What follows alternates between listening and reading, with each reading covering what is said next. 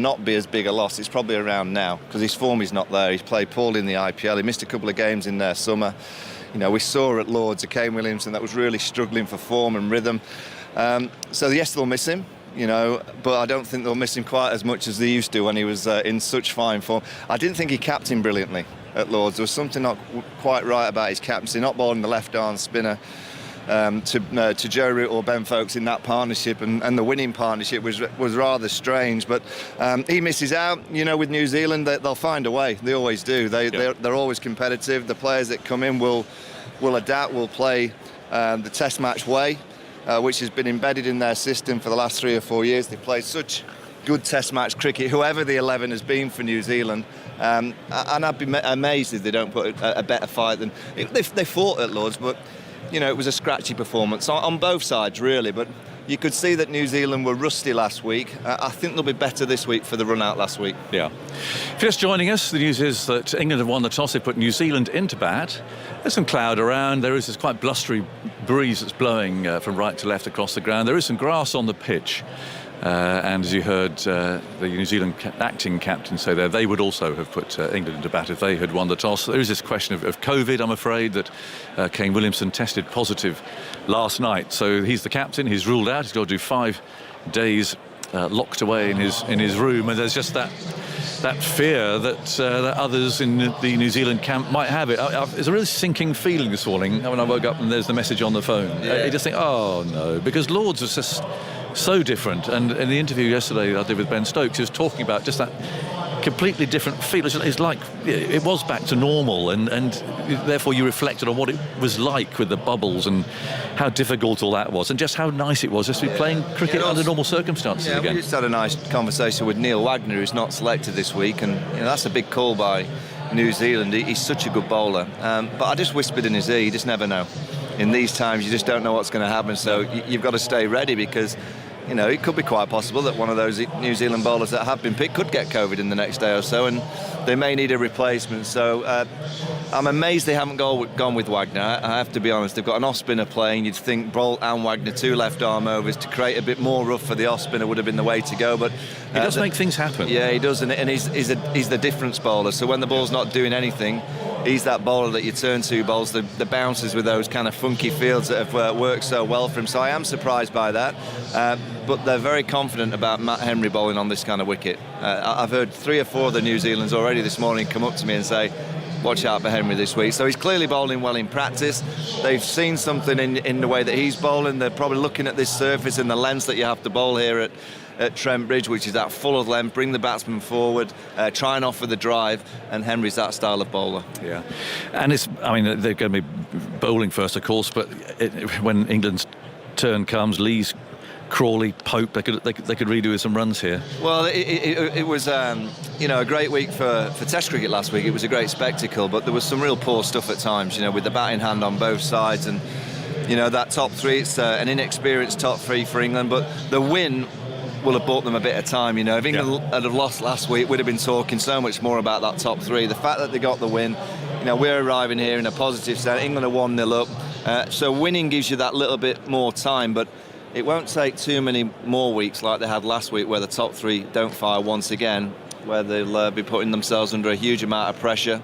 I guess the fortunate bit for that top 3, it's just kind of been the system for quite a while now. There's no county cricket going on. And if there was a Dom Sibley or a Compton who just got 150 last week, we'd have been looking going, isn't it now the time to replace one of those in the top 3? But they don't seem to be, because of the system that we've created here in the UK, those players in the side, once you're in it, it's almost like you stay with them because there's no one playing the red ball game around the time of the Test matches, so it helps them. But in their own mind, they'll have woken up this morning, they're probably happy to be out there in the field to have a look at what the pitch does first, but they will know, they can talk all the positive stuff, they can listen to anybody, but they'll know individually this week they need bigger numbers than they got last week.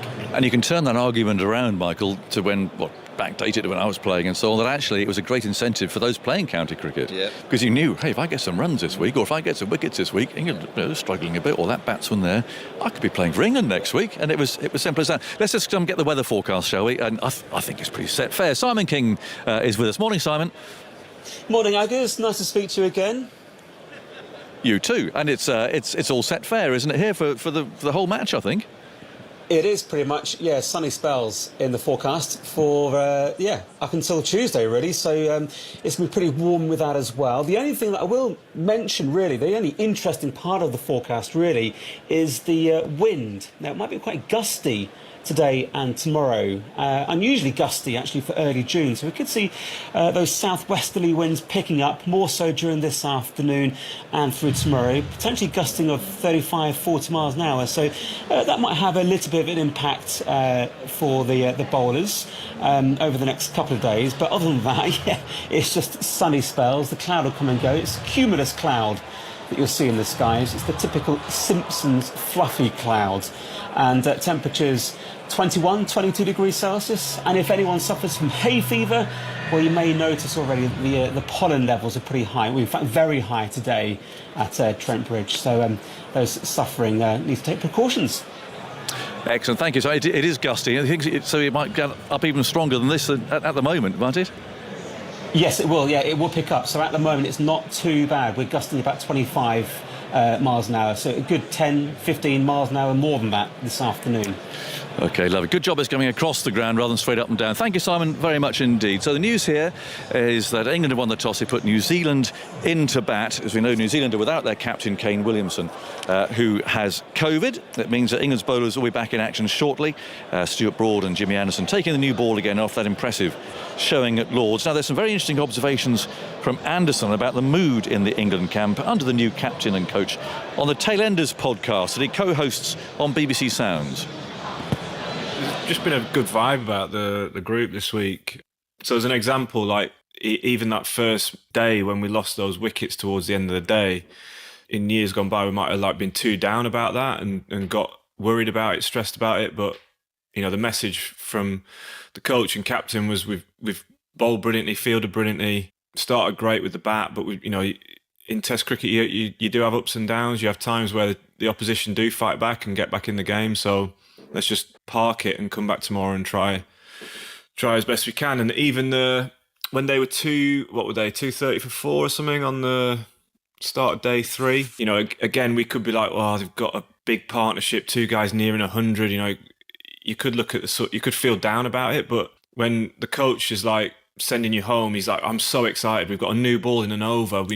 I'm looking around the groups, looking at the bowlers we've got. We can easily bowl them out for less than 50 tomorrow if we. With this new ball, if we do well. So then you go to bed in a completely different mindset than maybe you would have previously when you're worrying quite a lot about or stressing about the match situation. So that I've enjoyed that sort of positivity. I thought Ben's captaincy as well was really positive throughout the week, and all the bowlers bought into the attacking fields that we had, slightly different fields, and it's just been really really enjoyable. There we go, Jimmy Anderson. Good morning, my name's Simon Mann. Up in the commentary box now. Former New Zealand captain Jeremy Coney is alongside me, and the former England captain Sir Alistair Cook as well. Let's go to you first, Jeremy, because there's lots of news out of the New Zealand camp. Now, when we were talking about the New Zealand changes today, you were also surprised that Neil Wagner is not playing for New Zealand today. Yes, I think I thought if there was going to be a change, and if you're not going to bowl a spinner at Lord's and give him a chance, then you may as well pick another seamer, which is the way that New Zealand have done over the past couple of years. They haven't played spinners at home. So you're saying play 5 pace bowlers? Well, if you count Mitchell as the fifth, I'm saying that they should play 4, and so instead of the spinner, they wouldn't go with Jameson, Southey, Bolt. And in this case, I was suggesting Wagner would be the fourth. Fine. I see, I'm with you. So not Henry. Because as I think has been mentioned already, if the wicket goes a bit flat and sedate in day 3 and 4, there's at least Wagner who can go and you've got somebody who can do something a little different and attack. Whereas I felt at Lord's, for example, when that occurred, for both teams actually, both sides just looked a little bit tepid, didn't they? And they looked to run out of ideas. So I was expecting Wagner. Having said that, there'll be a lot of people at home in New Zealand will be just saying, no, where's Henry? Henry nips it about. Yeah. He's a bit quicker, and he might just a wee bit of greenness. It might suit.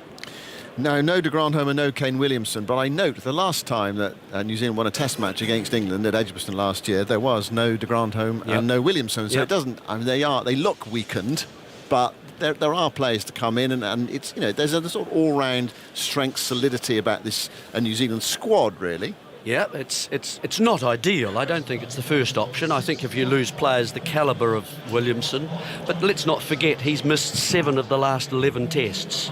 So New Zealand are quite comfortable, in a sense, in not having him in this side. So, I don't know. Let's wait and see what happens. Yeah, well, he didn't play last year. No. New Zealand still won at Edgbaston, and they won well as well. Alistair, England naming an unchanged team again about 26 hours before the start of the Test match. Is that, do you think, about this whole thing about Brendan McCumbers sort of keeping it simple, really, or you win, same team, there we go? Good morning, Simon. Yeah, I think it's a case of that was their best side, they thought, last week. Nothing's changed. They've won a game of cricket for the first time for a long time, so absolute clarity of thought. It was the best team 7 days ago. Not, players have missed, a couple of players didn't score runs in that game, but you definitely give them another chance in kind of this new era. And I think that's the message I've got coming at this camp at the moment. I saw Ben Stokes and Joe Root on after the game, and it was just that clarity of mind and the positive message they're reinforcing.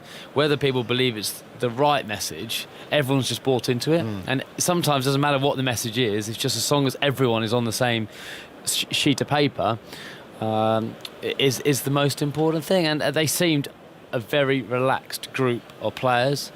Then, after obviously celebrating the win, this will be a tough week for them, trying to back that up, because that's consistency in England's cricket over the last few years has been they've been very inconsistent. So can they do it again? But they've just been very clear, haven't they? Yeah. Now, in the last Test match, New Zealand batted first. England won the game. This Test match, New Zealand are going to bat first, but there's a slight difference. England have put them in to bat, so there's always a bit of pressure, isn't there, when you, for whatever reason, someone's got bat first in a Test match, but when you put a team in, there's an expectation. Is your expectation, looking at the conditions today, both captains said they would have bowled first. It's a bit overcast at the moment. There's breeze around as well, a breeze, I think, or strong breeze sometimes can negate a bit of swing. Depends. Sometimes it depends. But the pitch is a bit green. What do you think about the decision to put the opposition in? Both sides are stronger bowlers than they are batting, so it's quite an easy decision in that sense. And even when Ben Stokes, when they won the toss, we're bowling, and there was no when it was asked, there's no tough, we thought about batting. He said no, it's a clear bowl first. It's green tinge on the wicket. The pitch gets better here. We're going to bowl first. And Broad and Anderson at the top, that first hour, they can do real damage to New Zealand, like they did at Lords. Going in the change, if they'd batted first, the danger of Bolt and Southey doing the same to England is very high. However, if New Zealand can get through this period of time, over the last few years they've been so resilient. They've managed to find a way. They didn't do that at Lords. They can find a way here. Runs on the board, I don't care what anyone says, in Test match cricket, runs on the board on a good wicket are so important, because yes, it gets better for days 2, 3 and 4, but as the pressure builds, and that is apparently a very dry wicket, you imagine wicket, it can keep low, the cracks could open. New Zealand would have to have bowled if they picked 4 seamers. I don't think there's any doubt about that. So they've got a part-time spinner a la sort of Rachin Ravindra, whose name is Michael Bracewell. He concludes the long lineage of Bracewells. Dougie, John, Mrs. Bracewell probably will make it next week. So I'm not surprised at all that they said they were going to have bowl first. John Bracewell, of course, played here in 1986. Got 100. He got runs, didn't he? And wickets. And you were the captain, and that's New Zealand's only victory on this ground in Test match cricket. Correct. They nearly chased down 470 in 1973. They got to 440 in the last innings. So that was the second chance, really. So, but I don't know, some nice omens for I say young Bracewell, he's not that young. And 31. Yeah, and there's another, just looking at that New Zealand side, I've actually done the ages. I think there are only 2 players in their 20s. One's 27, one's 29. The rest are in their 30s. Mature side. It's quite unusual, isn't it, that? Well, Normally they've have a stayed mixture. yes, they've stayed so stable. That's why they've actually started to introduce some youth, and they are down. There's a little slope they're going down at the moment, so they'll want to stop that here. This group, they've had pretty high standards, and they will feel that they let themselves down at that Lord's. So, look, it's all set. If they can bat this morning, as Alistair says, if they can not lose too many wickets in this first session, maybe we go up for a really good game. And I hope the COVID thing doesn't come into it. It's not like a broad over where you get 1 means 2 means 3, and there's a clatter. I hope we're not getting to a stage where there might be 4 suddenly going down. Let's hope not. Yeah. Interesting thing you said there, Alistair, about trying to back it up 3 or 4 days later. How difficult is that when you have that huge high? I mean, that's what it's all about, isn't it? Consistency in a Test match team. You just keep on winning, being ruthless, just churning them out. How difficult is it? Or is it more difficult for this England side because they haven't been used to winning? It's difficult. That's what separates a good team from a great side. That, not having days where you lose a game, you're always thereabouts on the level you play. But there's no reason why this England side can't be consistent in results. Certainly in England, they've got a world-class bowling line-up. And at the moment, the mentality coming out of this side, they won't be thinking about consistent. They won't be thinking about last week. Ben Stokes, even with his answer about Kane Williamson and his COVID test, just simple, just fact, get on with it. And actually, what England got to do today, I'm sure a few bowlers will say, well, do you think we should bat first?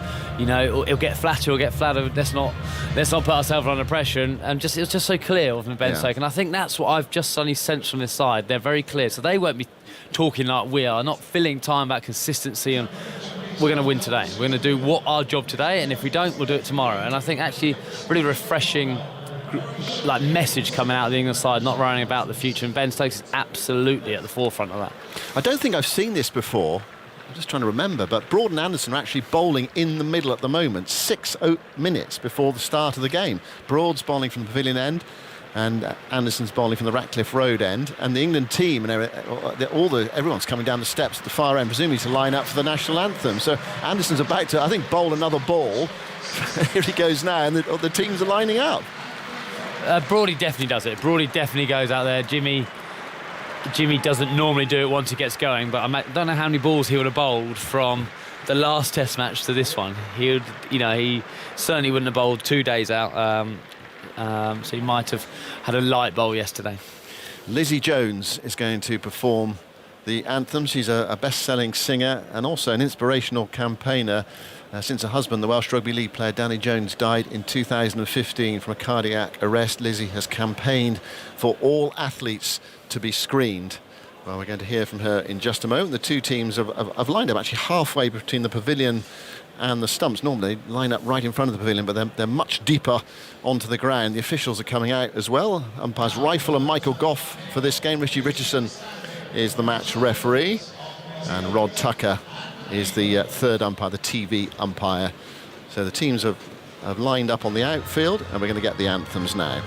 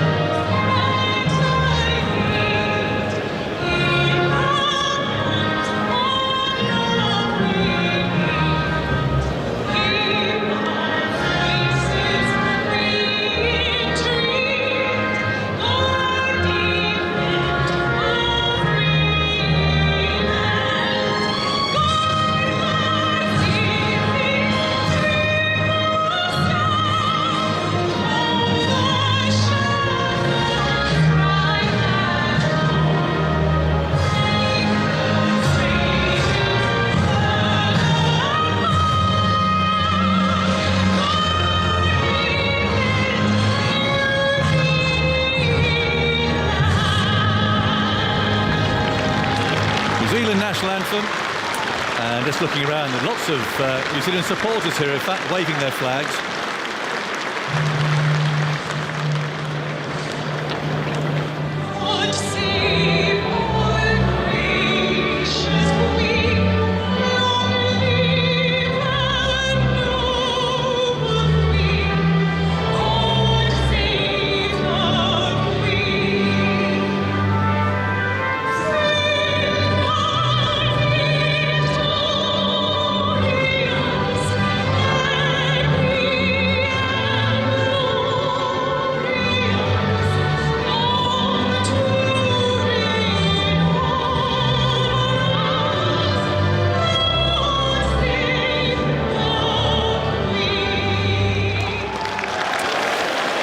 Well sung, Lizzie. Crowd enjoying that, on their feet. Most spectators in the ground now. Others filing quickly to take their seats up the gangways and the aisles there.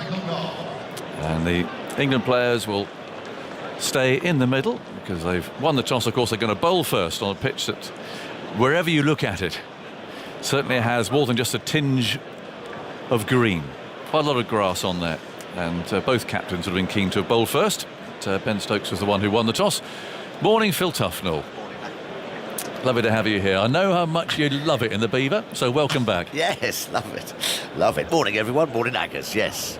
A good toss to win, I think. Get out there with the ball. Why wouldn't you? I think, as I said, New Zealand would have had a bowl as well. I mean, it's pretty flat here, isn't it? Usually Yes. gets better as well, day 2 and 3. So just thinking, right, let's try and fiddle a few wickets out early on and get in front of the game. No, love it in the Beaver. I know you do. This wind could be interesting because actually it's quite gusty out there now. Oh, is it? Yes. And it's going to get even windier apparently this afternoon. But it is, at least it's coming across the ground rather than someone having to try and run into it. Yes. I mean, you were out there. Yeah. Did you? Was it blowing around? Or was it coming? Is. I was, Yeah, you can feel a bit of a buffet. Oh, right, okay. Yeah. Well, which isn't usually nice to bowl with, is it? You don't like it gusty, like a breeze just going across the pitch, doesn't it, to help the swing and seam. So, Stuart Broad obviously knows his way around here. Yeah, I mean, I wouldn't say it to him, but I assume it's probably his last Test match here. Oh. You'd think at Trent Bridge. I don't think they've got the Ashes Test match next year. We don't know. But, okay. They haven't won here since Stuart Broad took 8 for 15. Remember that incredible I was spell? on. You were with Blowers. I was on with Blowers. Blowers combusting. It was. He had steam coming out of his He ears. did. He had to go and have a lie down, didn't he? He did. A little cold shower. It was brilliant. No, I remember that. But Trent Bridge haven't got a Test match here next year. Oh, right, okay. At the moment. They're scheduled to have one in 24. I'll be interested to see his body language a little bit then, if he just perhaps gives them a little wave. I mean, he when loves wanders bowling on. here. Yeah. And well, they've got a chance, haven't they? Say, with the toss, it gives you a chance just to get in front of the game. What do they say? You can't sort of back yourself into a winning position, but you can back yourself into a losing position on the first day. yeah. Jimmy Anderson will bowl the first over. He's got a terrific record here as well, of course. Ball swinging around. Which end did Stuart? He bowled this end, didn't he, Stuart? When he... Oh, no, he didn't. He bowled that end. That's Pavilion right. end, That's yeah. right. And of course, Anderson didn't play in that game. No. We were all concerned whether he'd be able to sort of take on the leadership of the bowling unit without by 8-15. Yes, indeed. And Anderson's going to bowl round the wicket to New Zealand's acting captain, Tom Latham. And under his leadership last year when they were here, of course, New Zealand won the game at Edgbaston. Yep. Williamson, of course, testing positive for coronavirus, so he's not playing. There's 4 slips. And Anderson's on his way and bowls full outside the off stump, trying to swing the ball away a little from the left-hander, who plays no stroke and goes for a stroll into the leg side, thinking about things. People still pouring in over there to the left. Yeah. Sun behind some cloud at the moment, but there's lots of blue sky over to the right, which is where the wind is coming from, the weather's coming from today. That busy Loughborough Road, traffic coming in and out of Nottingham. And Anderson, wearing number 9, sets off again. Bowls to Latham, who comes carefully forward. It's fielded by Stokes. Put mid-off.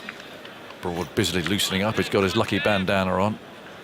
Swinging his arms around there at mid-on.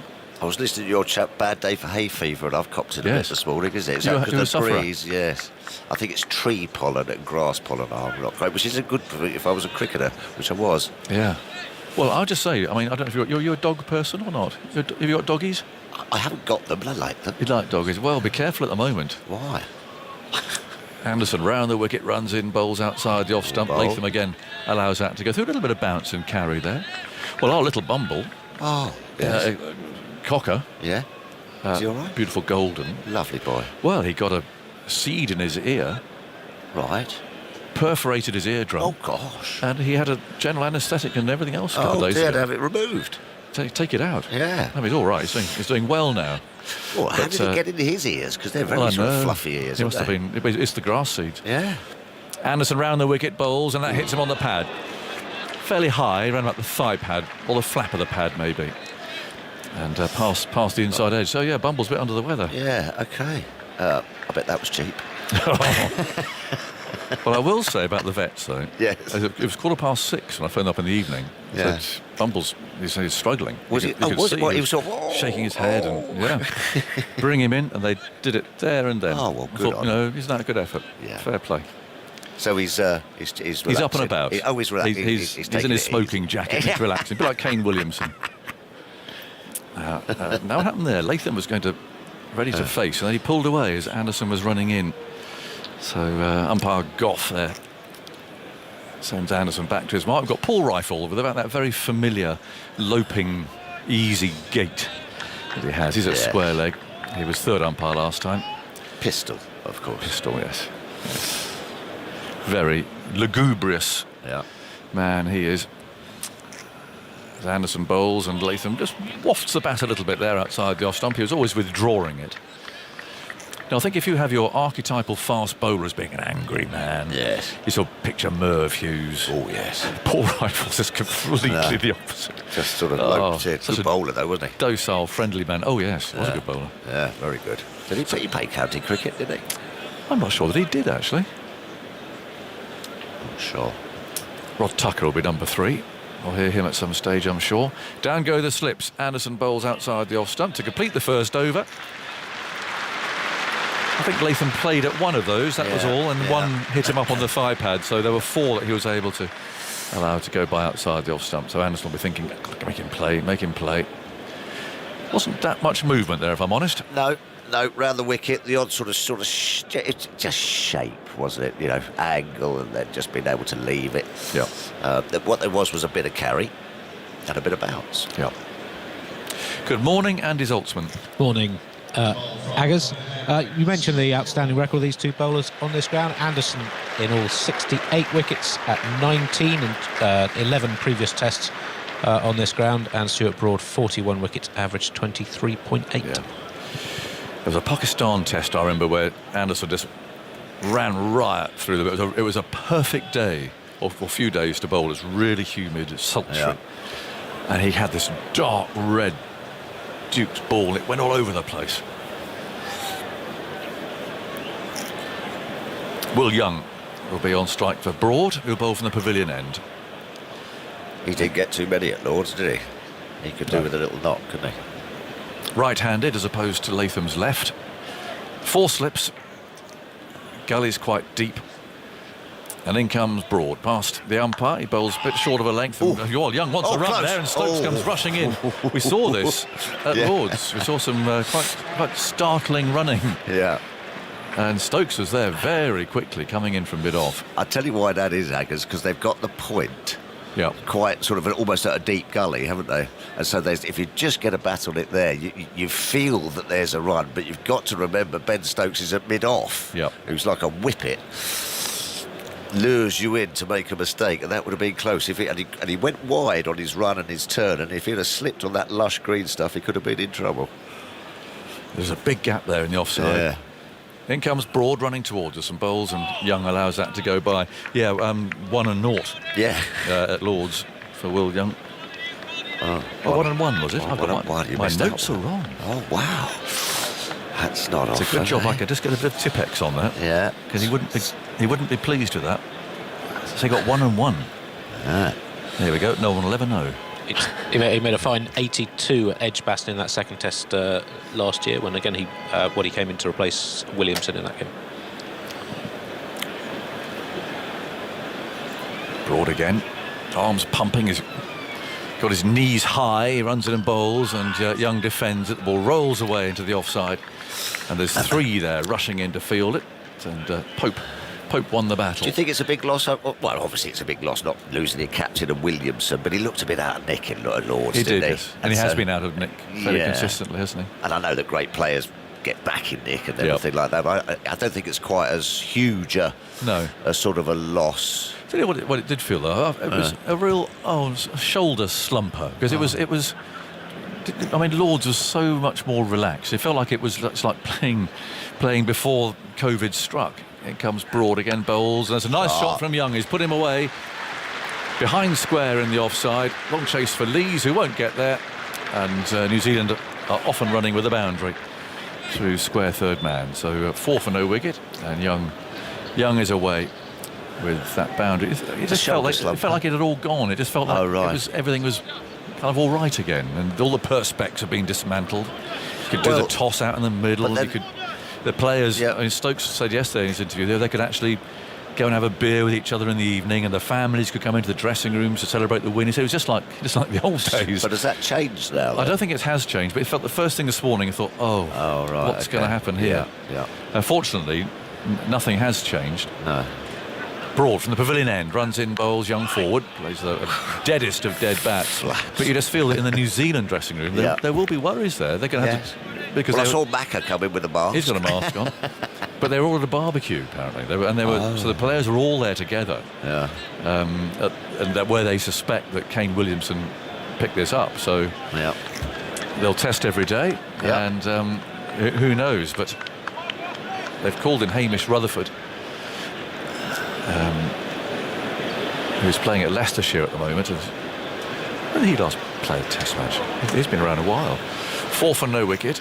Here's Broad, bowls, and Young lets that go through. It's the end of Broad's first over, and a nice accurate over it was too. Asking questions of Young, he was hit for 4, which is how New Zealand end that over. 4 for no wicket. And the groundsman's appearing with some sawdust here, which is placing there, and you can see how strong the wind is. It's carrying off a lot of dust there, and he's heading off. He's got a black bucket. He's actually putting in quite an impressive sprint there to the far end. It's not easy running with a bucket of sawdust, and he's putting it there for Broad's front foot. Hamish Rutherford last played a test in January 2015. Remember, he made an extraordinary 171 on Test debut against England. I remember it. In Dunedin in 2013, but only one more half century in 15 more tests. That's right. It's because of course he's son of Ken, isn't he? Son of Ken, who would have played here in that game where John Bracewell made a century in 1986 under the astute captaincy of TMS's Jeremy Coney. That was the Stephen Finn innings too, I think, that match. Anderson round the wicket, bowls. It's Fuller, but too wide again, and Latham just allows that to go by outside the off stump. Steve Crawley here says Paul Rifle actually played for Notts. Oh, did he? Oh, well, there you go, yes. Someone's also said get me some antihistamines, and I think I have got some actually. Have you got some? Oh. So, Rutherford didn't play in that game in 1986, but I think he was in the squad. Ken made one of the worst starts to a test career of any player in history of the game against the West Indies, 84-5. Anderson down the leg side, this one thumps into the pad. So a leg bye for New Zealand, takes them to 5 for no wicket. Thanks to Georgie Heath for messaging you as well. Look at a photograph of a very contented dog called Tuffers. Yes. So she said little Bumble the dog might be struggling, but Tuffers the dog found a leftover burger on Clapham Common this morning and is very pleased with himself and looks at it. That is a very happy looking dog. Well, that's a real bonus, isn't it? If you're a dog, find a burger lying around. Clapham Common. 5 for no wicket. Anderson bowls to the right-hander for the first time. A little bit of movement away from the bat, which is played down to Gully. But you wonder, somebody must have saying, "Where's my burger?" Well, yes. They've gone for the buns and there's no burger there. Yeah, it must have slipped out. That would be disappointing, wouldn't it? Well, wouldn't it just? You've gone out, you've got your burger, you're heading home with it, presumably. Yeah. And you open it up, there's nothing there. Nothing there. tough as eats it the next morning. It's almost like he's smiling, that dog. Oh, he looks very, very, very pleased with himself. 5 for no wicket. Young on strike. Anderson over the wicket. Bowls that's a much better ball. Beauty. Very full, swinging away, almost a half volley. And that's the length you really do have to try and bowl with a new ball. With the batsmen just generally are just hanging back a little bit. So it allows you to swing that ball. That's the perfect outswinger. That is, that's an absolute ripper. I don't think there's going to be there's not going to be sort of extravagant movement here. I think today you're just going to really plug away, but there is just that touch in it for you. Got to be very disciplined as the bowling side, because it looks pretty flat. Yeah. Anderson over the wicket, bowls full, but a bit straighter this time. So turned away to mid-wicket where Lees fields. 5 for no wicket. We're in the third over. England winning the toss and putting New Zealand in. Did you play up here when Richard Hadley was playing? Yes. Well, I didn't play usually because I was 12th man. Well, It was like a billiard table out there. Well, it used to turn up and there would be nothing mown at all, would there? No. Rudd Alsop would be out there the grounds with a pot of paint and some stumps, and they would just literally bang them in somewhere, mark out the creases, and away you'd go.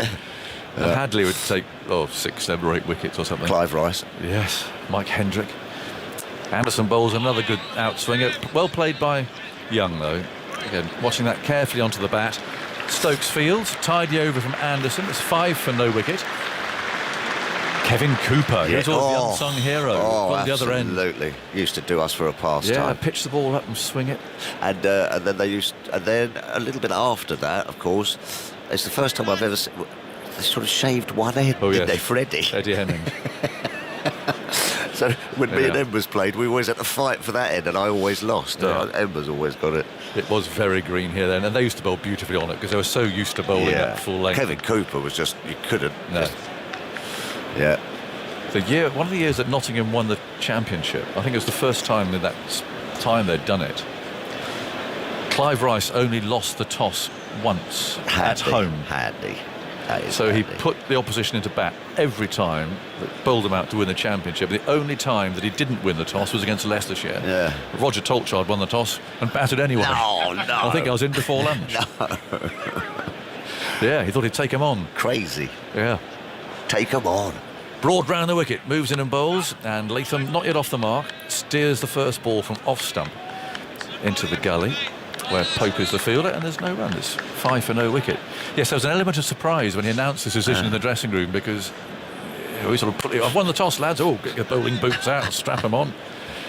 And no, he said, no, we're batting. Okay. Tried to outfox them. Yeah. From the Foxes. Let's see if you can look up what year that was. How'd you get on, John? So, Tolly, obviously got a few. No. Oh, actually, I might have got a few. They got a bit of a slog. I mean, a few. I mean, like 7 or something. Oh, okay. Here's Broad round the wicket, bowls outside the off stump, and Latham allows it to go by. So Tolly was captain. It had been, 83, something like that, so I think. Whenever Nottinghamshire won the championship. But yeah, it was the only time that Clive didn't win the toss at home. But it's not as green as that here today. There is a shade of green, a tinge of green.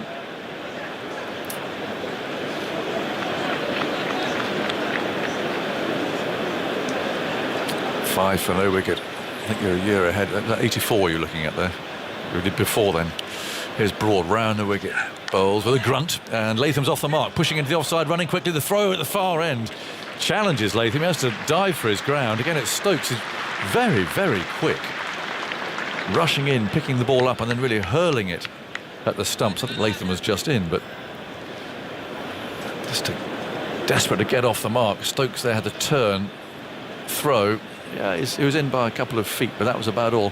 Have you found it? I found a game in 1980 when Leicestershire won the toss. That'd be it then, wouldn't it? And decided to bat. That says Brian Davison was captain. The next one was 84. Nottinghamshire batted first. Keep digging around. Keep looking. 6 for no wicket.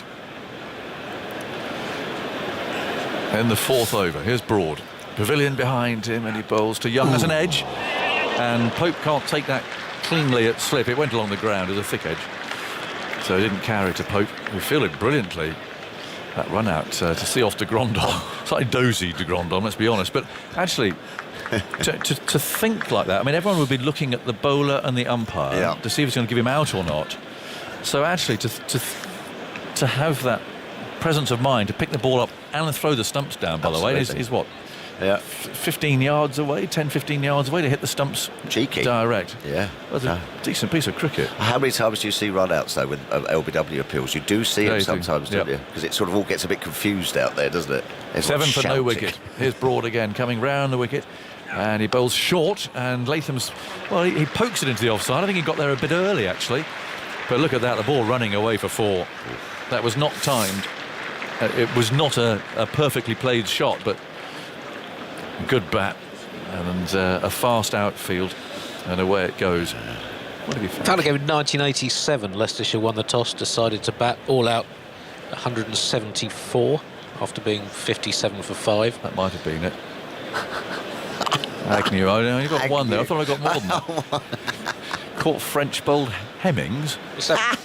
That's an unlikely dismissal. Must have had a big hack outside. Well, there must have been a cry of loosen up Richard at the other end. 5 for 132 off 29. Oh, that's the way to go. Entertaining for the French crowd. bowled Hemmings. Isn't that a strange one? Must have, Broad round the wicket bowls, and it's beautifully played by Latham. There's no question of the timing about that. A really solid block drive, we'll call that, because there's no follow-through. And it's just between mid-on and the bowler.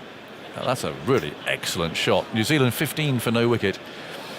And you've got to say, there's not That's going a huge on. amount going on No, there. I must admit, it's looking a bit flat. French, but French is the He weak must keeper. have just gone forward and not turned.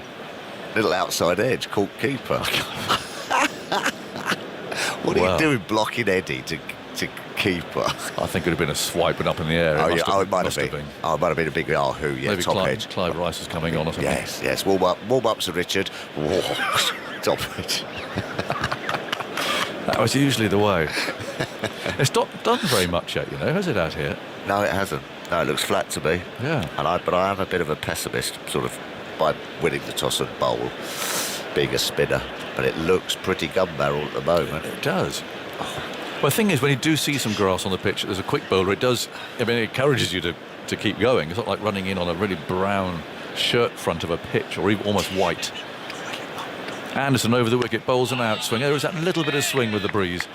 As played into the offside, there's no run. Just looking at recent first innings in tests at Trent Bridge, it's hard to see a pattern really. The last 6 tests played here, from the Australia game in 2013 up to the India game last year, 215 all out. England batting first in 2013, India 457 on a very flat pitch in 2014. Terrible pitch. Then the next year, the 60 all out. Two rather different games. Yeah, I saw Jimmy Anderson get 80 on here. That's right. In he goes, bowling on the off stump. Now that's the wobble seam, the one that goes straight. And Young got into position to play that back up the pitch, and there's no run. Now, Mark Bennett emails that Tuffers suggested he can't understand why dogs with floppy, furry ears got grass seeds in their ear canal. In fact, in my experience, nearly 40 years in veterinary practice, they are the most vulnerable. They get picked up by the ear flaps and can easily work their way into the ear canal as they're barbed and unidirectional. It's advisable to clip the hair off the ears of dogs to stop this happening. In goes Anderson, bowls outside the off stump, and Young goes to leave it. The ball involuntarily hits the bat and is taken on the bounce at the slips. When grass verges are cut by local authorities, this releases the seeds and the incidence of the problem soars. Mark, that's really, that's really useful, isn't it? Yeah, it is.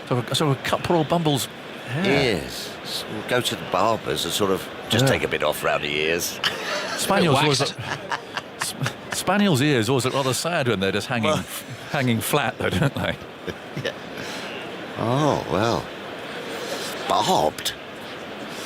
Here's Anderson, bowls. It's turned away into the leg side. Broad comes in quickly, picks up, aims and misses the stumps. I think he was gone there. Yeah. I think his bat was in the air. Lovely pick up and throw from Broad.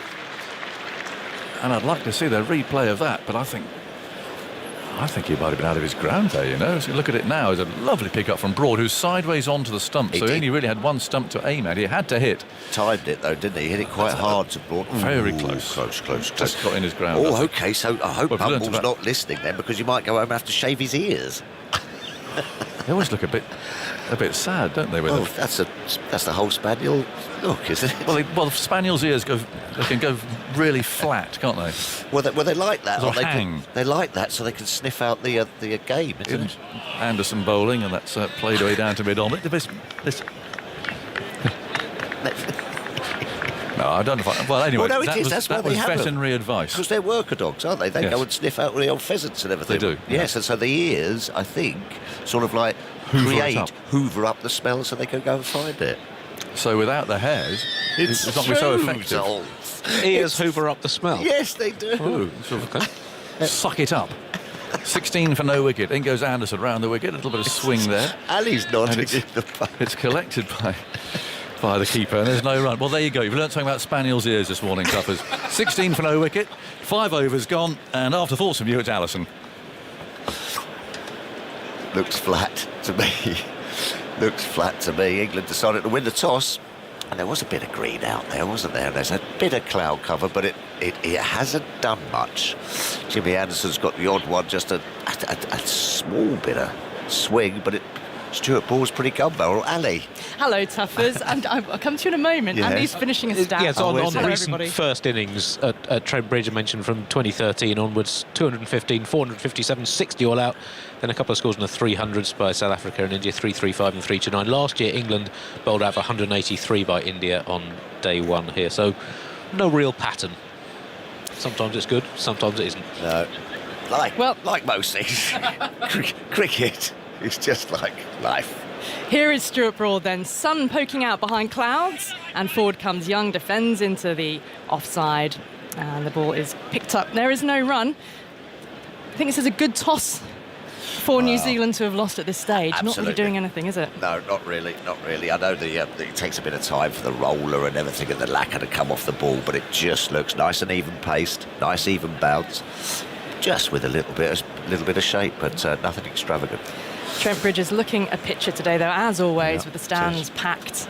3 slips down the gully, lean forward alongside Folkes as Broad is in. Fuller this time to Young. This kicks up on him a touch. Got well behind it, though, back up the pitch, and Broad picking up in his follow-through.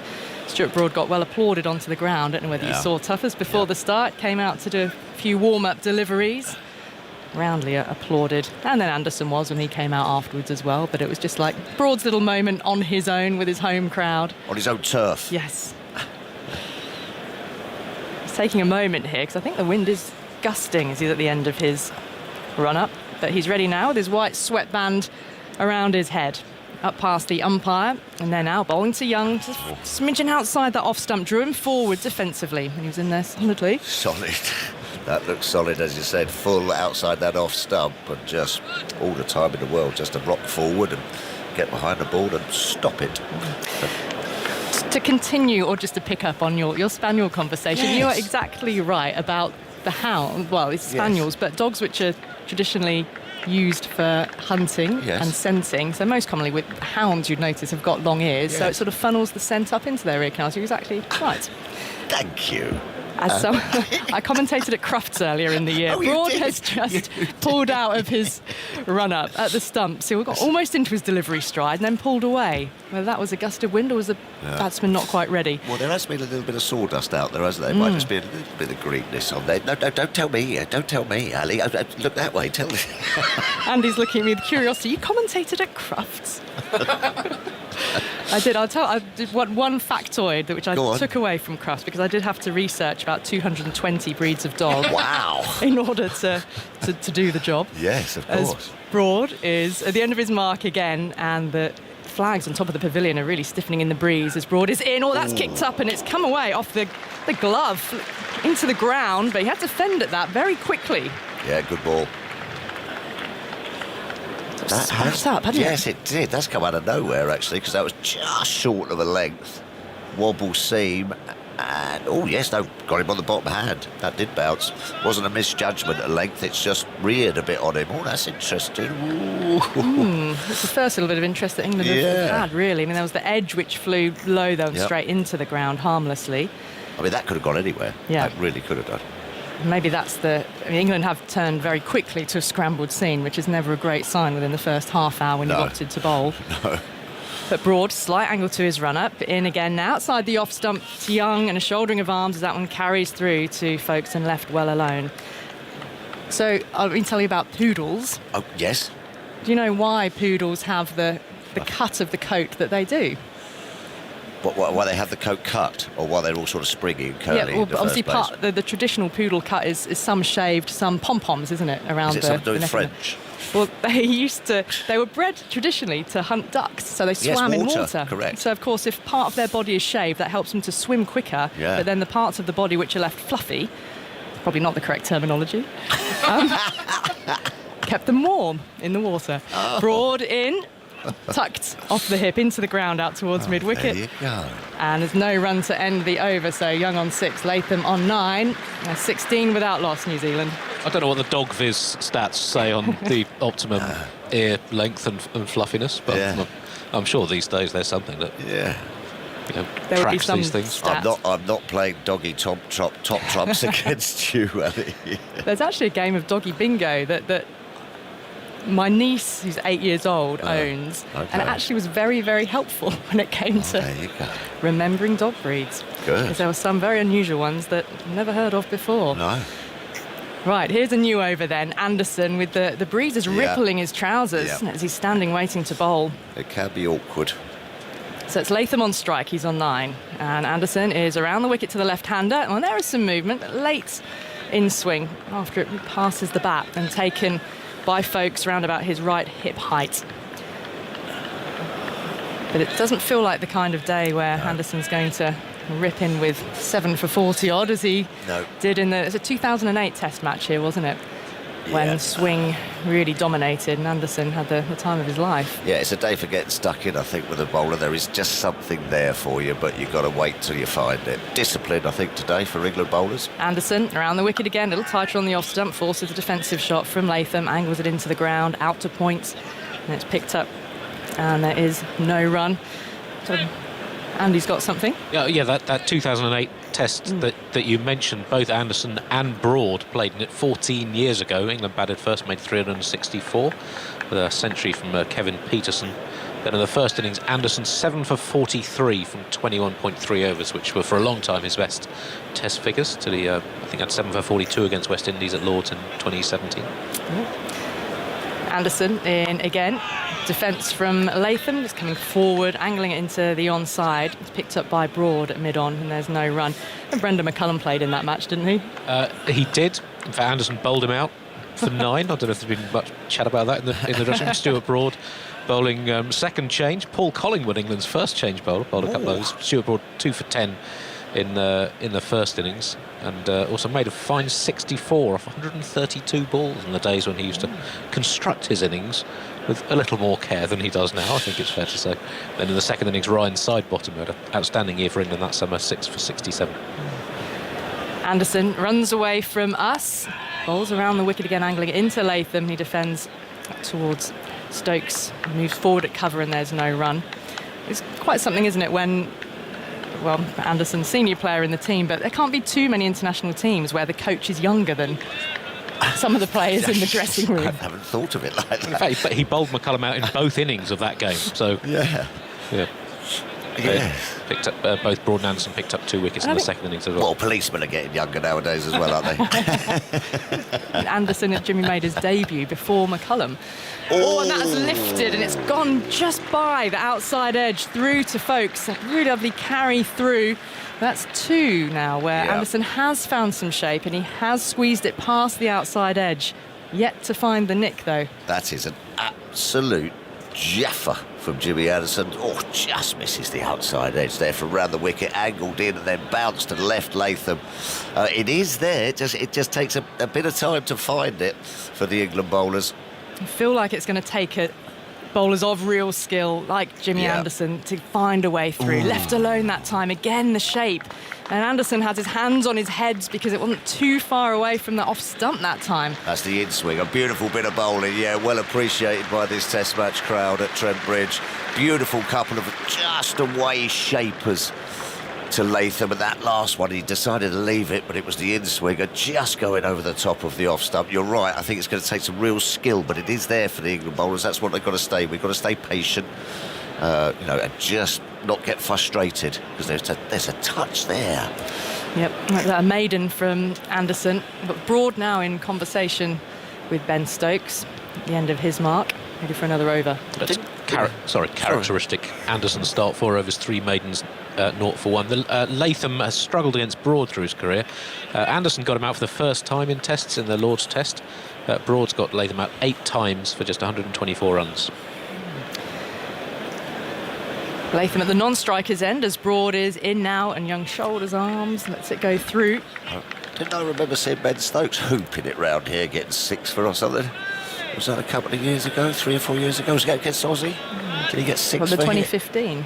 Well, that was Broad's match, wasn't it? Where you were on air for well, that's right. the crazy spell. Stokes took a blinder of a catch, wasn't it? His diving effort that led to the Broad hands over the mouth. I can remember Stokes getting us a day off. I can remember it. Well, that was what Joe Root was alluding to, really, wasn't it? In his post-match interviews after Lords, the number of times that Stokes has won matches for England, as Broad is in. Comes off the outside edge. Into the ground, though. Picked up at points by Alex Lees, no run. It was the second innings of the match in which Broad took 8 for 15 in the first innings. Stokes took 6 for 36. That's right. Against Australia 2015. Joe Root, I think, also made a fine century in that game. Swung it big. Well, it'll be interesting to see as this match progresses how much Stokes bowls himself, how much he's needed. And he wasn't really needed in the first Test match, was he? Because no, I think he'll be needed here. Short innings of both teams, both batting units. So Broad, shadow beneath his feet, fluffy white clouds and blue sky above. Comes in now, bowls to the right-handed. Young is in behind it. It's fielded at square leg, no run. Anderson is certainly finding a little bit more movement than Broad. Broad is going to be relying more on the cross-seam deliveries. Well, it usually takes about half an hour for the roller to wear off, doesn't it? Just to start that sort of, just starts to take a little bit of seam movement. As the match goes on, don't forget that we'll be posting video clips of all the key bits of action online. Text commentary's up and running as well if you're on the BBC Sport website and app. Kal Sajjad is on duty at the moment, so you can drop in and interact with him. Broad in once more, Fuller, drivable length, and it has been driven by Young through mid-off. Long chase back to the boundary for Stokes, and they'll come back for a third. Pitched up, fraction outside off. Moving New Zealand onto 19 without loss. Yeah, nicely just bunted back past Stuart Broad. Nice to see him try to search for that fuller length, though. Few sort of criticisms perhaps have been sort of thrown Broad and Anderson's way about the lengths they bowl, but this time they're looking to bowl it up there and just trying to get that outside edge. Sometimes you're going to get, a good shot. Batsmen are allowed to play them. Well, that's it. Yeah. And the openers, the ball is hard and new, so they get good value for their shots if they can find the middle of the bat. Latham is on 9. He's faced 21 balls. Young 25, so working their way into the innings here as Broad's around the wicket to Latham. The left-hander is forward and defends. Again, movement there. Picked up and no run. So video clips online and then highlights show Tuffers that you and I are involved in as well. Yes, looking so forward to that. BBC 2 at 7 p.m. Yes. And lots of people, I think, are watching that back on the iPlayer as well. So not necessarily always as it goes out sort of live, so to speak, or as it goes out at 7 p.m. But it's great to be able to come in the next day and catch up. It's all there. It's all there for you to catch up with the cricket. New Zealand having to make multiple changes today as that ball from Broad was well outside the off stump and no stroke attempted by Latham. But changes if you're only just joining us due to Kane Williamson late last night. Spotted a tweet from the Black Caps sent out pretty late to say that he had a COVID test yesterday evening, which had been returned positive. So let's hope that no more positive tests come back from the camp.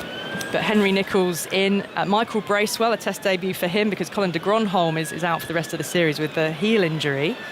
Took him out midway through the Lord's test match. And Matt Henry in as well in place of the spinner Ajaz Patel. So New Zealand going all seam. But he didn't really feature much at Lord's, did he? That was a bit of a fresh air game, wasn't it? 3 overs. Done for 30. 2 overs. 2 overs. Anderson, new over. In now to Young. Our middle stump turned behind square for 2. No, just the 1. Lees comes in off the boundary to field. Single takes New Zealand on to 20 without loss, as we've had around about 35 minutes of play so far today. So it's Potts down on the boundary. He's just examining his finger there. Hopefully he hasn't done any damage. Maybe just caught the seam, perhaps, as he fielded the ball. England unchanged, and again announcing that their team was unchanged full 24 hours or more before the start of the match. That seems to be the Stokes-McCullum way. Get on the front foot, let the opposition know that you're happy and comfortable with your lineups and you've got your plans. 3 slips and the gully there still. Backward point, mid-off, mid-on. Anderson around the wicket to the left-handed Latham. Forward on off stump, fielded by Stokes, moving in from cover. I think sort of watchful enough to say good morning to Jeremy Coney. How are you, Jeremy? Hello, Ali. Welcome to Nottingham. We missed each other at Lord's, didn't we? But there we are. Lovely to be back. Yep. I love this ground. I do too. It's not a huge stadium as such, is it? It's a club ground. You know, it's a place where a county plays, and it's a smaller ground, more intimate, like it. It's been well developed with the stands either side over the years, the Fox Road stand, as Anderson is in around the wicket and too wide to induce a stroke from Very Latham. welcoming people too, as soon as you arrive, you know. Oh, hello, Mr. Coney. He's obviously been here since the 1950s. And, you've got apples again in your bag, have you? Yes, that's right, yes. And lots of notes there as well, Mr. Coney. Yes, of course I do. I've got a really important audience to speak to today. It does have a family feel ground to it, and I think all those, the players that play here, and Stuart Broad, it's his home ground. Anderson around the wicket again and angled in, just a touch of in swing, and played into mid wicket, no run. Not as much movement as far as Lord's was concerned, I don't think. Whether it's the breeze can sometimes, can confound swing, which is quite odd, isn't it? You'd think that it would just blow the ball one side, but it doesn't, and depends on the temperature and all sorts of things. But of the 2 bowlers so far, I think definitely Anderson is more threatening than Broad so far. Broad just struggling, I think, for his length. Maybe it's that foot placement, that front foot. Anderson in, Latham defending outside off stump, fielded by Pope in the gully, and there's no run. And he's asked for sawdust as well to just make sure that front foot placement is nice and secure and solid, so he can bowl over the top of it nicely. But Anderson is just starting to test Latham, getting very close to the off stump, either with seam movement, pitching outside off, coming back in, or a little bit of movement in the air. Latham generally has looked more secure, I think, than Young. He's been much more solid. In goes Anderson, a little bit fuller, met with the defensive bat of Latham again, angling to the offside, and no run to end the over, so 20 without loss. Another maiden for Anderson. Young on 10, Latham on 9. Sorry, single off the over. We've got a card here, Jeremy. Oh, have you? Yes. No one sends me a card. Well, it's all about how welcoming Trent Bridge is, but how welcoming the audience is as well. First of all, hello TMS team, welcome back to Trent Bridge. Very nice. After you didn't get any cakes at Lord's, I'm hoping that this cake is your first of the English summer. Very nice person. Wait for it. An Italian carrot and almond cake with, even better, a good sloosh of Somerset cider brandy. Cider. Says Joe Fitzhenry, who's sitting in the Radcliffe Road lower. Thank you very much, Joe. It's just below us. She says it's the first TMS cake made for us back in 2004 for England versus New Zealand. Same cake. And Jeremy, you commentated on that match. Cake. And maybe you ate that That's cake 18 as well. years old, this cake. That's certainly... Well, I was going to check if your apples were the same age as well. Well, that's Hopefully true. they're That's new the apples cider. that you brought in. See, there's the cider coming in. Oh, how nice. First change of bowling this morning. Thank you, Joe. The ball hasn't done much. Thank you very much, Joe, indeed, for that. And we'll sample it later and report back as well. Matt Potts is coming on to bowl, and he enjoyed a fabulous debut at Lords. 7 wickets in the match for him. Said he would have liked to have added a little bit more with the bat than he did in first innings, but he's here for his bowling. And he's bowling to Will Young. Gets one outside the off stump, some late movement after the ball had passed the bat. Through to Folkes, who moved to his left and took it hip height. Well, I think New Zealand have just got to take small pleasures out of small victories, and the fact that they've seen Stuart Broad off. They haven't lost a wicket yet. There's been a couple of boundaries, one down the ground with a good stroke from Tom Latham, a punched shot just backward of point from Young to get him underway, and also a stroke to the boundary again to cover. Potts in for a little straighter. Quick single being taken here to square leg as Anderson moves into field, and they make it comfortably. We haven't seen the movement I thought that we might see, and I think probably England were hoping for. But what there has been is bounce, a little bit more bounce. Do you think so, Ali? Well, there was the one from Broad, wasn't it, which kicked up and came off the glove. That's right. Well, you're just propping forward at me, batsman. I don't like that. Here's one for you to see how you handle that. And it just surprised Young, didn't it, and took that bottom hand in the glove. But really, I think a bat pad. Therefore, if there is a wee bit of movement, we've seen that, and the bounce that goes in with it. Potts around the wicket to the left-hander full. Bit of a punch drive, really. The ball into the ground, into the air, and then down towards the boundary. Through wide-ish, long off, makes it for 4. So I think that a bat pad is worth, if there's a bit of movement, so in other words seam movement and bounce, together they create a bit of a problem. If a batsman certainly pushes out and presents 2 edges, either edge, the inside and outside edge of his bat, then that player comes into the game. So I haven't seen one yet placed, but it would be something I'd be thinking of, I think, if I was out there. Full value for shots, everybody, hasn't there been? I mean, there was, as you say, a check drive, straight down, and Stokes couldn't chase it down. Potts, tall and broad-shouldered, in outside the off-stump. Doesn't tempt the stroke wide enough to be comfortably left alone. Quite big pockets on this ground too, aren't they, in the corners? You know, we saw that first stroke from Young with back foot that was punched down, and it took some time. But those are running very nicely over the ground. The square is quite large here, isn't it? And so you do get good value for shots.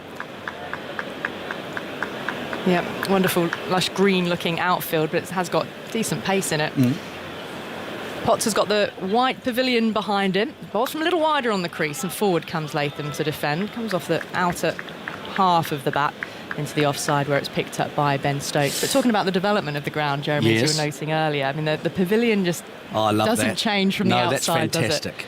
Does it? White pavilion with the grey tiled roof, and the little clock in the middle with a weather vane on top. Committee room balcony beneath. The dressing rooms either side are quite like low level with wide balconies that the players can sit out on and feel close to the action. Potts around the wicket once more. Some late shape away again, but after the ball passes bat, taken by tumbling Folkes to end the over. So New Zealand 25 without loss. We've had 10 overs, 45 minutes of play. Jeremy, another few words from you, then Simon Mann's coming in. Well, it's an important phase of play, isn't it, for New Zealand? It always is in the first part of a test match. Who's going to make those first moves, if you like? I think both sides saying that they would bowl makes sense. They're both stronger, slightly stronger in the bowling. Their batting is uncertain and in compartments, if you like, of the order that they have, each team. It's important that Latham keeps, once he just gets started, he works from a base of defence and then sort of opens out slightly like a flower from there. And Young's working hard. Here's Anderson bowling to Young. Young forces him away for 4. Through backward point. Emphatic stroke. Some width on it from Anderson, and really nicely played by Young. Takes him to 15. And New Zealand, strong start from them, 29 for no wicket. Lovely shot from Young. And Will Young in this New Zealand side, because he has been playing in county cricket. Yes. So he's had a good preparation for this series. Didn't go well from at Lords, 2 low scores. But he's got runs in county cricket as well for Northamptonshire. He's Yeah, he got a 90, didn't and he, somewhere? 100, and did he? 100, yeah. Okay. And Anderson sets off to bowl to him again with 4 slips in, straighter line this time on off stump, and Young is in behind it, playing back down the pitch, and Anderson picks up, and there is no run. Because Young last year, when he came into the side, did well at Edgbaston, didn't he? Got an 80. 80, Yep, yeah. he did. He really is a middle order player who has transformed to an opening role. Williamson's absence, of course, has kind of created that in a way. A couple of changes. One, they did a new number 3, but they also, because Conway went to 3, then they needed an opener. Anderson bowls to Young, again straight delivery. Young plays defensively back up the onside of the pitch, and there's no run. And so he brings with him the approach of a middle order player to me. And a middle order player is a player who likes to hit the ball. He sees the length of the ball a bit more. That's what he's watching for. Can I attack this? Can I hit this? And whereas an opener is slightly more circumspect because the ball moves more and he's facing the newer ball and it bounces a bit more and it seams a bit more. The bowlers are fresh. The pitch itself is more responsive, and so he looks for line. He doesn't look for length so much. Anderson bowls to him. That's a testing line. Just on off stump, he plays it, defends down towards backward point, and there's no run. And so an opener, a natural opener, will look to let go the ball first and not hit it.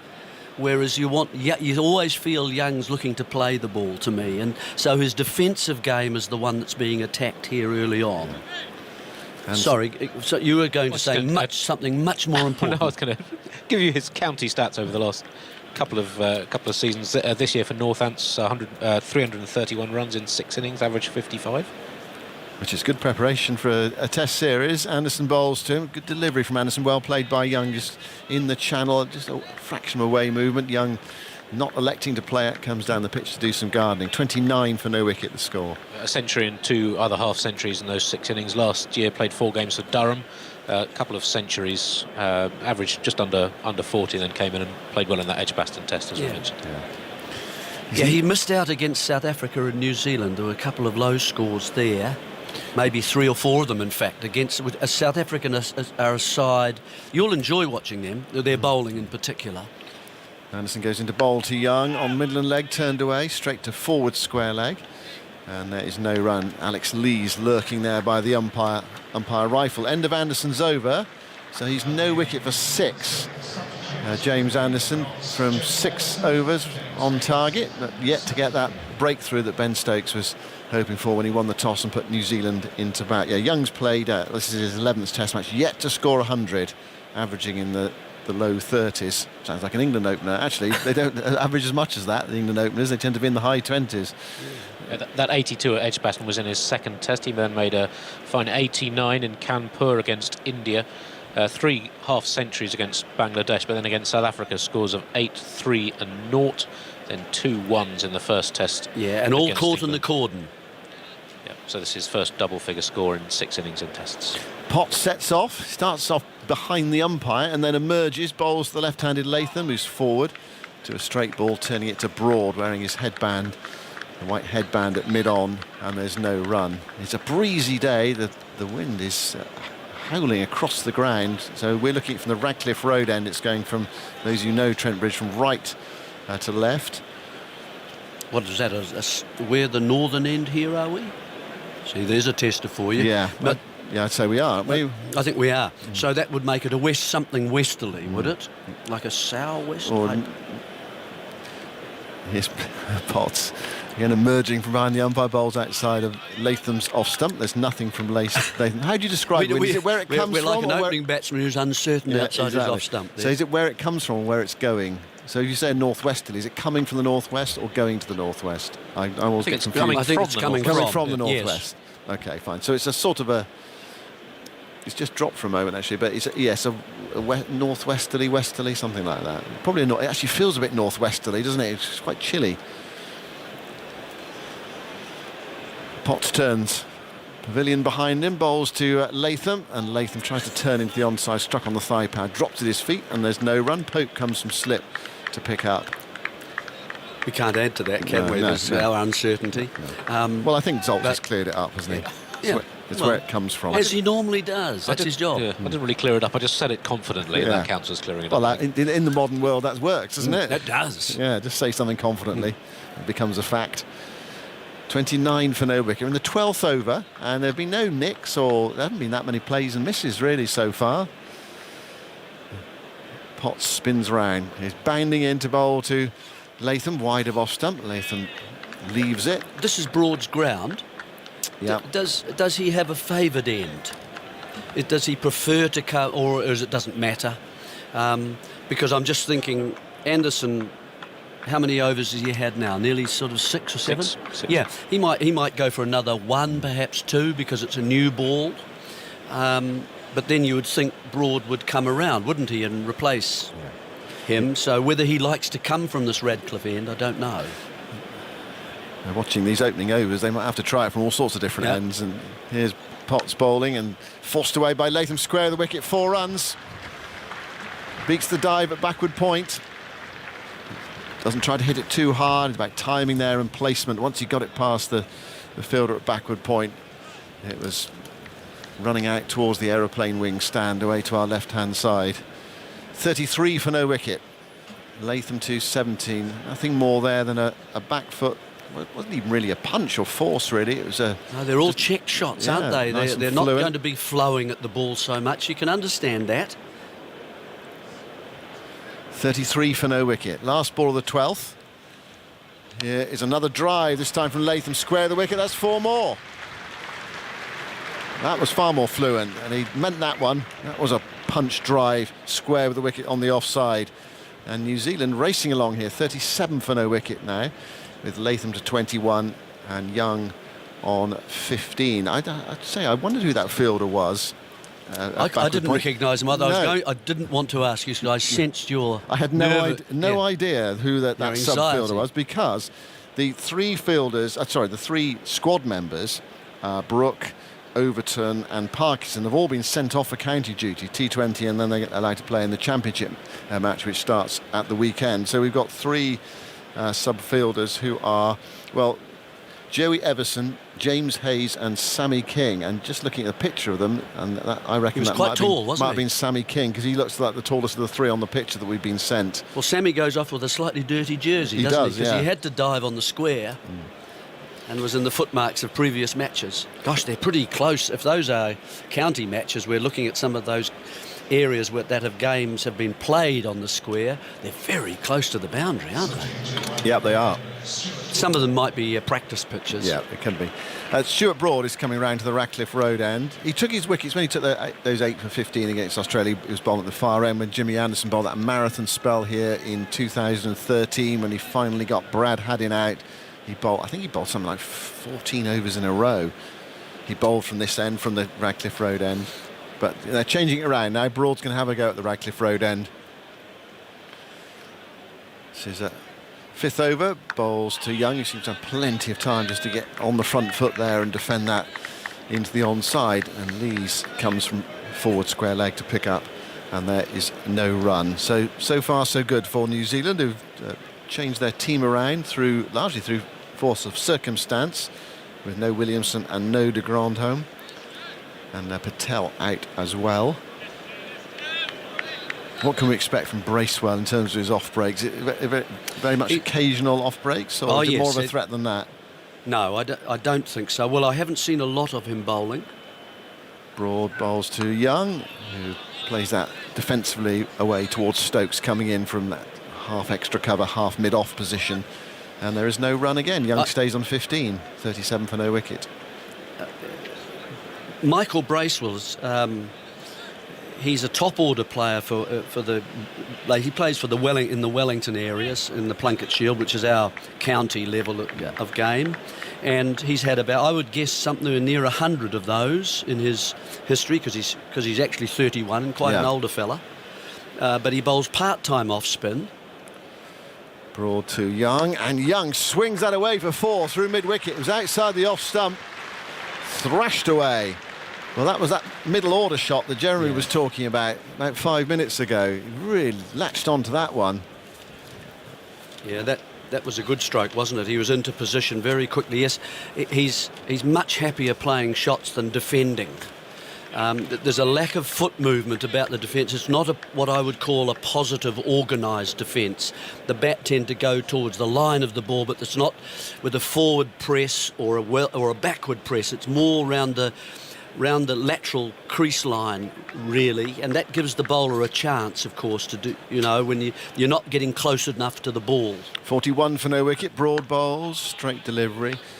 Young defends carefully into the onside. Lees comes from forward square leg to pick up. So Bracewell, I would say, and certainly I'd be very surprised if he didn't bat anything but 7 here. So Nicholls will go to 4, and perhaps Mitchell at 5, Blundell 6, and then Bracewell 7.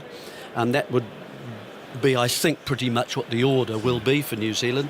He's got about, I guess, I would say between 25 and 30 wickets of first-class wickets, not very but many, at about 40 as well. What he does do, which is good, is that he actually gives the ball a rip. Right. Well, it's not just a finger, spinner that doesn't turn the ball. He might have some runs to play within the 4th innings. The way things are going, broad bowls, and Young is on the front foot defending into the onside. There's no run. He's in 41 for no wicket, having been put in. Latham has 21 and Young 19. What I do like about the selection is that if Wagner and Bolt are going to play over the next couple of years, then you've got left-arm overs running and you're creating a bit of an area for Bracewell to try and get some purchase from the pitch, and I like that. That's a fit for me. Yeah. So that's good. And he also could play for 4 years, 5 years. Broad bowls on the pads there of Young's. A shout for LBW, look very optimistic, going down the leg side. And they pinch a leg by as well, signalled by Michael Gough. So 42 for no wicket. We've had 13 overs. I'll have one more before the drinks come onto the field at the end of the first hour. Michael Bracewell's first-class stats. He's had almost 100 games. Scored 11 centuries, averages 33 with the bat. Has predominantly batted 4 and 5. Only once previously has batted 7, once at 6. It was a couple of years ago. As a bowler, 27 wickets in his career. This is his 97th match, average 47, but all of those 27 have been in the last sort of 2.5 years. He barely bowled. Well, he's captain now, he can bowl. So his last 21 matches, 27 wickets, 0 in the previous 76. Okay. So he's bowled a lot more recently. Yes. And Uncle John, of course, was an off spinner, so he can help him a lot, I think. Now Potts is going to come over the wicket to bowl to the right-handed Young. Young gets a straight ball, but she turns away down towards fine leg, and they think about 2, but they cannot get it as the throw is bulleted in from fine leg, right over the top of the stumps to Folkes. The other thing, just the last thing about Bracewell I do know, is that he has won the sort of short-form batsman of the year, so the T20 or the 2020 stuff and the ODIs. He's played a few ODIs for New Zealand, 2 or 3, not many. So he's just been brought into this group of players. But that's, I think, what he will offer. An aggressive kind of approach. He's a left-handed batsman and a right-arm off-spinner. And one who turns the ball. Now, that's the exciting part for me. Potts to Latham. Latham leaves that ball. It's close to off-stump with the angle from Potts. But good judgment. Folkes falling away to his right. Again, effectively taking that down the leg side. New Zealand 43 for no wicket. Latham 21, Young 20, and it's been a very steady first hour for them. Yeah, it has. And if you look at the foot marks, we're starting to see them now, aren't we? At certainly the pavilion end. There's a few here as well. Now, will that come into it later on? Can a big total? Potts bowls. Latham struck on the pad, was he? Not much conviction from the bowler. In fact, I don't think the bowler really appealed. I think he said there was an inside edge on that as well. That seems to be the body language from Potts, just telling the slip cord we're up for the LBW. And the timer is on, but I don't think there's going to be... No, Potts is walking back to his mark already. Anderson and Broad are having a conversation at mid-wicket. Let's have a look. Yeah, inside edge. Just seen the replay there. Very clear inside edge, which might not have been spotted by the slip fielders. It's that bat pad again, though. That doesn't take much to slightly get an upward glance from the bat into the pad. 43 for no wicket. Potts bowls. Latham leaves. The ball well enough outside the off stump to do so. Taken by Folkes.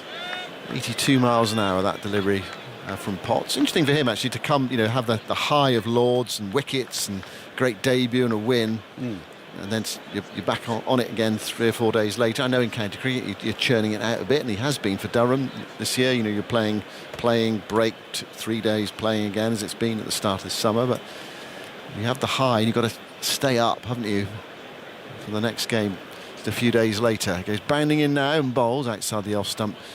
Latham leaves, taken by Folkes. So the mind's willing, but is the body. But he's only 23 years of age, and he is strongly built. He looks like he's built for bowling. He's walking back to the pavilion end. 82, his number.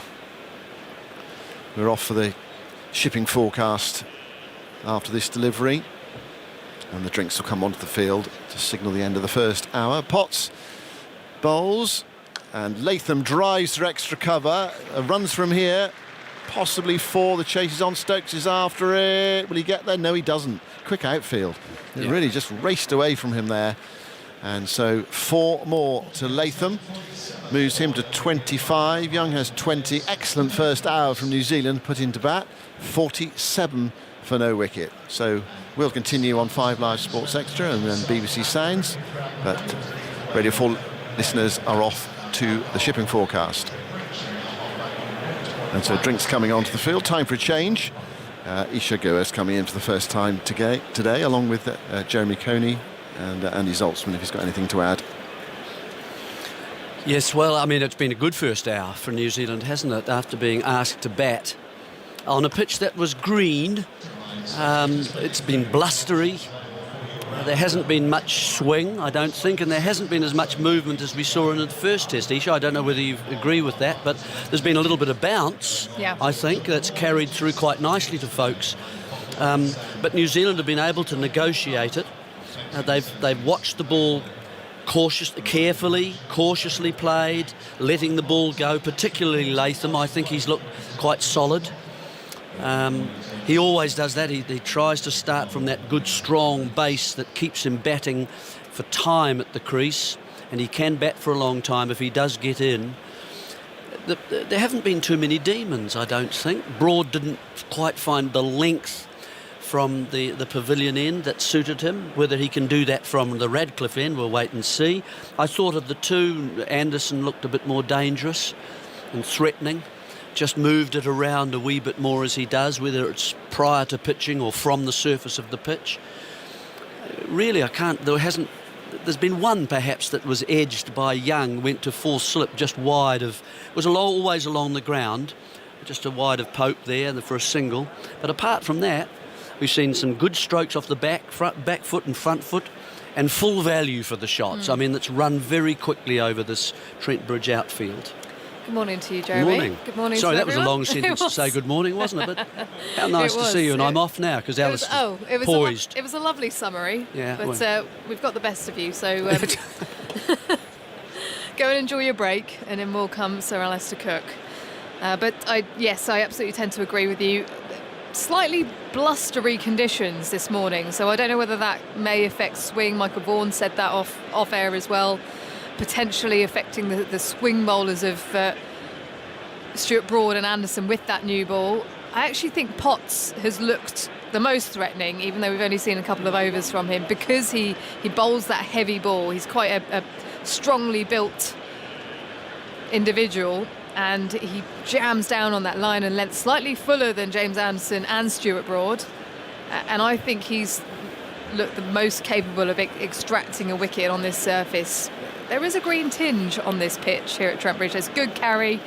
It's changed a fair bit in the last couple of years after, I think it was 4 or 5 years ago, there was an India test and it dribbled through to the keeper. Alistair, I think you might have been playing in that game, but it has changed a little bit, hasn't it, this Trent Bridge wicket?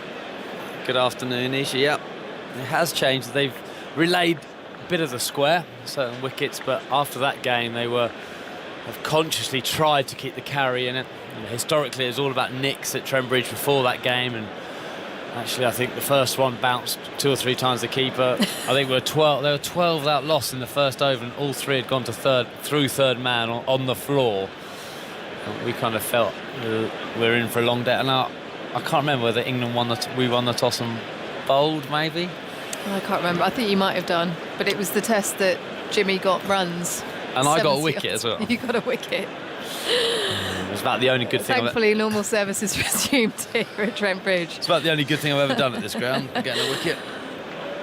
Well, the players are back and ready after their drinks break. New Zealand then 47 for no loss, 14 overs have been bowled. Here comes Stuart Broad from the Radcliffe Road end, bowling to Young, who lets that go on length, but it just nips back as a touch, goes over the top of the off stump through to Folkes. And the sun just peeking through. We've got plenty of cloud cover here and a gentle breeze blowing across the ground. Lots of people in, but nice to see the sun shining. Big drinks break for Ben Stokes, actually, because you win the toss and you bowl, and you expect as a bowling side you to be hunting wickets and possibly get 2 or 3 in that first hour. That's why you want to do in the first session, to set up the game. And actually, because it hasn't happened like that, it's then a case of, right, we've got to reassess. Young forward pressing, letting it to go through the channel. He's got 3 slips in position and a man at a very backward point. Andy? Or Alistair? I'll just finish my little...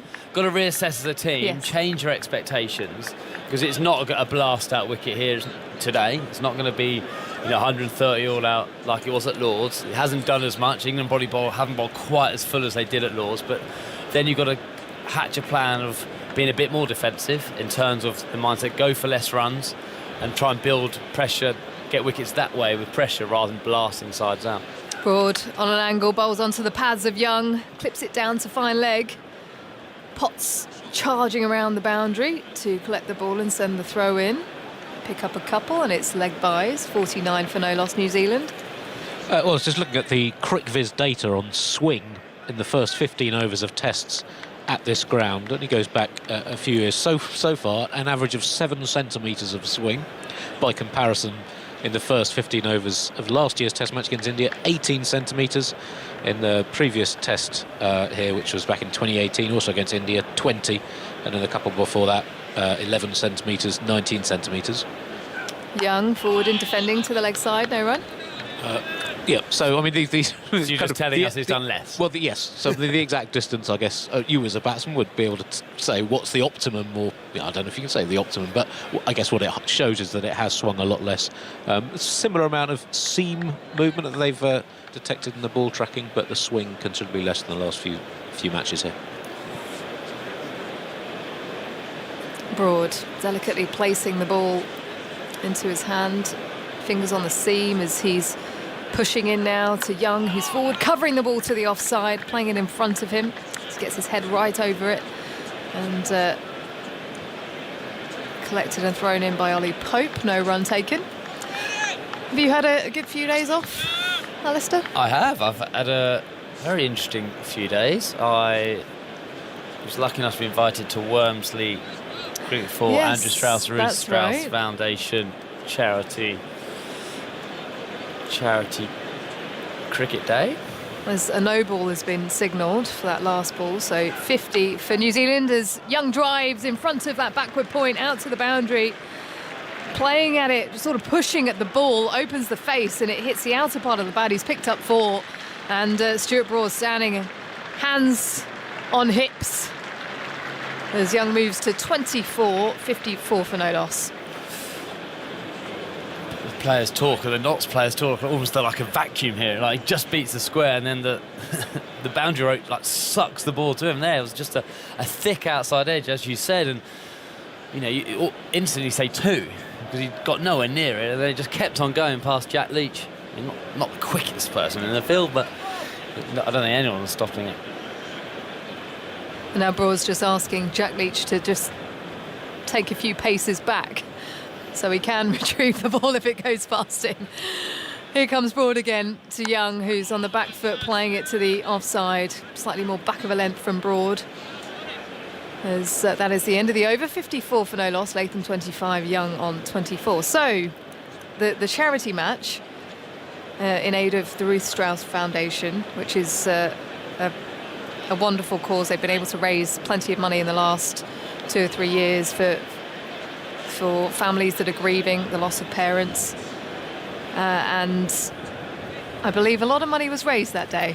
Yeah, a huge amount of money. I think at the end of that night, I think 1.4 million was raised. Helped with a painting going for, well, I think 650,000. I think at auction. Wowzers. Yeah, most expensive thing I've ever seen purchased, I think, at an auction. But it was just a great day. I mean, brilliant. We had Michael McIntyre open the batting in my team. Who else? Marcus Trescothick batting at 3. The left-handed Latham tucking the ball to the leg side. Potts bowling another good length delivery on that sort of middle stump line, and it's played towards Stuart Broad at mid-on, no run. Harry Judd was at 4. Now Harry Judd's a pretty decent cricketer, isn't he? Yeah, I used to play against him at school, actually.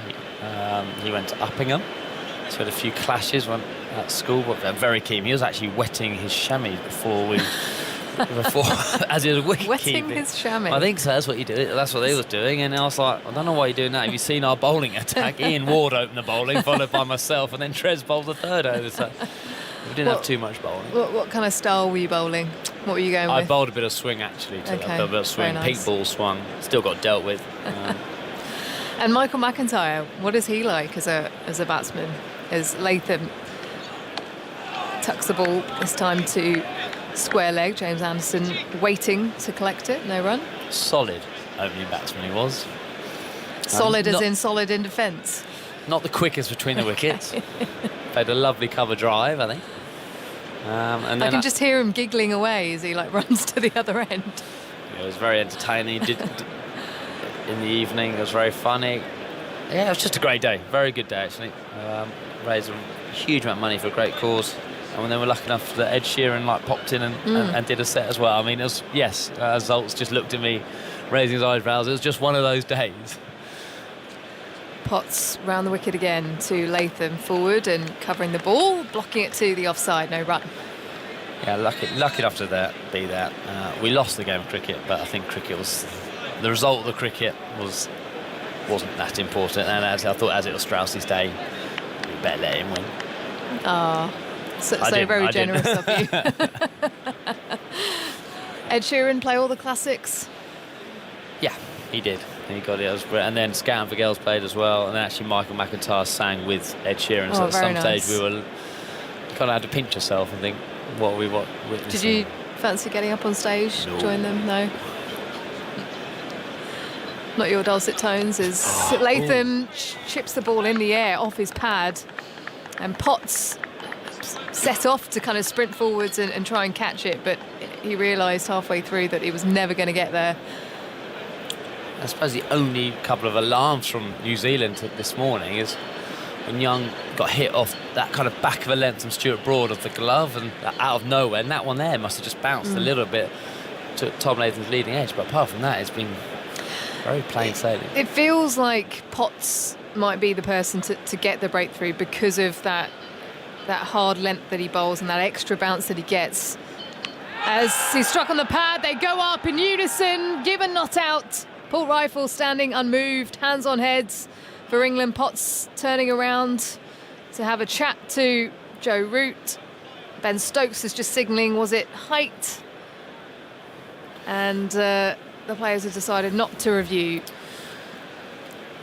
Definitely the slips and the wicketkeeper were more interested than the guys in front of the wicket, and he's had a couple of these balls which just nipped a little bit, just nipped in, and Jeremy Coney was talking about a bat pad, and I could kind of see that Potts is just generating a little bit of kiss there, but straight away you can see Ben Stokes on replay standing at his new position at mid-off saying the ball's going over, and I think he's definitely right. It was a wobble seam delivery as he bowls again, this time in the channel outside the line of off stump that Latham lets go.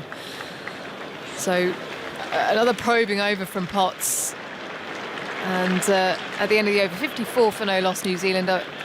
Just looking at how it zipped back into the left-hander, it hit him at the front of the pad at the top, so above the knee roll, so yeah, quite clearly going over the stumps.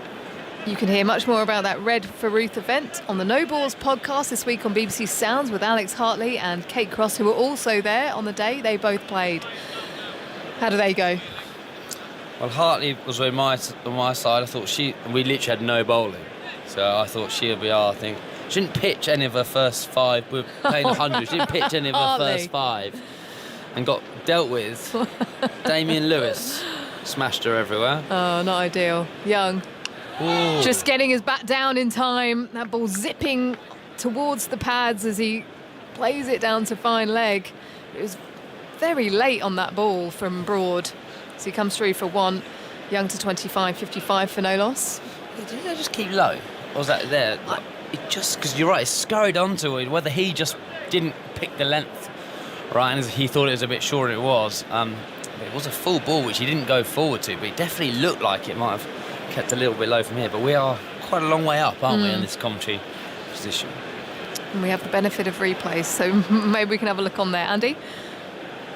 That maiden from Potts was staunched the run flow a little bit. Had been 34 in the previous 6 overs, at least 1 boundary in each of those 6. As Latham is forwards and defending to the leg side. Was that another no ball? No, it wasn't.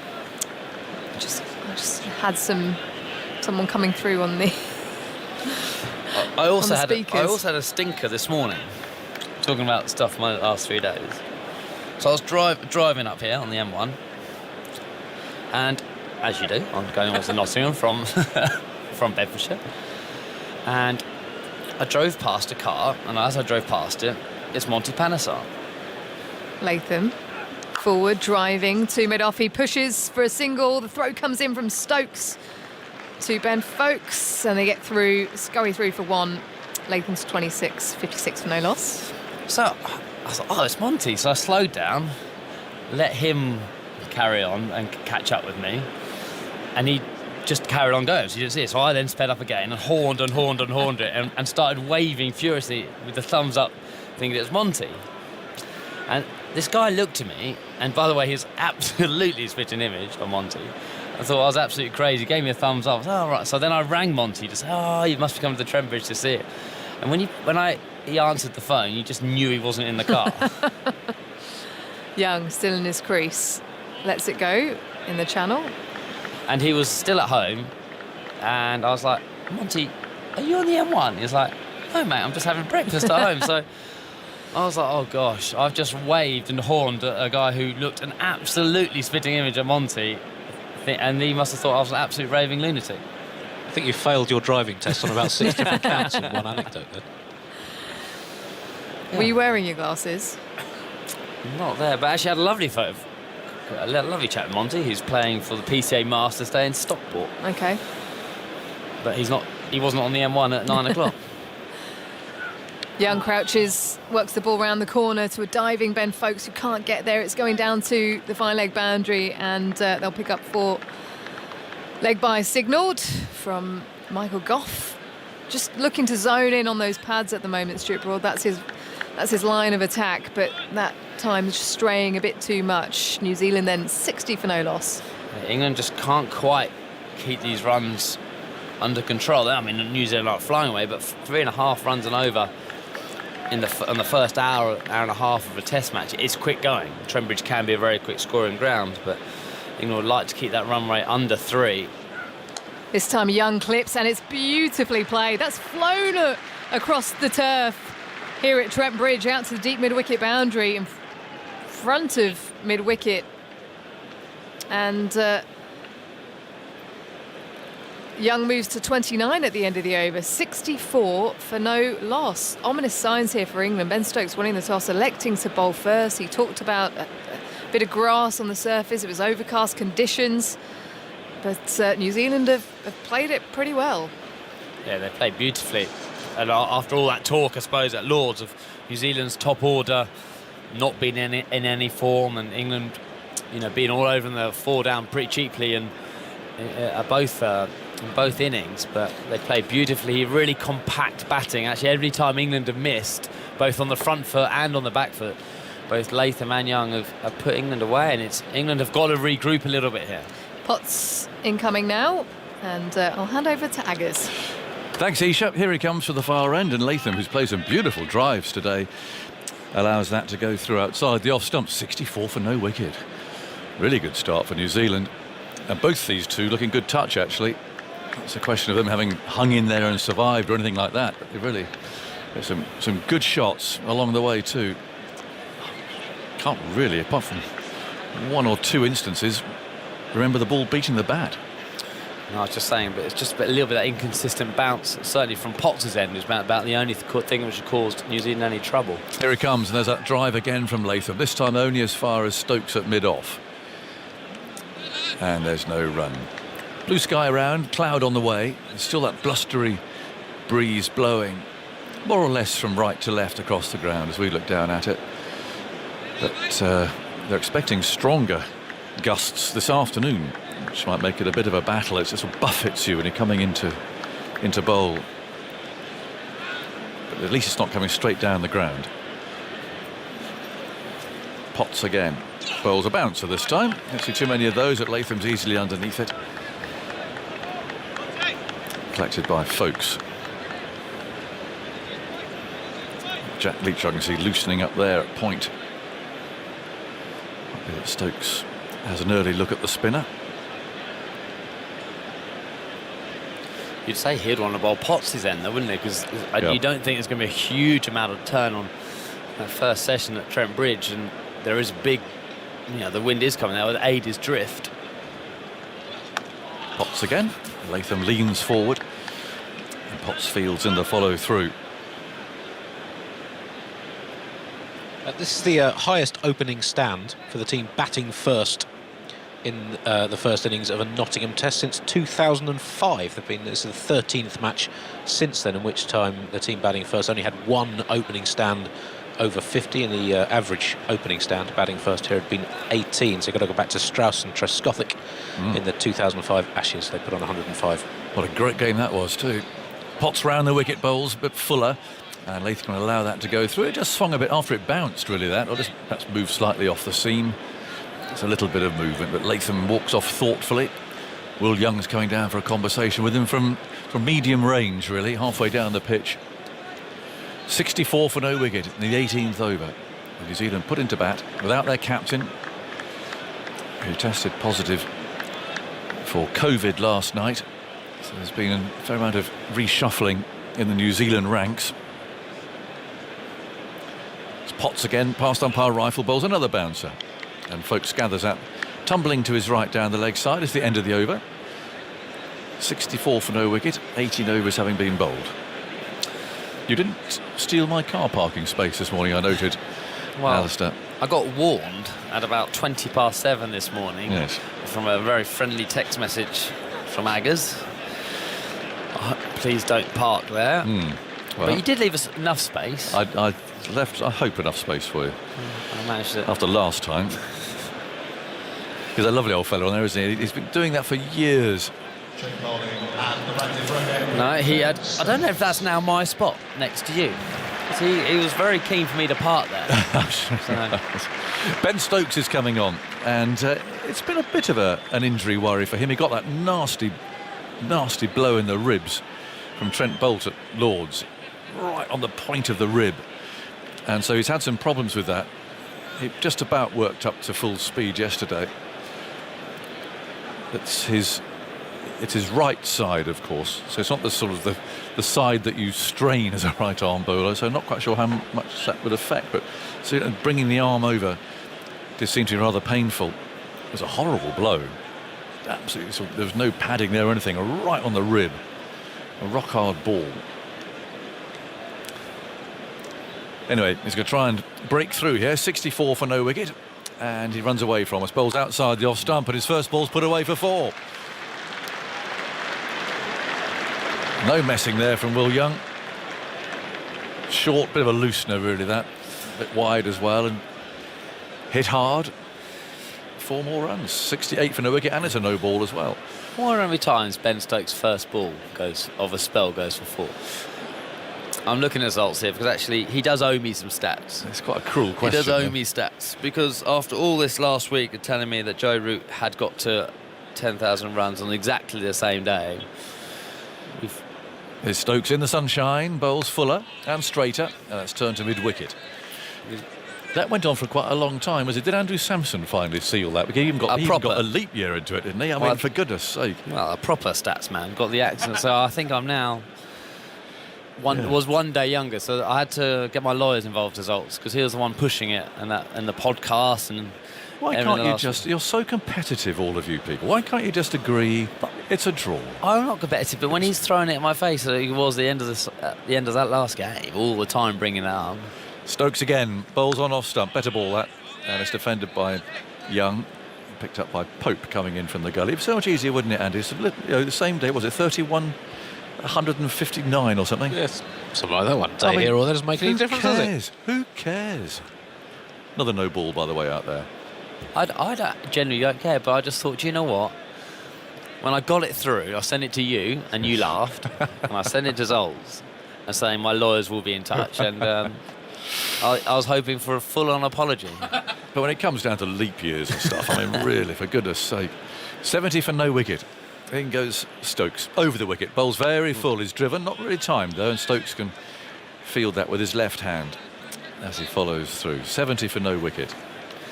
There's even coming down to the time of day that you got yours, and pathetic, aren't we? Well, that's bad. I mean, you've got to be competitive. We know that, but you're mates, you two, aren't you? Yeah, no. I went to go and see him afterwards, and that's nice. Through gritted teeth. No, that's really nice. It was a very, very special day. That was. Stokes bowls. It's a half volley, but not timed. The drive picked up an extra cover by Johnny Bairstow. 70 for no wicket in the 19th over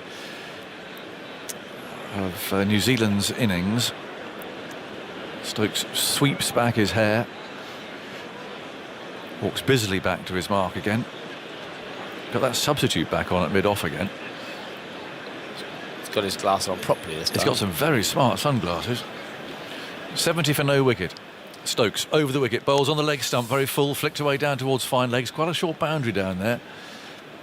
So it doesn't have to be too wide of the fielder for it to go for 4, but Potts was able to retrieve that one. 71 for no wicket.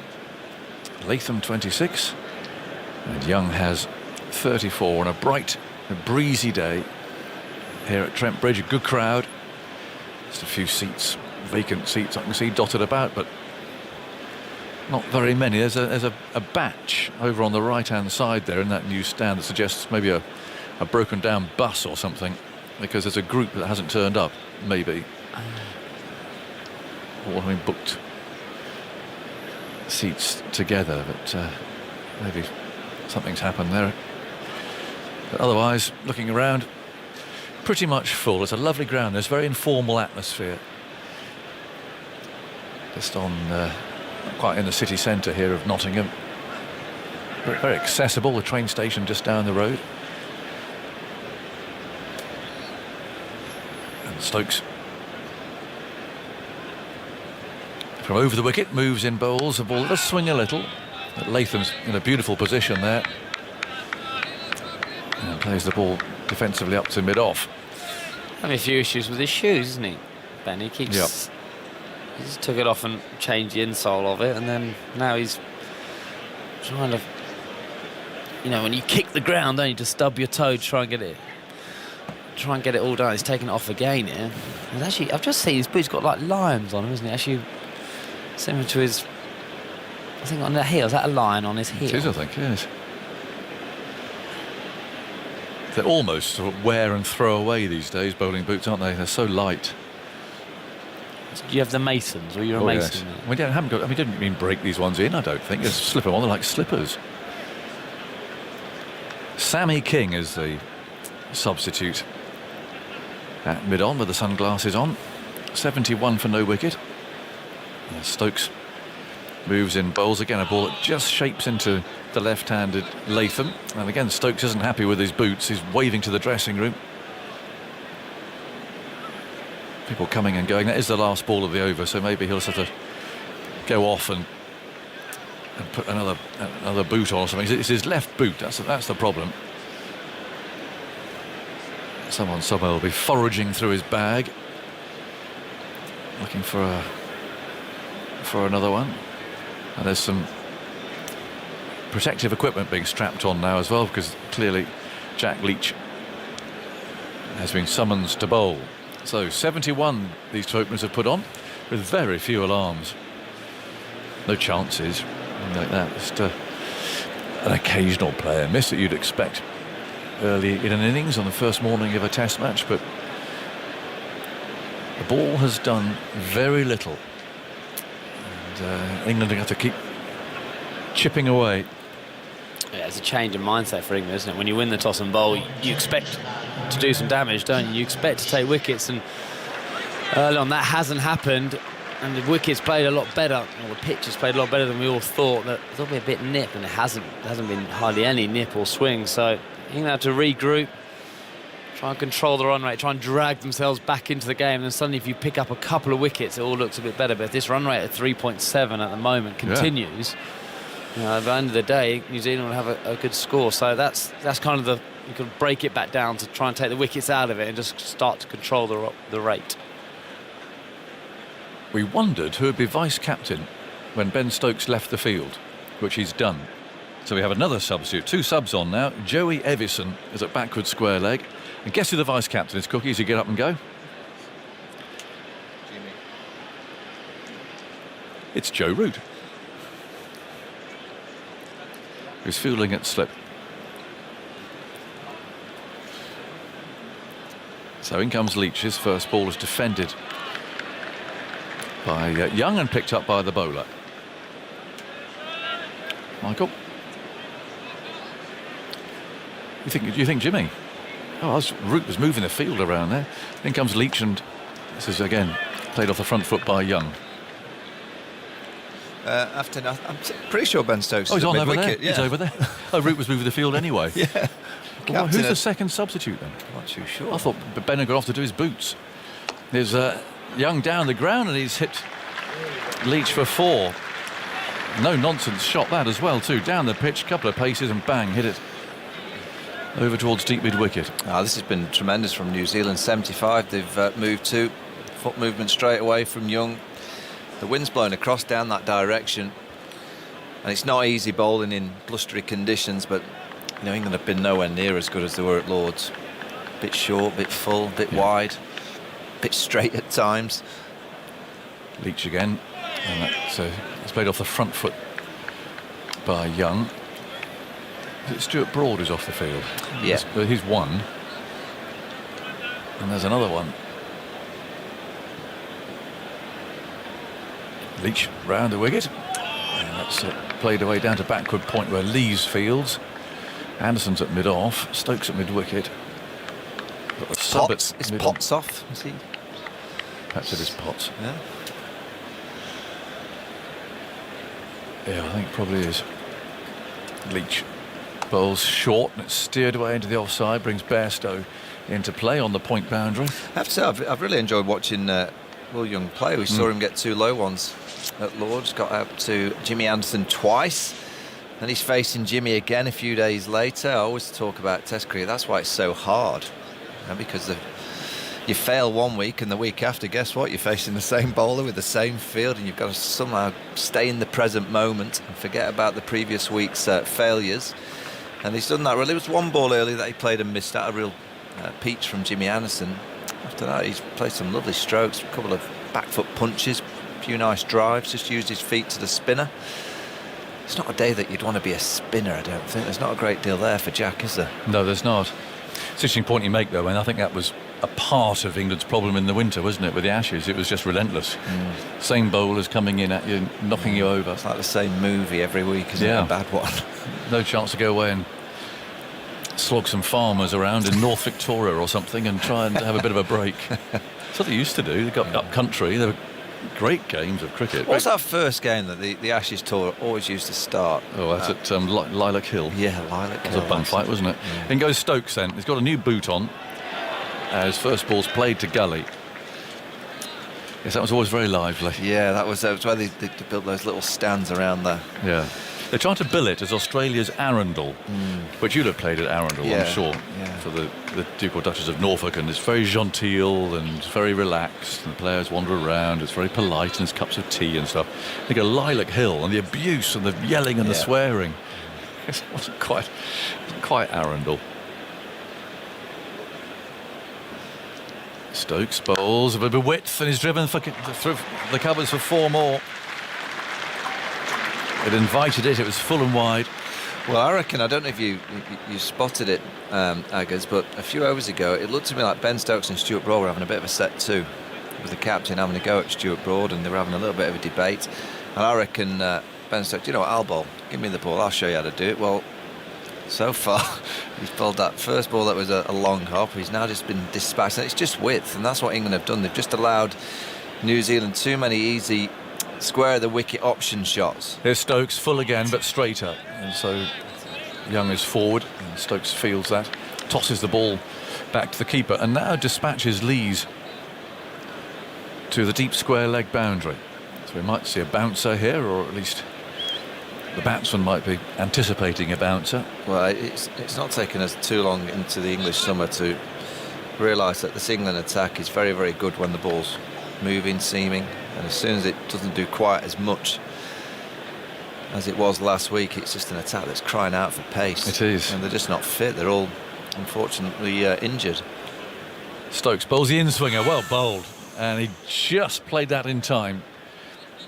It was beautifully disguised. It did swing too, and Young was going to let that go, and then at the last moment suddenly realised, hang on, I've got to play at this. That's swinging against the yes, the wind, isn't it? It is, yeah. It is. Lilac Hill, I mean, you'd have been there many times, but I remember watching the first game of the tour back home. I'd put on teletext, and that DK Lilly would get like 4 for nothing. He'd be playing, yeah. About 65 running in, yeah, knocking a few over. He did play, I remember very well. Here's Stokes, and that's the outswinger, but again, a little bit of width driven. Oh, it was a misfield.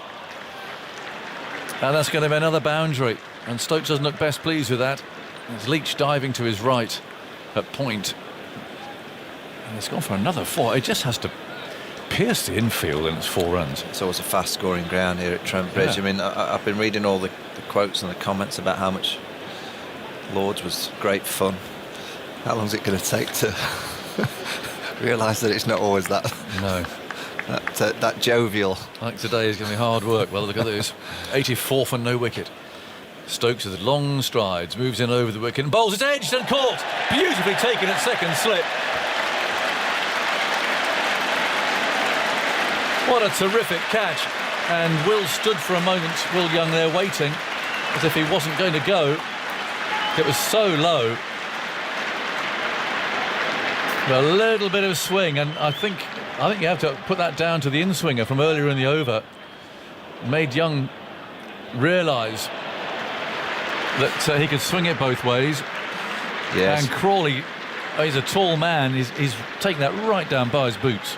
Yeah, it's a good catch, but if you just watch Will Young here, Aggers, you know, he brings that right shoulder in quite often. I think he's such a good back foot play, he almost waits for the cut and the pull shot.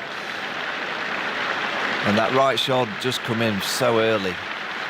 The outside edge is found. I think you're right, that in-swinger early in the over. You know, it's in your mind, when's it coming again, and all of a sudden he gets away. It just does enough, it just goes away from him, just slightly. A really good catch. That was, again, a standout for me from the first Test match, was England's catching. Yeah. You know, we've been used to them dropping so many catches over the last couple of years that I don't remember them putting too many down at Lords. Did they put any down? I don't remember. I think they did. It's many excellent going catching, down. isn't it? And that was a good start here for Zach Crawley at second slip. Low down to his left and straight into the big buckets that he has. Yeah. No, that was a really excellent catch. Just pushing outside the off stump. 84 for 1. 21 overs gone. We've got 20 minutes to go until the lunch break, and Simon Mann is coming in here.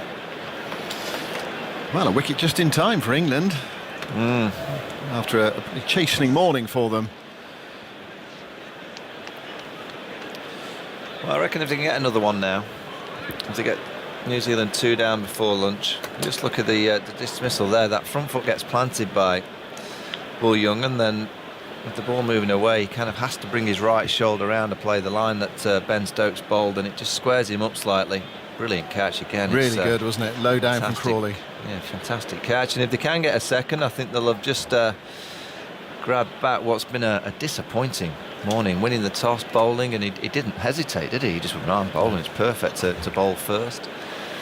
I'm always a bit wary of that. I mean, if you look back to that first Test match, England obviously bowled first because they were asked to, but New Zealand could easily have won that Test match. Jimmy Anderson brought straight back into the attack, no surprise with that. Jack Leach was given an over just to try and something different, but now they've got the wicket. And just a bit of swing from Ben Stokes. He's the one bowler that we've seen just swing the ball through the air. Change of ends for Jimmy. I don't know about you, Michael, but cricket on windy days, it's not easy, is it, being in the field? And it's really blustery. I mean, people listening to this saying, what do you want, Ricky's just getting on with it. Of course you have to get on with it, but it's not, I don't know, you almost prefer it to be too hot or too cold rather than windy. Yeah, I mean, I've never tried to run in and bowl, but it mustn't be easy running in with the wind either coming across, or sometimes when it's behind you, it's not always easy. It's hard to create that kind of vibe in the field. Definitely, yeah. The spirit.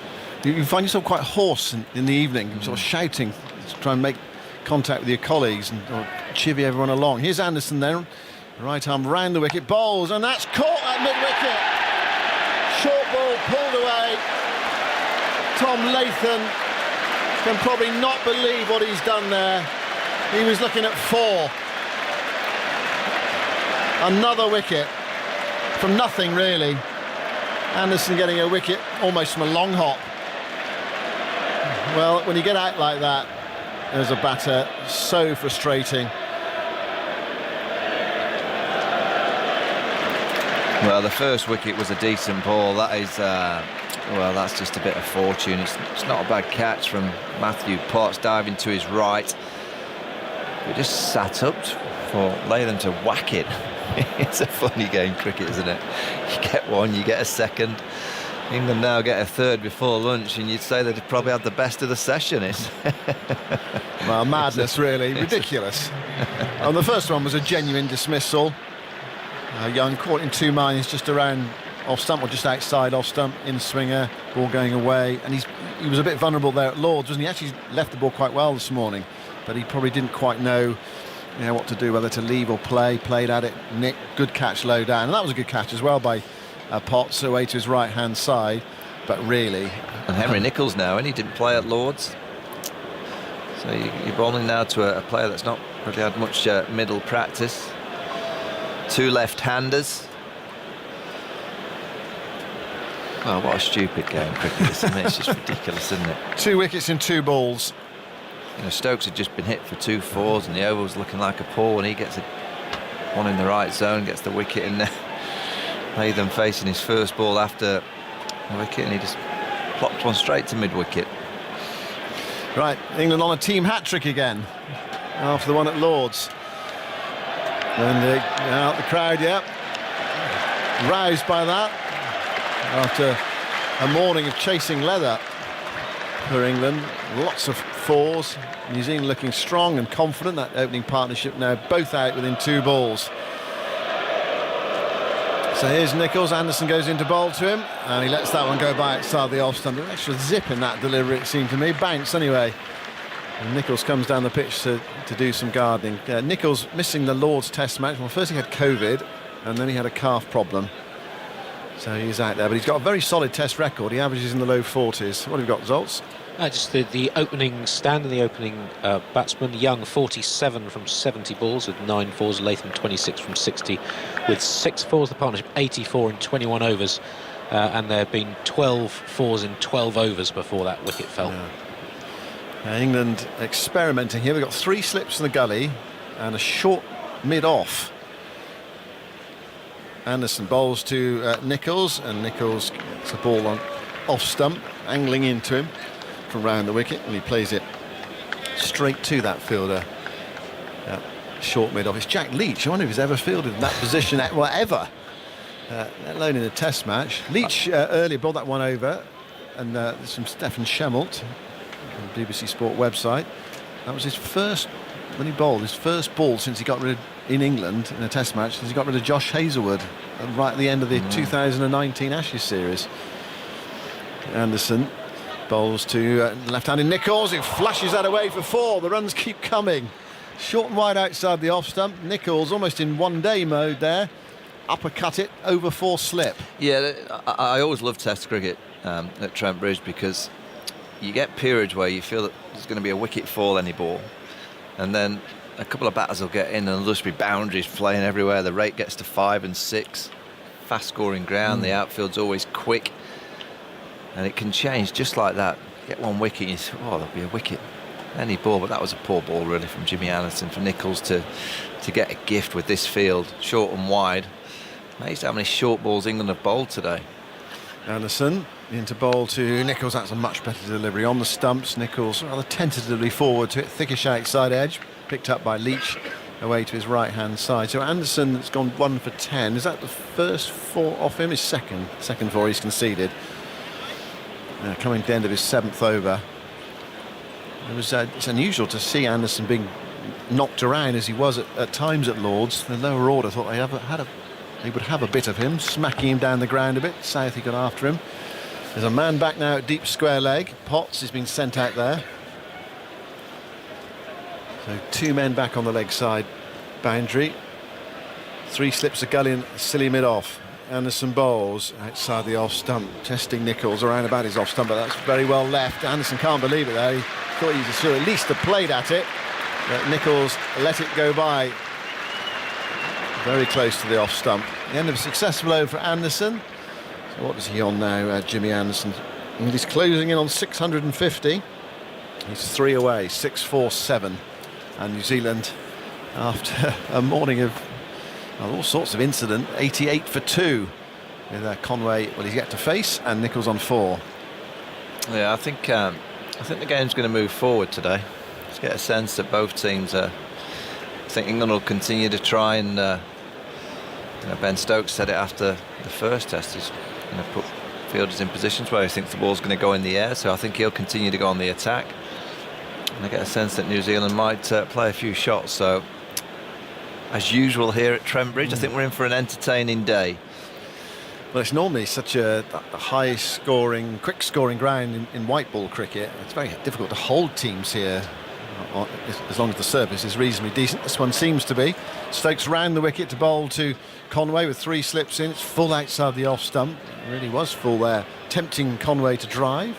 He did not do so. He allowed it to go through to Folkes. For Conway, there's a short mid-wicket in, as well as those 3 slips. And Broad and Anderson having a chat and mid-on and mid-off. Another thing Stephen picked up as well when that first wicket fell, it seemed like Stokes in that little huddle there was really laying down the law to the players. I think you spotted him having a go at Stuart Broad, didn't you? Yeah. Stokes bowls outside the off stump, just dragging his length back a bit.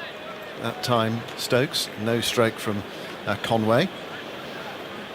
Well, I mean, got the 2 wickets, but I think England, if they're honest, are a bit accepting that they've been poor. I know it's not easy, but when you think back to that first morning at Lords, where I can't remember them bowling a bad ball. They bowled so many bad balls today, and that could be just the conditions. It might be that the run-ups are a little bit soft, or something not quite right, but you'd expect the experienced pair of Anderson and Broad. Stokes bowls, stuck on the pad, shout for LBW, not out, says umpire Goff. Stokes, his arms raised, kept them raised.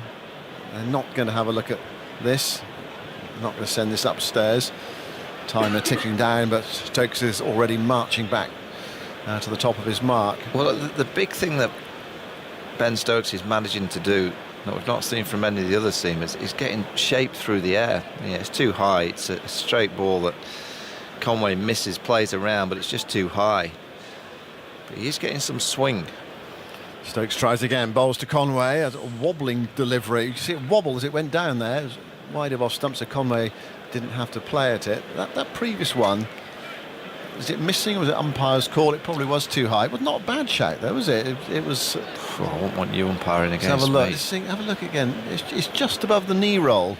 Giving that out, are you? No, I'm not saying I'm giving it out, but I'm saying it's not far away. About giving that out. Well, let's have a look. Here's the technology on it. Yeah, we're missing miles over the top. It's going over the top of middle stump. By miles. Good few inches there. Stokes bowls and full, clipped away for 4. by Conway. Again, it wobbled as it went down there from Stokes, but it was a full delivery on the pads of Conway, who whipped it past Pope at mid-wicket. He's close in there. Both of these players off the mark with a boundary. Lovely shot. I can imagine you as an umpire, Simon, and I wouldn't have you. You'd No, give I'm not those out things to- out, would you? No, not You'd be out like to- Dickie, would you? Just Yeah, not out. yeah, generally. Because I know what it's like. I mean, Unless you got to like halfway through day 3 and you feel you could have a day off. Stokes bowls down the leg side this time. Conway goes to glance, misses it. It's taken by the keeper, Ben Folkes, and that's the end of the over, is it? Or was there one ball left in the over? On my screen it says there's one ball left in the over, but anyway, they are changing over. The umpires Ray are counting. Julian, he was a beauty back in the day. Ray Julian as an umpire in the county game. I think there is one ball remaining, but they seem to have. Well, on TV it says 22.5, but everyone's moved around for the next over. Yeah, Ray Julian on day 3, if it was a 4-day, he'd make it very clear to you as a fielding team that if it's somewhere near the pads. But that can't be right. Why can don't it? you appeal? It might be closer than you think. Can't be right, can it? No, it's not right. But now and again, you want to get away from a ground early. Anderson bowls, and Nicholls up on his toes, forcing that away for a single towards backward point. Pope goes to his left. There was times. I remember playing a game at Worcester. Actually, Darren Goff. I think he might have got a hat trick. And I think the umpire, Ray Julian, made it very clear to the captain, David Byers, that it would be worth Darren Goff changing ends. Well, come at my end, Darren. Get him down my end. Yeah. Top level professional sport, ladies and gentlemen. A day off, thank you. 93 for 2 the score. I think he might have got 4 in 4 actually. I'm pretty sure. I'm not surprised. I'm pretty sure not one of them was hitting. Yeah. Conway 4, Nicholls 5. Conway comes down to face Anderson for the first time in this test match. The sun is out, and Anderson bowls to Conway, and Conway takes one hand off the bat there as if it ball lifted at him, and he struck on the glove. Second time today, Yeah. broad ball one to Will Young. That's come from nowhere. That'll be a sign that New Zealand, as they're batting first, won't mind seeing. But what's the feeling about the pitch? Tinge of green, but quite dry. Yeah, dry underneath.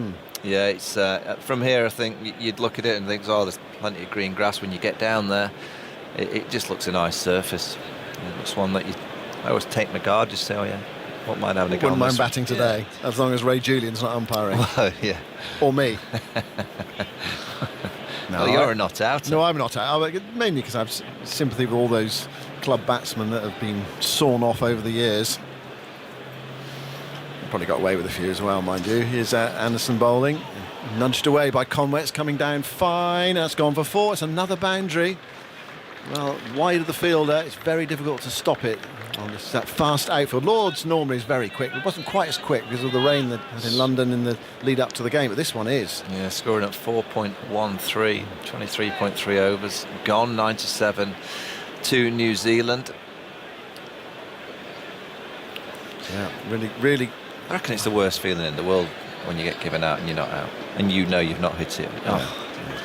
Nothing I worse wouldn't than say that, it's the Sam. worst feeling in the world, but it is. in sporting terms, yeah, I can understand that. Anderson bowls outside the off stump, no stroke from Conway. I think, like for example, I think I'd rather be given out erroneously than hit by a cricket ball in the box.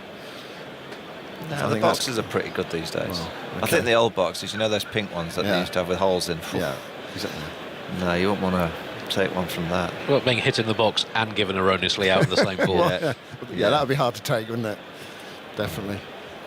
Well, we're moving towards lunch. 5 minutes from lunch on an action-packed morning at Trent Bridge. Conway waits, Anderson bowls, Conway pushes forward. Anderson nips across the field off his own bowling, getting there before the extra cover fielder. Now, 15 boundaries in the last 15 overs. Only 2 of those 15 overs have not had a boundary. And looking at the amount of swing England's bowlers have got, as you mentioned, Ben Stokes averaging 21 centimetres of swing. Anderson 13, Potts and Broad 3 centimetres each. So Stokes comfortably the swingiest bowler so far So today. Potts and Broad have barely swung it at all. Yeah, more seam movement.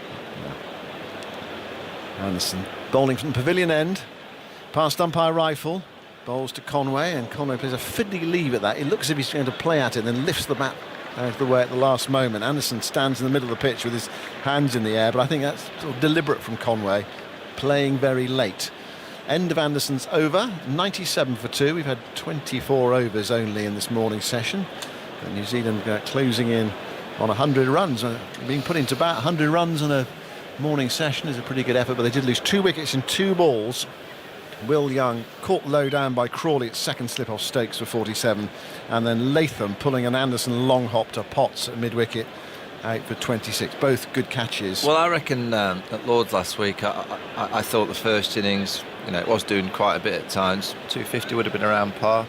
Seemed to bat, really well. I look here and you think, at least 350. Yeah. It looks a good pitch. It looks, obviously there'll be the odd ball that does something, but the outfield's fast. The bounce looks pretty true. Doesn't look that quick. I've seen some lovely drives down the ground through extra cover, square of the wicket. So I do think 350 plus should be on the cards if you bat well. Stokes begins his 4th over. Moves into Bolton. Nicholls outside the off stump. That's going out towards the boundary as well. This could be 4. In fact, it will be. Not a great delivery from Stokes. And it wasn't really chased to the rope. There's the 100 up for New Zealand. Well, not quite in the plan that England had in mind this morning when they put New Zealand into bat. They would score 100 runs in the session. They have chipped out 2 wickets in the last half an hour to drag themselves back into the game. Yeah, but I just look at this. This partnership's moved to 17. Mainly with boundaries. Well, they haven't done 4 fours. They haven't had to do anything. Some really bad balls that have been bowled. It's just a few hit-me balls.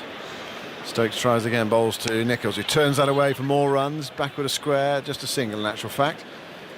Leach coming in from the boundary at fine leg to send in the return. So one more, 102 for 2. You can watch the highlights, the main moments of an action-packed morning on the BBC Sport website. Some highlights clips up there now, and you can watch all the highlights tonight on BBC 2 at 7 o'clock. Very good, Simon. Cross Pro. Oh, we had the television camera in here earlier filming some of the commentary. That might be in the highlights programme tonight as well. I was very surprised actually to see myself popping up during the highlights of the last Test match describing a wicket where they played a bit of Test match special commentary. Here is Stokes bowling outside the off stump. There's nothing from Conway. Leg slip in. Now for Stokes bowling to Conway. Well, that one was wide of off stump and through to Folkes.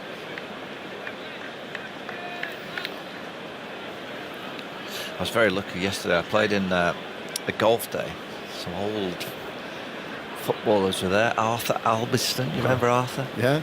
Martin Buchan. Old Manchester United team, was it? Yeah, it was a golf day in Cheshire. Here's Stokes bowling outside the off stump, full to Conway. Lets it go by. Probably the last over before lunch. Mickey Thomas. Lee Martin. Remember that goal Lee Martin scored? Against Crystal Palace in the Won FA the Cup. FA Cup, yeah. So were you part of that team? Were you playing against them? No, everyone was just playing in the golf day. It was good fun. Some of the old players there. It's nice to see. Stokes. 2 balls left in the over.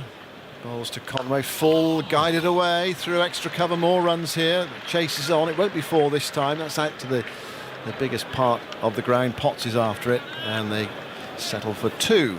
I used to think that Trent Bridge as a batter on a day like this, having seen the ball do what it's not doing, so it's not a great deal, I don't think it gets any better than this. You just have to hold your shape, and when it's full, you just kind of, that ball there, he just lent on it, nice easy 2. We saw a few from Will Young where he just kind of lent and it went for 4. It runs so quickly off the bat. And there's just that length that the bowler has a length, and to get it in that kind of that area, it's difficult. But other than that, any width, you can cut the ball, you can pull the ball if it's just slightly short. 104 for 2, last ball the over. Stokes bowls full. That's blocked down the ground. Broad's equal to that though. Coming in from mid-on, he was quite deep. Are we going to get one more over? We've got a few seconds left until 1 o'clock. I think we are. We are going to get one more over. And it looks as if... Who's going to bowl it? I thought Leach was going to bowl it for a moment. He was moving in purposefully, but why would you do that? And you've got Anderson in the middle of his spell, and we saw the one over from Leach so far. We've got 2 left-handers out there as well, perhaps 2 right-handers. They might have gone for the left-arm spinner, but Stokes not going for the one over for the spinner before lunch. Well, there used to be, I used to Operation. think in county cricket when I first started, you used to play from 11 till 1:15. I think it was 104 overs. It might have been 110 when I first started. Here is Anderson to begin the over. Bowls to Nichols, and Nichols gets an inside edge onto the pad there on the front foot. Runs down into the gully, no run. And you had to bowl the overs, in the day. So you used to always look at that 1 till 1:15 period of rushing through to get a few part-times on. So you wanted to be around 37 overs in the first session. You wanted to make sure... Otherwise you'd be there all night. Well, then the middle session was 2 hours, and then it's the last session. You didn't want to leave yourself 43 overs in the last session. That was a long last session. It's amazing actually to think that, I mean, these days when you watch cricket played these days, that you could get 110 overs in a day. I think it used to be more than What that. do you reckon didn't would it? happen in Test match cricket if most Test match? I think most, if not all, are on pay-per-view television, the live broadcast. So it's not so much stringent on time. Yeah. Anderson bowls to Nichols. Nichols lets that one go. So if you said, right, we're gonna play 90 overs, and that's the allotted overs for the day, what do you reckon would happen? So the players know that they're going to play 90 overs today. Do you think they'd get round quicker? Do you think the umpires would go, come on lads, let's get round? We don't want to be here at 7:15. No. Well, I think it was changed, wasn't it? Because you used to have to bowl all the overs, but it was changed, I think, because the television company said, well, we don't know what time this is finishing. But if you're right, if it's all on pay-per-view or whatever, or on dedicated sports channels. Anderson bowls. Oh, and a lead from Nichols there. Felt quite close to the off stump again, but good judgment from Nichols. But my point is that if you knew that you were going to have to bowl 90 overs, you just get on with it. Well, you get through some, because you wouldn't want that last session to be a session where you're going to be out there for 40 overs. Yeah, because the cut-off's 6:30, and you might take a fine here and there. Yeah. Is that something that we could bring in, Simon, to make sure that... Well, you could go back to it, couldn't you? 104 for 2. Anderson bowls outside the off stump, and Nichols leans forward and lets that go. I mean, it just seems strange sometimes when you've got 3 overs left, it's sunny, whatever, why not bowl them? Day 1, I think we had 77 overs. I think day 2 was only 80. So you're losing quite a lot of the allotted overs in that game, but it was a great Test match. It was a great spectacle for 3 hours. And that held the attention because there were fantastic. Lots of things happening the whole time. But is it that we're just now accepting that 90 overs is almost a bonus if you get them all in? Leg slip going in again as we move towards the lunch interval. This is the 26th over. 2 balls left in it. So there's a silly mid-off, a leg slip, 3 slips in the gully.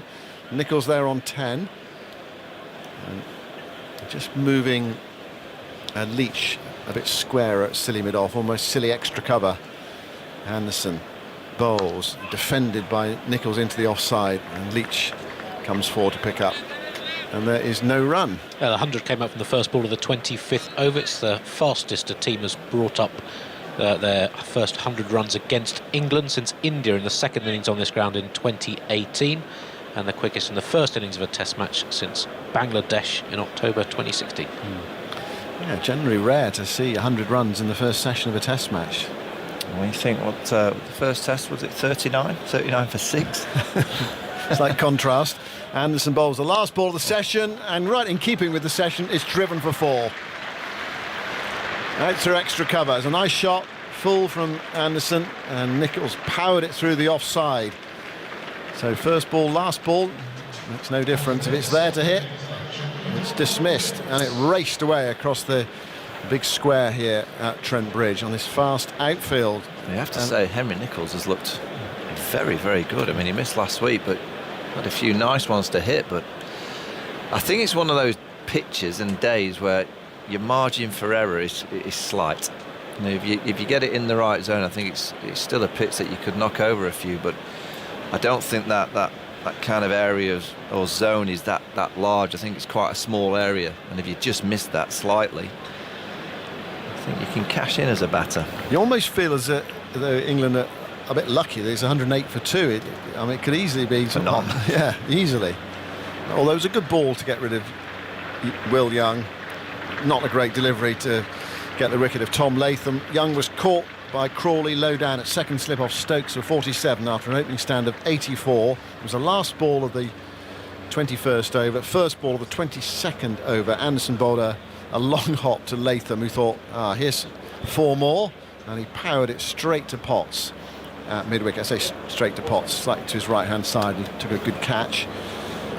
At the break, we have Nicholls on 14, Conway on 10. We've had 26 overs, so good scoring rate, 4 and over rate at 12.3. The bowling figures: Anderson's bowled 9 overs, 3 maidens, 1 for 19. Broad 7 overs, 1 maiden, no wicket for 33. Potts 5 overs, 2 maidens, no wicket for 18. Stokes 4 overs, 1 for 26, and Leach bowled 1 over for 5. Well, I think, when you're in a 3-match series and you go 1-0 down, you're always wary that you have a really bad first session. The next test match, you could easily be almost out of the series pretty much after a game and 1 day of the test series. Well, you'd have to say that New Zealand have responded very well. They've lost the toss, they have been asked to bat, and they play with great control. I think the skipper will be disappointed with his mistake. That was a gift for Jimmy Anderson, but to think they've got 100 runs already on the board, only 2 wickets down, they're back in the series. 1-0 down at Lords, and now after 1 session and real good play and positivity on a pitch that's not doing a great deal, New Zealand surely should fancy batting the day out and score at a decent rate. They should be still there at the close of play with at least over 300. So just break down England's bowling. Who has done what badly? Oh, that's a strong question. I don't think it's easy. It's blustery, so I've got to give them that excuse, but I don't think any of them have bowled well. If they're on, I thought Jimmy Anderson bowled okay to start with, but Jimmy's standards are so high. I think he can bowl better than that. Broad has just not found his rhythm, bowled too many short balls again, hard conditions to bowling. I thought Potts bowled quite nicely, actually. Of all the seams, I thought he looked the most threatening. And the skipper, Ben Stokes, he just seems to bowl bad balls, and then all of a sudden from nowhere he gets a good ball in the right zone and gets the outside edge of Will Young. I think if they're honest with themselves in that dressing room, I'm sure they will be, and I'm sure Brendan McCullum said, all right, come on, let's start again. That wasn't that good. We bowled too many easy balls to hit. Yes, it's not moving. This is Test cricket. It's not like Lords where you have the opposition 39 for 6 and it's relatively quite straightforward. This is one of those days that you look at teams and go, what have you got? Have you got a little bit of ticker? Have you got a bit of fight? Can you get us back in the contest? You can't rely on long hops being hit to mid-wicket. I think England will have to bowl a bit better than that. So Tom Latham, he's sitting in there having his lunch now, whatever, or perhaps he's still got his head in his hands, or head in an ice bucket or something, or just gone out the back for a walk. How is he feeling at lunchtime? Because he was playing so well. He got himself set, got to 26, played some beautiful drives, was playing his defensive game excellently. He was leaving the ball nicely, and then his eyes lit up. It's a shot. He should have smashed it over the top. He should have gone into that stand for 6. I'm afraid that's the game, Simon. Every now and again you just play a shot and think, oh no. But he looked a lot better this week than he did last week. So New Zealand 39 for 6 at lunch at Lords on the first day. Today 108 for 2. They went to 45 for 7. Do you know, actually, we were talking at Lords about being 45 for 7. You can't win a test match from being 45 for 7, and my attention was drawn to an article by Andrew Miller on Cricinfo that, in fact, remarkable actually, that in 1999 test match, the one in which Alex Tudor made his 99 not out, England were 45 for 7 in that test match. Yeah. So how many times do you win a test match when the opposition are 108 for 2 at lunch? For 2 at lunch on day one. Well, that's good luck, Andy. That's one for Andy Zaltzman at lunch. So no lunch for you, Zaltz. I'm looking forward to this interview because I believe Tim Wigmore from the Telegraph is coming on about his new book. Yeah. And I've got that book, and I asked Timothy to sign it for me last week, and he did. He put 2, Michael. Hope you enjoyed the read. I haven't read it yet, but I will. It's got some nice pictures in, so you've probably got a good start there, Michael. Catch you two later. Right, we're going to find out all about it now with Jonathan and Tim. Thanks, Simon, very much. So there we are. A fascinating session, wasn't it? 108 for 2. Nicholls 14. Conway has 10. Looked for a while there as if New Zealand might not lose a wicket at all in that session. But just those 2-in-2 balls that fell. So a lot for England to think about during the course of the lunch break. They're a bit late, actually, so they'll be getting underway just before 1:45 for the second session today. Now, there's a very interesting article on the BBC Sport website. It looks back at the journey that New Zealand has taken to become the World Test champions. It looks at the 5 factors that took a country, the population of just 5 million, to the top of the world game. The article is adapted from a new book. It's called Crickonomics, which seeks to look at the past, the present and the future of cricket through the lens of never explored data. Other themes explored include, why does England rely on private schools for batsmen but not for bowlers? Why are batsmen paid more? Why does the women's game lend itself so much to innovation? And also, how does the weather impact who wins? So I'm joined by the co-author of the book, Tim Wigmore, who won the Wisden Book of the Year for his Cricket 2.0 inside the T20 revolution. And Tim also, of course, writes for the Daily Telegraph. Welcome, Tim. Is your debut on here? I think it might be. Have you been on here before? I've done a couple of things before, I guess. Have you? Good. I think it's the first time I've looked you in the eye. So welcome, anyway. Welcome here. You better explain what Crickonomics is, first of all. I mean, it's a word that not many people might not be familiar with. So it's a new book I've co-written with Stefan Szymański, who some listeners might know as the author of Soccernomics, right. Which did something similar for football, really. So basically using numbers and stories to try and kind of interrogate questions and give us a deeper understanding about the sport. Right. Data is a fairly new thing. How far back can you go when you're exploring these things? You can kind of go a long way back through different prisms. So we've got something on league cricket actually in England, the Lancashire Leagues, and sort of looking at it as the great missed opportunity for the English game, because there was a chance to develop. You had all these fantastic West Indies players, especially, and Indeed. Australians who were playing Lancashire Leagues, and there was the chance to develop a kind of a pyramid system like you have in football, which was rejected, a bit of a sliding doors moment for the game. So we're looking at really cricket on and off the field, and just trying to get a deeper sense of the forces that are driving the game. And it's a lot of England, but also it's a very global book as well in its conception. And do you find answers to every question that you raise? We don't find answers to everything, no, which is part of the fun of it. There were some times we disagreed as well, but I think we've learned a lot in doing it, and some really counterintuitive things as well. So we have a chapter on the revolution in run rates in Test match cricket. Everyone thinks T20 is changing Test cricket, it's changing Test batting. Batsmen are not approaching the game in the same way. But actually, if you look at the surge in run rates, actually happens before T20. It's a surge really caused by first Sri Lanka, actually, under Sanath Jayasuriya. Yes. His approach, they begin to be the first team to really have a spike in their run rates, and then we see that take it to a new level by Steve Waugh's Australia team with Adam Gilchrist and stuff. And actually, since T20, if you look, there's always been no change at all. So it's hard to see an impact actually of T20 or batting approaches in Test cricket, which is probably counterintuitive to what a lot of us would think. It's only what we thought before. Yeah, absolutely. I mean, cricket has adapted so much, hasn't it? I mean, I don't know how many other sports have evolved quite as much as cricket has over the last 120 years or so. Yeah, I mean, I think the greatest myth about cricket is it's a conservative game. And if you look at it, this is not true at all. It's always adapting. And you look at T20, for example, I mean, there's no other sport which has been able to develop a whole new format and has been so successful and as popular as T20. So a lot of other sports are very envious of T20 and how cricket's been able to do that. And for all its challenges at the moment, cricket has 3 distinct international formats.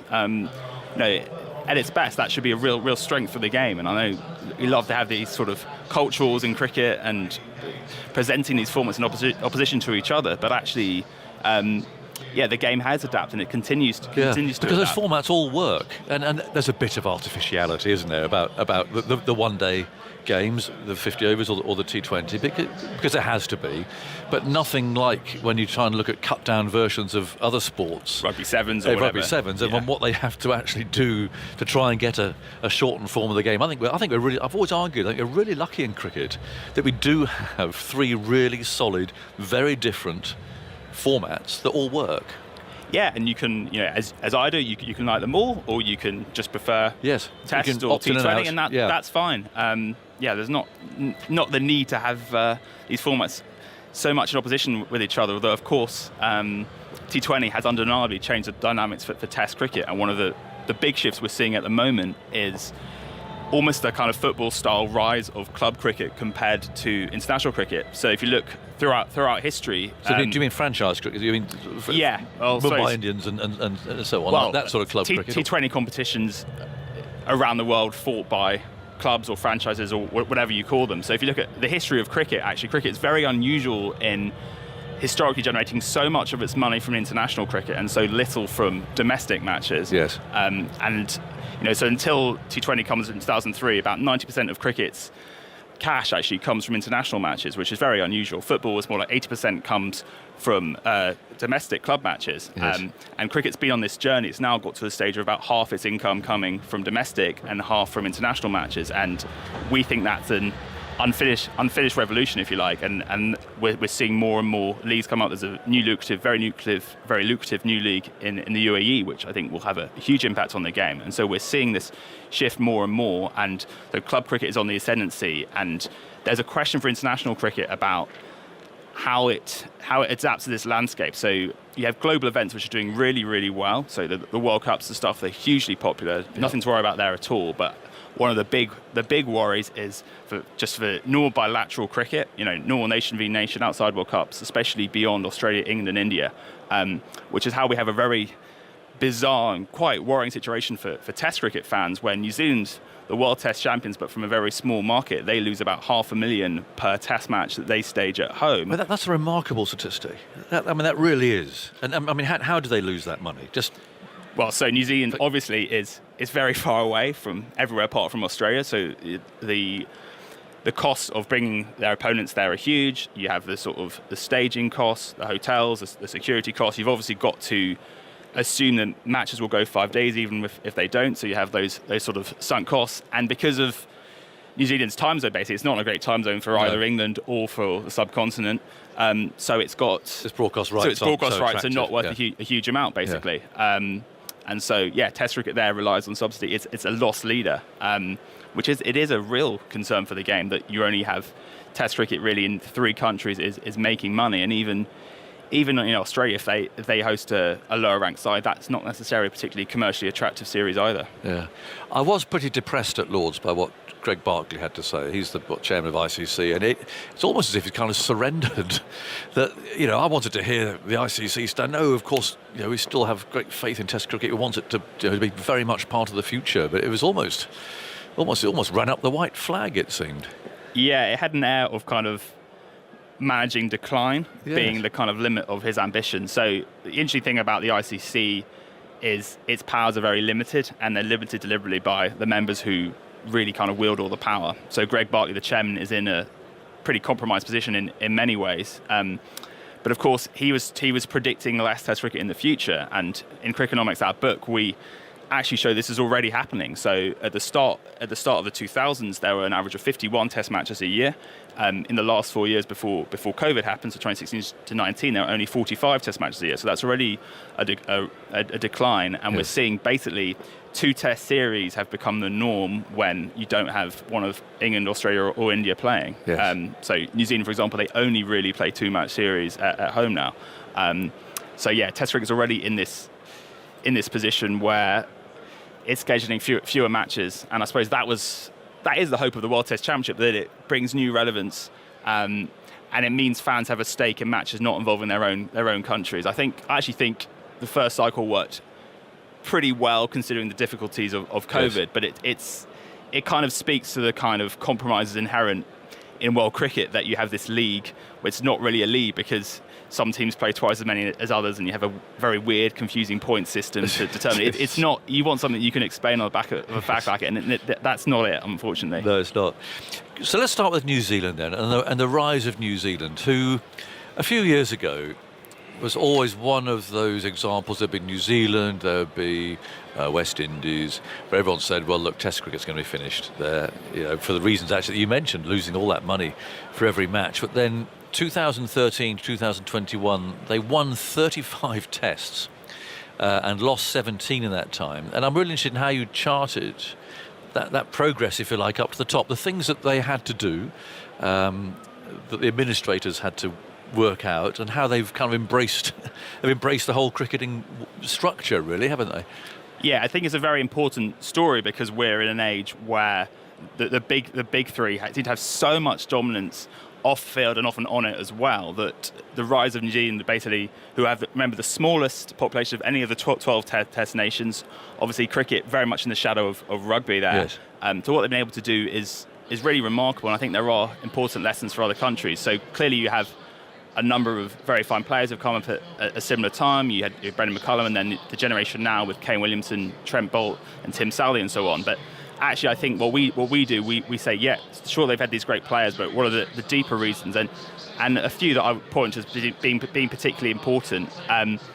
New Zealand, basically, they fix the pitches in the country, which is so fundamental. And we always talk about it in England, we're talking about it yet again now in county cricket and the pitches. So in the early 2000s, the pitches in New Zealand were very, very seam-friendly. Again, not unlike what you see a lot of counties. And New Zealand had one of the lowest first-class averages in any domestic competitions in the world.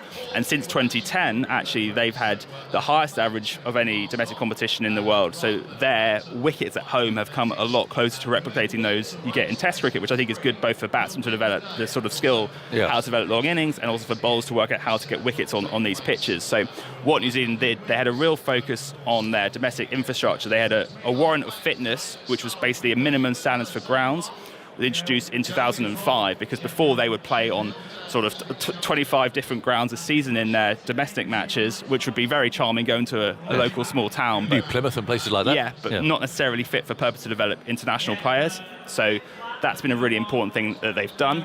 They've also had a real focus on their A-team, which is really, really significant. I think something, again, England could learn from. So the A-team is basically a bridge between your domestic competition and the international game. And they've had a system where they even got the domestic teams to agree to have fewer first-class matches a few years ago in order explicitly to fund extra A-team matches. And I think that speaks to the whole kind of culture there that's very much geared towards the national team being first. So this is very explicit. So you even have New Zealand Cricket pay a portion of each domestic coach's salary, and they're explicitly judged on their ability to develop players for the national team. And it's a very symbiotic relationship.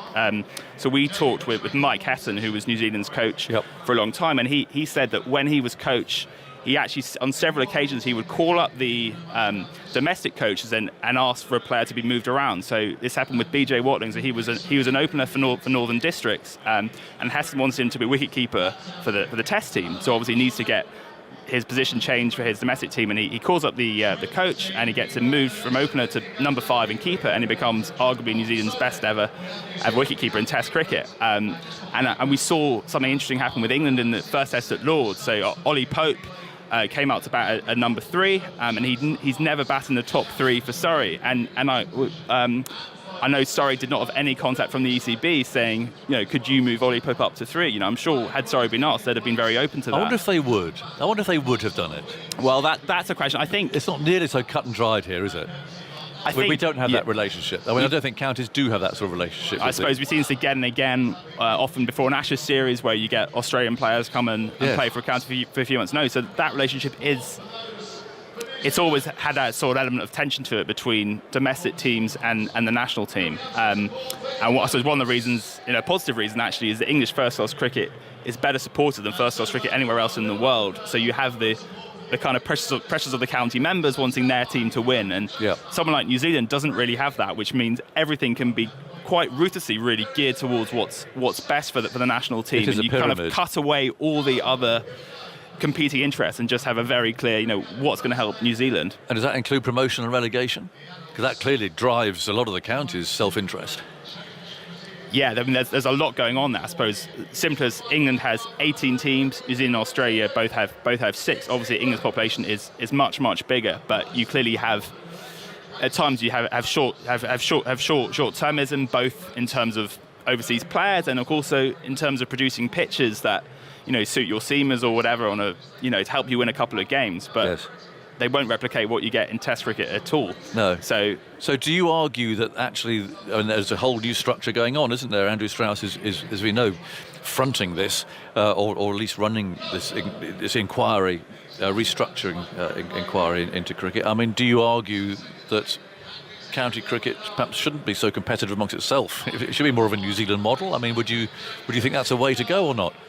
So I think one of the big issues in county cricket is, if you think of like the Premier League football and the Championship in football, if you want to play for England, you have to play in the Premier League. It's not even a conversation. And I think you probably have, I don't know, a third of England's best players would play in Division 2 counties. Yes. We saw Ben Durham. Stokes, Durham, and so by that happening, you're diluting the quality in Div 1, and you'll mean the step up between Division 1 and Test cricket is higher. So that clearly, finding a way to concentrate that talent is a huge thing England should do. And I keep going back to this 80, but it's a massive thing. So you look at India and New Zealand have completely kind of reinvented the way they think about their A-team. So Mohammad Siraj, he played 24 A-team test matches for India before his first test for India, and then within a year for India, he'd bowled India to victories in Australia, England and South Africa. Yeah. So really showing the benefit of that education. And I think the last 10 batters for England to make their debut had at the time only played 18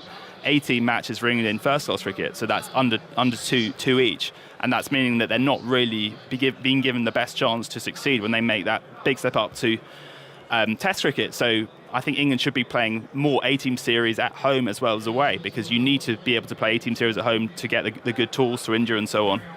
Let's talk about India. I mean, you just can't help but talk about India, can't you? Because, I mean, their position of power in world cricket, I mean, must be all over your book, and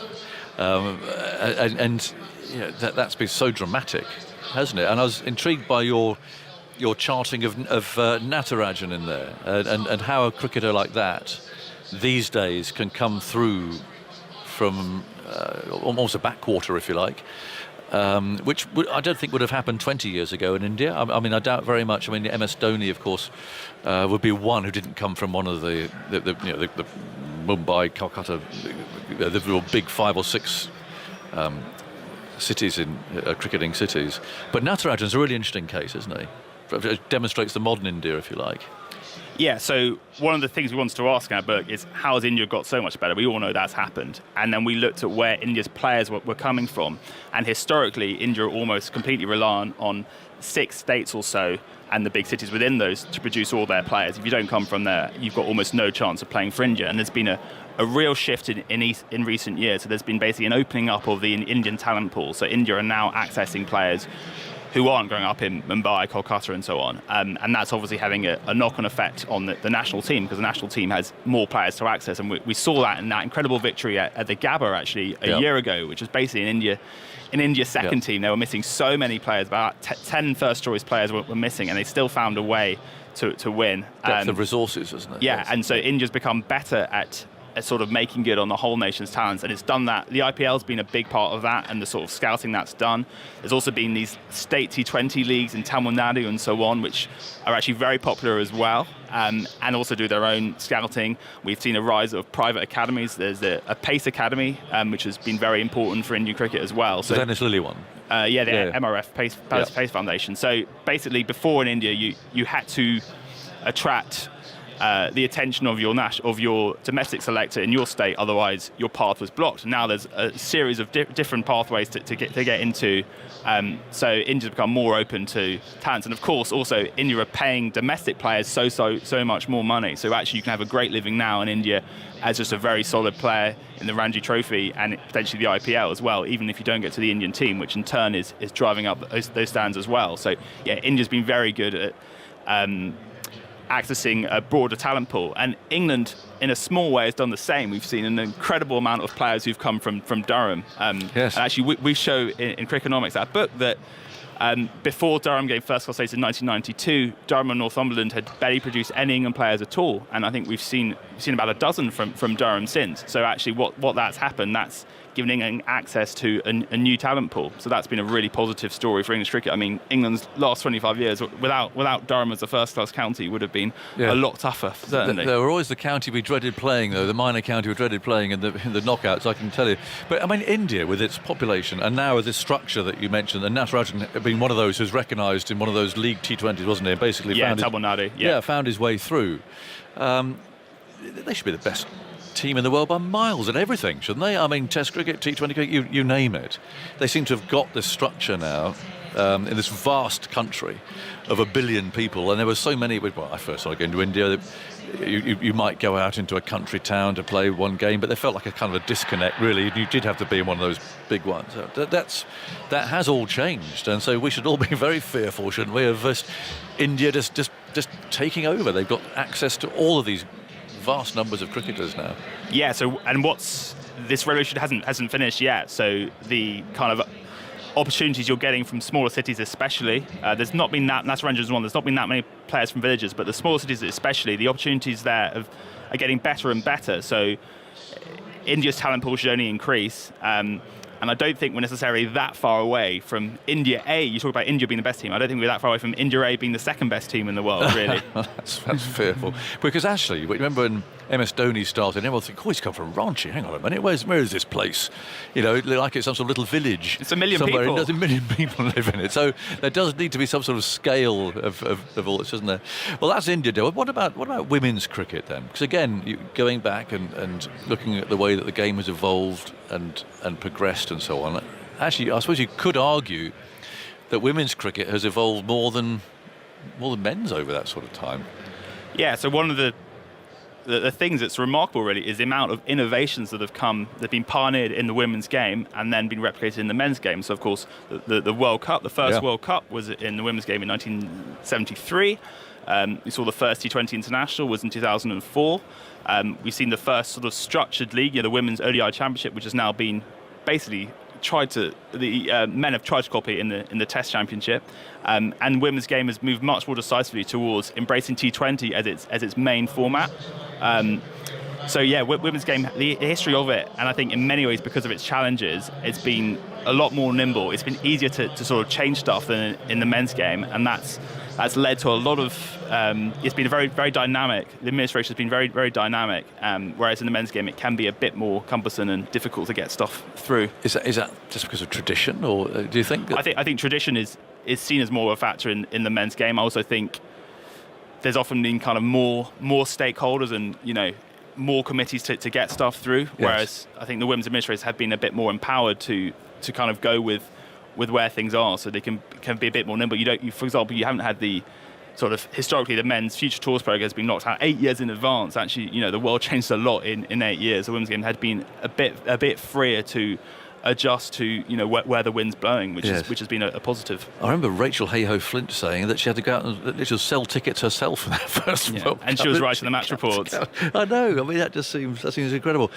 If it keeps progressing as it is at the moment, the women's game, can you see it being self-sufficient? Can you see it driving its own income, generating its own income, and generating through broadcasting rights and so on? Do you think women's cricket will ever get to that size? I mean, in tennis now, the women are paid the same as the men, aren't they? Which that just seems to be a long way away from cricket. That sort of level. Yeah. So the ICC, I think, have an ambition by 2031 for equal prize money in the men's and women's ICC events.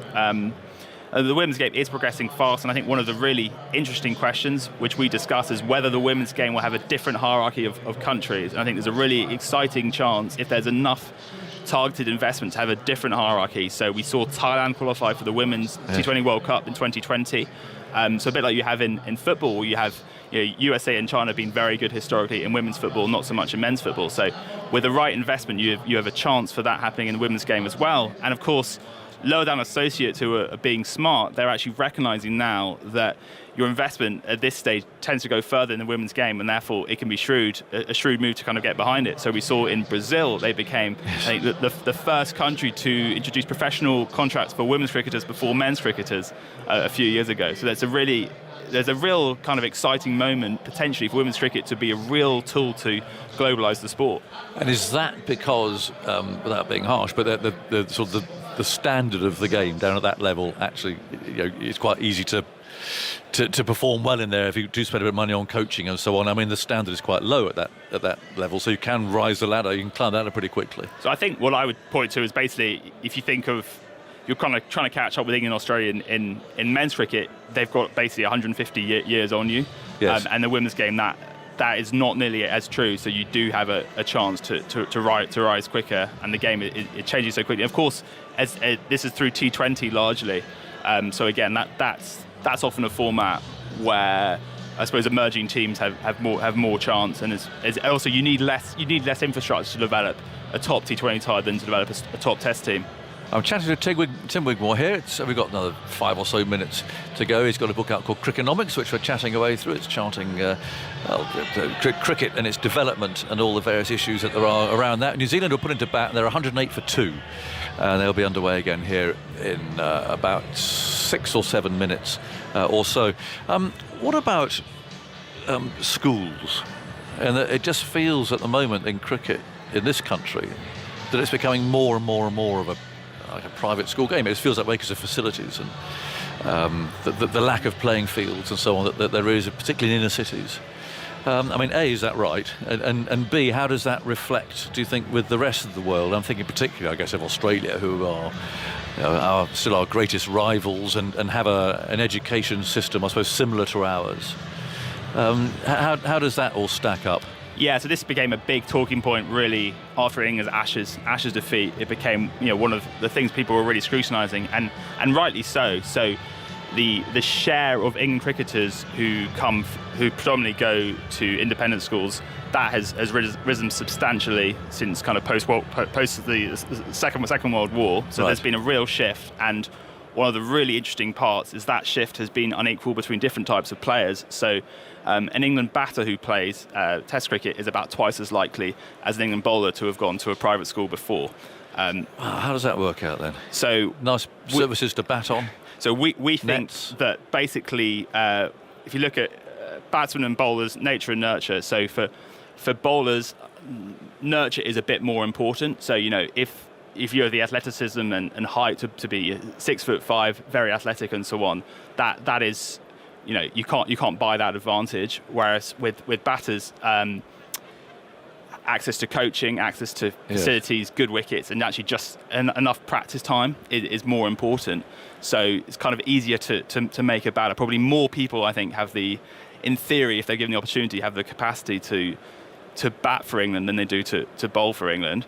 And we're seeing a real, almost an arms race really in terms of facilities at different private schools. So Scarborough College, I know they now have 4 former international cricketers as coaches. So and that you probably traditionally would have 1 cricket pro. Now if you have 3 or 4, so that advantage you get from going to a private school has got bigger. And of course these coaches, as well as being probably very good in their own right, they'll also have friends from the county game and stuff. So if you're talented enough, you're going to be put onto that path as well. I was interested in what you wrote about sort of image of English independent schools and Australian, and that there was, I think, Ed Cowan. You've got Ed Cowan, who said that he felt that it was almost a disadvantage in Australia to come from a private school because you were considered to be a bit of a softie. Whereas, of course, the view here in England is you're very privileged to go to a private school, and you have had probably more opportunity or more chance or likely to be picked because you had that grounding to talk about. Whereas I think Ed Cowan argued that actually you had to really convince the selectors that you're up for it. Yeah, so this is certainly the image, and Australia loves to say how egalitarian Australia is and how unegalitarian England is. But that's the image, and then we looked at the reality, and this really surprised us, probably one of the things that most surprised us. So we found that in the 2010s, 45% of England's Ashes players had gone to private schools, probably quite unsurprising. But then 44% of Australia's Ashes players had also gone to private schools. Okay. So including the captain, of course, the current captain. Yeah, exactly. So Australia is basically relying as much on private schools for players as England are, which would certainly jar with a lot of Aussies. And is that a concern? I mean, it certainly worries me that there isn't the access for school kids to play cricket. Now, I think there's so many kids want to play it. I was walking back from the Oval a couple of years ago to try and find my car and the gasometer, and I heard there's a school playing ground near there, and I thought, they'll be playing football. I could hear all the noise and that you associate with young kids playing sport. And actually, as I approached it, and this is in South London, they were playing cricket. It was quite chaotic. There were about 5 or 6 games going on, but it was September. It was actually in the football season. Yeah, it was in the autumn term, if you like, and they were doing the best they could on a tarmac area. They want to play. They want to play, don't they? So, that reliance on public schools, It's an expensive game too, isn't it? There are lots of barriers at the moment, it seems, to kids to play cricket. Yeah, and even when kids do, often the county pathway system is really set up to protect those from private schools. And one of the worst examples of this is you often get a kind of county under 13 coach who will also do private coaching on the side, and therefore he's subconsciously or otherwise, he will be inclined to favour those who also pay him to do his private coaching as well. Yes. That sort of practice is terrible and really damaging. And we are seeing some of the private schools, they are so desperate to develop players because for them it's a marketing tool as well. And the facilities at these schools are extraordinary. So at Millfield, which has, I think, got a dozen players, a dozen men's players in the first class game at the moment, to give a sense of what they have nets that replicate bouncy conditions at the Wacker and turning conditions in Chennai, as well as normal, in inverted commas, English wickets. That's like the academy in Dubai. It is, yeah. It's ridiculous. And in many ways, the kind of arms race between private schools is akin to the arms race between football academies, but that's between different clubs. Yes. And English between different schools. These schools have got to let kids on there and play, haven't they? That's got to be part of the answer. I mean, the amount of fantastic facilities which are basically just sitting left there, unused wasted for 2 months in the summer. That's outrageous. There's so many things are so hard to fix. There's also a lot of low-hanging fruit. If you can get heads together, you can make a real difference as well. Quick one, Tim, because the bell's gone. This tournament in UAE in January, then, I mean, you talk about it being a real sort of mega tournament. I mean, is this going to be a potentially the straw that breaks the camel's back? I mean, yet another huge T20 tournament luring players away from playing for their countries. So we're seeing IPL owners being they're bankrolling the teams there as well. We've seen that Australia want to avoid scheduling clashes between their ODIs and this tournament in the future. So it's going to be probably the second highest paid tournament for players. It's another step on the road for the kind of the rise of club cricket, which we talk about, and another huge challenge for the international game. Yeah. We'll keep an eye on that. Tim, thank you, Rushdie, for coming in. Tim Wigmore, Crickonomics. Loads and loads to go through in there. Thanks for coming to see us. Tim, and good luck with the book. The sun's shining. It's a lovely afternoon here in Nottingham. Just watching the flags, that wind that we talked about does seem to be getting up a bit, gusting to about 40 miles an hour, I think, at some stages during the course of the afternoon. That's not particularly pleasant to have to bowl in. But England getting in a huddle. They did get a couple of wickets there in successive balls, actually, but not much in the way of rewards there for having put New Zealand into bat first thing this morning. So we've got Messrs Nicholls and Conway coming out to resume their innings. Isha's brought her usual paraphernalia with her. It's not been strewn all around the commentary boxes this time, but hair brushes, lipsticks. Something you don't need. Isha, is no, hairbrush. I've watched with some jealousy your sort of hairdressing studio in the back of the commentary box. No, I don't need it anymore, Isha. Thank you very much indeed. You're going to start us off. Lippy might suit no, yes, thank you. You're going to start it with the commentary with Tuffers. Thanks, Lucas. 108 for 2 then, New Zealand. As you can see the players striding out now. The sun is out here at Trent Bridge. Glorious afternoon here on day one. People returning to their seats, having gone to get a bit of grub. And England, with a couple of decent overs before the lunch interval, just extracting a bit of something in the air, a bit off the pitch. And Anderson and Stokes with their tail up. So maybe with the conditions slightly blustery still, but the ball a little bit older, they might be able to gain some control. Tuffers, we just did a little pitch-side chat with Alistair Cook and Craig McMillan. Cookie wants some consistency from the bowlers. Yes. I think they sort of stuck to their task a bit. Few too many fours, but remember this is this sort of McCullum attacking fields, perhaps, way. But I think you're right, a little bit more consistency, and you're spot on. They did start just getting it to move, didn't they? Ben Stokes was the catalyst for that. It was a little bit expensive, but got the breakthrough. And just came back into the session, didn't they, England? Well, we see Stuart Broad get on one of his rolls. He's just turning his arm over now to Ben Stokes at mid-off. He's going to bowl the first over after lunch from the Ratcliffe Road end. And bowling round the wicket to Devon Conway. 2 left-handers in the middle in Conway and Nicholls. 3 slips and a gully in position then as we will resume play. The massive gap at cover. He wants him to drive. Here comes Broad, pushing away. He bowls to Conway, who does drive, but he looks to play it straighter. It hits the outside edge and finds its way out to deep cover. Stokes tracking the ball down as they scuttle back for a couple. So Conway is away after lunch. He moves to 10, and the score 108 for 2. You can definitely sort of see that McCullum influence, can't you, with a few slightly different field placings. I mean, they do like that sort of deep gully or deep cover point and leave that gap open, and the same with a few leg slips. So there is a little bit of it sort of filtering through to this side. Conway bat waving in the air, back and across, nearly on the pad as he plays the ball to mid-on. Stuart Broad looking to bowl full and on the stumps. Throw comes in, no run. I just wonder if Ben Stokes is holding back a bit from the McCullum theory. He used to have 4 slips and 2 gullies in position. Well, it didn't do too much, did it, really? England got themselves back in the game, actually, because the New Zealanders came out and played positive, didn't they? Yeah. And they were clipping along at just over 4 and over, so perhaps just sitting back. But I do like just leaving gaps open and tempting batsmen. Broad bowls a good length, Conway forwards and defending. Yeah, they're going at 4.18, 1.5 after that ball, runs and over. And I guess at the lunch interval, the key message from England is not to panic, because it's a good track and you get value for your shots. If it gets through the infield, it's 4 written all over it. And previously, it would be proper defensive. There'd be 3 in the ring, wouldn't there? You know, the slips would come down to 2. We still, England have still got 3 slips and that gully, but they've decided just to leave that sort of big cover point area open. It's an enticing gap as Conway drives through that gap now. It scorches along the turf to the boundary in no time.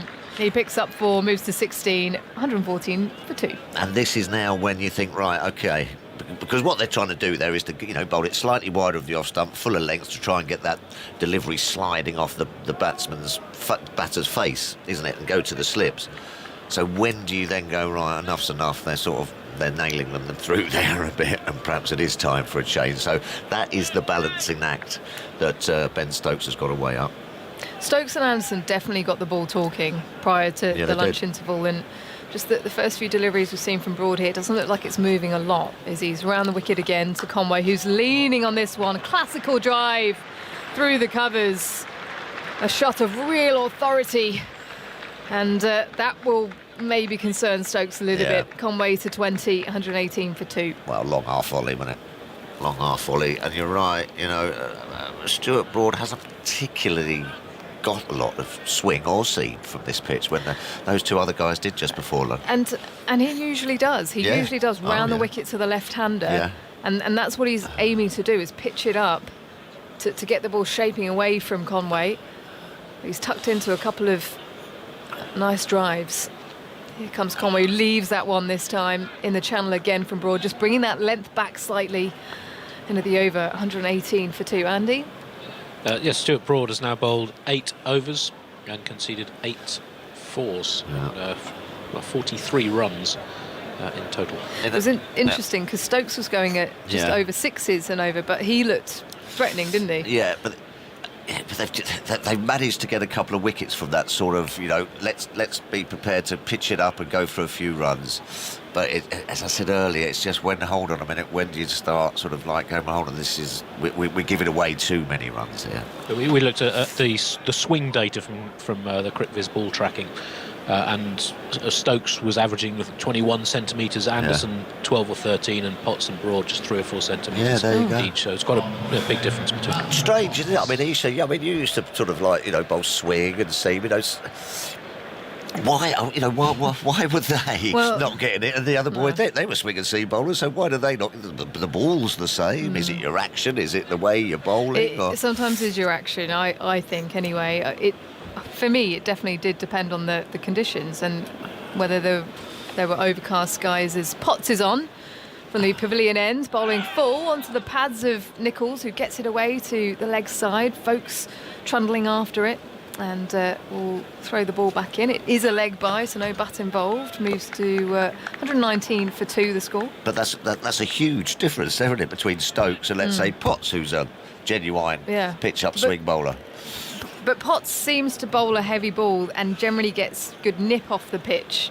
More so than Stokes seems to extract the most swing of any bowler. I think so. With the older ball. Agreed. After 20 overs, I'd Agreed. say. Yeah. Bowled a beautiful spell here against the Aussies in the second innings, as we spoke about earlier.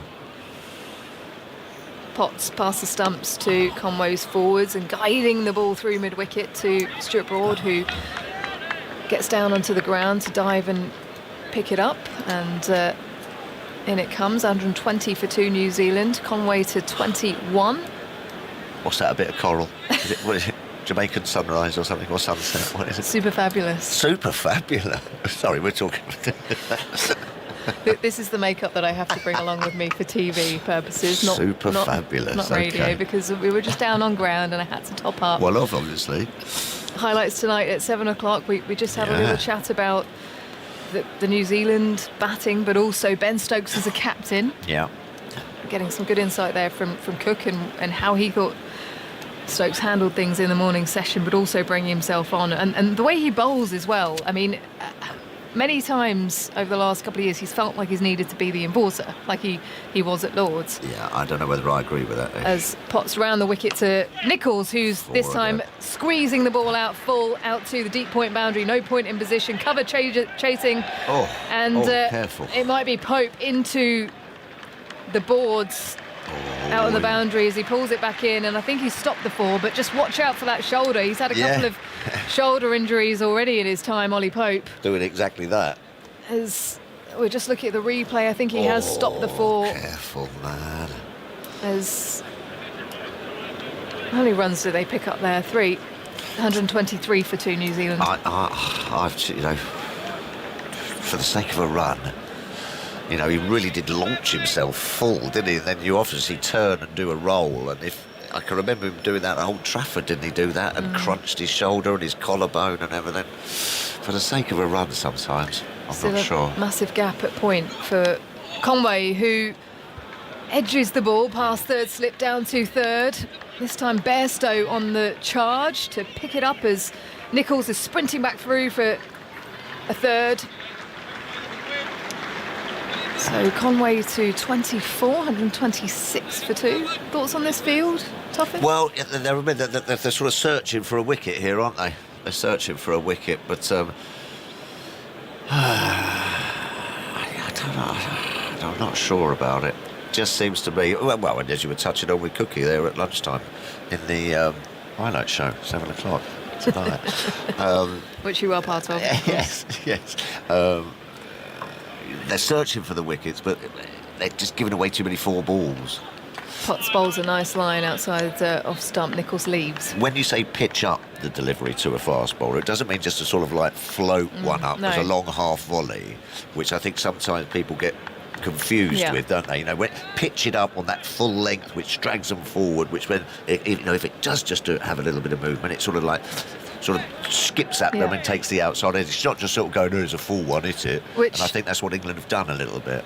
I think Potts is probably the best at pitching it up and getting that ball bouncing as well, as he bowls again now, but it's a good length, back of a length really, to Nicholls, who lets it go. It's a good lead, but he's leaving on length. It goes quite far over the top of off there at the end of the over. 126 for 2. But he's almost left that on that, as you say, he's gone forward to leave it. That's that pitch up length, instead of like, oh, hello, big long half volley and I'll just hit it through, and that's where the gaps. And they have scored quickly, and they have scored a lot of 4s this morning. So I can understand what Cookie's saying. A bit more consistency, perhaps, and just hit that fuller length harder. Difficult, fine, difficult.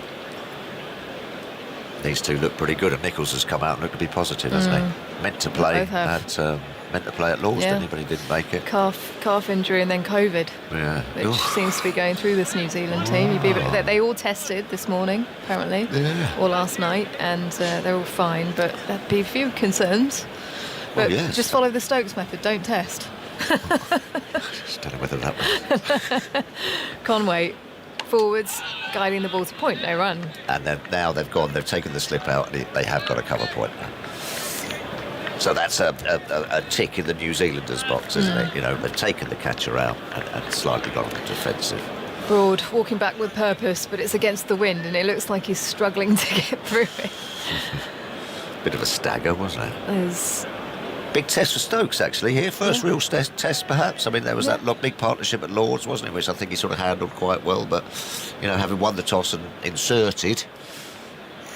Broad, arms pumping round the wicket to Conway, who drives past mid-on. No, Anderson diving to his right, gets that right paw on it as he parries it to Potts at mid-on. They'll come through for 1 in any case. Conway to 25, 127 for 2. Well, I did have a feeling that New Zealand weren't going to bat as poorly as they did at Lords. They would have had a little sit down and had a chat about it all, and they've come out positively. These two very good at the moment. Conway, we saw a lot of him, didn't we? Was it last year or the year before? Batted very well. Run rate 4.48. Yeah. Now, is there a tactic potentially? I see what McCullum Stokes are trying to do here, leave some gaps, try and entice them into drives. But is there another tactic to say, right, well, we just need to maybe dry up these runs a little bit, bring them, pull them back, and then they might do something silly? Yeah, and that is the art of captaincy, isn't it? When do you What start? would you do? I would. I'd just keep going for a little bit, because you get one of these two out and you're feeling you're getting through them, don't you? These are two of their class players. Broad in to Nicholls, who's working the ball to mid-wicket. No run, slightly fuller.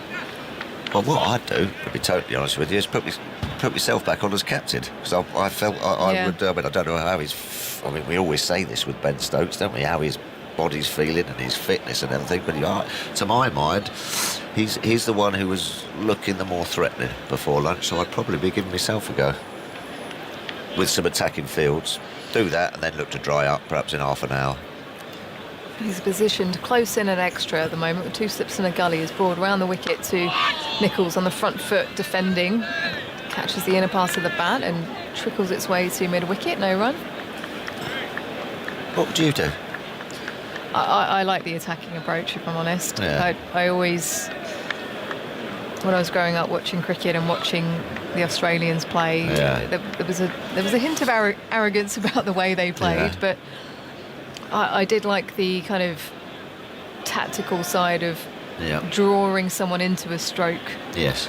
And it's only 127. You know, if they start getting up to 180, then you perhaps start thinking about it. Oh, nearly goes in between bat and pad. Is that one from Broad? I think it just shaped back in. Maybe a bit of nip off the seam, back into the left-hander. And Nicholls uncomfortable. Wobble seam delivery. Yeah, it was almost scrambled seam. It did just nip. Takes a little half a step forward, just rushed him on the nip backer. It's a step forwards for Nicholls as he gets into position. Here he is standing in his crease, gentle crouch as he's forward edge and dropped. Joe Root to his right. In fact, it's Crawley to his right, going across Joe Root. And it was his right hand. I think it hit his hand and fell to ground. So Nicholls on 17, and they've come through for 1. They're just playing at the ball in front of him. Oh, leave it to Joe, don't you? He's gone well across him. He's gone well across first slip there, Crawley. Yeah, it hit him too hard as well. That sort of flew off the outside edge. I'm saying that was first slip's catch. 128 for 2, New Zealand.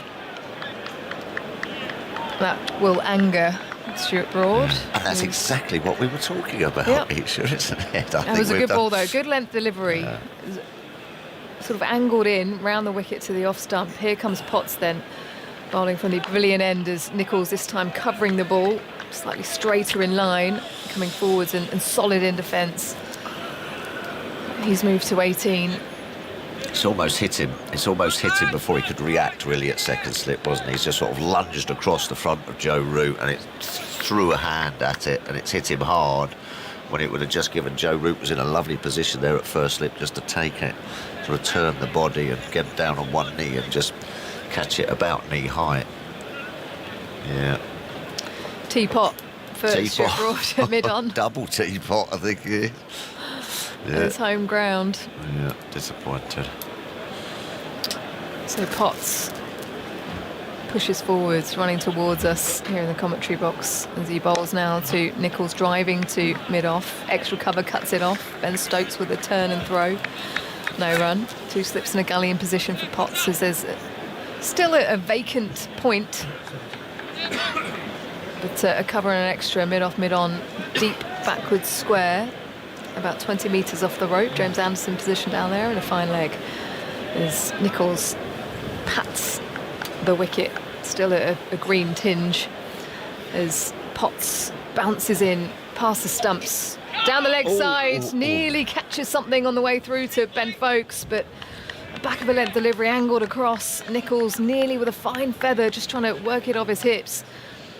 128 for 2 New Zealand. Jess from Grimsby emails, I'm at Trent Bridge with my mum, who in her 60s is attending her first ever cricket match. I hope she's enjoying herself, Jess. Yeah. Dad trying to explain what's happening in between balls. Any tips? Oh, crikey. What, in a nutshell? What about the clock face? Oh, God. No.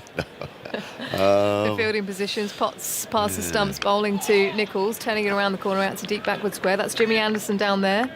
Jess's mum collecting the ball, throwing it into Ben Foakes, who's the wicket keeper, into Joe Root, who's first slip, and just giving the ball a shine. Isn't there a tea towel somewhere about it all, isn't there? When you're in, you're in. And you're Now tossing it to Zach Crawley at second slip. Now throwing it to extra cover. Ben Stokes in position there, and mid-off, that's Jack Leach, as the ball's now back with Matt Potts. Were you just doing that for... Yes, it's not, as Potts bowls left outside the off stump by Conway through to the keeper. Yes. No need to panic, Jess's mum. No. 129 for 2. New Zealand going along nicely at 4.32, but there is something in it for England's bowlers if they get it in the right areas. Yeah. Tips. Oh, crikey.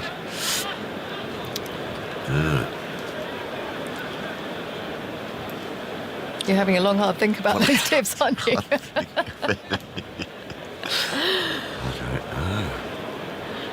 The strongly built Potts bowls to Conway, who's solid as a rock, defending back down the pitch. No run. 30 overs have been bowled, 129 for 2. There's Few some more very words good. from you, There's some Thomas. very. I've got to tip. There's some very good toasted cheese Oh, and yes, tomato we had one of those this morning. Cheese and caramelised onion this morning. That was it. For breakfast. Just round there by the As Radcliffe Road. Simon Mann is going to come in. He might have a few more ideas for you. Hope so. Andy, any tips? Any tips we can pass on from the stats man? Yeah, just... I mean, cricket's not all about the numbers. No. I mean, the numbers Oh, help I've got a paint good the one. picture. I've got a good one, which they always used to say to me when I was playing. Watch the ball. Even though from where you are, it might be a bit... I think just enjoy the day. Enjoy the atmosphere. And see if England can get a few more wickets. Good afternoon, Tuppers. Good afternoon, everyone. Here's Broad around the wicket outside the off stump to Nicholls, who allows that one to go through to Foakes. It is a mystery, our game, though, isn't Wow. it? You sit there and watch and think, well, it's quite nice to try to piece everything together. Why is he or she doing that? I know, You we could be here what for are the they next doing now? month giving tips on the game that we have. Well, the thing is, as well, we come to cricket and we see something new just about every day we come. You know, I've never seen that before. Amazes me. Yeah. Every year. We haven't had... I don't think we've had one yet. Oh, yes, we have. We've had a... did Jack Leach, have we had a... Yeah, concussion. That was the first, wasn't it? His Broad bowling. Oh, it slides on past the edge of Nicholls' bat there. Angling in, leaving him off the surface. Through to Foakes. Broad frustrated not to have got a wicket since lunch. Well, we've seen concussion substitutes at Lords in a test match. Steve Smith, of course, and Abhishek coming. What we haven't is fielding. No. So, yeah, you're right. It never ceases to amaze me every time I turn up. Every year there's some sort of rule thing going on that we need to go ferreting around for. I must write them down in my book, actually, because I mean, so often nice you little forget. Here's Broad bowling. Forward goes Nicholls, smothering the ball back down the onside of the pitch. But you forget those little things that happen in all sorts of games. It could be T20, it could be Championship, or they're whipping up there. Broadie's whipping them up there. Yeah. Trying to get the crowd going. Yeah. On his home ground. He's just got it moving a tad as well. He was a bit gun barrel straight this morning, Stuart Broad, but the odd one is just starting to move off the surface. That's what you could call the book. Things I didn't know about cricket. Volume 38. Yeah, exactly. 129 for 2. Broad, 0 for 44. He's in his 10th over, going in from the Radcliffe Road end to bowl to the left-handed Nicholls. And it's on the pads of Nicholls, turned away. Broad thought that was a straight ball hitting middle stump. They're off for one. They're coming back for the second throw. Comes into the non-striker's end. It's a bit wide. No real chance of a run out there. So back for 2. 131 for 2 in the 31st over. Nicholls to 21. Dropped by Crawley on 17. Boots catch. Yeah. Yeah. We mentioned earlier, I noticed earlier how close they seem to be standing. And he's well forward. I know second slip usually is forward of first slip, but he's quite a long way forward from Joe Root, and it almost hits him before he couldn't get his hand closed. 2 slips in the gully. Nicholls waits. Broad bowls to him now outside the off stump. Nicholls offers the pad, allows it to go through to Folkes.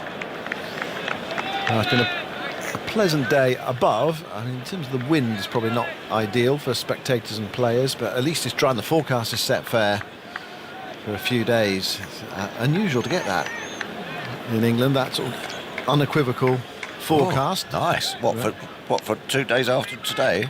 For all 5 days if we need them. Oh, lovely. Yeah. Oh, lovely. That'll be good. 131 for 2. Last ball of Broad's over. Bowls to Nicholls. He goes past the outside edge for a moment. I thought they were going to go up and in the peel. Broad was ready to go up, but it went past the outside edge. It did not clip it. So Nicholls survives. Broad bowling well with the angle, just dropping his length back a bit there. It was with the angle and then moving away from a ball that wasn't that full. It's just got. I was talking to Isha beforehand, actually, that sometimes, as a bowler, you don't quite know why. I think just slight little timing issues, or in your action that you just don't get it moving. It's not given that you're going to move it, or even if the conditions are there. And Stuart Broad has just now hit a bit of a rhythm where he's just started to get a bit of seam movement. Yeah, with the left-handers in there as well, bowling round the wicket, taking it away from them. We've seen him bowl so well to left-handers. Here's Potts bowling, and that's driven beautifully, magnificently by Conway. Does not bother moving after he hit that. Well, we've seen some emphatic stroke play today from New Zealand, but nothing more emphatic than that. Rifled it through extra cover for 4. Shot in the morning. I think he liked it as well. That thing when you whack it or take it right out of the middle of the bat and you do not bother moving. I mean, most batters take a step down the pitch, don't they? But he just stood there. Crunch. Beautiful shot. Yeah. Poise, elegance, balance. Yeah, didn't even bother with that one. Just a little. I think I can play, Potts bowls. Conway leaves a ball wider of off stump. 135 for 2 with that boundary. Conway onto 29. I was just about to tell you how England had staunched the flow of boundaries before that ball was spanked to the boundary. The previous 3 overs, just 5 runs. The previous 19 overs before that, New Zealand had scored 106 at 5.5 and over. Well, it's a lovely shot. Just to disrupt your stats. Keep you on your toes. Sun disappeared behind some high cloud at the moment. Plenty of blue around though. Anderson, Potts bowls. And forward goes Conway there, and just discomforted by that delivery, as if it just nipped a bit. Anyway, he managed to keep it out of his stumps and out of danger, and then helpfully picked it up and handed it to the bowler who followed through. 135 for 2. Every now and again there's one that from the bowling at the far end just nips a bit, bounces a bit. That was inside edge onto the thigh pad of Conway. England 2 slips and a gully and a short extra for Potts bowling to Conway with a man back at deep back with square leg as well. Potts round the wicket bowls, and Conway plays a fiddly push shot at that. Gets enough bat on it to take it out towards Stokes at extra cover, and there's no run. Michael Vaughan is back alongside me, and just to continue, Adam Chapman on Twitter actually, Michael, just to continue our Ray Julian conversation from before lunch. He says, I have half a memory that on retirement, or possibly before, Ray Julian acquired a personalised number plate for his car that was R4LBW. And apparently this is true. It is. He did. There's a short ball, and it's top edge down towards fine leg, and it's gone for 4. Fine of Lees, who's on the boundary away to his left-hand side. Went very quickly off the bat and then skimmed over the rope, went very quickly off this firm and fast outfield. Another boundary. 2 in the over, 139 for 2.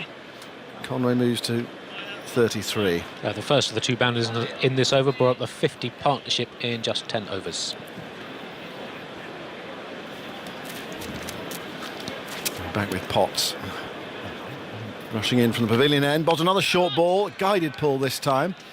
Out towards deep backward square leg. And that fielder I was talking about, who is Jimmy Anderson, who hurls in the return to Folkes. And they are through for a single. So Conway takes the bowling. He's on 34 at the end of the over, 140 for 2. So that registration there, R4LBW. Yeah. That fits. Yeah. That fits for a reg for Ray. Yeah, Ray in favour of LBWs. You were certainly in favour of the LB. Yeah, it didn't really need to be. It didn't really need to be hitting the pad. New Zealand have started nicely since lunch. Stuart Broad, I reckon, has just started to get something going. It's been the best couple of overs that I've seen him bowl in the Test match so far, particularly that last over. The crowd started to cheer. He likes to get the crowd going, does Stuart Broad. This is Broad going into bowl to Conway. Conway, a walking defensive shot into the offside, and there's no run. Here he sent me the article. In 1998, Ray was voted by the county players as umpire of the year. It's remarkable. It was, was it just bowlers voting for that? Well, he did a speech. He says, "I would like to thank all the bowlers who voted for me." And his wife bought him the personalised car number plate, apparently. Megan. Yeah. For his 63rd birthday. Broad bowls to Conway, plays defensively up the onside of the pitch, and there's no run. He's just every now and again, Stuart Broad, getting from around the wicket, the odd ball to just almost leg cut past the left-hander's outside edge. We've had that one opportunity to go down by Zach Crawley. They look very narrow to me, the slip cordon. Crawley next to Root, it just looks too narrow. Such a big, tall chap, Zach Crawley. I reckon he can go a bit wider. He spreads a little bit more ground. Broad, arms pumping, legs pumping, goes in and bowls outside the off stump. Oh, that's a poor shot from Conway. Following it, a ball that was wide of off stump. Went away, yes, but he didn't need to play at it. Past the outside edge through to Folkes. Yeah, here we go. The crowd are getting behind him. He likes this, and it is the best he's bowled so far. There's a few gone past the outside edge. Just seam movement. It's a bit short. There is movement there. Every now and again, it's not every delivery. Broad 41 wickets in Test matches at Trent Bridge in 10 tests before this one. An average of 23.8, which is 4 points lower than his overall average. Broad bowls, edged into the gully on the bounce. That was a good delivery. Must have left the left-hander Conway because he was playing that to the onside. It was a leading edge, and it flew, but it went down into the gully. Really are supporting one of their own. I say one of their own because he started at Leicestershire. Well, he's a semi one, isn't he? I'd say he pretty much is. Three quarters of the way, isn't he? Well, he's standing at the top of his mark, urging the crowd to raise the volume levels, and they respond in the Fox Road stand. Goes in now to bowl to Devon Conway, full, and Conway blocks it back up the onside of the pitch. Nice and solid there, Conway. Broad also walking very purposefully back as well. He's striding back to his mark as if he can't wait to get in for the next delivery. Well, he thrives off the atmosphere, doesn't he, Stuart Broad? That's probably the stage of his career that he needs noise, he needs a bit of a vibe, needs some energy from the crowd. Well, he's been very unfortunate not to take a wicket since lunch. He's beaten the edge, he's found the edge. Conway waits, Broad bowls to him, very full. Conway plays on drive on one leg there. Looks like a pelican. Broad fills up his own bowling. There is no run. Broad at 86 miles an hour for that delivery. 140 for 2. Not especially fast, but probably for Broad a little bit quicker than Yeah, I reckon you might that's- expect. Yeah, I reckon that's his optimum kind of pace, 86, 87. What the most he would bowl at? Well, you don't see him get too many up to 89. I know he has bowled spells in his career at around 88, 90 miles an hour, but I reckon now his average is around 82, 83. So when he gets to 86, 87, you think, yeah, those knees are pumping, or there's a bit of wind behind, or there's a crowd roaring him on. And there's a little bit of a mixture of both. He probably has got a bit of breeze behind him, and he's certainly got a crowd that are getting behind him. Matthew Potts, this is real Test cricket now, isn't it? Last week was almost a bit too easy for him, 7 wickets. But Kane Williamson out twice, and he's now 0 for 35 from 8 here at Trent Bridge. So it's a bit of a reality that Test cricket doesn't always go the way of just getting a wicket every other over. Going to put quite a wide leg slip into Henry Nicholls. So 2 slips and a gully, a fine gully. Quite a, what do you reckon, about a 4th leg slip? Yeah, something like that. Potts bowls, and Nicholls is forward, playing towards extra cover, and there's no run. Potts must be disappointed that Kane Williamson's not playing. After he got him out twice in that Lord's Test match. Twice in 7 balls for no runs. Also got Ajaz Patel out twice without scoring. So Kane Williamson now has to sit in his room, does he, for 5 days? 5 days. Yeah, Sty Select for 5 days apparently, yeah. And he would have been with all the New Zealand players. I mean, he did the press conference yesterday, the media conference yesterday. I think they were at a barbecue last night. Nicholls on 21. Waits for Potts, nudges that away off his hip. Wide of Stokes in that leg gully position. 4th leg slip, something like that. And Anderson comes in from deep back with square leg to pick up. And they're through for 1. 141 for 2. Nicholls moves to 22. Conway there on 34. This morning Latham out for 26 and Young for 47. Another short ball from Anderson getting a wicket. 2 wickets off short balls at Lord's. It's not the way we expect, or come to expect, Jimmy Anderson taking wickets. It really was a long hop though. Potts bowls outside the off stump. Nothing from Conway, who has played it a few out there, but not that one. Just looking to see where this game stands in the fastest scoring first sessions of tests in this country, and it's the joint fastest in the last 44 tests played in England since New Zealand themselves were 123 for 3 at lunch on day 1 at Headingley in 2015. So yeah, unusual to have over 100 runs in first session of day 1. Potts bowls another short ball which is slammed through mid-wicket. Could well be 4. Anderson can't get there. Out towards the newsstand. It's now a bit older. We've been saying that for a while, but Still looks very new. It does, yeah. They sort of clam stand. That's the problem here for the bowlers. If you're not going to whack the pitch quite short, it just sits up beautifully. There's no pace, there's no venom from that length. You've got all the time in the world as a good player to just play that shot. You're not worried about the square leg being back. You just feel that you can smash it anywhere. Tremendous shot by Conway. 145 for 2. Potts went into bowl then and then didn't deliver the ball. Now, did he just lose his run up? Yeah, for a moment I thought he was going to pull up with an injury, but he's walking back to his mark. Now, here's a question then. I do remember a test match in the 70s. This is going back a long way now. I think West Indies made something like 147 for no wicket before lunch on the first day. What is the most that has been scored in the first session of a test match? Potts at the top of his mark by a little pile of sawdust. Bowls short ball again. That's pulled and hit really hard. Timed magnificently by Conway, but he picks out Anderson, who's forward a square on the boundary. One more run to the total. Conway to 39. New Zealand to 146 for 2. Don't tell me you know this off the top of your head. No, I don't. I mean, the data I've got access to, the session stats go back to 2006. So I'll have to bit of digging around. I mean, they used to bowl a lot more overs. Of course, these bowls are 120 plus. I reckon that 05 Edgbaston first morning we might have got a few. Probably about 120, I reckon. That was what, 400 in a day, wasn't it?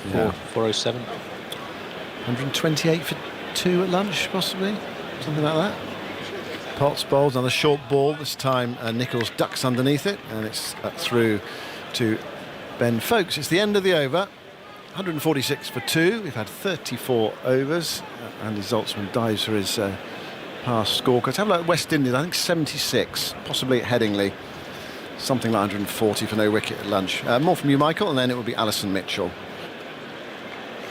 Yeah, I'm just seeing a stat on the screen. I think it's a good one to point out by our friends over at Sky, is that 98% of the deliveries to the left-handers have been around the wicket, so just 2% of the deliveries have come over the wicket.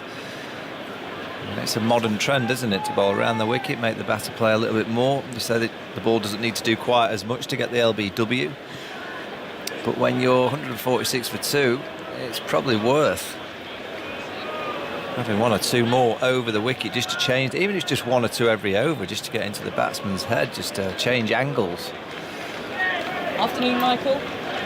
Afternoon, Michael. You pressed the wrong button there, Ali. No, or I just picked up the wrong headset. Broad around the wicket again here, and Conway is dabbling again, just an angled bat outside that off stump. He angles it into the ground towards Stokes, but how Broad hasn't taken a wicket, obviously the drop, but since then he's had balls past the bat. He's found the edge again, but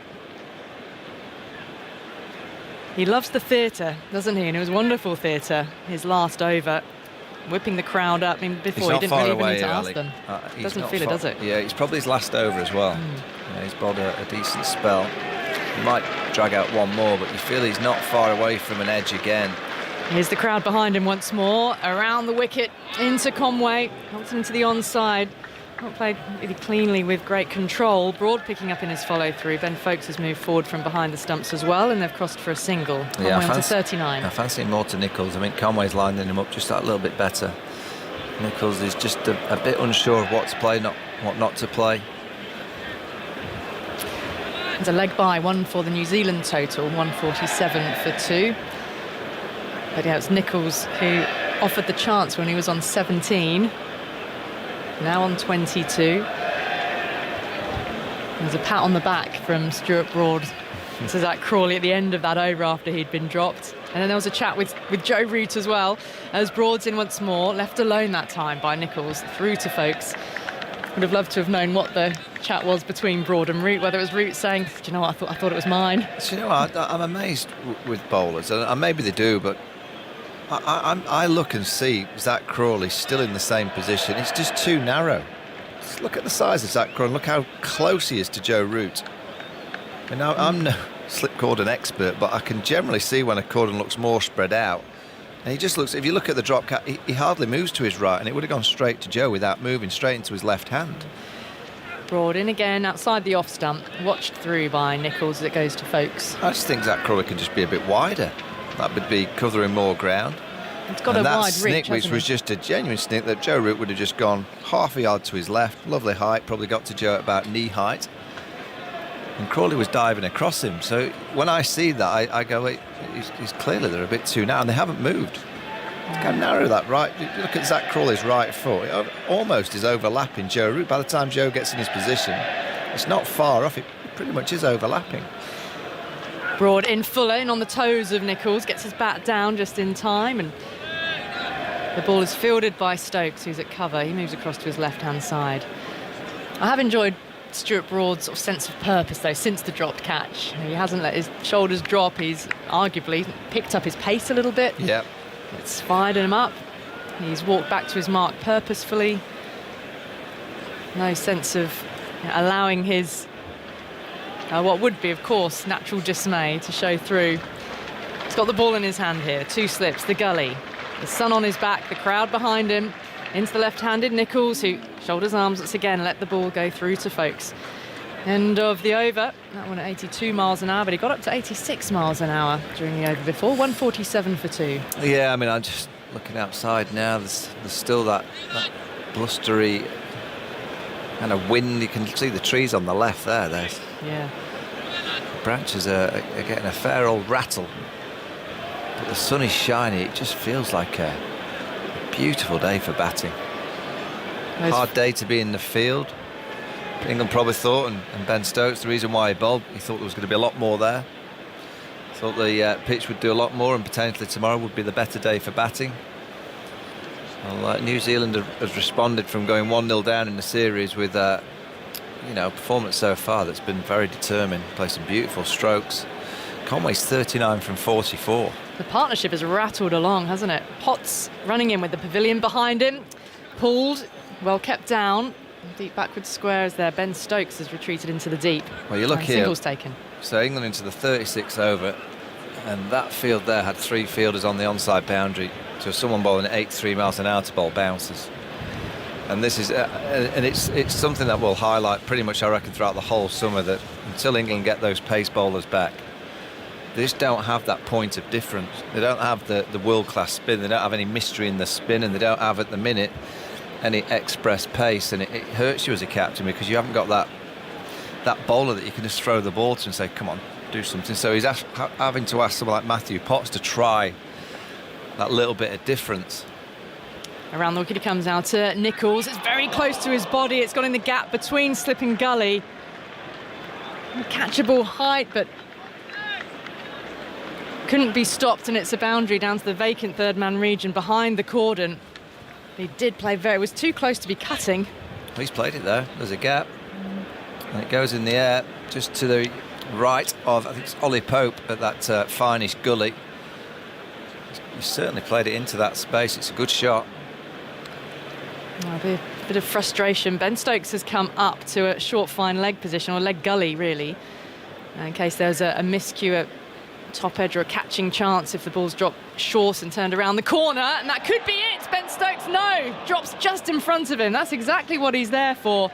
The top edge, the mistimed shots, and it's not going England's way.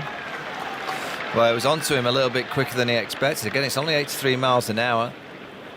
He gets himself in a bit of an awkward position. He presses forward, he doesn't go back.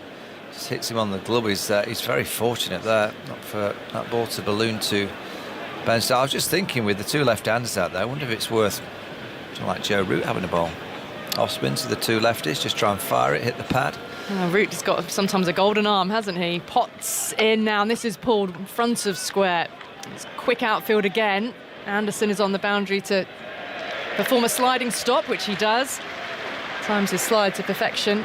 A couple more runs added, 154 for 2. Stokes is warming up his arm again by the looks of it. Well, the problem with this tactic at this pace is that it will leak quite a few runs. That scoreboard, I mean, New Zealand have raced to 154. Partnership's worth 70 now, Michael, as well. I mean, if they bat all day at this rate, they're going to get near on 400, aren't they? Well, that's when the pressure will really come on what is still we have to say, still a fragile England batting lineup.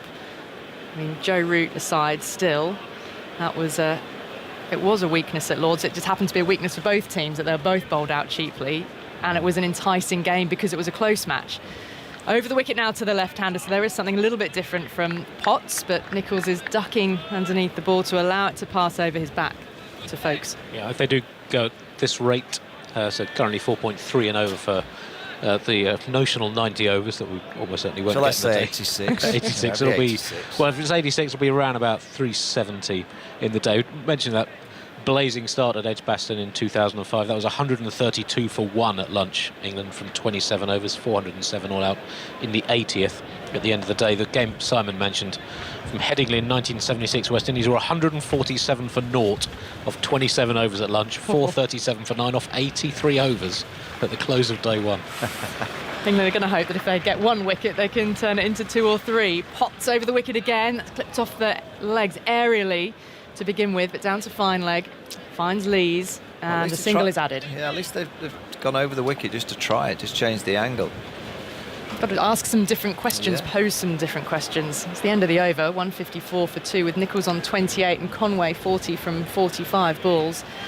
The run rate at lunch was 4.15, and it's increased since the break. And even though Stuart Broad has created a chance, the dropped catch when Nicholls was on 17, and then he's been running in, his knees working like pistons, the crowd getting behind him. The physios, he's run on, and he's not too sure who he's run on for, but I'm not too sure. Who has he run on Stokes? for? Oh, he's come to say hello to Ben. What's he giving him? Well, Stokes is taking over the bowling from Broad. He's got a few magic tablets that have been brought on for Ben Stokes. The physio ran on. He had to ask Ben Folkes, who am I on for? Coming on for. Paid a visit to 2 or 3 players. Who needs a tablet? He's exited down below us rather than running straight back to the pavilion. A broad spell after lunch, 5 overs, none for 14. 10 of those runs in the first of those 5 overs, just 4 from the next 4, including that dropped catch. Well, here's the captain then. He's around the wicket too. The left-hander bowling full. Nichols is driving. Broad's there at mid-off. Tumbles as he fields the ball. Fields it safely. No run. Well, Ben Stokes has been the one bowler who's got the ball swinging. That first ball that he bowled there just swung back into Henry Nichols. He's asking the umpire to look at it again. They're desperate for this ball to get swapped. It's the 3rd or 4th time they've asked for it to be passed through the hoop. It keeps going straight through the gadget. Is there an official name? It's the hoop, the calipers? Calipers, I think they're called, yeah, but it's going straight through. Sorry, Ben, you're going to have to carry on. And they do. Nothing worse than when you're in the field and you've just got this ball that you just feel that just doing nothing for you. Stokes in again, back of a length, pulled around the corner down to fine leg. Fielders there, just the one. 156 for 2. Will it be the same batch of balls, wouldn't it, they used at Lords? I mean, Stewart can't really have any complaints because he was quite happy with the actual ball there. It's more, I mean, we keep talking about it, don't we? The windy conditions. It doesn't feel conducive to the ball swinging. Good batting pitch. Expected it to get better as the match wore on, but no issue at all. That is a full toss. It's reached him. Do you think, below Ali, waist height, a single to deep square? Ali and Andy, do you think, because the teams these days get that much data put in front of them about the week, the pitch, you name it, every number's there. Do you think there is a number that suggests the ball doesn't swing as much when it's so windy, when there's so many miles per hour of wind coming across the ground? Because it doesn't seem to swing as much in my kind of memory. I've got no knowledge of data of this stat that I'm trying to produce. Stokes outside the off stump, left alone. That ball really thudded into Folkes' gloves. But my memory from watching cricket is when it's windy, it doesn't seem to swing as much. Now, surely you would have thought that the England side would have all that data, wind data. Have you got wind data, Andy? I do not have wind data, Michael. Right. Sadly. It does surprise me that Andy doesn't carry around, what is it, an anemometer? Anemometer, yeah. To track the wind speed, various grounds. And we've got a direction. Well, maybe there's a weather vane and there's flags. We can tell where it's coming from. Stokes in again from around the wicket, firing in a little fuller to Nichols. Brings the bat down, defends, no run. Well, I know the data specialists, the cricket visitors of this world, who do so much and add so much with all these numbers and stats that we get. Maybe that's one element of a bit of data that they don't have. When it's over 10 miles an hour of wind. Are they tracking the moisture level of pitches? I don't know. It's a good question, Ali. Nichols on 30, awaits. Stokes is in, fires one in on his toes. In fact, Yorker length, jabs the bat down, no run. Fielded by Pope. I think someone still takes a reading from the pitch every day in terms of moisture count. The ground stuff, surely, I mean, that's their job to be monitoring. Maybe that can be added into the data machine.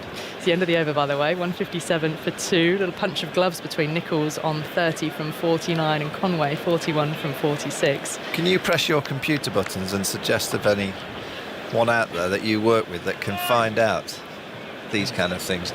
Are they looking into it, Andy? It's all about raising your game, isn't it? And improving all the time. It's key 0.1%. Correct. And you can't judge cricket on numbers alone, can you? But in terms of conditions, it'd be interesting to see the graph of degrees of swing versus wind direction and wind speed. I've never seen it. I reckon Joe Root probably stood at first thinking, why don't we bat today? It feels like a perfect day where a player like Joe Root would have just manipulated the ball. What are you looking at, Andy? What have you found? I put cricket weather statistics in to the search engine. Matt Potts has been replaced by James Anderson. Around the wicket once again to the left-hander, struck on the pad as an appeal. Anderson beseeching the umpire, but it turns into a half-hearted appeal. Well, there was some bat involved, but Anderson has turned and is heading back to his mark. I think it's just going down. It's Paul Rifle, the umpire, straight away. He shakes his head to say not out. Let's have a look round the wicket again. Straight on from that angle. Yeah, it's going down the leg side. It's difficult, isn't it, to get LB when you're slinging it from around to the left-hander, angling it into them. Anderson in again from wide of the crease, outside the off stump, and through to Folkes. The cricket wind speed history. Simon Hughes. The analyst. The analyst. It doesn't swing as much when it's windy because you need stable air to make it swing. Wind disrupts that. It's airflow, isn't it? Yes. Around the ball with the seam acting as the rudder. Thank you very much, Yozza. The rough side and the smooth side. So you would have thought they would have known that at the toss. These cricketers. Here's Anderson, sweatbands on each wrist, round the wicket again, full flick to, corkers it low down at mid-wicket, and that has gone straight into the hands of Matt Potts. Let's see if they give it out here. Let's see what the soft signal is. It's gone straight into him. He's happy with it. Devon Conway says it can't be the second Jimmy Anderson average ball that gets a wicket caught at mid-wicket, surely. Let's see what the soft signal is. It's come out of nowhere, hasn't it? Conway standing in the middle of the pitch with his batting partner Henry Nicholls. Cameras are on the umpires. Well, I think the soft signal is going to be a huge key here. Not out. The soft signal is not out. It felt like a half-hearted celebration. He caught the ball low, then tossed it up. But it wasn't with instantaneous jubilation about what a brilliant low catch I've just taken. Maybe that's in the umpires' minds. I think it bounces up off his fingers, but I reckon it's going to be one of those that looks like it's bounced before. It's quite difficult to see, isn't it? Because on the picture we're looking at as well, you've got the player's shadow just as the ball is approaching the hands, so it's a bit hard to tell. I think it looks to me like it's bounced in his fingers, and I don't think you can tell from that TV screen that you can be guaranteed that it's not touched the turf. And particularly with the soft signal being not out. And as you mentioned, the shadows of that, it makes it that much more difficult for the third umpire to make a decision. Yeah, I'm not getting that clearly. Here's the voice. Have you got any other angles? This is Rod Tucker. Yeah. I don't think you can give it out from those pictures. And if you can't see it clearly, he won't, will he? It's got to be conclusive. I can't even see the ball in that one. he was just been given a side-on view and very blurry picture, so that's not going to help. Can you just go back with that? See, Ray Julian had just give this out. I didn't see the ball. No, it can't be given out. At this stage, I've got no angles to suggest that I'm going against the on-field soft signal. See that? Yeah, it's the best you've got. Okay, well, it's between frames whether it's going. There it is. Okay, yeah, the ball's clearly on the ground there. I've got that. Yep. Okay, thank you. We'll go to the big screen and say not out. Thank you. Well, it's sort of difficult to see. I can understand that umpires. The decision of Rod Tucker. I can also understand the soft signal of the on-field umpire as well, because it wasn't one of those. The appeal wasn't 100% convincing to me. I can understand Matthew Potts feeling that it probably just bounced in his fingers as well. He wouldn't have been 100% sure. And I think that was why, yes, he tossed so the quickly. ball up. But it's the right decision in the end, though, I think. Well, that would have been. I mean, New Zealand would have been kicking themselves because it was Anderson's last dismissal. It was a ball that was pulled straight to Potts at mid-wicket. Conway on 41. Another live here. Was it into the ground, down to fine leg, not in the most convincing fashion. The ball is fielded by Lees and a single is taken. So I reckon the England team, what they need to do when the forecast is wind, they need Simon Hughes with them. They need to call on the analyst. Or they need some pace. Yeah, that helps. Yeah. Interesting, that's a really blustery match I remember, and it was on the 2008 New Zealand tour. It wasn't here at Trent Bridge. I don't think it was a really windy day. I remember it being really windy at Old Trafford that year. Rubbish blustering around the ground. Outside the off stump, a little bit of shape away from Nicholls, but well wide of him, and he's not tempted into a shot. But I can't remember whether... There's a forecast wind tomorrow as well. Well, it's picked up this afternoon, hasn't it? I knew today was a windy forecast. I was having a look at it yesterday, but I'm not too sure what the wind levels on Saturday, Sunday, Andy. When New Zealand are bowling and Southees looking to... It is. You're in charge of all things like that. Anderson from wide of the crease again, left alone by Nichols. Lets it pass through to Folkes. Ends the over, 158 for 2. I just wonder whether that particularly windy match at Old Trafford, where the wickets were taken with swing and seam. Who took the most there? Do you remember that match, Andy? The Ashes. No. It was the New Zealand tour in 2008, the year that Anderson took a hatful of wickets here. But at Old Trafford, I can recall the wind just whipping up rubbish all around the ground. Exceedingly windy test match. I think Ross Taylor got a big 100 in that game from memory. So find the scorecard for it's not boding well, is it, if we find that actually the batters scored a stack of runs and the ball didn't swing there either. Conway's on 42. Stokes pulls out of his run-up and he'll start again. 2 slips in the gully. A larger cloud hovering over the ground at the moment. It's nice and high, but the sun's just dipped behind it as Stokes is in now. Bowls outside the off stump, and Conway takes a stride forward and lets it go through to Folkes. Michael has left, but Alistair Cook is back alongside me. What have you made of this last half hour or so, Alistair? It's hard at yards out there. A chance being created, but not falling England's way. Well, actually, since lunch, sorry. Didn't get ahead of yourself just yet. Very ahead of myself. Since lunch, New Zealand weathered the Broad storm, who came flying in and created some half chances. Stokes in full, driven into the ground and fielded by Potts at extra cover, no run. But my watching, it's just been all action cricket, isn't it? Like Broady hammered away and got the crowd going. At the other end, Potts was leaking at 4, 5, 6 runs and over because he was going short pitch bowling. New Zealand been kind of playing the shots. It's been brilliant cricket, and New Zealand definitely will be happier because whatever England are throwing at, they kind of repel and are still scoring near 4 and over. Partnership worth 74. Stokes to bowl in on the pads from around the wicket. Conway works it up to Anderson at mid-on, no run. Well, I found that game in 2008, Ross Taylor 154 in the first innings.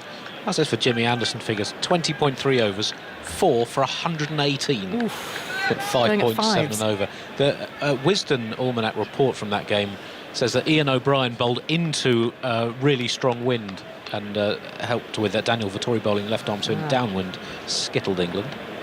Stokes around the wicket again, a little bit of width, looking to cut, chops it into the ground. Conway, fielded by Pope in the gully, no run. Lose the game.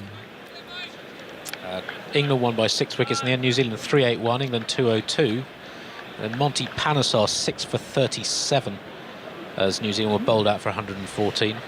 And then England won by 6 wickets, chasing 294 to win. A case for getting a spinner on here. Is that a message from the bowling figures? Strauss 100. Yeah, Strauss 106. Cook a crucial 28. Wow. Well batted.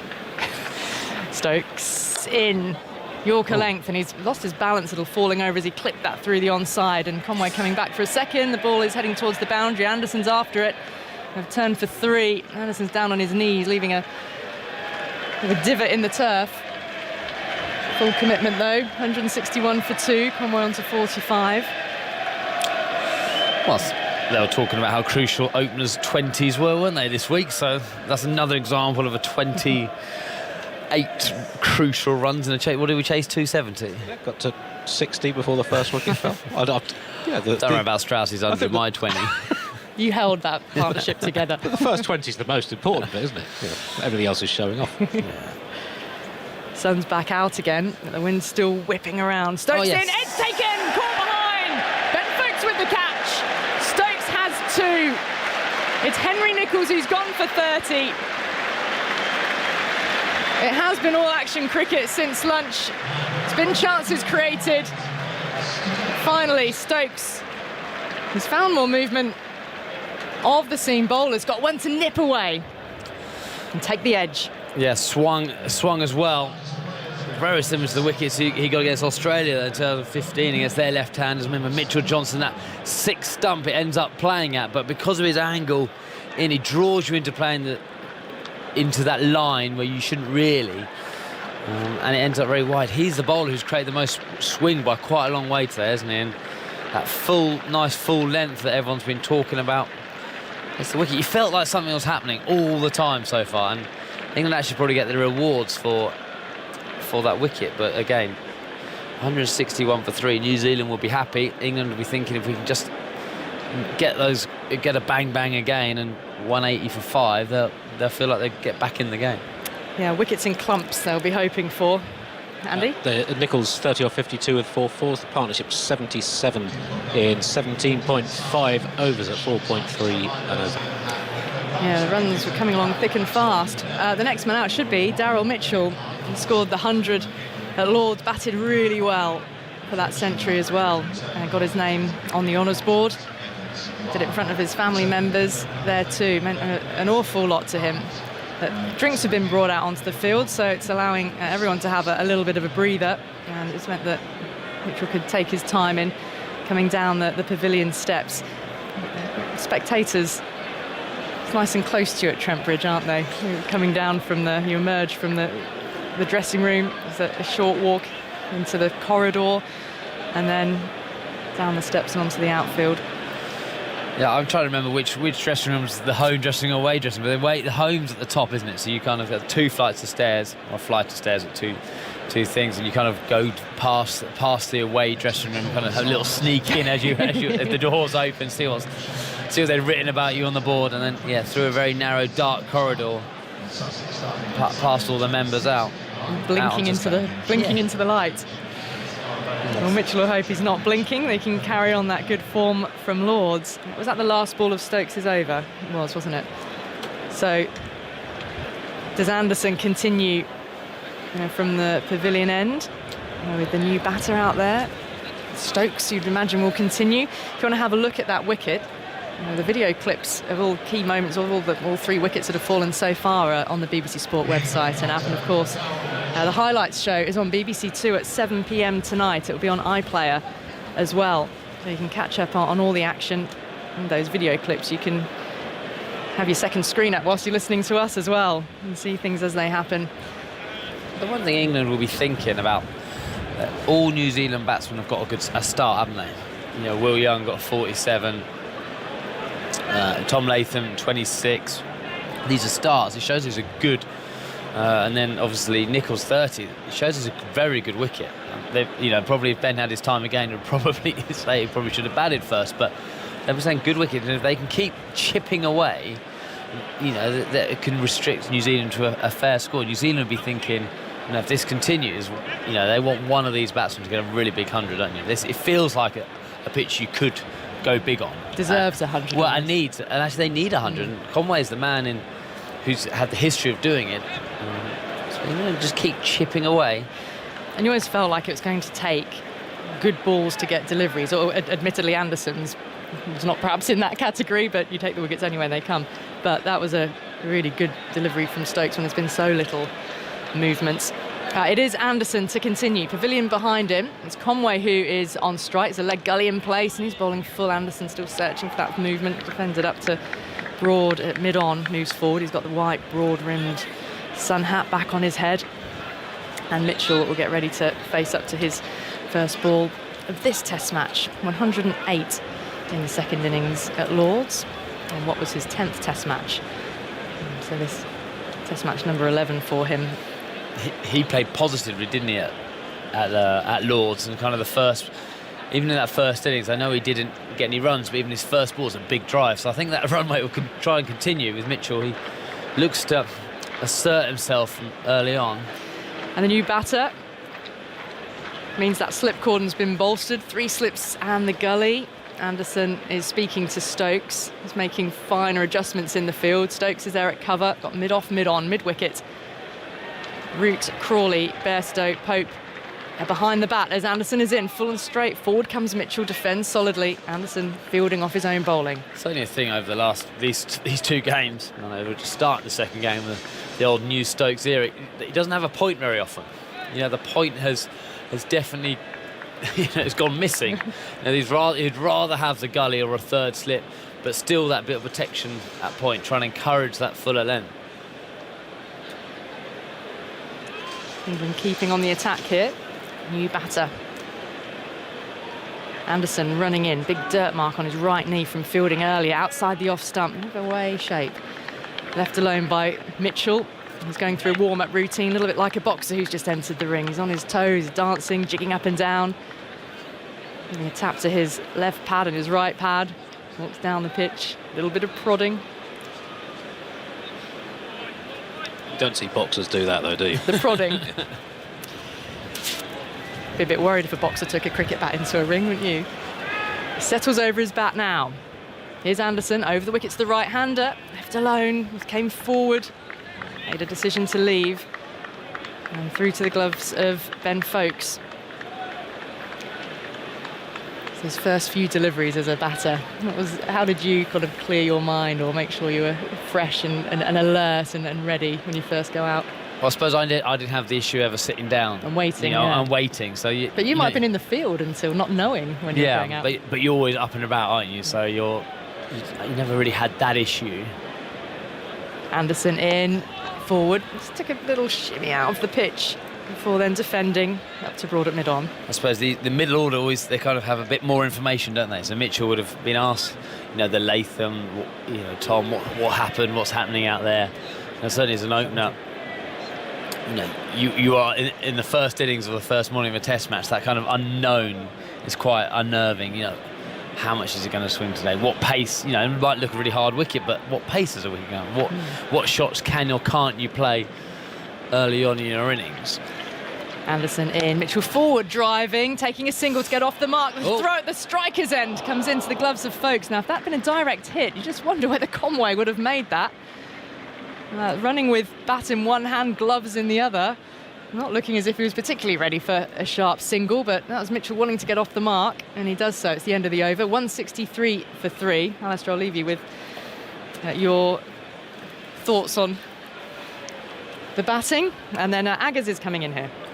Well, there's definitely a single there. It was quite a comfortable single, but Conway, you're absolutely right, Ali, was sitting on his bat handle, not exactly backing up, expecting a single, but you should expect to single the guy on naught.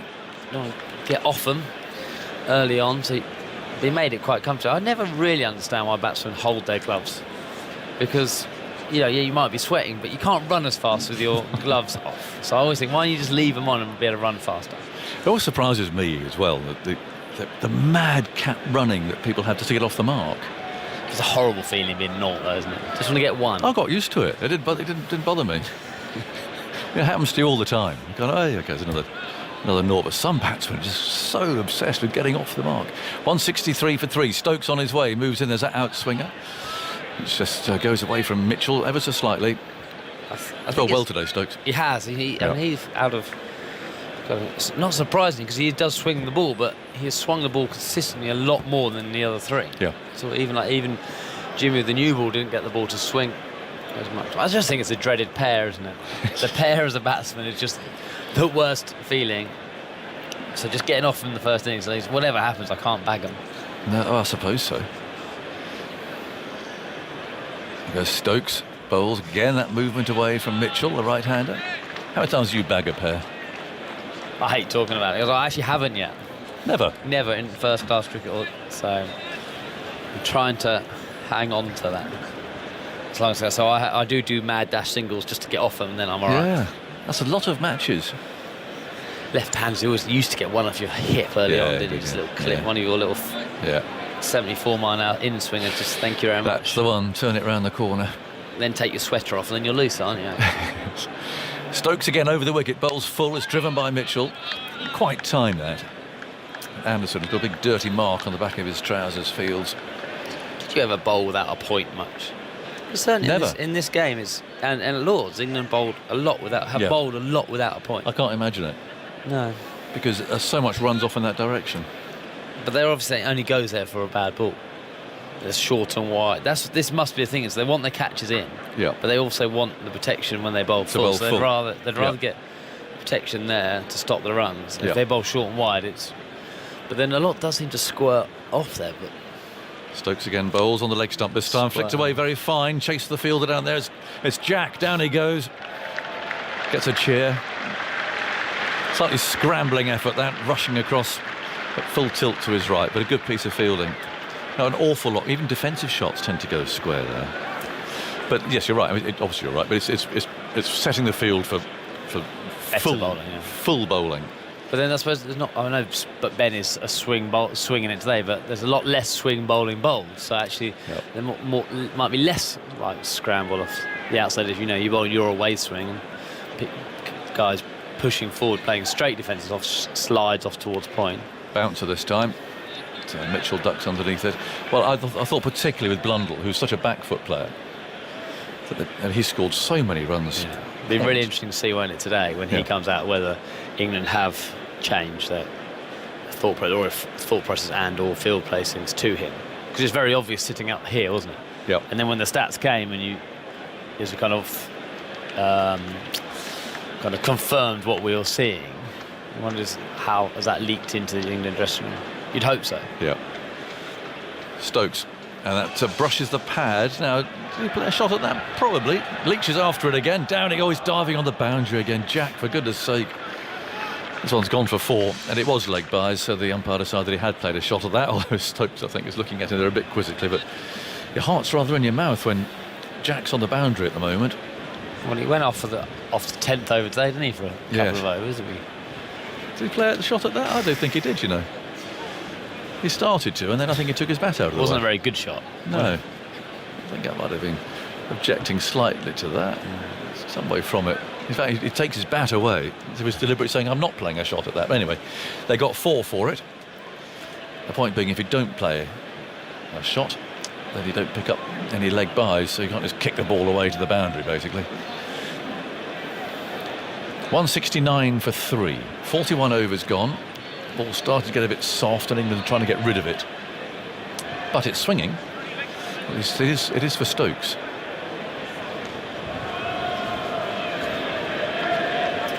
Bairstow coming across to leg slips. There's 2 slips and a gully. There's a leg slip now. There are 2 men out on the leg side boundary. Conway waiting for Anderson from the pavilion end. Comes in and bowls wide of the off stump. There's a little bit of movement away with this breeze again. It's collected by Folkes. It's a gusty wind too. It's up to about 40 miles an hour with a good gust. Flags waving away there on their poles and the trees rocking. Tricky flying weather for you today, if you were out there today or not? I was just looking because the circuit is just over those trees. So on a nice day you'll see lots of little light aeroplanes and helicopters buzzing about, but I think you'll see any today.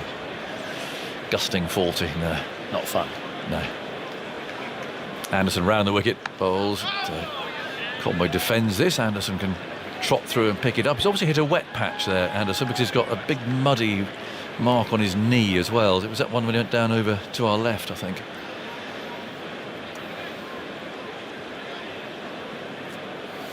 On 69 for 3.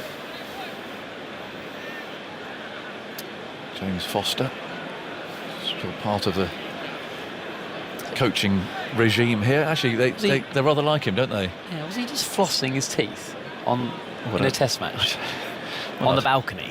I'd hope not. Anderson bowls, and that doubles Conway up and hits him a nasty one there on the inside thigh. That'll tickle him up. He was definitely was he? Yeah. Nice to know they're paying full attention to the game, isn't it?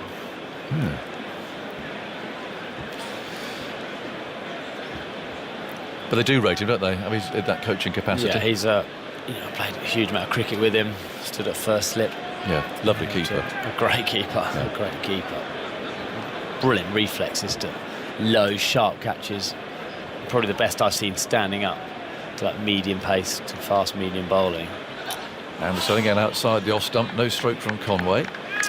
Where would he have batted it in a test team? If he 7.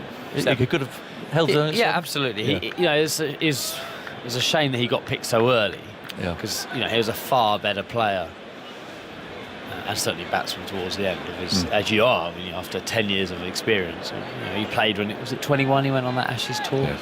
Very young, but he experienced a lot as a player, like not battle demons, but thought theories and thought deeply about it. And I think actually those kind of guys. There's Anderson, and Conway shuffles forward, plays back to the bowler again.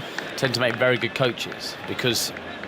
You try loads of. He would have tried not different techniques, but different methods of a certain technique all the time. Certainly batting, and kind of search probably for the golden ticket, which doesn't really exist. But that experience he's got, and I think would be invaluable. And also he's, it's a top bloke. I'm not shouldn't be saying it on the radio because it means I actually like him, but he's a really good person. Anderson round the wicket again at an edge. And Conway's out. Looks a bit inside edge from here. And Anderson has broken through to 169 for 4. And England are fighting back into this game after very much New Zealand's morning. Round the wicket. Just slipped inside. It was an inside edge, and Folkes was there to take it.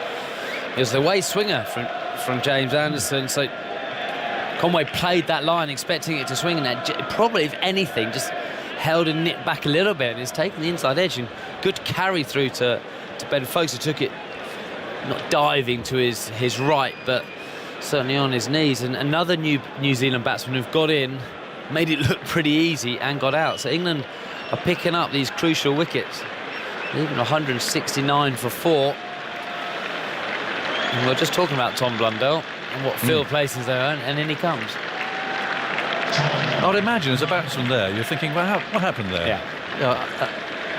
You can get out to any ball, but an inside edge, it's kind of a strange one, isn't it? I mean, you'd be wondering why the ball didn't swing as Anderson intended it to. It definitely nipped. I think it nipped. I know on the highlight on TV you don't see those. It's only he only has to nip as a batsman to not a centimetre. He takes the edge or you miss it. And he's just done enough inside. And as I keep saying, these New Zealand batsmen keep getting in and keep getting out. Shows for England that it's a good wicket, because if it's doing a lot, people don't get in as much. They're just holding their own, aren't they, England? Interesting. 84 for 1, 84 for 2, 161 for 3, 169 for 4. I'll just add 2 on it. That was Jeffries. Yeah, exactly. The was Jeffries thing, but you see how they've fallen in such close proximity. Well, we're talking about quarter centuries earlier on. All 4 of the New Zealand's top 4 have reached 25 without any reaching 50. Mitchell is waiting for Stokes. It's a nice outswinger again. It's that little bit of late movement, but Mitchell's on the front foot, played so well at Lords, of course, scored the only 100 in the game. That's fielded at mid-wicket. That's only the 18th time that's happened in Test history, in almost 2,500 games, that the top 4 have all made 25 without any of them. That's when they've all been out, without any of them reaching 50. Only the 4th time against England, one of which was in the 2nd ever Test back in 1877. The one thing England will be thinking here, they're 2 away from Jameson, and the guy next, Bracewell's on debut. There's Stokes, that's driven by Mitchell to mid-off. Well, I can ask you a question that the TV statistician swerved downstairs. He never swerves, indeed. Sort of swerved, I think. But Bracewell, in terms of cricketing dynasties, you've got your Mohammeds from Pakistan. Bracewell, I think they've got four Test cricketers. How distant a relation, or does it just? Well, can you be? Is it cousins? Stokes bowling, and Mitchell on the front foot plays out to cover. So was Brendan the first? Brendan was quite a slippery, quick bowler in the 80s. Had a few back issues. There's Johns, Doug.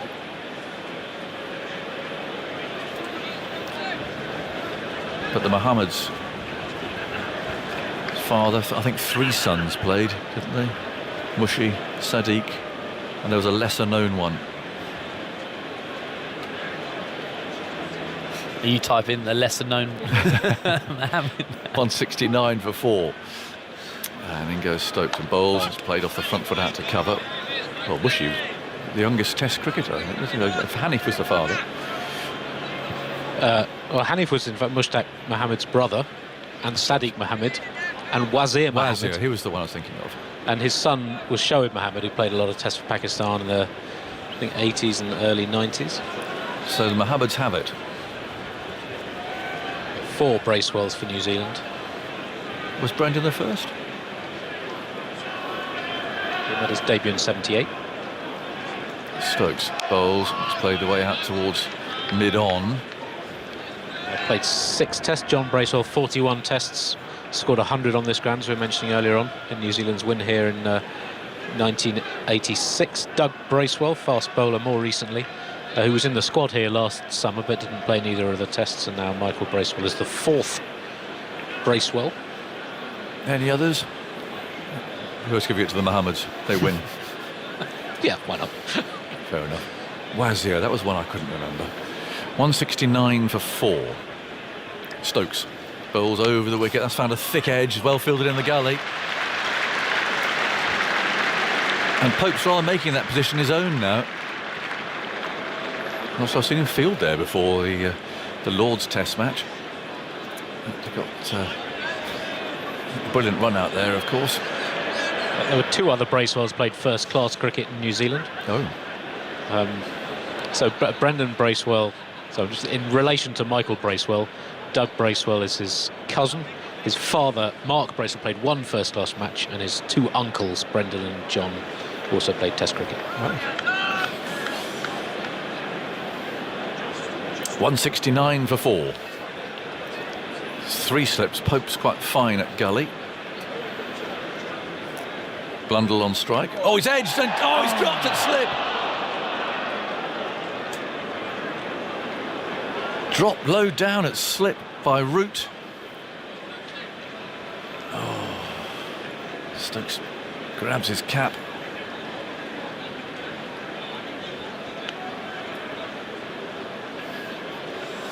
Well, it's a second catch that's gone down. Just swung away a shade. Root had it. It was, what, shin high? It's a beautiful ball, very similar to the ball which you got Mitchell. That Mitchell got out to in the Test match at Lords, defending a swinging ball. It's gone slightly wider this one, Hayden, and you'd expect Joe Root to catch it. I wonder, just died a little bit then because he'd only hit his fingers, hit the bottom of his fingers down. It was Mitchell on strike. Yes, so I thought, did they call a no ball in that over? Yeah. It threw our friends on the screen too, I think. That's why I said Blundell. But it was Mitchell who edged that. It threw me as well, because I thought it was the end of the over. And I suddenly looked up at Ben Stokes. I was like, have I just fallen asleep for an over? You haven't. It caught us all. So Blundell is now on strike. He hasn't faced a ball yet.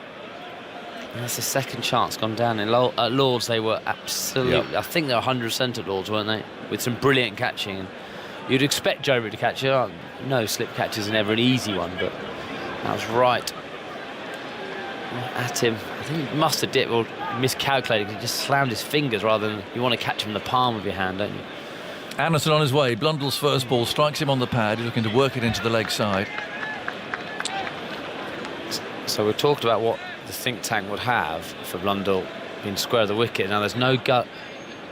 There was a guy. There's a 4 slip. It's a very strange field, actually. There's 4 slips, but a square leg mid wicket and mid on. So it's a 5-4 with 4 slips. A massive gap on where he scores a lot of his runs to the offside. So they've obviously decided we're going to stay away from his strength, stay away from that width and bowl very straight. Looking for LBW, aren't they? I mean, he's a back foot player, and then by bowling straight, they're hoping for a nick. Here's Anderson, moves in bowls. Oh, Blundell lured into playing at that as it moved away outside the off stump.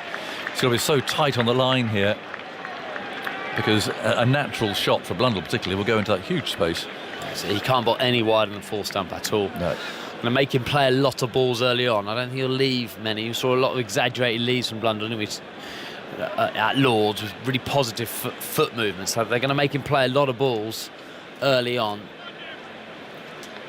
It's amazing how the game has changed, isn't it? Suddenly the pressure reverts to New Zealand now. Anderson moves in bowl. Oh, well, there you go. I'm afraid even the great Jimmy Anderson has given Blundell a gift there with that field full wide of the off stump. He's hit it for 4 through point. That's a square. I like through point. That's a square. That's a square Blundell shot we saw a lot, actually mainly off the back foot. This is off the front foot, but clearly nowhere near the plan. And you know that when James Anderson just turns around before he's even bothered with his follow through, got it wrong. It's not an easy field to bowl to. No. I mean, even for him, you've got to be so accurate. I don't mind the catching mid wicket.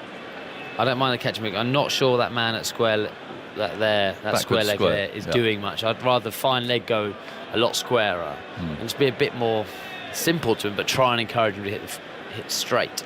Anderson bowls wide of the off stump. This time Blundell has nothing to do with it. 174 for 4. Wonder also whether with the man catching mid-wicket, how much is going to get to Broad actually as well, with the man who's just come in. Was it 0% of his runs were scored between mid-on and mid-off? So you've actually got 3 fielders in that area. Where he doesn't score his runs. Yeah, well, but I don't mind them being in there if you're going to make him hit in there, so you can bowl that a lot fuller than you would say to Mitchell. Yeah. But it's certainly the line to Blundell. You cannot go any wider than full stump. 4 slips waiting. There's a man at short mid-wicket. Anderson on his way now. Bowls over the wicket and he drives him again, this time to mid-off, or just wide of mid-off, really. It's always interesting, though, isn't it? Especially these days, because there is so much data and analysis and so on. When someone does get runs, like Blundell did at Lord's, it's always interesting, I think, to see what happens when the next come out to bat, and what they've done and what they've thought about and the plans that they've devised as a result of seeing him bat for some time. I think we're also seeing that at county cricket now as well, because every ball is streamed. Every ball is there for anyone to watch. Now, obviously, Lancs now have Lancs TV, don't they, on YouTube? I'm sure Surrey do as well. Haven't quite got that at Essex yet. But gone are the days where you could go home and say, "Well, how do you got on?" And you say, "Well, look at CFAC." Yeah, look at CFAC and say, "Well, actually, I got a good ball," or this. Well, actually, you can just look on your phone and see whether you did get a good ball or. Anderson bowls. It just moves away a shade. No stroke offered by Blundell, who's on 4. Mitchell has 3. It's 174 for 4 with half an hour to go until tea. It's been a really interesting day so far. Cookie, some thoughts from you, and then Simon Mann for the next 20 minutes. So that means that batsmen's techniques are there for everyone to see from straight away. So how often you get a guy with a really good first season who ends up having a second season where you don't score as many runs because people have seen you and you work you out. Actually, people can work you out pretty much from your first or second innings now because the data's there. The data is there. Good afternoon, Alistair. Good afternoon, everyone. 174 for 4. Just before you go, I think I'm going to hand over to Jeremy Coney in just a moment. So what's the process that goes on? Let's watch Stokes go into bowl to Mitchell. Mitchell drives powerfully straight to mid-off, and there's no run. So they watch Blundell's innings, and then what's the process that goes on among the backroom staff to then produce a plan for the next game?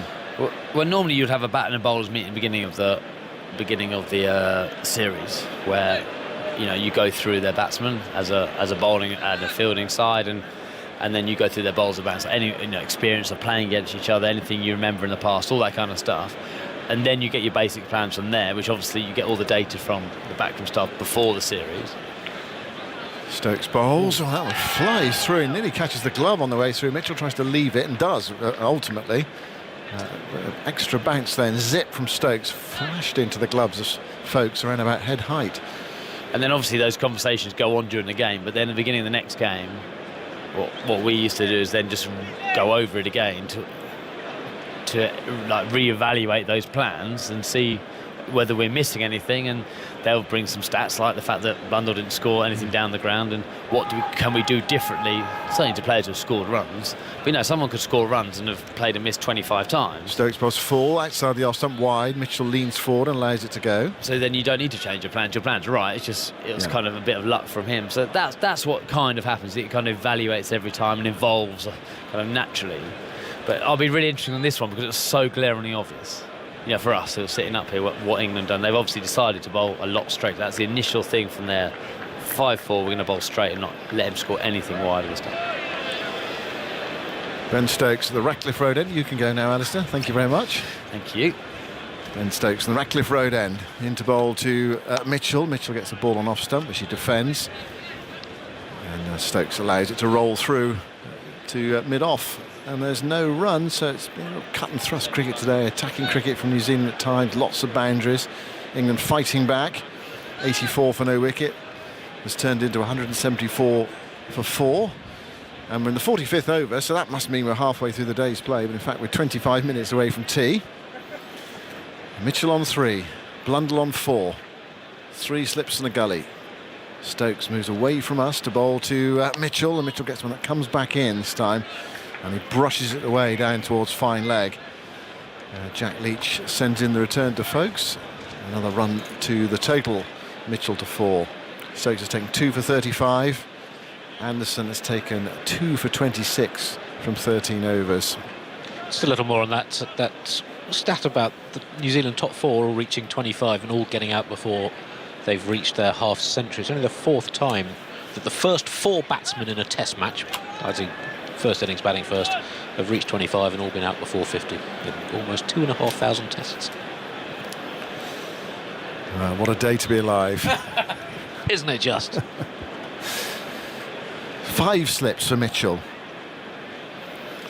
Stokes past the umpire now, up to the stumps for Blundell rather.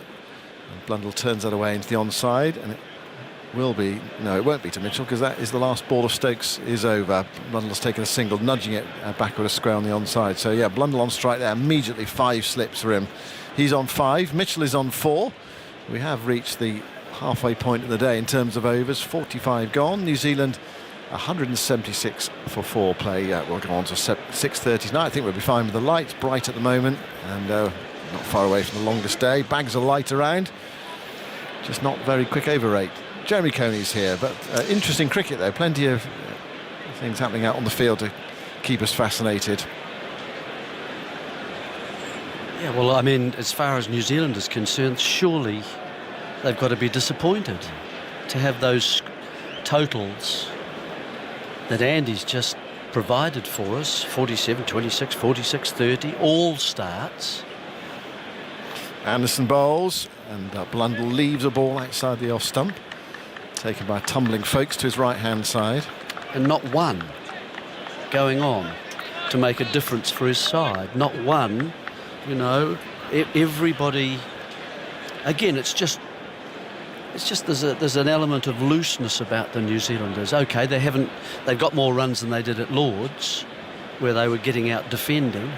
Still lots and lots of errors though. I think you'd think Nicholls and Latham in particular.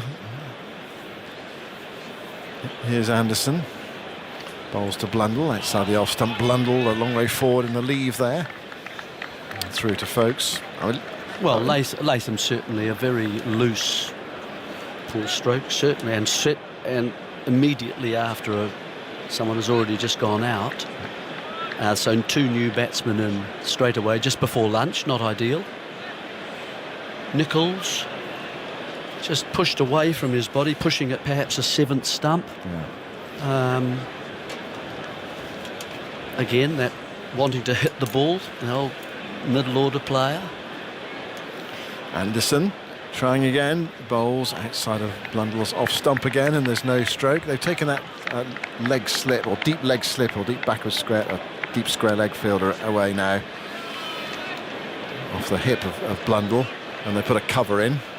One factor has been that the ball has swung more for all 4 of England's seamers in the afternoon session compared with the morning session, so lateral movement through the air has, I guess, continued to pose questions even to. But that's just judgment, Andy. That's judgment where this is not a new concept of the ball moving prior to pitching. Batsmen have got used to it before. Blundell waits for Anderson, who's with him now, angled away down into the gully region. Some in the crowd thought that was a catch, but it definitely bounced in front of Pope away to his right hand side. The Mitchell one was interesting, wasn't it? There's Blundell just playing at about a 7th slip, 7th stump there. Yeah, sorry, carry on. The Mitchell one was interesting, wasn't it? Because he almost looked as he was playing for the ball just to go away. But why would you do that? Because you could leave it. Took the inside edge. Strange one, isn't it? You've asked and answered. Okay, there we question. go. Fair enough. We'll move on. No further questions, Your Honour. Well, So for a New Zealander watching, it is frustrating to have the opportunities to make a mark about the game. Anderson bowls to Blundell. Blundell leaves. Conway that is. I was talking about there. Not Blundell. Blundell's still. I thought the dismissal of Young, I thought there was something about that Stokes was able to create 2 kind of angles. Yeah. And that it came into him slightly and then held its line a bit, and he wasn't sure to play with it or not, and it took an outside edge, and quite a good cop from Crawley at 2nd slip. They haven't been quite so accurate since, have they? The slips. No. Dropped by Root. Really should have been taken. Blundell in behind that delivery from Anderson, running it down into the gully. Picked up by Pope. Maiden over. How many of those have we had today? It felt like we've had lots of them. 10. 5 from Anderson, 3 from Broad, 2 from Potts. Okay. 10 of the 46 overs. Anderson normally bang on target. 2 for 26 from 14 overs. From Anderson. I think it was the Conway one I was I thought again there were two angles for Conway. You think it kept going away from him. I thought the initial movement was away. It drew the bat away to try and hit it, so it was wide, and then it just held its line and took an inside edge. But his bat ended up, for a top player, way out in front, way away from the front pad. So these are just, players that haven't played much, I guess. They're just making basic errors. Stokes goes in for his 10th over, and outside the off stump, bit of a way movement there. Talk about the swing, and he was mentioning just now. Well, I like let it go. Stokes has looked to me to be quite threatening. I mean, he would be a bowler. While you're going to get some offerings from him, he's got the ball to swing, as he did at Lord's, I felt, more than any of the other bowlers. He's bowled in swingers, which seems to be his natural delivery. Now he's bowling out swingers to the right-handed Mitchell. He's had Mitchell dropped by Root low down. That first slip goes in again. Stokes to bowl, and Mitchell edges that one, but into the ground, and it's taken at the third slip by Bairstow. Yeah, I don't know. I felt I didn't see a lot of the Root catch when it was put down. I don't know why the leg went down. Was he trying to stop a run? Did he think it was going to pitch before him? The Root catch off Mitchell. Don't know why he put the leg down. Long barrier almost. Seemed to have it just comes to you, and you stand and hold your balance. Stokes bowls to Mitchell outside the off stump. Mitchell leaves. And what that did was it took his head away from the line of the ball. Yeah. He seemed to have so long to wait. You normally slip, it's nick, bang, isn't it? But you could see it just travelling towards him because he's quite deep. Yeah. And he didn't get the hands down underneath it. It was one of those that it looked regulation, really. You expect to take those nearly every time, really. I mean, you put those down, you really shouldn't be fielding the slip corner. You put them down regularly. But anyway, he's a normally pretty safe slipper. Not today. Stokes bowls again, and a bit of away movement, and Mitchell lets it go. And then, of course, I spoke a little bit about the stance, if you like, at second slip of Crawley, a tall man, just too wide at the base with his feet, so that you need to. It's quite a definite. If you're ready for a very quick athletic movement, and you've got to be balanced, in my opinion, and. It's just too widespread, and then the hands are on the knees, so you spread the unit which needs to go together. 176 for 4. Stokes bowls full. Mitchell drives just to the left of Anderson, gets a single. Anderson dives to his left and stops it, but he ran with the stroke there. Seeing it was Anderson, and Anderson had some ground to make to his left. Anderson's still down. I think he's inspecting his left hand, not ankle or knee or anything like that, but he's still kneeling down at wide mid-off. Now he gets to his feet. One more to Mitchell. New Zealand to 177 for 4. Yeah, so... And that meant, of course, Crawley went late. He always seemed late on the catch, and with one hand rather than two, therefore. Could argue it wasn't his catch, though. Oh, I think it was in between. And you've got to go for So if you see it, you go for it. Too right, you do. Stokes now to Blundell. 5 slips for Blundell, full outside the off stump, tempting the drive. Blundell not to be tempted. It's quite good over that from Stokes, just testing New Zealand right-handers around about off stump, getting the ball to swing away, pitching it up, but not to be tempted, largely speaking. So interesting over. 177 for 4 with about 17 minutes to go until tea on this first day. Blundell 5, Mitchell 5. Blundell seems late to me. He's on the move as the ball. It's not as if he's got there, and he seems moving while the ball is still passing him, and then moving still once it's past him. Almost. Let's just watch in the next over or two when he does play the ball. Even if he's letting it go, the leg is still getting into position. Almost a little bit late. so he's not kind of synced with the delivery of the bowler. It's going to be Anderson to continue from that far end, the pavilion end, into his 15th over. And he sets off again to bowl to Mitchell. And Mitchell's in behind that calmly, playing back up the pitch. Anderson stops it with his boot and then picks it up and begins the walk back to his mark. It's felt like this morning was a bit of a free-for-all, wasn't it? Shots being played here, there and everywhere. This afternoon it's been quite a tense tussle. I think England have played better. I think they've had a few plans and they've been able to attack, players like Conway around about middle and leg, which I thought is a sensible place to attack him, because the foot seems to come across just a little bit too much, and if anything, it impedes the bat pass to get actually access to the ball, so you're getting hit on the pad around that middle and leg.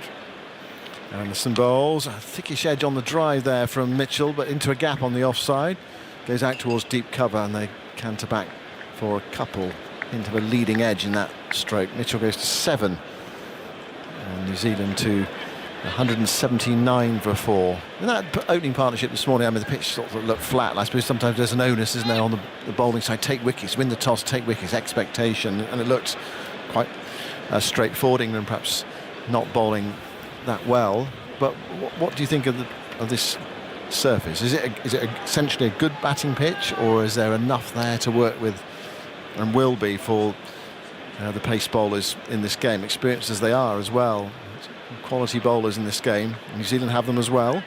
Anderson bowls. Oh, it's a big booming drive from Mitchell over extra cover. Where did that come from? It's gone out towards the extra cover boundary. It's gone for 4.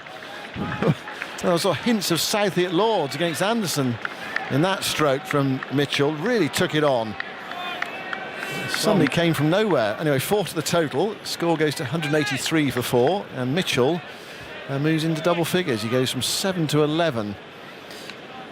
Mitchell did that twice at Lords, didn't he, in 2 deliveries. He tried to launch into Anderson, exactly the same bowler as he's gone at here, with the ball just swinging away from him slightly, and so he's gone hard. There's no one, of course, and square. If it does go, it's going to fly like mad too, so he's kind of following his hunches, if you like. If he gets an edge or an outside middle of the bat, it'll fly like mad.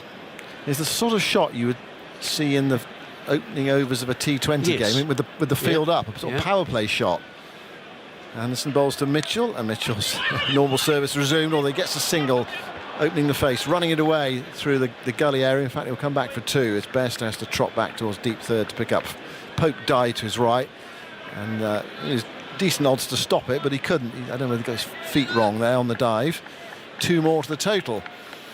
85 for 4. Sorry, Simon, irrespective of all the things that I seem to be finding mistakes, just from my perspective, of course, but it's making for very interesting viewing, isn't it? Once again, this is a bit tighter than perhaps the Lords one, where one side isn't obviously on top.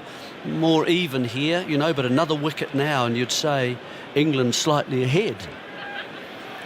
Anderson to Mitchell on 13, and Mitchell edges that and it bounces in front of Bairstow. Gets a nasty bounce there, and he half stops it, and it goes behind him, and Root runs back from slip, and they pick up a single. 186 for 4. Mitchell on to 14. Nothing's happening out there. England making things happen and finding the edge this afternoon with far more regularity than they did this morning. Almost nothing seemed to be happening. That one left him a fraction.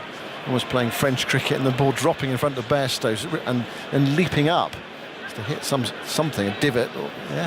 It certainly took off, didn't it? One of those power balls used to have as a kid. You were sort of rubber ball.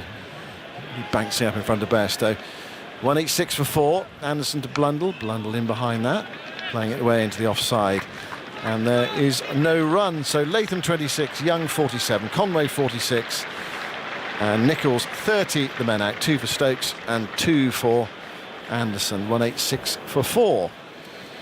Yeah, so while, New Zealand have threatened at times to get a partnership of some substance started, England have come back at them, and so therefore there's no sort of innings-defining partnership yet in this match. And England on the point, in fact, of turning the game around for them.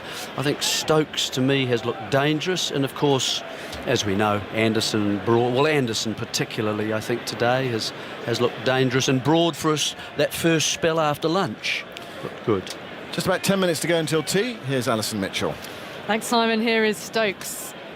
186 for 4. Mitchell on strike, 3 slips and the gully. Stokes in, bowling outside the off stump, fullish length as well, left alone by Mitchell. And it's been an all-action afternoon session, hasn't it? Runs, wickets, dropped catches, missed chances, taken catches. And Folks with 2 of them, one's the inside edge, one's the outside edge. As Nicholls wickets Stokes, Devon Conway took the inside edge, giving Anderson his 648th Test wicket, closing in on the 650 mark. Sunshine, Stokes in over the wicket. It's cut back in a touch to Mitchell. Bat and pad as the ball's fielded in the gully region by Ollie Pope, and there's no run. You're right, Jeremy. New Zealand have had starts.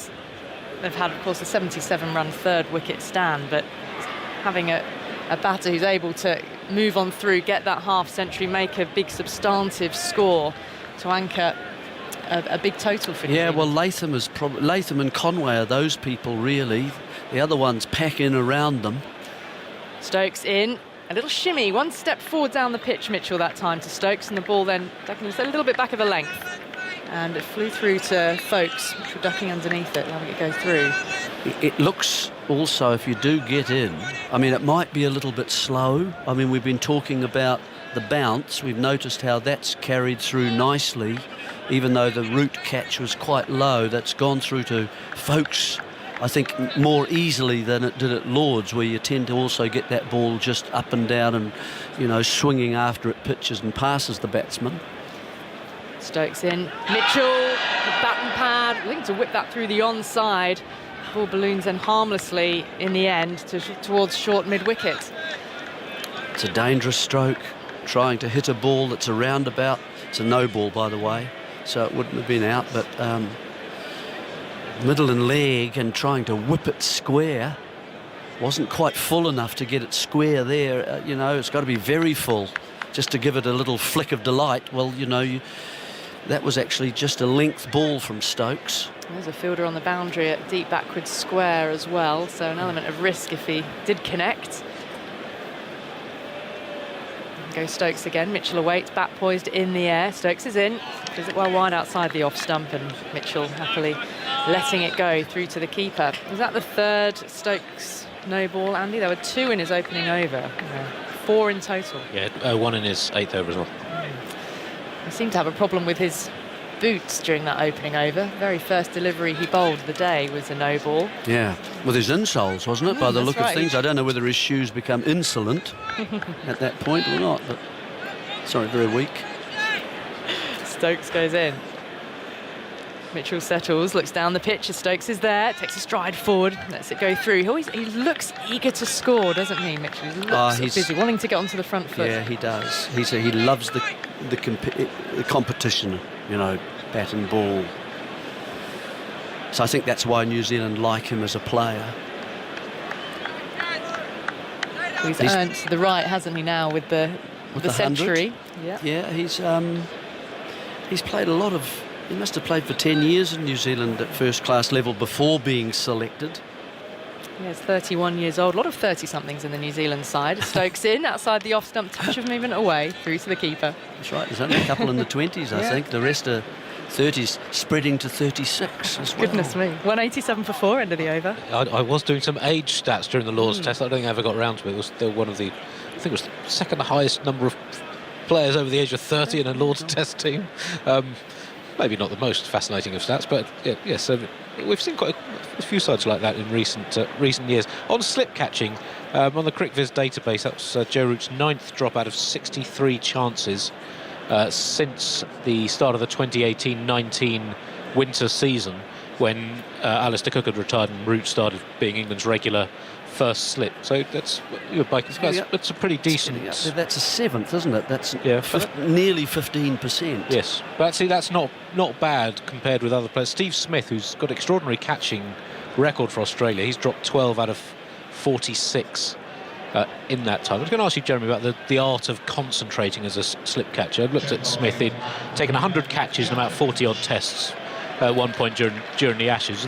The fewest tests any non-keepers had to take 100 catches. Also dropped quite a few. But I worked out that he had one opportunity about every 90 overs of cricket, so basically one a day. So what's the art of concentrating? You've fielded in your career in the slips. What's the art of concentrating when those moments are so rare?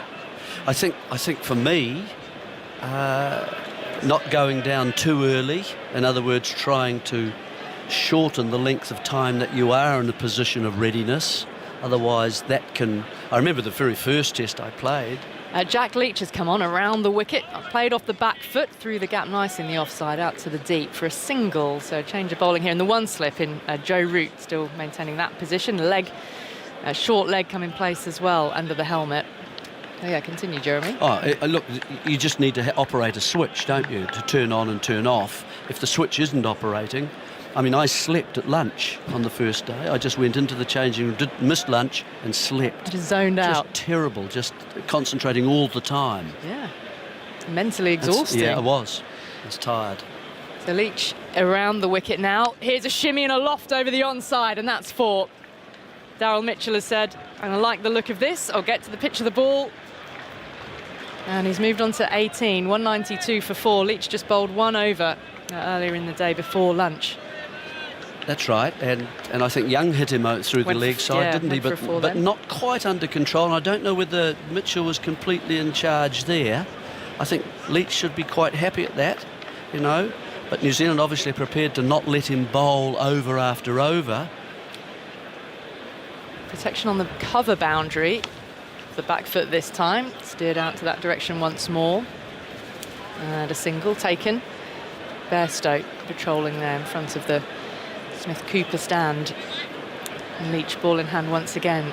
Stuart Broad is at a backward, short third man backward point sort of region. Extra cover in a catching position, mid-off, mid-on, mid-wicket, short leg. And back this time, playing correctly Blundell.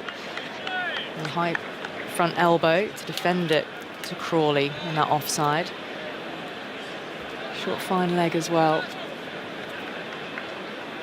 Leach spinning the ball between his fingers, turning it away from the right-hander here. Going back, playing deep in the crease. Blundell defensively steering it out to the offside. Looks to me as if Leach is almost bowling top spinners every ball. If you look at the way he's rolling the ball, it's very much as if the seam is coming straight towards the batsman. He almost leans over slightly on delivery, as if, again, holding that seam very straight towards the batsman, as if he can get a wee bit more bounce. Just ask Bairstow to come up that offside. It's Bairstow there, he's fielding at cover, almost inviting Blundell to hit him over the top of the last ball of the over. He declines. It's 193 for 4, Mitchell 19 and Blundell on 6. I mean, his role here, we've had 50 overs now of the match, and it's the first day, and I mean, you can't expect Leach to come on. He's not a big turner really, or known as. I haven't seen him really turn the cricket ball. It's not. And left armers, I think, generally tend to be more accurate, and so they're a holding kind of spinner more. And Leach, that's how I would refer to him. And so therefore he's going to try and allow Stokes to use his faster men from the other end. That seems to be the way, and certainly Trent Bridge hasn't been a happy hunting ground for spinners. No, and Stokes is in now into Mitchell.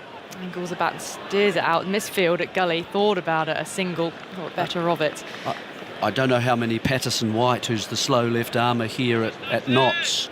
I don't think there's been all that many county matches here, maybe 3 or perhaps even 4. I don't know that Notts have played at home, but I wouldn't think he'd have, not dominated. I don't think he'd have 10 wickets. I think he might have maybe more like 5, 6. that would be Leach's one over before the tea break. And they'll be used in the evening session as Stokes is in. Middle stump turned down to fine leg.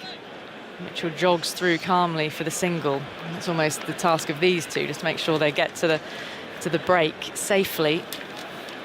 Their partnership's worth 25 so far. New Zealand were 108 for 2 going into the lunch break. So Blundell on strike here, and Stokes back to 4 slips and a gully. Well, almost 5, isn't it? Yeah.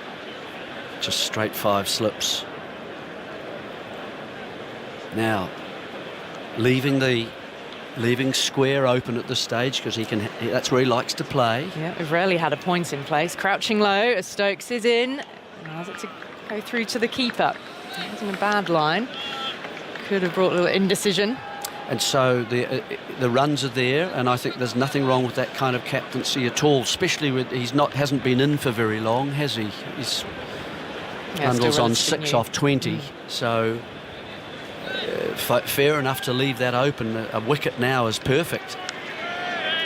Got to remember that it was England who put New Zealand into bat today, and the pressure, if you like, is all on them to do the running in terms of taking these wickets. Knocked into the onside. Just the single. That's the danger, isn't it? You just get a wee bit straight, and no one on that onside other than a mid-on and a. Gosh, is it a 7? Oh no, it's 3 on the onside. 6-3. Yeah, it's a deep backward square again, as well as Broad at mid-on. It was the length really that allowed Blundell to get that square up, which is a wee bit short. Mitchell. I like Stokes though. I like the way he bounds in and gives it a crack. You know, he makes things happen for his side. So many times he's been that match winner, talismanic kind of figure. He's in now, defending. Mitchell forward, rolling it up towards mid-off. It's on spin at Trent Bridge. This is the 4th first-class match this season. In the previous 3, 9 wickets for spinners, 84 wickets for seamers. Last season, in 8 matches, 236 wickets for seamers, only 14 for spinners. Yeah. It was more even in the seasons before that, but certainly the last couple of years heavily dominated by. I was speculating with Michael Vaughan earlier about the wind factor there, and whether that would have sort of validated even an over from Root in that morning session when the runs were flowing and England was searching and needed something to happen. Stokes in, Mitchell defending, middle and off, coming forward and getting his front elbow nice and high to defend back up the pitch. That will be tea on this opening day, with New Zealand 195 for 4, 51 overs gone in the innings, and the partnership worth 26 between Mitchell, who is on 20, and Tom Blundell alongside him on 7. And 2 wickets falling in that session. Again, they came relatively quick succession. First it was Henry Nicholls, who was caught behind the outside edge, found by Ben Stokes. Oh, a rhyming wicket. Folkes and Stokes. Caught Folkes, bowled Stokes. Conway was caught by Folkes, not by Stokes. That was off the bowling of James Anderson. That one, Jeremy, it felt as if he played for the ball which was moving away, as if he was expecting a little bit of a little bit of away swing, and it actually took the inside edge. Yep, that's right. So Conway 46. So again, we've had Latham 26, Will Young 47, Conway 46, Nicholls 30. They've all made a start, but haven't been able to go on, and that's surely what New Zealand will be needing in this evening session. Yes, but no one's been quite able to do that, have they? And so, I mean, it's actually poised at the moment. You might say nearly 200 for 4. Perhaps, if anything, slightly New Zealand's way after being put in. The ball getting a little bit older, but I still feel with New Zealand's tail, we've got a man on debut next. That's right, Michael Bracewell. Yes, and then of course you've got the bowlers who have shown no inclination to actually use what's called defence at all. They just want to hit the ball, it seems to me, right from Jamieson Southey. Matt Henry will again play aggressively. He's scored a few runs, and Trent Boult is always just a bit of fun to watch. So, yeah, I think it's actually quite evenly poised at the moment. And these two could well be a key partnership for New Zealand again. Jeremy, thank you. Enjoy the tea break. Have you got the bowling figures there, Andy? I have Anderson 15 overs, 5 maidens, 2 for 35. Broad, none for 46 from 12 with 3 maidens. Potts, none for 49 from 10, 2 maidens, and Stokes. 8 overs unbroken. It's taken 1 for 14 in all, 2 for 40 from 12, and Leach, none for 11 from his 2. Yeah, Leach just getting 1 over before the tea break. So New Zealand, tea on day 1, 195 for 4, 2 wickets for Anderson, 2 for Stokes, none yet for Stuart Broad, despite a scintillating spell where it felt like he surely would take a wicket. He found the edge. In fact, Henry Nicholls was dropped off his bowling when he was on 17. Root dropped Daryl Mitchell when he was on 3, so he goes into the lunch break unbeaten on 20. Well, here at TMS during tea, we're going to chat a little bit about the charity Chance to Shine, because we were hearing at lunchtime with Aggers concerns over how few England players come through non-private education. The share of England cricketers who have come from independent schools has risen significantly since the Second World War. And the issue really did become one of those hotly debated topics following the Ashes defeat in the winter. There's also been plenty of discussion following Matt Pryor's comments on social media about the cost of playing the game and how that can be a barrier, particularly with the way the cost of living is going up at the moment. So it seems quite well timed that the cricket charity Chance to Shine has today released their impact report outlining the importance of making the game as accessible and inclusive as possible, and as well as increasing opportunity for young girls and boys to play cricket in state schools. The report shows how Chance to Shine are involved in areas such as using cricket to prevent street crime and how the game's helping recover from the effects of the COVID pandemic. So we're joined by the Chance to Shine Chief Executive Laura Cordingley and Asad Bhatt, who is a street cricket coach from one of the projects the charity supports in Croydon. Welcome to you both. Thank you. Great to see you. Laura, just first of all, I mentioned there a couple of things that the charity does, but I suspect if you go out to the crowd now and you'd say to people, what does Chance to Shine do? They would probably say, oh yeah, the charity that was launched in 2005 to get cricket into state schools. You in fact do much more than that, don't you? Yeah, absolutely. And I think the important thing to remember about Chance to Shine is absolutely we want all young people to be able to benefit from cricket. We focus on our work in state schools. We also focus in disadvantaged communities. We do support around 500,000 children a year, boys and girls equally. Half our participants are girls, but we're really proud of that. The message I'd like people to take away is that it's the impact of our work that we're most proud about. So everything that we do is about how to support the well-being of young people, so their personal, physical, social and mental well-being. And if we can help one young person have better confidence, better resilience, improve their teamwork skills, if we times that by 500,000, that then starts to become quite impactful, and that's what I promise you the very least that they would take away from our work. So how are you managing to measure that impact in real terms?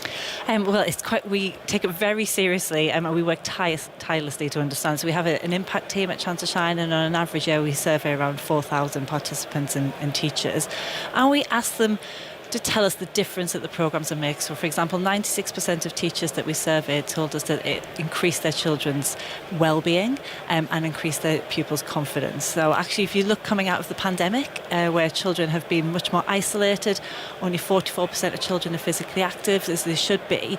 So you've got young people now that not only are they not physically active, but they're missing out on those secondary benefits. So for us, it's really, really important that we are really diligent in understanding that we ask teachers, parents and young people themselves to tell us actually what difference cricket makes, because they know better than we do about the difference of the programmes, and no better to hear it from them. So I mentioned the Chance to Shine schools, which is 5 to 16-year-olds in the schools programme. Yes. So the street programme at Asad is 8 to 24 years old, isn't That's it? right, yeah. Tell us about the Croydon Street project that you're involved in. It has been amazing. From the day one, the take-up for this project has been sky high. There has been a lot of interest from all part of communities, and this opportunity has been appreciated by every single child in our borough, and cherished by every parent, because they can bring their children to a place which is safe and secure, and it provides them a very high level of coaching, which is, like you alluded to earlier, can be very costly otherwise. So we provide all the equipment, high standard coaching for free, where some children can come in and enjoy themselves. There are children who are facing mental or physical challenges, So we cater especially for them. We make sure that they have the equal opportunity in every part of the game where they can come in and learn on the same scale. And we make sure when they go home, they have a smile on their face. And because of that, whole community has taken this project very seriously, and this has been one of the most successful projects in South London, at least. So how frequently does this happen? Is this one night a week, 2 nights a week? Is it? How often are the children able to access it? We are running it from last 7 years, and we do on every Saturday.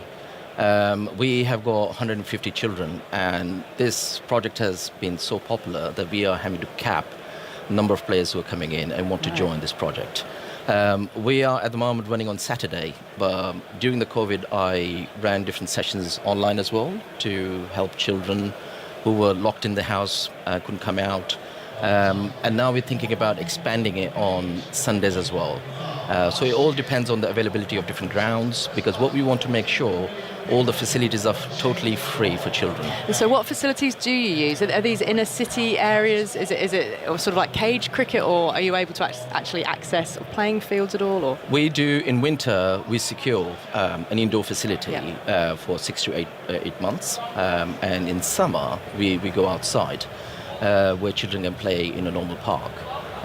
Surrey and Chance to Shine and Laura's team has been very, very kind to us in supplying all the equipment. So children can come in, they can play, and we get qualified coaches from Surrey County who are DBS checked, and they're first aiders as well, and they provide a high quality service to these children. So everything what we provide on the day is totally free. So any parents who wants to join us, it does not have to worry about the finances or whether or not their children have any equipment. We provide everything. And I guess, Laura, when designing these programs, even choosing when to stage them must be important, isn't it? Because when you've got parents who need to work, or how the children are going to actually get to these programs. So I'm guessing, is that where doing it on a Saturday or Sunday becomes almost necessary? Absolutely. I think it's really important for us that it's local insight and local knowledge about what works best for those communities. So as Asa said, in Croydon it's the weekend. We've got other projects actually in the West Midlands that are quite late on a Friday night, so sort of 8 till 10, which actually if you looked at it you think, oh well, maybe that's not would work, but actually because young children have been to the mosque, they come afterwards, and that really works for that community. One of the biggest things we focus on is actually how to create an inclusive, accessible environment. And yes, cost is a barrier, transport a barrier, location absolutely is. And 90% of children that go through Street tell us that location and the fact that it's free is really important to their participation. But to stress what Asad said, the most important thing as to why they return is if they have fun and they enjoy it. If they have fun and they enjoy it, they will stick with it. They will keep sport in their lives. They will love cricket.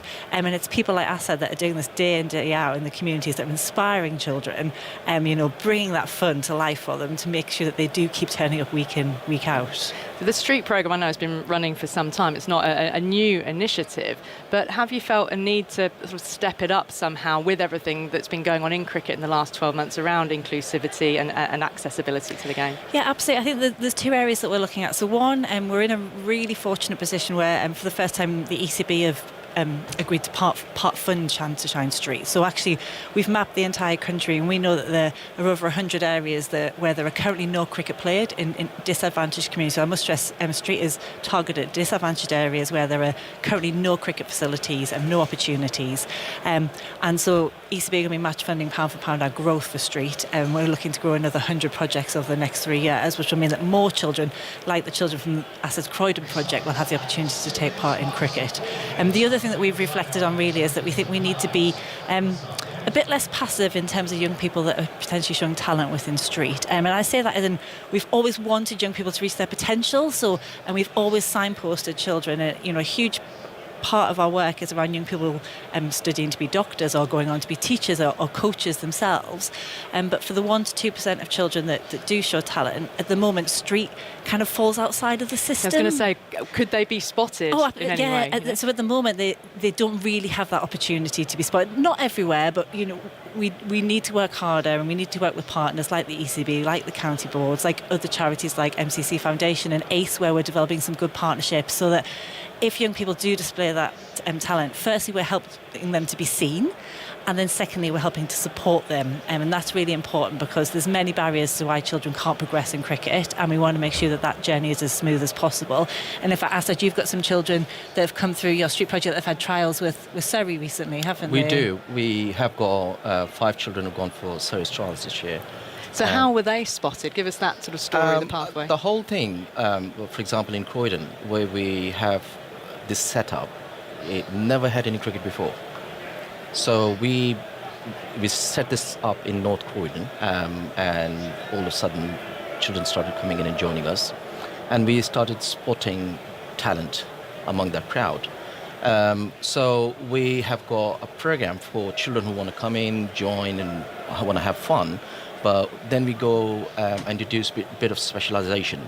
The children who are better well, from the skill point of view, we provide them additional training with the hard ball, and we provide all the equipment and all the facilities.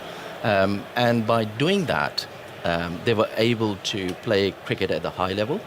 And I can say to you, 7 years ago when I started this project with Chance to Shine, we had a number of children who actually grew up with us since then, and about 70% of them, they are playing league cricket now. Right. Which is a very, successful number for us, because our intention has always been to enable children so they can go and play league cricket with confidence. So we provide them all those facilities, and when I see the numbers and when children come back and say to us that they are playing league cricket, it really brings smiles to our faces as well. How does that, are there still challenges to make that transition? Because if they come to the street project, say equipment is provided, for example, are they in a way kind of set free, to go off and play a league, and then have they got to suddenly find ways of funding their own kit, or is more support needed in that area? I don't know whether through individual sponsors or supporters. Support is certainly needed, and I have got. I'm lucky enough to know Chance to Shine, Surrey County. I work with them as well. I've got a few individuals who step forward as well occasionally. So what we do, if I know some children who are capable of playing a very good cricket, and I've got a few examples who have recently joined the league cricket, but we had to provide them the equipment. We had to guide them what cricket equipment they needed to buy, and which club they need to go and play, and which level. So we're not only giving them equipment, but we're also advising them and making sure they're looked after. And sometimes we have to go and speak to the coaches as well, that this boy's or girl's first year in playing league cricket, so can you please look after them? So we make sure that they are nurtured in that new environment, and we are supporting them. And the good thing is they always come back to us in winter.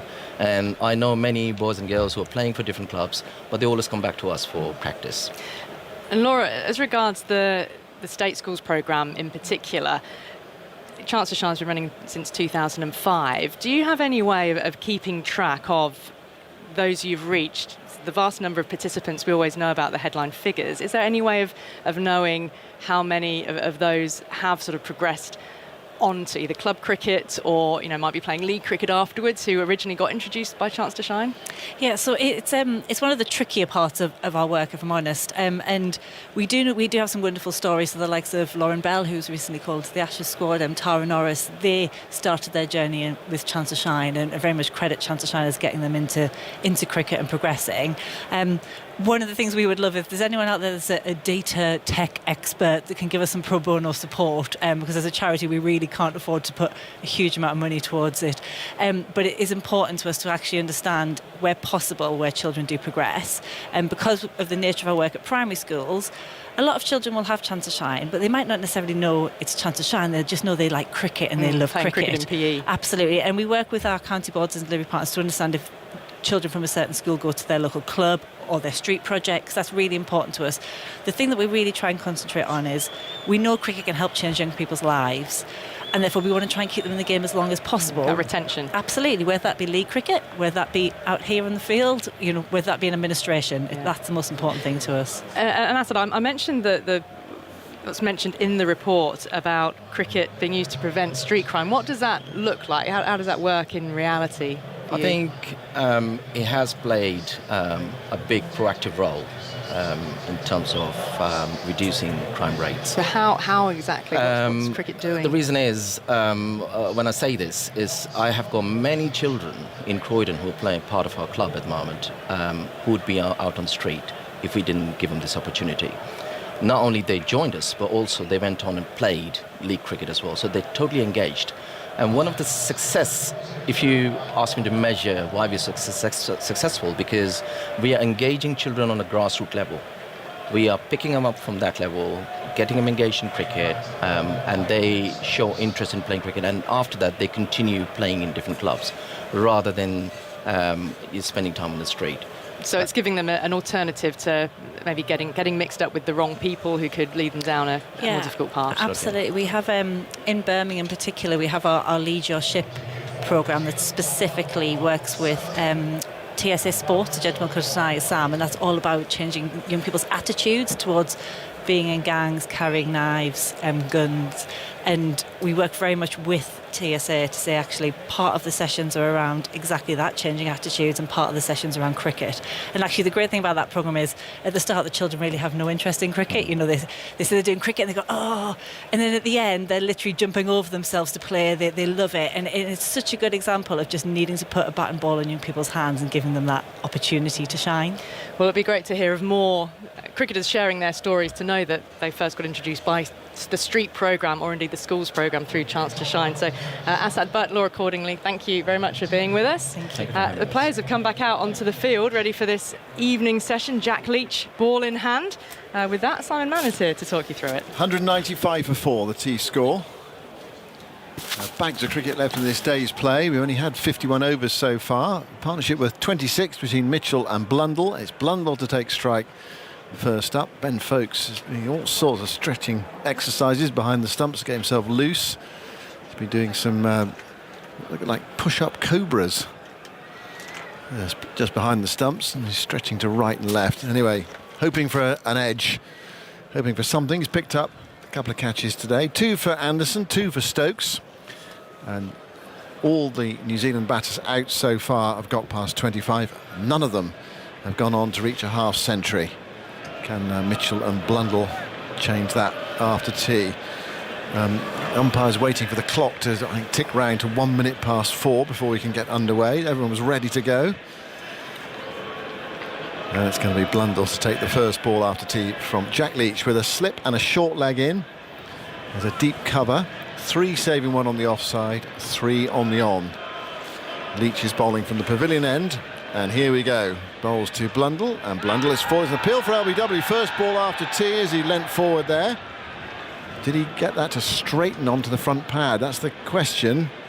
Or is it going to be sneaking down the leg side? He's stepped down the pitch to have a chat with wicketkeeper Folkes. 6-5-4. I don't think Ben Stokes is particularly keen on that. But it's difficult for us to tell because the batter is on his back to us. Let's have a look at the replay. Tuffers is alongside me, former left-arm spinner. Out. No, don't think so. Here's Leach bowling, and Blundell stands up and punches it up towards mid-off. And there's no run. Didn't turn for me, just sort of missed that inside edge as he just played forward, and it was always going to be slipping down. I'd have loved to have given it to Jack, but I'm afraid not. Afternoon, Simon. Good afternoon. A very, very best umpire's call, probably. Here's Leach bowling, full, driven, or pushed really, push-driven by Blundell into the offside. Pierces the gap. Well, finds the gap out towards deep cover, and they're through for a single. Here's the technology on the LBW shout. Yes, you're right. What are you thinking? Umpire's call. Oh, okay. Just didn't feel sort of like it just sort of turned back, but I mean, was hitting. Well, it hit the pad, it was hitting the stumps, according to technology. So, what do we say about that? Not far away, Leach, but just needed to just grip a bit more. The thing is, Tuffers, you were thinking back to all those LBW shouts you had in your career that weren't given out. You thought, well, there's no way that can be given out. No. Because they never gave them to you. No, they didn't, even though I knew they were. I'm not bitter. 196 for 4. Mitchell plays defensively to his first ball after tea towards mid-wicket, and there's no run. They've got a man out at Cow Corner for Mitchell. We have seen him take on both Anderson and Leach so far. Hit Anderson over deep extra cover and Leach out towards cow corner. Mitchell on 20. Leach bowls, really pushed through, and Mitchell plays from the crease there, playing right back, and then stuns the ball, and then it nearly rolls back onto his stump, so he has to block it with his foot. And there's no run. Yeah, deep mid wicket, no sweep. Leach bowls. Mitchell leans forward and pushes it back down the pitch, and there's no run. End of the first over after tea. Leach today has bowled only 3 overs. That was his most economical so far, and an over in which he could have had a wicket. Yeah. 196 for 4. He's just having a little wave there to his mate up in the dressing room as well, the 12th man, saying, was that going to hit? Well, you want to know, don't you? Well, As a bowler, you think, well, yeah. Yeah, you just, well, that's why it's there. I suppose the umpire thought, well, that's, you know, how do I know whether that's going to be grazing the leg stump or not? What you say to the umpire is, well, umpire's call, apparently, that one. It was hitting the stump, so you sort of put the idea in his mind for absolutely. The next over or the over after that. Just as you come back up before the over, give him his cap, we go, well, I've had a look. You know, old Dave, who's up, you know Dave, honest Dave, up in the dressing room, he said, that's it. Yeah. I can't believe it. Anyway, not to worry, next one. Just remember that, Oh, like that from you. Yes, Simon. Devious, love that. Matthew Potts is going to bowl. Well, not devious, sorry. I don't mind. Say whatever you like, Tuffers. Here's Potts bowling to Blundell. Outside the off stump. Blundell follows the line of that. Doesn't need to play at it. He's only really defending, I think. Anyway, on the offside, no run. There was always the 3-card trick, wasn't there, before DRS that you used to do to the umps, bless them. First one, you sort of go, how's that? And they go, no, Tuffer's not out. I'd say, well, okay, all right, getting closer, aren't they? What was that? He said, oh, you know, have to turn. Next one, how is that? That's got to be close. And they go, no, Tuffer's not out. I go, great decision. you know your stuff, don't you? You know, eh? No kidding you. Third one, how is that? That's out. Just massaging them slightly. Wearing them down. Yes. Potts outside the off stump to Blundell, who plays back to a full-length delivery and lets it go, lines up nicely enough through to folks. It's a shame it took me about 12 years to realise that, instead of just going, you don't know what you're doing. I was going to say, and a few rows and arguments, whatever. Exactly. But hey-ho, we all ended up friends. I think they quite enjoyed it sometimes, having a little mess about and a little chat, kept them from nodding off. Potts looking for his first wicket of the match. Bowls to Blundell, in outside the off stump. Blundell goes back and across there and leaves it. And it's through to folks. And that was 79 miles an hour from Potts. He's not quite having the same effect in this game as he did in this first game. Mind you, it's a pretty good debut. 7 wickets in the match for Matthew Potts. 196 for 4. Looking to make an impact with the bat when he gets his opportunity. He's bowling to 2 slips and a gully. And Blundell there on 8, trying to dig in again after his Lord's near 100. That one's full. He stuns that. Oh. And a missed field in the gully by Pope. Just powers it around the corner and they go through for a single. Probably should have stopped that. Again, not quite get his feet right, Pope, on the dive. Eluding him like he was trying to catch an eel. The ball went away. 197 for 4. Bit of eel catching. when were you last eel catching? I just imagine if you tried to catch an eel, it would sort of slip out of your hands. It's a bit like that. I get you. I presume people use nets if they want to catch an eel, do they? I don't know. I mean, hand catching is statistically not as effective, I think, for fishing generally. What, hand catching a fish? Yeah. Well, no, it is. The way you get the. What's the one in the bayou, the big one with the big wide mouth, dogfish or something like that? You put your hand in, it's called tickling or something, and then they grab it and you yank them out. That's how they catch them. Right. But you let them bite you on the hand? Yes, right. yes. Catfish. Great big catfish, yes. Not eels, though? No. Well, no. Not Potts bowls, meanwhile, Mitchell gets a full ball, which he'll ask to swing away. Not big enough mouths to get your hand in. Perhaps you could put your little finger in. But there's trout tickling as well, isn't there? Do they have big? Or is it salmon tickling? Do they have a lot of volunteers for this sort of thing? Because I can't imagine you want to be grabbed by a catfish. No, but I've seen it on the telly. Yeah. It's quite dangerous because they can actually then pull you under. So they're quite big, some of these fish, you know. Yeah. But I have seen it. And also I think is it trout tickling? or salmon tickling, something or other, but you sort of tickle them on the tummy and then whip them out. Potts goes in, bowls a straight delivery to Mitchell, who plays it back down the onside of the pitch, and there's no run. It's amazing what a misfield can lead to, isn't it? End of the over. Potts has got his 50 up with that single that Pope couldn't prevent. Well, according to 197 for 4. Yes. Trout tickling is the art of rubbing the underbelly of a trout with fingers. Interesting use of the word art there. Would you say it's an art or a craft? Or is it science? Or, Is there science attached to it? And if done properly, there's a bit of science, isn't if there? done properly. The trout will go into a trance after a minute or so. Yeah. And then can easily be retrieved and thrown onto the nearest bit of dry land. There you go. So if you've lost your fishing rod and your reel, give them a little tickling. It's the same with sharks. If you turn them upside down, they go to sleep. It's true. It's a big if. It is a big if. How do you turn a shark upside down? How? Yeah. Here's Leach bowling, and it's forced away thickish edge towards short third. Again is a misfield. Yeah, not good from England. Misfield there at short third. That's Bairstow, unlike him, and they get another single. 198 for 4. Blundell goes to 10.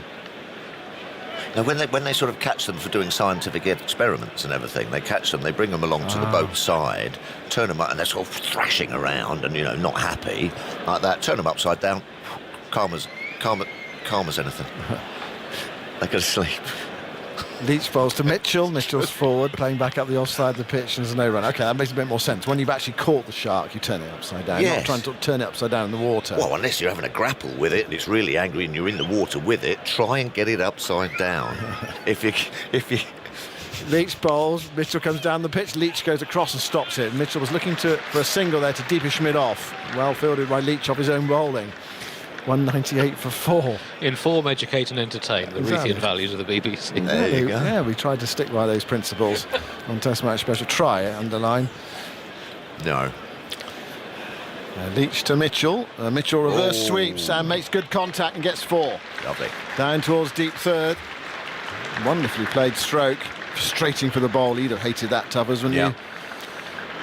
I would have hated it, but then I would have sort of, in a strange sort of way, tried to encourage it. But they do it so well now. I know, don't that's they? the problem, isn't it? Yeah. I would have still fancied me chances at someone trying to reverse sweep me, and if trying to miss it, or a change of flight or pace. But once they hit you for the 4th 4. And then you almost have to have a man there. Yeah. Well, that's part of it, isn't it? Yeah. You're manoeuvring fielders from elsewhere. Yeah. 200's up for New Zealand. 202 for 4. Mitchell to 24. Leach bowls. Mitchell plays that very carefully into the offside towards Crawley, who's fielding an extra cover. And there's no run. Crawley dropped a catch earlier. Root dropped one as well. Yeah, shame. 2 for Stokes, 2 for Anderson. No New Zealand batter has made 50 yet. I've just seen that one. Did it take a bit out of the pitch? Here's Leach bowling to Mitchell, and Mitchell is forward, playing into the offside. I think there's a feeling this pitch is quite dry. I wonder if Leach and New Zealand don't have a front line spinner. They have Bracewell, but they might get something out of it later in the game. 202 for 4. Mitchell 24, Blundell 10. These two building a partnership again. They came together at 169, so it's in its infancy at the moment. Very good friend of mine, Woody, who I do some of my books with. The Tickled Trout is a very well-known hotel in Preston. Right. They do a lot of it there. There are other hotels available as well. Yes, of course. But it's a way of catching fish. I'm sure it is. Well, I know it is. Partnership worth 33 is Potts, bowling from the Ratcliffe Road end. Sets off to bowl to Blundell wide of the crease, and Blundell plays at that one. That was a loose shot. It really was. He took one hand off the bat there. I think he's almost admonishing himself. It went away towards square leg after he played at it. He was looking to hit that through the offside. Potts bowling from the Ratcliffe Road end in this spell for the first time. And his 12th over. He's got his 50 up. 0 for 50. Don't stay like that if Blundell continues to play strokes like that. Full edge. Through third slip for 4. Unlucky. Well, no third slip at home. It was at a catchable height between second slip and gully. And A very streaky boundary for Blundell. It goes to 14. Yeah. Genuine outside edge. Nice height for a third slip fielder. No one at home. No, grimace from the captain, Ben Stokes. Good length, well, full length delivery, and said finally got it swinging. It's the first time I've seen him sort of swing it for a while. Potts bowled very well at Lords, didn't he? But yeah, good bit of bowling, as you say. No one at home. 206 for 4. Potts bowls to Blundell inside edge onto the power. That one coming back in with the angle. Going wide of the crease, angling it back in. It's gone through stages today, isn't it? Stokes sort of got it going just before lunch and really hooped it about when no one else did. Then Broad got something happening after Just lunch. after lunch, yeah. Yes, and then it goes flat and then it just comes back again. Strange. The ball is 54.5 overs old. Right, they're going to put another slip in. Well, yeah. Bairstow coming from mid-wicket to third slip. The horse, meanwhile, is racing over the hill in the distance. Possibly. Let's see. Potts bowls full, defended by Blundell. Towards cover, and there's no run. Would you say England bowled well today? Well, I did bowl well this morning. No, I think this morning. But I think I think since lunch they've been far more on it. Yeah. Causing problems, making the batters think, making them work hard. I mean, would you say inconsistent before lunch, wouldn't you? Sort of perhaps just trying. At least they were sort of doing it in the right areas, if you know what I mean. They were sort of getting smacked through the covers a bit. At least it was full rather than short. 206 for 4. Blundell on 14. Blundell turns that away straight to forward square leg, and there's no run. There's a sub-fielder on there.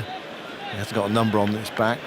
Although I think earlier on, Tubbs, there was a stat that was produced around about, I think it was about midday or 12:15, that England had bowled half a metre shorter than they did at Lords in that first hour or so. Right. So I don't know. Well, I just... But you're right, the ball seemed to be disappearing through extra cover quite a lot.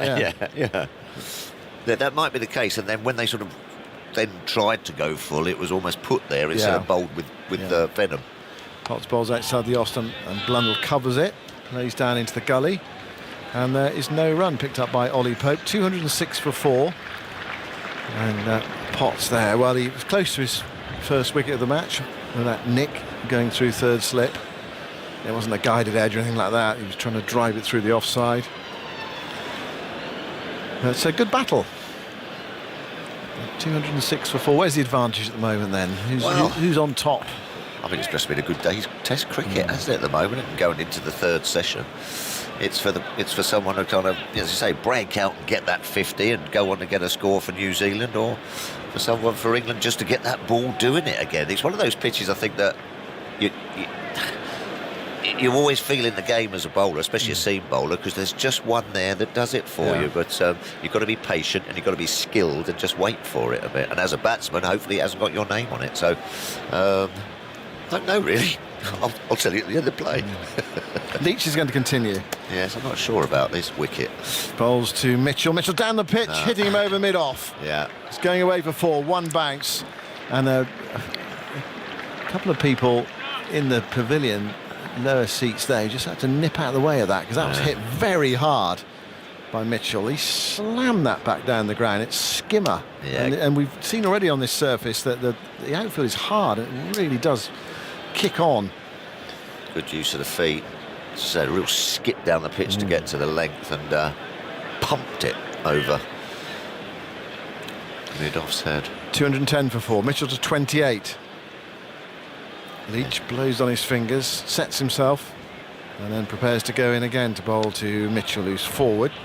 Carefully that time. Playing it to Crawley, building in the covers, and there's no run. They've obviously got a little bit of a plan for Mr. Leach, haven't they, in the first innings? Well, which you expect as being a spin bowler when it's flat and it's a bit of tinge of grass on it. You're not going to get too much grip on it. They're going to come for you. Try and knock you out the attack. Still got that man at cow corner. Mid-on and mid-off quite deep. Leach bowls and Mitchell goes again. He's hit this high in the air down the ground. This might go all the way. It does. Out towards the straight long on boundary. Concentrate at the far end. Mitchell's hitting it your way. Yeah, don't take your eyes off it. He's a big, strong boy, isn't he, Mitchell? Likes to hit down the ground, didn't he? That was a hallmark of his 100. Again, good use of the feet and got to the pitch of it. Not quite to the pitch of it, then decided, right, he's done me a little bit, but I'm confident and followed through. What's that? Oh, I think I've just seen the replay. I think it knocked someone's pint of beer out of their hand. Well, that's rude. Come on, Jack, keep him quiet. It's costing people a fortune in beer in the stands. So, I think the ball's come back and it's a bit damp. Oh, no. Well, the umpire is... Oh, it has. I was plopped in a beer, look. Yeah. It's plopped right in. It's gone into the glass, so they've had to do, dry the ball. Oh, well, that's no good for reverse swing and everything. And oh, dear. Well, that might get it changed, actually. Well, Stokes is saying to the umpire, look, it's still pretty damp. Yeah. See, I'd love to keep it. I wouldn't let them change that ball. 2:16 before with that 6. You're just seeing it again. There we go. Where's it go? Is it in? Oh, It's made a good splash. It's gone right in the beer. Yeah. Has it? Yes. I was covered in it. And the chap who's holding the glass just, obviously just knocked it out, straight out of his hand. He didn't move. That's the other thing. He was just sitting there and it just... It was a bit, whether he was nodding off or something, I don't know. Yeah, you've got to keep your eyes peeled because they hurt.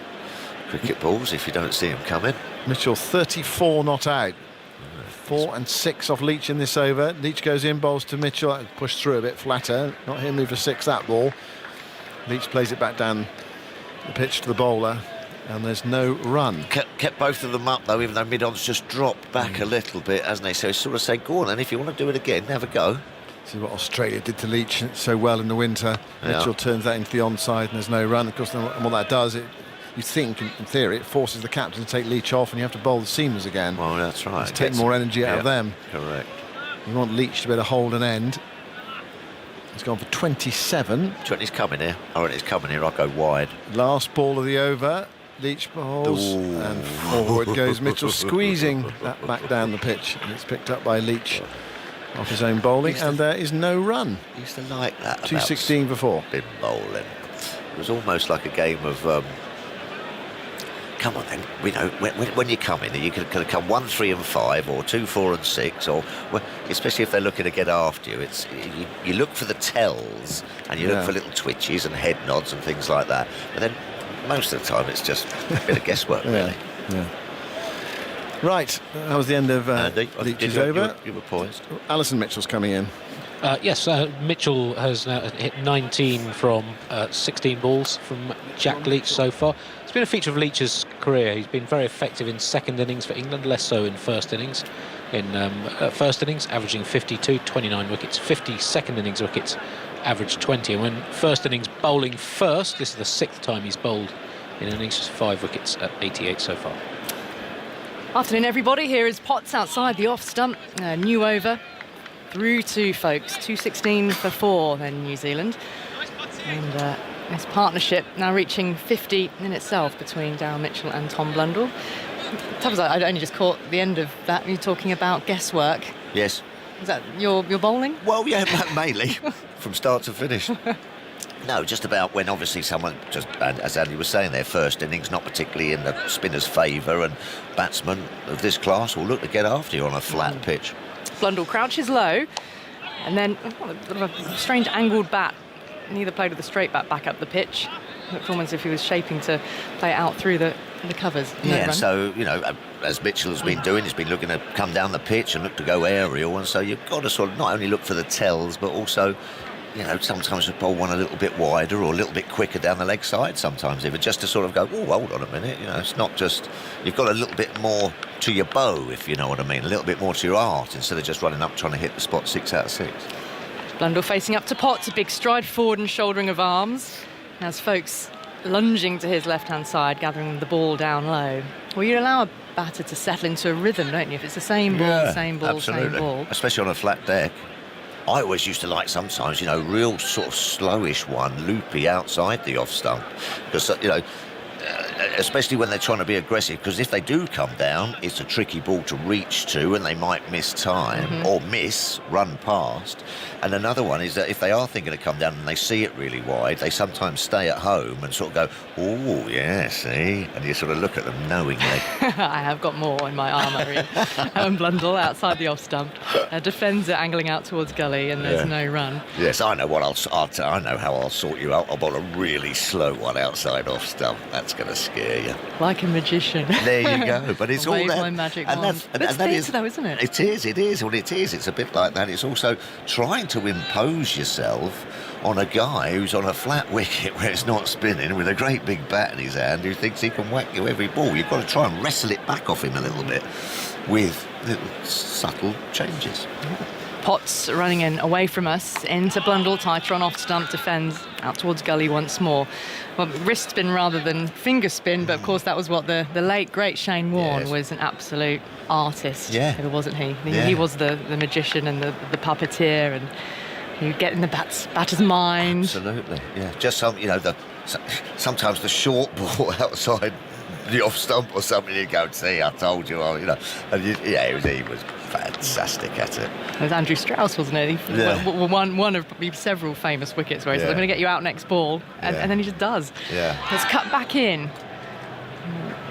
Blundell didn't make contact between bat and ball. Struck on the midriff, drops into the turf by his feet, and it's the end of the over. 57 gone in the innings. 216 for 4. Mitchell on 30 floor, Blundell on 14. And I'd actually say that a little bit about Jack Leach is that he needs to develop that in a funny sort of way, that presence. And that sort of, I know what you're up to, come and leave it to me, Skip. I'm going to move these fielders around because I know the way this fella plays. That little bit of je ne sais quoi. Je ne sais quoi. Very good. I honestly, je ne sais quoi. I honestly didn't know. No, what that little bit of je ne sais quoi. That's what he's got to kind of get about himself, I think. And Graham Swan. There you go. Swanee was had very that sort of presence. Very good at it, yeah. Now, man is back on the fence at mid-on. I imagine that spectators in front of the pavilion are covering their beers. Yes. That was a bullseye. It was the perfect target for Mitchell. Straight in the pint pot. Straight in the pint. Does he need to go and buy a round at the end of the match? Is there some unwritten rule? There's a fairground game like that, isn't there? That would have been perfect. Root there as the sole slip. Reverse, and it is Root who's misfielded. He threw himself to the ground at slip.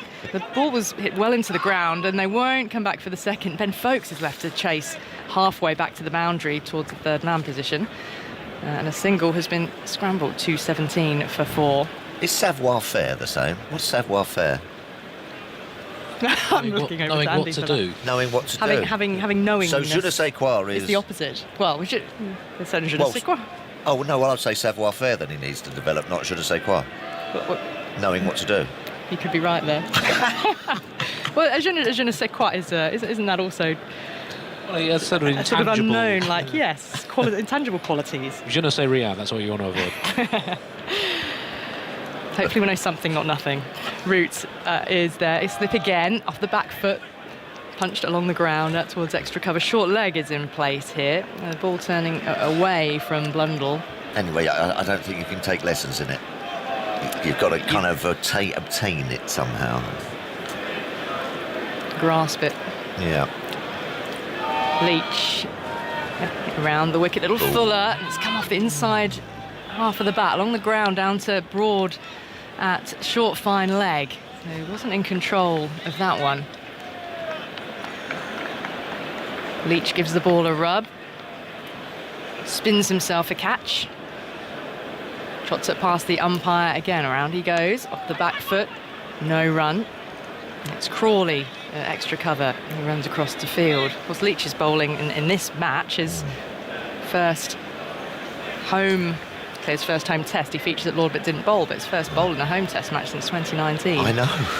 In he goes, a little wide, a little quicker that time. Yeah. Forward cuts Blundell. His head right over the ball, smothering it, and picked up by short leg. Yeah, see, that was a good ball there. He just sort of tricked him, he misread the length there. Blundell, and Jack just sort of went, oh well, and just tootled back and bowled another one. Give him a little more puff of the chest. Yeah. In he is again, going back, punching the ball back up the pitch and into the hands of Leach.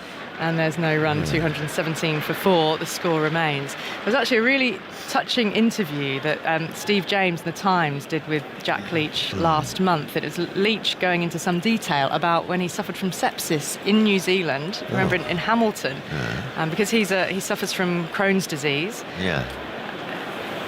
And he really knew that he was seriously unwell. He details ringing the team doctor, but the team doctor was at the ground that day. He was back at the hotel because he thought he'd just had a stomach upset. Had to really say to the doctor, look, I think I really need some help here. Ended up being rushed to hospital. He details about how he kept saying to himself, don't fall asleep, as if he knew that he almost felt strangely, possibly close to death. Wow. And they managed to get him on a drip and get some antibiotics in, and then he really did start to feel better. The real poignancy of that interview, of course, is that Steve James' own daughter, Bethan, he writes in that article in the course of the interview that she was not so fortunate with sepsis, and she passed away. She died very suddenly in 2020, and Jack Leach was one of the first to reach out. That's kept a little low from Potts outside the off stump. Darryl Mitchell, and that has caused a hint of excitement from the bowlers, but it was nowhere near Mitchell's bat. But Folkes flung himself to his left-hand side to gather that one. It's a straight seam. It really moved off the pitch. Quite late, though, after it passed the bat. But yeah, Jack Leach has had an awful lot to contend with in terms of managing Crohn's disease, the injuries, the concussion. He's had concussion twice, had it playing in the county match as well. Potts in, again, knocked into the onside. Potts skips across as if to do his own fielding, then leaves it to Broad, who moves in from mid-on, and a single is taken to move Mitchell on to 36, 218 for 4. And now Darryl Mitchell running down the track trying to whack him over his head for 6. It doesn't get any easier, does it? As he said in that interview with Steve James, the thing is with me is that there's always a difficult patch coming up. Always something challenging around the corner. It does feel a little bit like that with Jack Leach. But then, he has that magical day in the sun at Headingley with the bat. Absolutely. 3 slips and the gully. Blundell crouching low, Potts in full. Solid defence outside the off stump. Picked up by Ollie Pope, no run. Those flags on top of the pavilion are still blustering away very stiffly from right to left. As we look down the ground. Agus was saying 40-mile-an-hour gusts. Oh, he won't be taking his light aircraft up in the air, would you, with that sort of wind? That's where he got it from. The old wind sock would be. So, and that can buffet you around a little bit. It can just upset your rhythm a touch as a bowler. There's Potts turning at the end of his mark. The sun is still shining bright, though, despite the blustery wind. Defence again from Blundell. Into the onside, Potts moves across to pick up, and there's no run. Can't help but notice the plethora. There seems to be more football flags in the ground at Trent Bridge this year. They've done well, haven't they? They have. The Nottingham Forest flags, whether they're partly sort of in honour of Stuart Broad, and he can't stop talking about Nottingham Forest at the moment, but that's all I've seen, Stuart they're not Broad. necessarily Forest flags. There's a Lincoln City FC. Have they done well? We are the Imps over there. The Imps. I can't quite read that's the nickname. I can't quite read the names on the other 2 England flags that are strung up. What's an imp? An imp? Yeah, a little sort of elfin type of figure. Yeah. Potts leap at the crease, short ball taken on by Blundell. Doesn't really get hold of it, into the ground and behind square on the leg side for 1. But the short ball has occasionally made something happen. Do you remember earlier from the pavilion end, there was a top edge, it looped, didn't quite fall to Stokes. Yeah, I'm not sure whether the odd short ball I like. There's 2 men out at the moment. Sometimes England sort of just go through these periods of just bowling at every ball. I like the odd, or maybe if there is a subtle ploy, perhaps 2 and over just to get them thinking, but not just keep banging away. Andy, sorry, you've got some. That single brought up the 50 partnership in 16.5 overs. Blundell had played 17 dot balls before that single since his last scoring shot. Potts past the umpire. Fuller, there's a hint of swing, I think, late there. Came off the inside half of Mitchell's bat. He looked to drive. Fielded by Broad at mid-on. No run, 219 for 4. You mentioned a hint of swing. Matt Potts, since tee, has bowled 4 overs for 7. 4 of them were an edge aerially through the slips by Blundell. This morning he had 5 overs for 18, 5 overs for 31 in the afternoon, and the difference, well, one of the differences is he's been getting a lot more swing in this third spell than he did earlier on. We look at the swing data through the day. All the seamers swung it more in the afternoon session than the morning session, and Potts has swung it twice as much in the evening session as he did earlier on, averaging 15 centimetres of swing. Very strange. The science of swing. Well, good luck with that. And well, Stoke started it for me. He got the most, didn't he? It was gun barrel during just before lunch, and then all of a sudden he started hooping it somehow. I mean, I don't know whether that's slight atmospheric conditions changing. I don't know. Subtle shift. Subtle, perhaps. Leach continuing. This is his 7th over, 28 runs he's conceded, and Blundell is forward.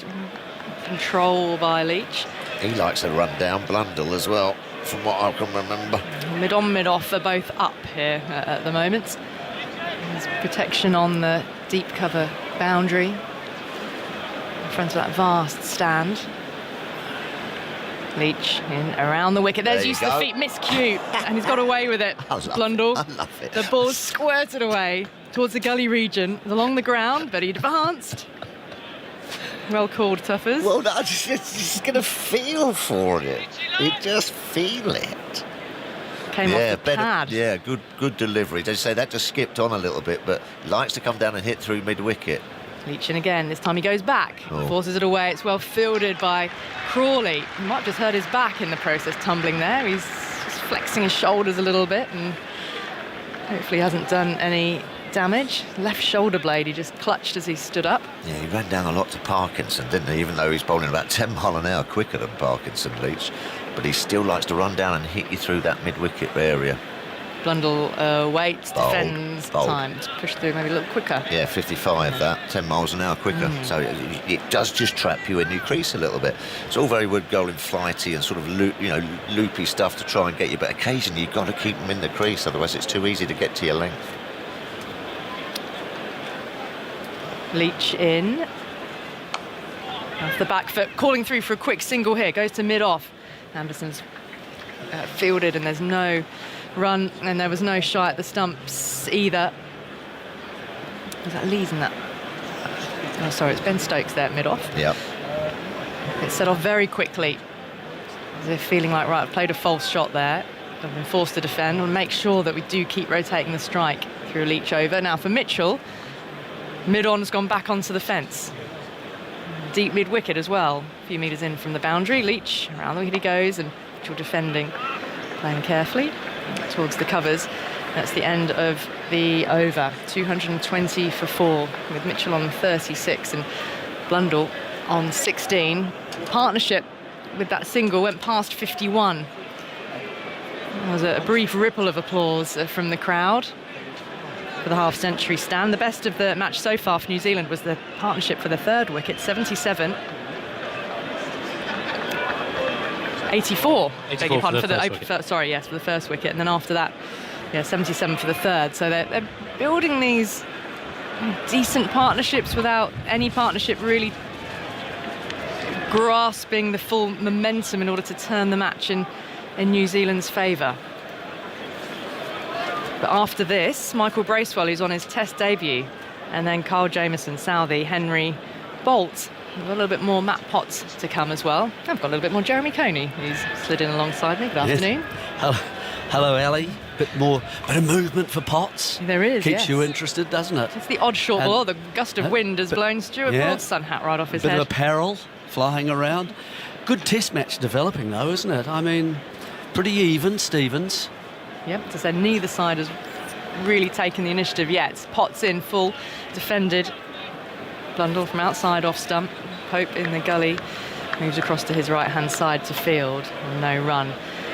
Yeah, the odd moment of New Zealand wanting to take on the spinners, using their feet. Mitchell planting one down the ground. Blundell working hard, knowing that that tail is quite long and uncertain, really.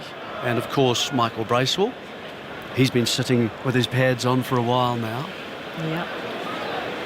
He's from Wellington, isn't he? Yes, Michael he is. Bracewell? Yes, he is. Potts comes in, 3 slips and the gully. It's moved in on Blundell. Bat and pad. The ball then ricochets out towards James Anderson at point, and there is no run. The nephew of John, is that right? Nephew of John Bracewell? Yes, he is. That's right. Uncle John. Uncle John. Yes, that's right. Brendan. Yep. Who was the fast bowler who played for New Zealand. And Brendan Bracewell. And his father also played for Otago, do I read? His father was Mark, who played first-class cricket in New Zealand at Otago. And then, of course, he has, Dougie, Uncle Dougie, yes. Uncle Dougie, not Doug, Uncle Dougie, who was another off-spin bowler. So that's 3 of them in the family. Potts in outside the off stump. There's some width, and that has been gloriously driven through the covers by Blundell for 4.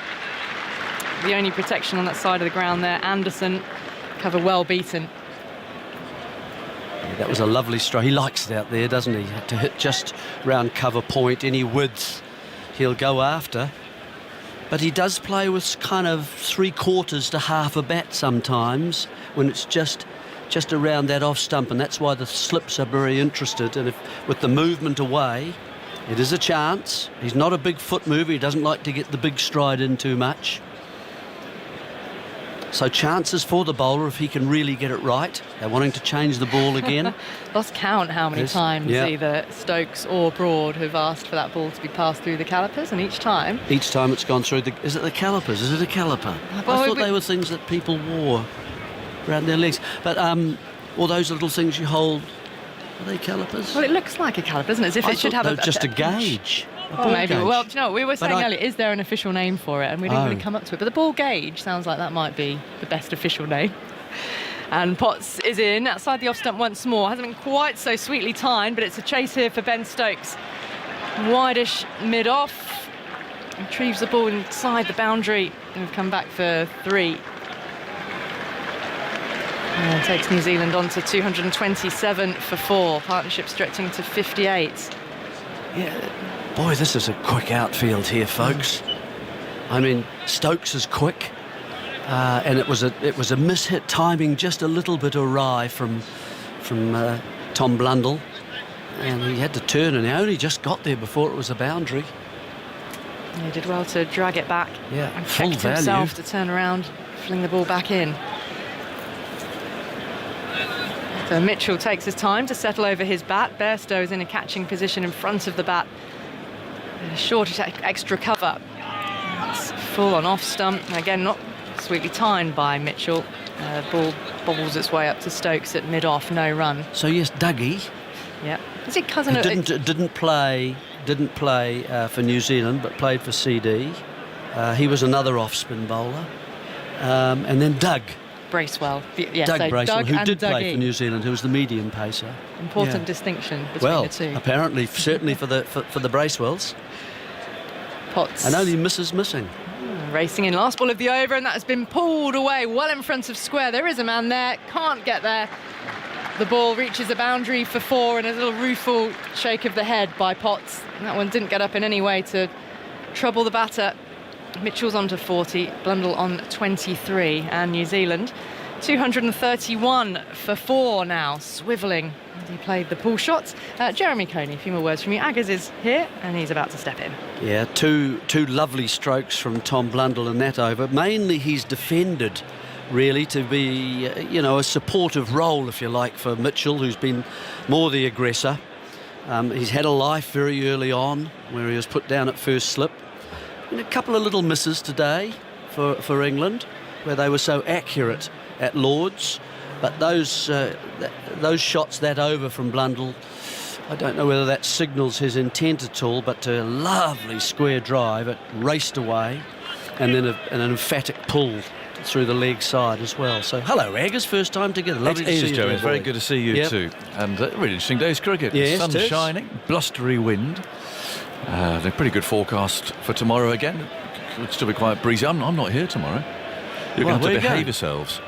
Well, I'm actually going to a wedding. It's the first time it's ever in 30 odd years. First times you've been invited to a wedding? Oh, it is actually. Right. First time in a very long time. Well, that's a sad story. Yeah, here's Leach bowling. Can he bowl a maiden? No. It's his 8th over now. He needs to string some pressure up. But it's that little getaway shot again. 2 runs to New Zealand. Yes, it's an interesting one. It's to very good family friends. Obviously, I'm going down to Glastonbury way. Oh. And it's one of those Harry and Harriets. So I hope the vicar doesn't get too confused and get it all the wrong way round. But they're basically both Harrys. Okay. So I'll be listening on the way down. I expect you all to behave yourselves. You know us. Yeah. You know us, I guess. 2:33 for 4 as Leach is down the pitch, Blundell, driving it down to mid-on. One more run. Stokes is hanging back there a little bit. That's Potts actually hanging back. 2:34 for 4, and I think he'll go down to the boundary because Mitchell's after Leach. In the West Indies, it was again a case where couldn't get the maidens together, because you want your spinner to string them together, to get the pressure on it and to hold one end. Well, that's why he's been picked here in the first innings. That's why he's bowling now, really. Yeah. That's his real main job at the moment, as Mitchell comes forward and plays to mid-wicket, not expecting to spin people out. He might make a mistake and get out, but it is all about getting that pressure on from one end. And then allow all your other bowlers to pack at the other end. And yeah. Here he is again. There's a reverse sweep, and that'll come down towards this boundary. Chase for the field. He won't get there. It's another 4.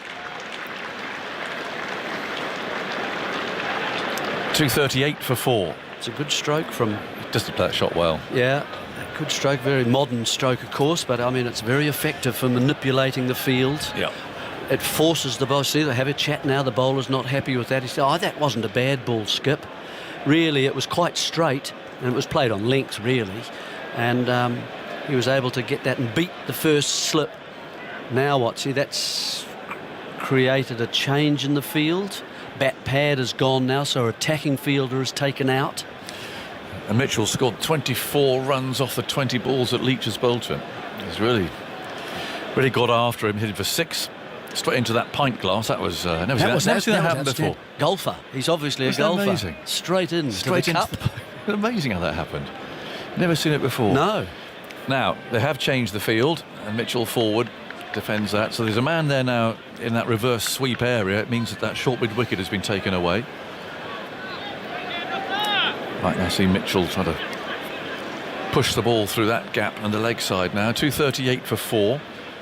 As Leach moves in bowls to him, and he just comes carefully forward and plays out to Crawley at cover. The end of the over, 62 overs gone. It's 2:38 for 4. So 18 overs until England get their new ball.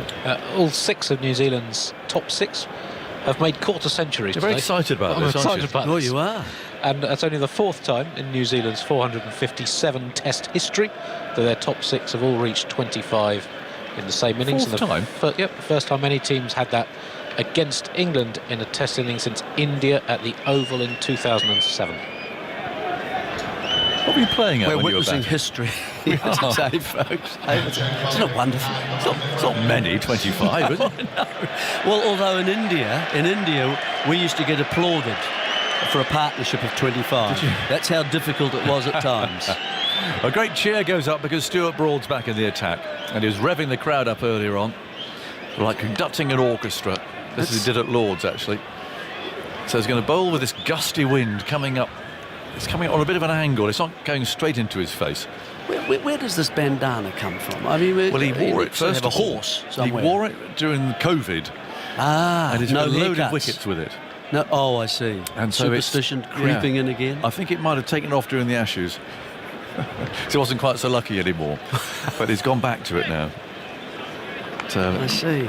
It was in that series. Because he hasn't really got long hair now, has he? No, Not really. There's quite a lot Does he on need the it front. now? Does he need the bandana? It's the effect. It's an affectation. I wasn't necessarily going to say that word. Well, it's an accessory that's an affectation. Right, listen to the crowd here. They're right behind him. Broad runs away from us. Blundell waits for him and he bowls down the leg side. Bit of a letdown that was for the crowd, as that's flicked away very easily out towards deep mid-wicket for a couple of runs. A bit of a loosener from Broad, who'll soon realise what this wind's all about. It's really pulling at the flags up there.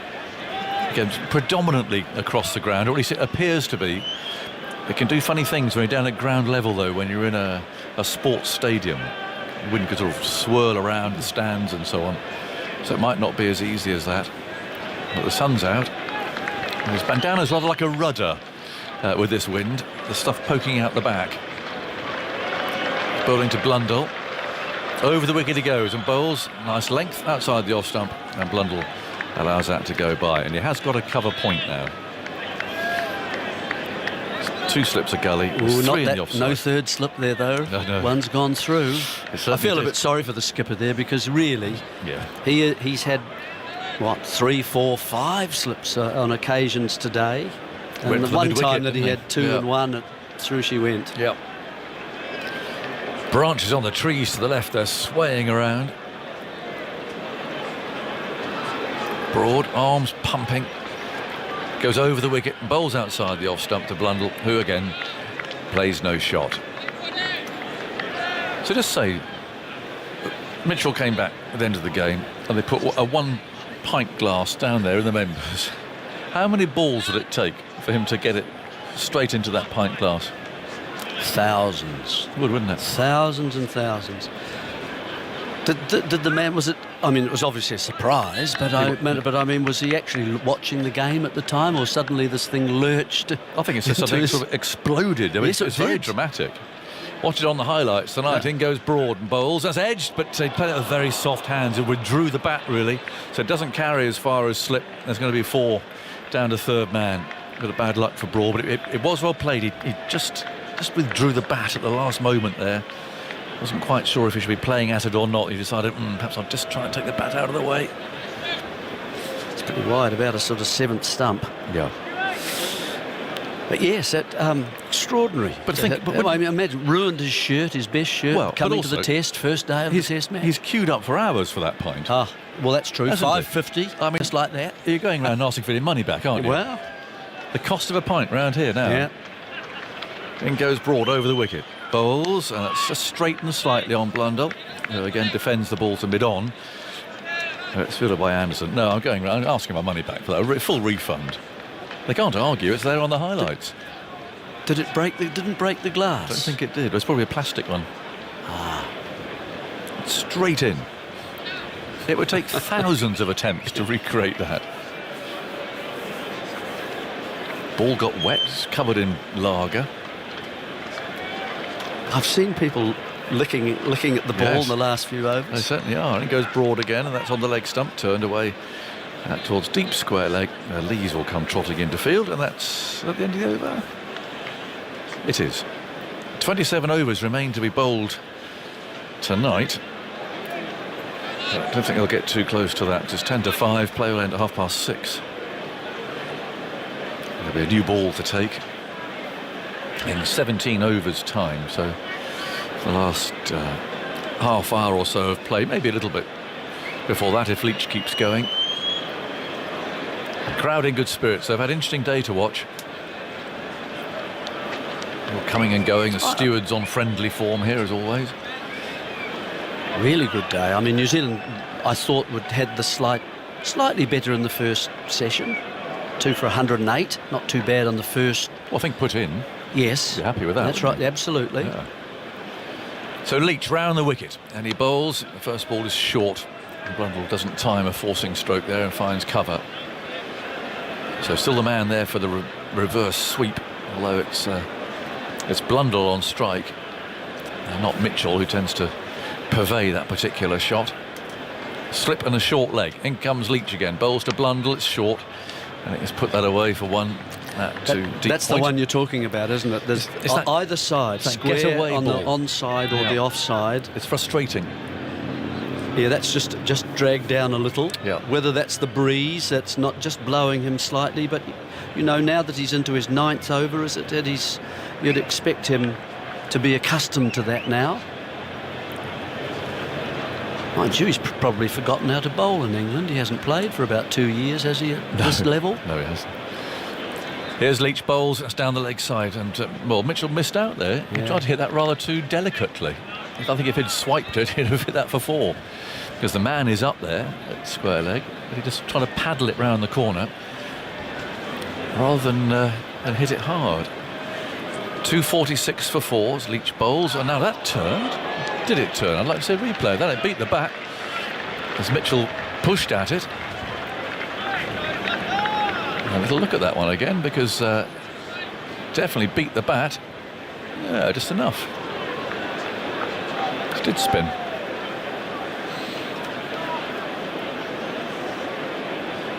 Leach again bowls, and so Mitchell's down the pitch at him, flicking it away to mid-wicket.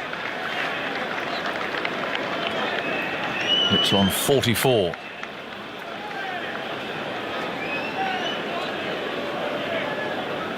Beautifully taken by Folkes, that previous ball, by the way. And spinning away, he had the bails off. Leach again. Bowls the last ball of the over. Oh, no, he set off there and was sent back by his partner. I think he's worried about Pope coming in there very quickly from backward point. So at the end of the over, 64 gone. 246 for 4. You've got the rush hour traffic heading off down the Loughborough Road. Just by the Trent Bridge Inn to our right-hand side. Very sedate pace. There's lots of speed cameras down there, Jeremy, if you're ever driving in that direction. Really? Acceleration from Tom Blundell, had 16 from his first 56 balls, 18 from the last 12. Another conference between Broad and Stokes. Trying to work out what to do with this leg side field, I think. Lots of pointing going on from Stokes. But there's a huge gap there. There's a different tactic because they were trying to bowl very straight and the set fields were very straight bowling earlier. Well, particularly to Blundell. Yeah. When he got all those runs, if you remember, at Lord's Square. Through point, yes. And they have got a fielder there now. Broad's on his way. Blundell crouches over his bat and plays that down to his third man. It's going to be 4. Bairstow won't stop it. Little bit of width. Back foot player gets into position very quickly. 250 up for New Zealand. It's been one of those sort of ebbing and flowing innings, really, with the 4 wickets falling in 2 clusters.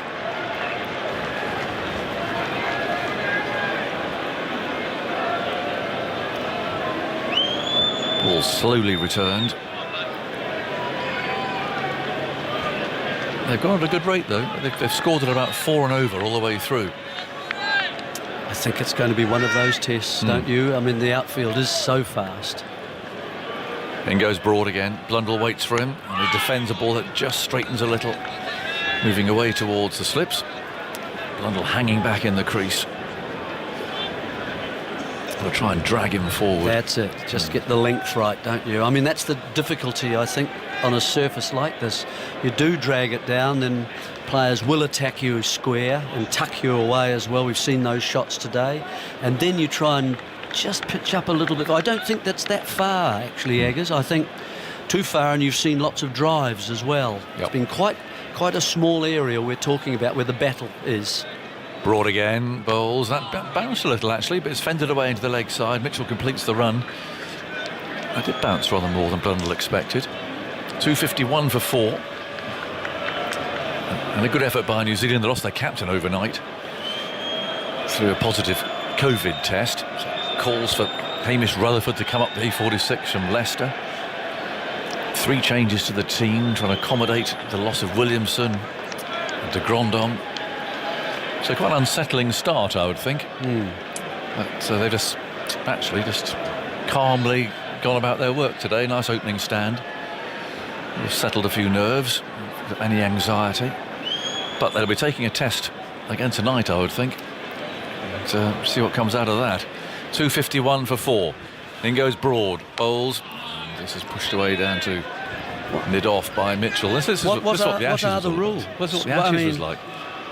As I say earlier, it's a little bit like it could be like a broad over, one that brings 3. Yes, you know, exactly. And if just let's imagine, say within the next 2 days, 3 men, so 3 extra men, get COVID, so 4 are out, 4 short. What happens? Well, if you haven't got any replacements, the game's abandoned. You've got to try and get some replacements in. Yeah, how you fit, Jezza? We'll start doing some press-ups. He goes Broad outside the off stump, swings away, and is ignored. I mean, that is the reality, though, isn't it? And that was what the Ashes was like. Every day of people worrying about testing and what would happen if someone was positive. And of course, Pat Cummins he didn't test positive, but he was a close contact of somebody who did test positive, so he was ruled out of the Adelaide test. Adelaide was a bad game. There's a lot of COVID around. There's one day that the only broadcast came out of Perth off the telly. that had gone through the commentary boxes as well. But there's and no Travis legal Head. requirement to self-isolate, is there? Well, there was there. But not now. Not here. This must be a New Zealand... Or It'll be a cricket. protocol, yeah. In goes Broad and bowls, and that's punched away up to mid-off. It's fielded there by Ben Stokes to end the over, 251 for 4. No, that must be just one for this match, wasn't it? To try and stop a spread. But there'll be some anxious players tonight, I think, and administrators as New Zealand do their lateral flow tests. Well, surely the captain has spoken to a lot of them. Yeah. They were all to barbecue last night, and also to the management, who have then gone around the side as well. Not sure. I mean, I think what we do know is there's no rules about COVID, are there? But he seems unlikely to have tested positive having been at the barbecue. But then, as a result of the barbecue, but then he was probably positive at the barbecue. Absolutely. Yeah. Seems to have been dodging bullets for 2 or 3 years, really. It's also robbed the game of just a little bit of quality too, hasn't it? Yeah. Which is a shame. Now Leach. 10th over, no wicket for 37. In he comes, bowls, and they send him on the pad. Appeal flag before wicket. He likes that. Umpire Rifle doesn't. But they might review this. It's gone down the wicket, hasn't he? He's a long way down, and there is a limit as to where DRS simply says he's too far down, so he can't make a decision. And that might be part of what's going on here.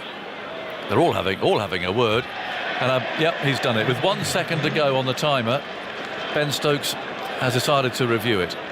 He did come dancing down the pitch. If anything saves him, it'll be that. We have an LBW review. Original decision is not out. I've checked the front foot, it's fair delivery. Can we go to front on, please? Rod Tucker always sounds so relaxed doing this. Straightened a little. Thank you. Appears there's no bat. We'll confirm that with Ultra Edge, please. Ultra Edge coming up now. Flat line, flat line, flat line as it goes past the bat. So there's no bat involved, so we can go to ball tracking when it's ready. Thank you. And height isn't a problem either. No, not at all. This could be very close. Ball tracking coming up now, Paul. Is he too far down the pitch? Impact is in line, and it's umpire's call. With a couple of those. Paul, we're coming back to you on field to stay with your original decision of not out. You're on screen now, signal now. It's interesting, isn't it, that even though both of us, it was hitting sort of mid-shin, but because he was down the wickets, it's actually quite high to the stumps, isn't it? It is hitting, but just brushing the stumps more. Yeah, there's doing more than half hitting. Yeah. Wasn't far away. No. It wasn't a very good shot, actually. 251 for 4. Blundell's on 39, and Leach bowls to him again. It's short this time, and there's that push away out to point for a single. 252 for 4.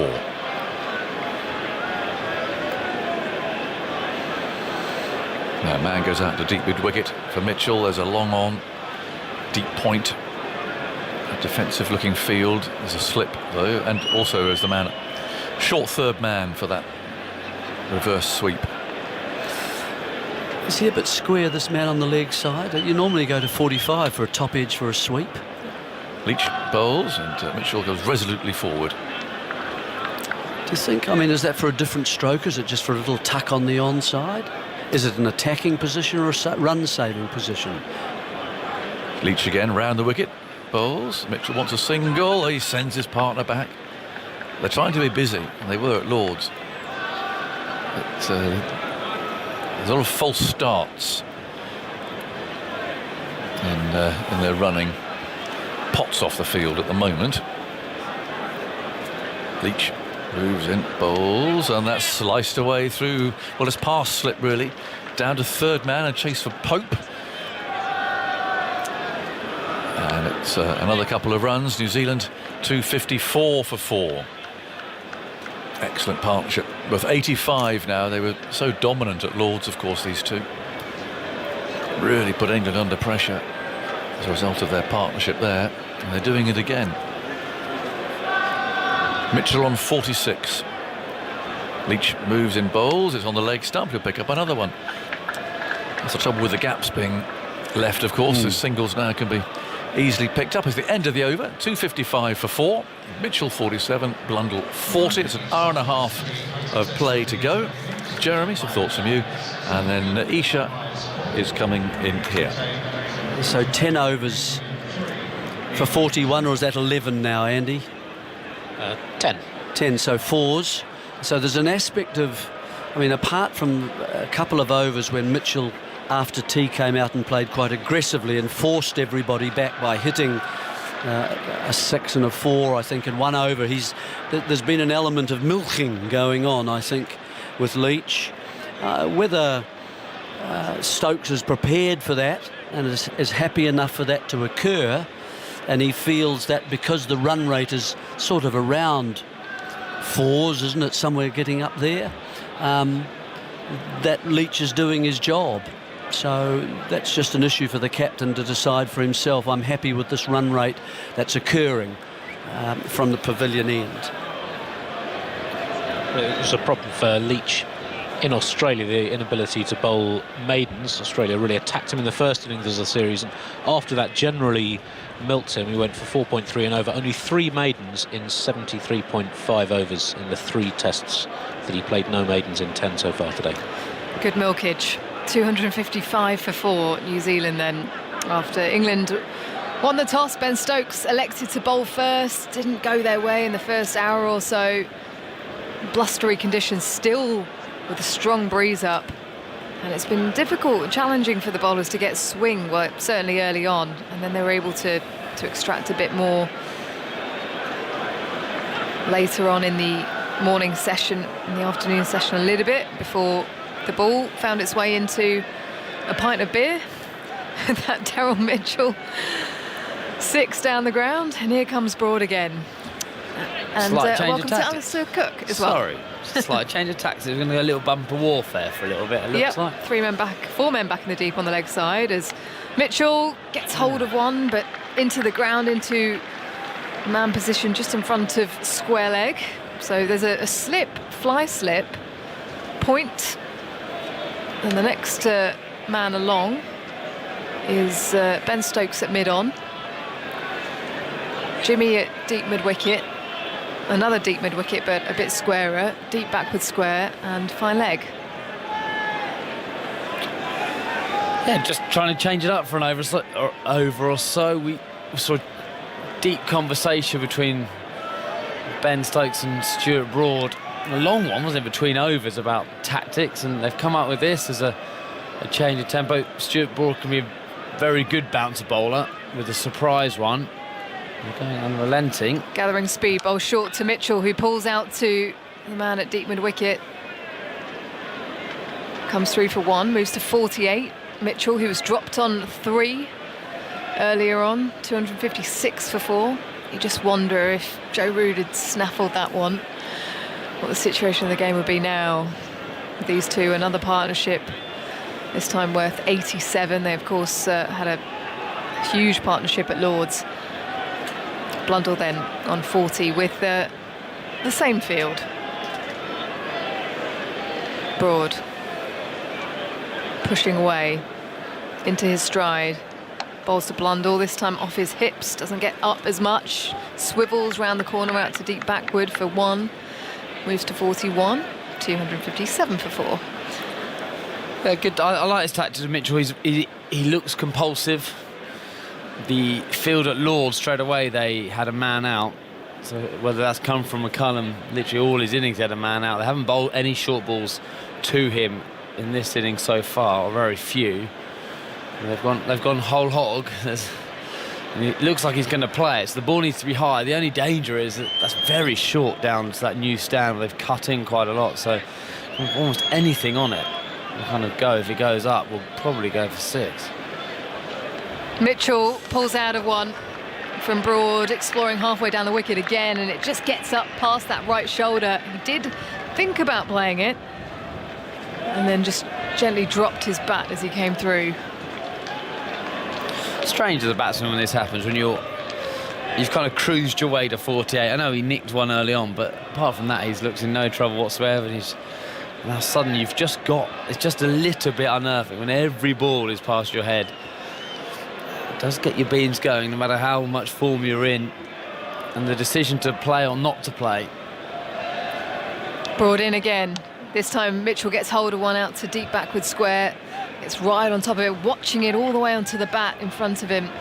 Outstretched arms, keeps it down, moves to 49, 258 for 4 with one more ball left of this over. Yeah, so the bowler there's, Stewart's trying to get it above his shoulder but below his head. So anywhere around your kind of waist to nipple kind of area, you get control on it. You get control in the shot.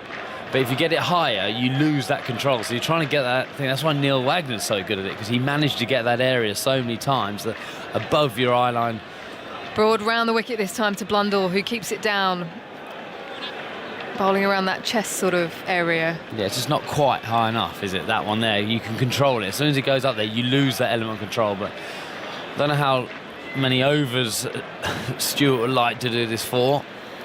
Maybe one more. It doesn't look that threatening, but I think as a batsman it's good time to change the rhythm up, but it does take a lot out of bowlers apparently. Blundell picking up a single off that last ball, moves to 42, 259 for 4. Just had a look at the ball there, just zooming in on it. They've been trying to change it, England. 67 overs have been bowled, so 13 to the second new ball. Wonderful use of the word nipple. I thought you might go with chest. Well, I thought it was appropriate. I thought anything above there is shoulders. Around that chest was when you bowled a Ricky Ponting. There's like a big danger zone. Like I say, shoulder to waist. Then anywhere was a danger zone. Yeah, there was, but he was such a good puller of a ball that if you in that area, you never missed. You never missed and hit it hard. And saw Blundell there, Marsh, Mitchell controlling it for one. Ponting would be hammering it hard. Here comes Leach again from the pavilion end. The left arm spinner into his work. On the back foot is Blundell, and playing it out to deep backward point in between Johnny Bairstow at point and cover. Bairstow winning the chase with that one as he throws the ball in now. They picked up 3, nearly a throw on at the non-striker's end as Blundell has to hustle in. Moves to 45, 262 for 4. Mitchell on 49. Now this has been interesting actually, the way Ben Stokes has handled Leach, because he did get pumped down the ground a couple of times to Mitchell, but has since sent someone back at long on and at deep mid wicket, and he trusted his bowler. We have seen a little bit of turn on offer, Alistair, as... Did you see the wicket this morning? I wasn't out there, no. No, I was not though. Leach comes through to Mitchell, who's forwards, and patting the ball back down the pitch. He's got to slip it in play. Point, deep cover, extra mid-off, long on, mid-wicket, deep mid-wicket, and a fine leg, wide fine leg, short fine as Leach bowls. Onto the back foot is Mitchell, playing it to the bowler. They said it was hard. Yeah, it was hard underneath. Really hard. Green tinge, but hard underneath. So it doesn't normally spin a huge amount here in general, but if it is hard... Leach bowls to Mitchell, who tucks it to mid-wicket off the front foot, and a 50 for Daryl Mitchell to back up a century at Lord's. Proving to be quite the find in the middle order for New Zealand. Yeah, well played, Daryl Mitchell. It's mad, isn't it, how short or a week can be in cricket. He wasn't meant to be playing. He wasn't meant to be starting at Lord's, and he's come in now, and he's 100 now or 50, and looks by far away the most comfortable batsman at the crease for New Zealand. Been outstanding. Blundell forwards and covering the ball. Finds its way to short leg, no run. Leach tossing himself a catch. One step forwards, then into his stride as Blundell advances, drives the ball to Leach, no run. At the end of the over, it's 263 for 4, Mitchell 50, Blundell 45. Daryl Mitchell's half century from 91 balls with 1 6 and 6 fours. It's his 6th score of 50 or more in his 11th Test match. Just 14 innings, so almost half his innings he's reached 52 of those 6 he's converted into hundreds, including that fine innings at Lord's. Also had a 60 in his previous Test against South Africa in Christchurch in February. It's a good start to your career, isn't it? There's been a few of them in the New Zealand team. Devon Conway, he's been outstanding since his emergence into the Test arena. Plenty of blue sky here at Trent Bridge. Plenty of clouds dotted around, but that overcast, gloomy feel has definitely departed. The sun is out as Stuart Broad continues. He bowls short again, and it's gone up and over the keeper, down to fine leg. Not in control of that one, Darragh Mitchell. It's gone all the way for 6, in fact, as Michael Goff raises his arms. 269 for 4. And that's the perfect ball. I'm telling you, it's getting above his shoulder. And you have no control over it. It's so short, isn't it? It's so short down there. That's just flown over the keeper's head. You might have heard on the stump, Stuart Broad saying that could have gone straight up, and absolutely it could have done. So it is worth one more over at it, just to see. That shot has led to a partnership worth 100 between Mitchell and Blundell as Broad comes again. Onto the helmet this time. I think a bit of bat as it heads out to deep point. I'll come through. We'll just have a look at the signal here. Leg buys, and I'm sure the doctor or the physio will be heading out at some stage just to check. As we've seen in the last few years, with the need to check for concussion. So they've come through for 1, 270 for 4. Just really took his eyes off that one. A well-directed bouncer from Stuart Broad. Right on the money, and it's hit his right side of the head. He was late on it. A really good ball, but how far did that go? That's looped over point and almost went to the boundary off his helmet. I think he's absolutely fine, but you have to ask all these questions. What time is it? What day of the week is it? I think. Where are you? But I don't think he's particularly fussed. No, he doesn't. He doesn't look at it at all. He's just swigging a drink at the moment. Andy? The 100 partnership came up in 26 overs and 1 ball, and follows their stand at Lords, which from memory was 195. Yes. Yep. I remember that written down on my notes.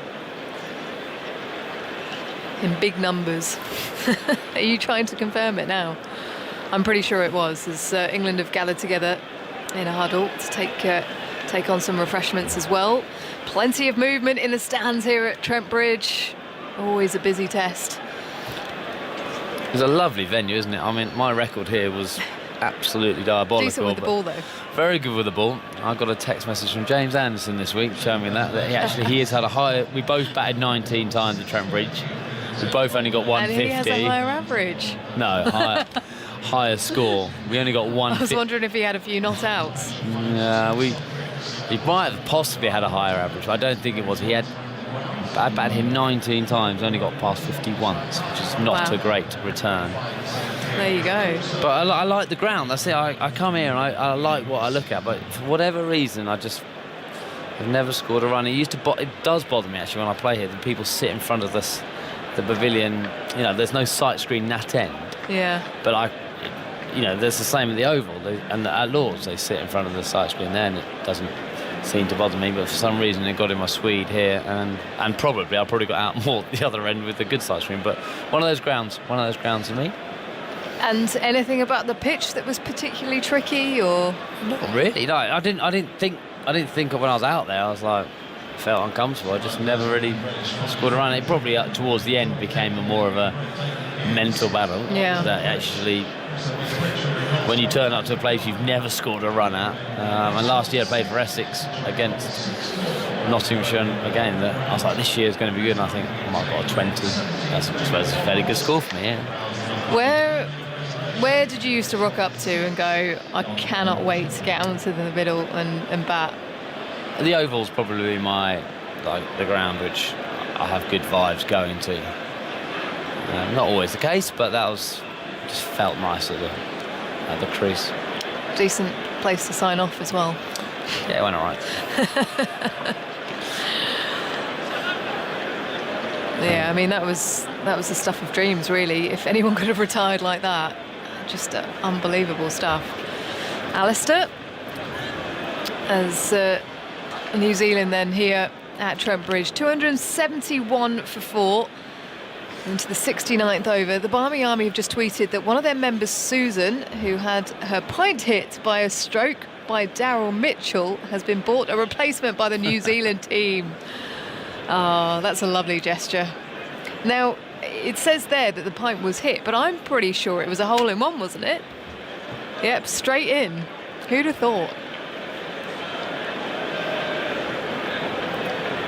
Good effort that in it to go straight in. Imagine Jimmy Anderson or Stuart Broad if that was in the first 10 overs and they're trying to keep that ball. They didn't change it. They didn't change it, no. Which I was very surprised by. I don't know if there's an optimum drink for dunking a ball in to aid the bowling side. Well, next one will get hit in the ground. You had a pint, you'd be throwing at it, won't you? Trying to get a free one. I did notice a couple of deliveries after it went in, it was deviating after it passed the stumps, taking all that beer on. As Broad will continue from the Ratcliffe Road end, he's asking fine leg to shuffle to their right.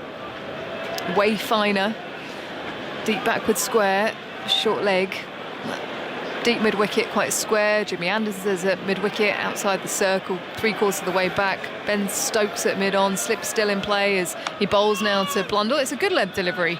On the back foot goes Blundell and pats it to the offside.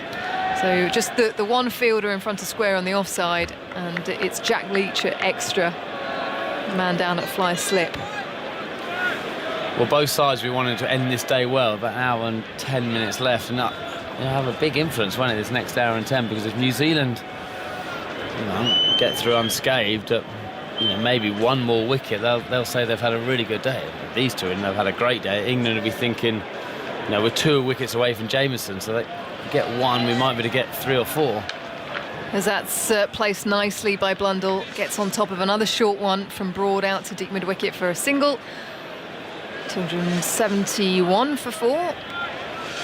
Blundell to 46, and it is bright sunshine now, but you might be able to hear that wind. It's certainly gathering, blowing across Stuart Broad at the moment, from right to left, as we survey the scene. Not the easiest of conditions for England today with the ball. Mitchell on 56. Gently waves his bat in front of the stumps. Now the big bob as he tries to pull a ball. Has he got something through to the keeper? Stuart Broad with hands on head. Another short one, this time directed more down the leg side, going over the top of that leg stump. But he looks to try and get it away down to the fine leg boundary. And I just wonder if there was a sound. That the players haven't gone up or tried to review it. Michael Goff unmoved. Everyone said they haven't heard anything. It just looked unusual, didn't it? It kind of looped to Ben Stokes. So the other ones have gone through quite quickly. That's kind of gone very slowly to him. And we have seen a couple of balls, mainly from the other end, which have bounced. Bounced a little bit more than expected. That one's gone very slow. I don't know this pitch will go up and down later on in the game. Change of field. Slightly more orthodox. So 3 slips in position. That fly slip has moved out into extra. Well, they bowled the 2 for the over, didn't they? So I think it means they can't really bowl it. Although this could be the classic Stuart Broad double bluff. Final ball of the over. Here he comes, pounding in to Mitchell, who advances and lets it go in the channel. So 271 for 4 on the board. 11 overs to that second new ball. Mitchell 56, Blundell 46. How does Ben Stokes approach this? Trying to get through to that second new ball. Well, he'll be trying to be positive. That's what he's saying. All the messages trying to take wickets. He's bowled Jack Leach. Jack Leach has done the holding role pretty well from that end. Not a huge amount of turn. The first few overs, both Will Young and Mitchell went after him to settle in, but since that kind of those first 3 or 4 overs, he's bowled pretty tidily. Whether you could either rush through the new ball and Joe Root to bowl a couple, I think we might see another spell from Ben Stokes. from this end. I think a lot of people would like to see that. He may have leaked a few runs, but he certainly looked, if not the most threatening today, with that older ball. There's Leach. It's past the stumps now to Blundell, covering it to the offside, no run. He's bowled tidily, tried to bowl as wicket as he can. There's not going to be too much on the day one. Trent Bridge for the spin-up. Ringfield on the offside. As a left-arm spinner is in, advances, does Blundell, gets to wide mid-off, sends back Mitchell after they think about a single. So this is like, although it's this is the kind of style Ben Stokes got mid-on and mid-off up. He's encouraging Blundell to hit over the top, where maybe in the past, so I was captain, you might have this time just have one back.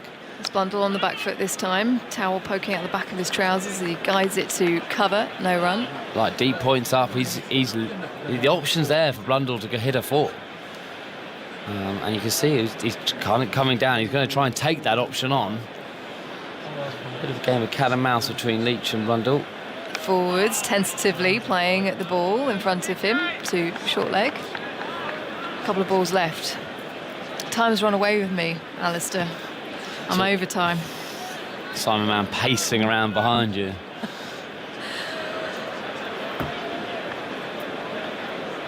I was on TV time.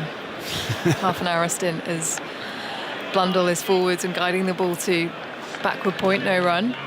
I think we're on together next straight away as well. Oh, we? Yeah, I've got an extra 5 minutes here, and then we're upstairs. For people listening, when we do our TV highlights, sometimes if there isn't any action, we may go on for half an hour and none of it gets clipped up. As Blundell on the back foot again, playing it to cover, not able to get it away. End of the over then, 271 for 4, Mitchell 56, Blundell 46. A few words from you, Alistair. And then in will be Simon Mann. We're discussing what Ben Stokes would do to get through to new ball. I thought the two options were Joe Root or Ben Stokes, and I thought we might have seen a couple of Ben Stokes. It's going to be Joe Root. I think he's going to bowl around the wicket with a leg slip, try and keep it very tight, trying to rush through these next 10 overs, it looks like. Simon, are you ready? I am ready. Finally. No, I'm ready to go. What's it like when you get to this stage in the day's play? When look at the board, 270 of 4, and New Zealand look in a strong position here. The pitch is quite dry. We saw one from, we've seen a little bit of uneven banks in this end. We saw one from Leach that did turn. I know New Zealand haven't got a frontline spinner playing, but that sometimes a dry pitch, the ball can go up and down later in the game. And you've put the opposition in as well. Yeah, I think that the putting the opposition in was, everyone was expecting it. So I don't think that decision there, I think it's played a bit differently to what we all thought and everyone thought. So hindsight is easy to say you should have bowled first. But so you kind of have to then re-evaluate your... His Root bowling into the rough outside the right-hander's leg stump. It does spin a bit actually. Ignored by Mitchell, palmed by the keeper to leg slip. Root's trying to hustle through here. He goes in once more to bowl to Mitchell against outside the leg stump and clipped away. Diving attempt by Lees at square leg is unsuccessful. Goes out towards deep back with square leg and they go through for a single. 272 for 4. So I was talking about re-evaluating what a good day is. Obviously, if you win the toss and bowl and you expect to do it a bit, you'd want to be in a far better position than you are now. Clearly, it hasn't done as much. I don't think England... Well, not I don't think. I know they didn't bowl as well as they could have done, and they certainly didn't bowl as well here as they did at Lord's. Margin for errors, the quicker outfield, there's a better pitch to bat on. There's absolutely no doubt about it. But the next hour kind of will sum up. Well, the next hour of play will sum up England's day. They can sneak, say, 2 or 3 wickets, then they drag themselves back into the game. Root bowls very full, clipped away by Blundell towards deep mid wicket. Bairstow comes in. Sends in the return. Difficult one for folks. Who makes it look very easy actually on the half volley. One more. Blundell to 47. 273 for 4. These two at it again. But you have to keep telling yourself you're 1 away from James, 2 away from Jameson, and then Southey not. Root bowls played away by Mitchell into a gap on the onside for another single. A very stiff-looking Anderson goes after it and uses his left boot to stop it. And he looked about 55 there, James Anderson. He probably feels like it as well after a long day in the field in his 40th year. Didn't have to test out those hamstrings. 274 for 4. Blundell 47 not out, faces Root, and a dot ball, I think the first of the over, played forward a square into the onside. Second of the over, of course the first ball was into the rough, wasn't it? And outside the leg stump. New Zealand scoring at a good rate today. 3.87. And Root bowls outside the leg stump, and Blundell advancing down the pitch. They just needs to be careful. He wasn't going to be stumped, the ball sneaking past his legs, but he got the bat on it, turned it away into the onside, picked up square with the wicket, and there is no run off the final ball, so 3 singles off the over. 274 for 4. The new ball 9 overs away, the close of play about an hour away. So they might, if they're minded to, have a few overs of the new ball before the close of play. I'm sure they will, actually. Well, I think they definitely will now with Root and Stokes Root and Leach bowling. And if Stokes came on here, then you'd say that you won't get too many, but that is a tactic now. They want 3 or 4 or 5 at least, I think, won't they, with this new ball? Still not quite the 90 overs in the day. Leach bowls to Mitchell and just offers a bit, and Mitchell pushes forward and angles it away with an open face towards short third, where it's picked up by Pope. Leach bowling with a long on and a deep mid-wicket, or cow corner really, and a deep cover. It did turn that one. So what are the stats like for 4th innings here? Leach into bowl to Mitchell, who covers up, plays it back down the pitch, and there's no run. The toss, Ben Stokes was very clear. He said the green tinge of grass on this wicket. We think it's the best time to bowl now, and it gets better and better. Now, England will be hoping that, but I wonder if in reality... Leach to Mitchell. Mitchell suspiciously in defence there, plays it back down the pitch, picked up by Leach, and there's no run. But I know everything's... You have to take every pitch in isolation. This seems a very dry wicket now. I mean, that's a changed colour, isn't it? Throughout the day, it's a lot... Leach bowls just a bit shorter this time and forced away by Mitchell. Beats the dive at cover, out towards the deep cover boundary. One more. The other thing I've noticed today, of course, is we've had a very strong wind all day, and that tends to dry it out even more, plus the sunshine. And we're talking about a strong breeze tomorrow as well. 275 for 4. And that's single to Mitchell. He's on 59. Blundell on 47. These two putting together back-to-back century partnerships. Blundell is 3 away from a half-century. Leach bowls to him, gives himself some room there. Blundell tries to force it into the offside, hits it straight to cover. And there's no run. These two with that stand of 195 in the last Test match. And Blundell was 4 away from 100 at Lord's. Another milestone in sight here. Leach in the sunshine, bowls to him. And that chop dropped. Difficult chance for Root. At slip, away to his right-hand side. It's come down towards the deep third boundary. Bairstow's after it, they come back for 2. Blundell goes to 49. Well, of the catches that England have dropped today, that was probably the hardest chance. It was very quick to Root's right. It would have been a magnificent catch. He got one hand to it. No, they are incredibly hard to take. The back cut of the spinner, and he's gone hard at it, and he's flown to Joe Root's right hand. Although he almost got there too early. Once they went quickly. He was like in position to do it, but if he'd have taken it, it'd been an absolute blinder. But again, a difference a week makes. They didn't drop a catch at Lord's, caught some blinders, and the rebounds went up. This rebound carried on going. Yeah, not an easy one. Here's Root bowling, reverse sweep, and good contact, and Mitchell does not bother running. It's gone for 4 towards the deep backward point boundary, which I suppose turns into the deep backward square leg boundary. So 4 more to Mitchell. He's 63 not out. 281 for 4. Just on Trent Bridges ground. I've looked at tests since 2010, and the batting average in the first innings 29 runs per wicket. In the second innings of the game, as in 1, 2, 3 and 4 rather than each team's first or second innings. So the first innings 29, second innings 30. Which would just imply that it gets fractionally better. Here's Root bowling, another reverse sweep up in the air to leg slip, the appeal for catch. What does the umpire say? He says not out. Root is imploring to give it out. Now, do they review it? They're really keen on that. Yes, they do. It was a reverse sweep. Now, what did it come off? Did it come off the arm, the glove, the shoulder? He seems to be indicating, Mitchell, it came off the arm. The umpire to director, we have a review for court. The original decision is not out. It's a fair delivery. I've checked the front foot. Can we go to front on, please? Right, well, this will tell us a lot. Tell us everything, probably. Here we go, root bowling. It says the reverse sweep, and it's a bit more leg side-ish from the ball before. We'll go to ultra edge to make sure it hasn't brushed the glove on the way through. The split screen will give me a good idea there. Ultra edge, is there anything? Nothing there. Flat line, it's going above the glove at the moment. And clearly goes above the glove off the wristband. So we'll be going back on field. There's no need to look to the LBW. It's clearly outside leg stump, so we'll be going back on field to Michael. Michael, stay with your original decision, not out. You're on screen now. Signal now.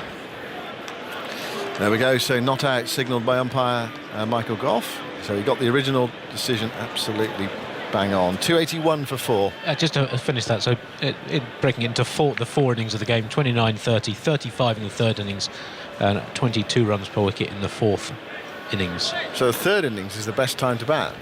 Yes, that's since 2010. Since 2010.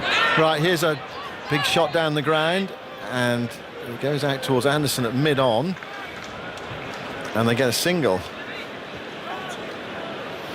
282 for 4. He bounced him there. So I was just looking at Zoltz, and that delivery took me by surprise, because Zoltz was still going through his facts and figures. Root bowled a bouncer. Yeah, he did. Really dug it in short, and it was a swap pull stroke from Mitchell. He nearly holed out to mid-on. A very strange piece of cricket, that. 282 for 4. Mitchell to 64. Blundell on 49. Root bowls to him. He nudges that way, looking for his 50. Hits it straight at square leg. And there is no run. Well, really dug in by Root with that round arm. Wasn't far away from hitting it to Anderson. Root to Blundell. Bowls to him now. Blundell's busily forward, looking for his 50. There it is, to Anderson at mid-on. Anderson tumbles as he tries to stop that. Oh, they're going to pick up 2. That really does rub it in, because it should only have been a single there. Anderson falling over, and then the ball deflecting off his hand out towards Broad, but Broad could not prevent the second run. There's another half century for Tom Blundell. 284 for 4. He's had some good fortune.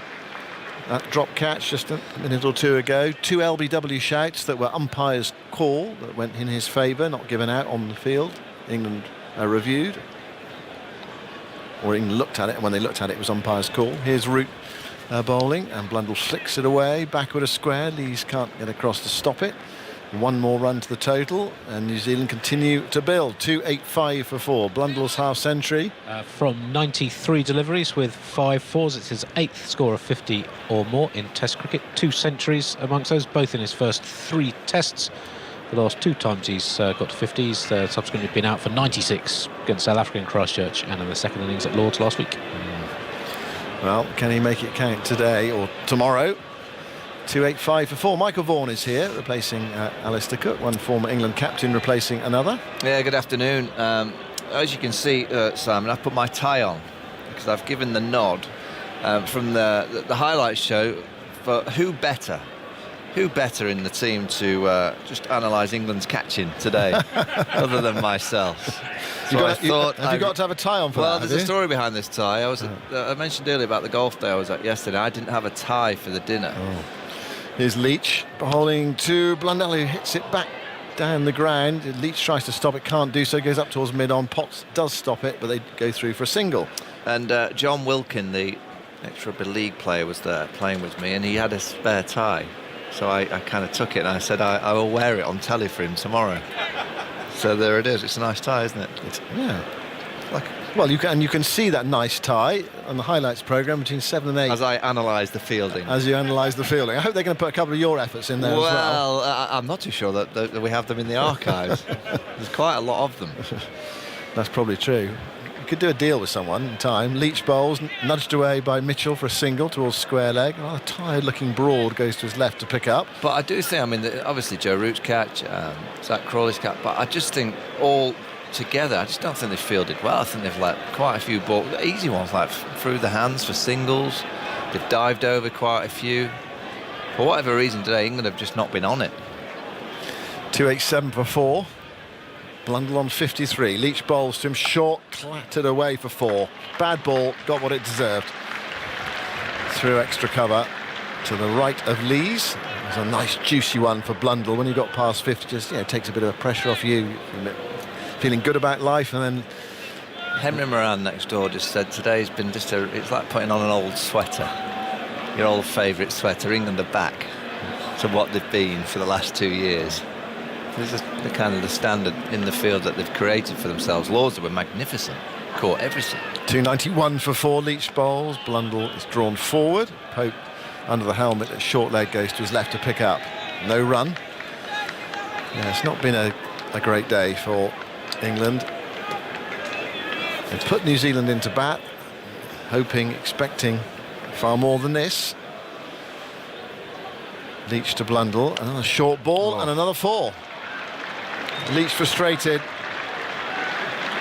dropping it short and clattered away again through extra cover. He's rolling them out here. Simon, Jack Leach had a great deal of bowling, but 13.5 overs for 58. He's had that one ball that beat the outside edge of Mitchell, but he's just rolling them out. There's no revolutions, there's no kind of shape through the air, which tells you once the revolution are on the ball, it kind of offers a bit of movement through the air as well. There's nothing on it. 295 for 4. New Zealand rattling along. It's only the 74th over. Leach bowls, Blundell down the pitch. Oh, and then the ball goes behind him, and Folkes tries to knock the ball onto the stumps, misses it, and then appeals. He's reviewed it. What are they reviewing for? LBW? They're not sure what that was for. Have they reviewed it? I wonder if they think it's hit the bat, come off the boot, and ballooned in the air. And Folkes took the catch. It, yeah. Well, they've gone for it. Yeah, they are going to review it. Another one. We had the one from Root in the previous over that came off the arm. TV umpire to director, we have a review for LBW. The original decision is not out. I've checked the front footage, fair delivery. Can we go to front on, please? Cue front on coming up. Okay, it appears it's hit the bat there. I'll go to ultra edge to confirm it hasn't clipped the pad on the way through to the bat, but it appears bat first. Just go back a frame for me. Back one frame there, yep. I've got gap between pad and ball. And then one more frame forward. Yep, bat first, thank you. We'll go back to on-field to Paul. Paul, stay with your original decision of not out. There's bat involved. You're on screen now, signal now. Well, that was an odd one. England lost a review. It was inside edge onto the pad, then the ball going away behind the batter, and Folkes tried to knock the ball onto the stumps because Blundell was down the pitch. England down to 1 review. But just tell me, why do we have a drinks break now? I've no idea. I mean, I know we're broken records, particularly me at the minute, but the over 8 once again, we're going to be probably 6 overs light of the 90. It's a drinks break for the batters, isn't it? I mean, there's so many delays in the game. Yeah, Root's ready to bowl, and the 2 batters are having a chat because they've just had a drink. With it. 23 overs in an hour and 40 minutes since tea, and Leach has bowled unbroken in that time.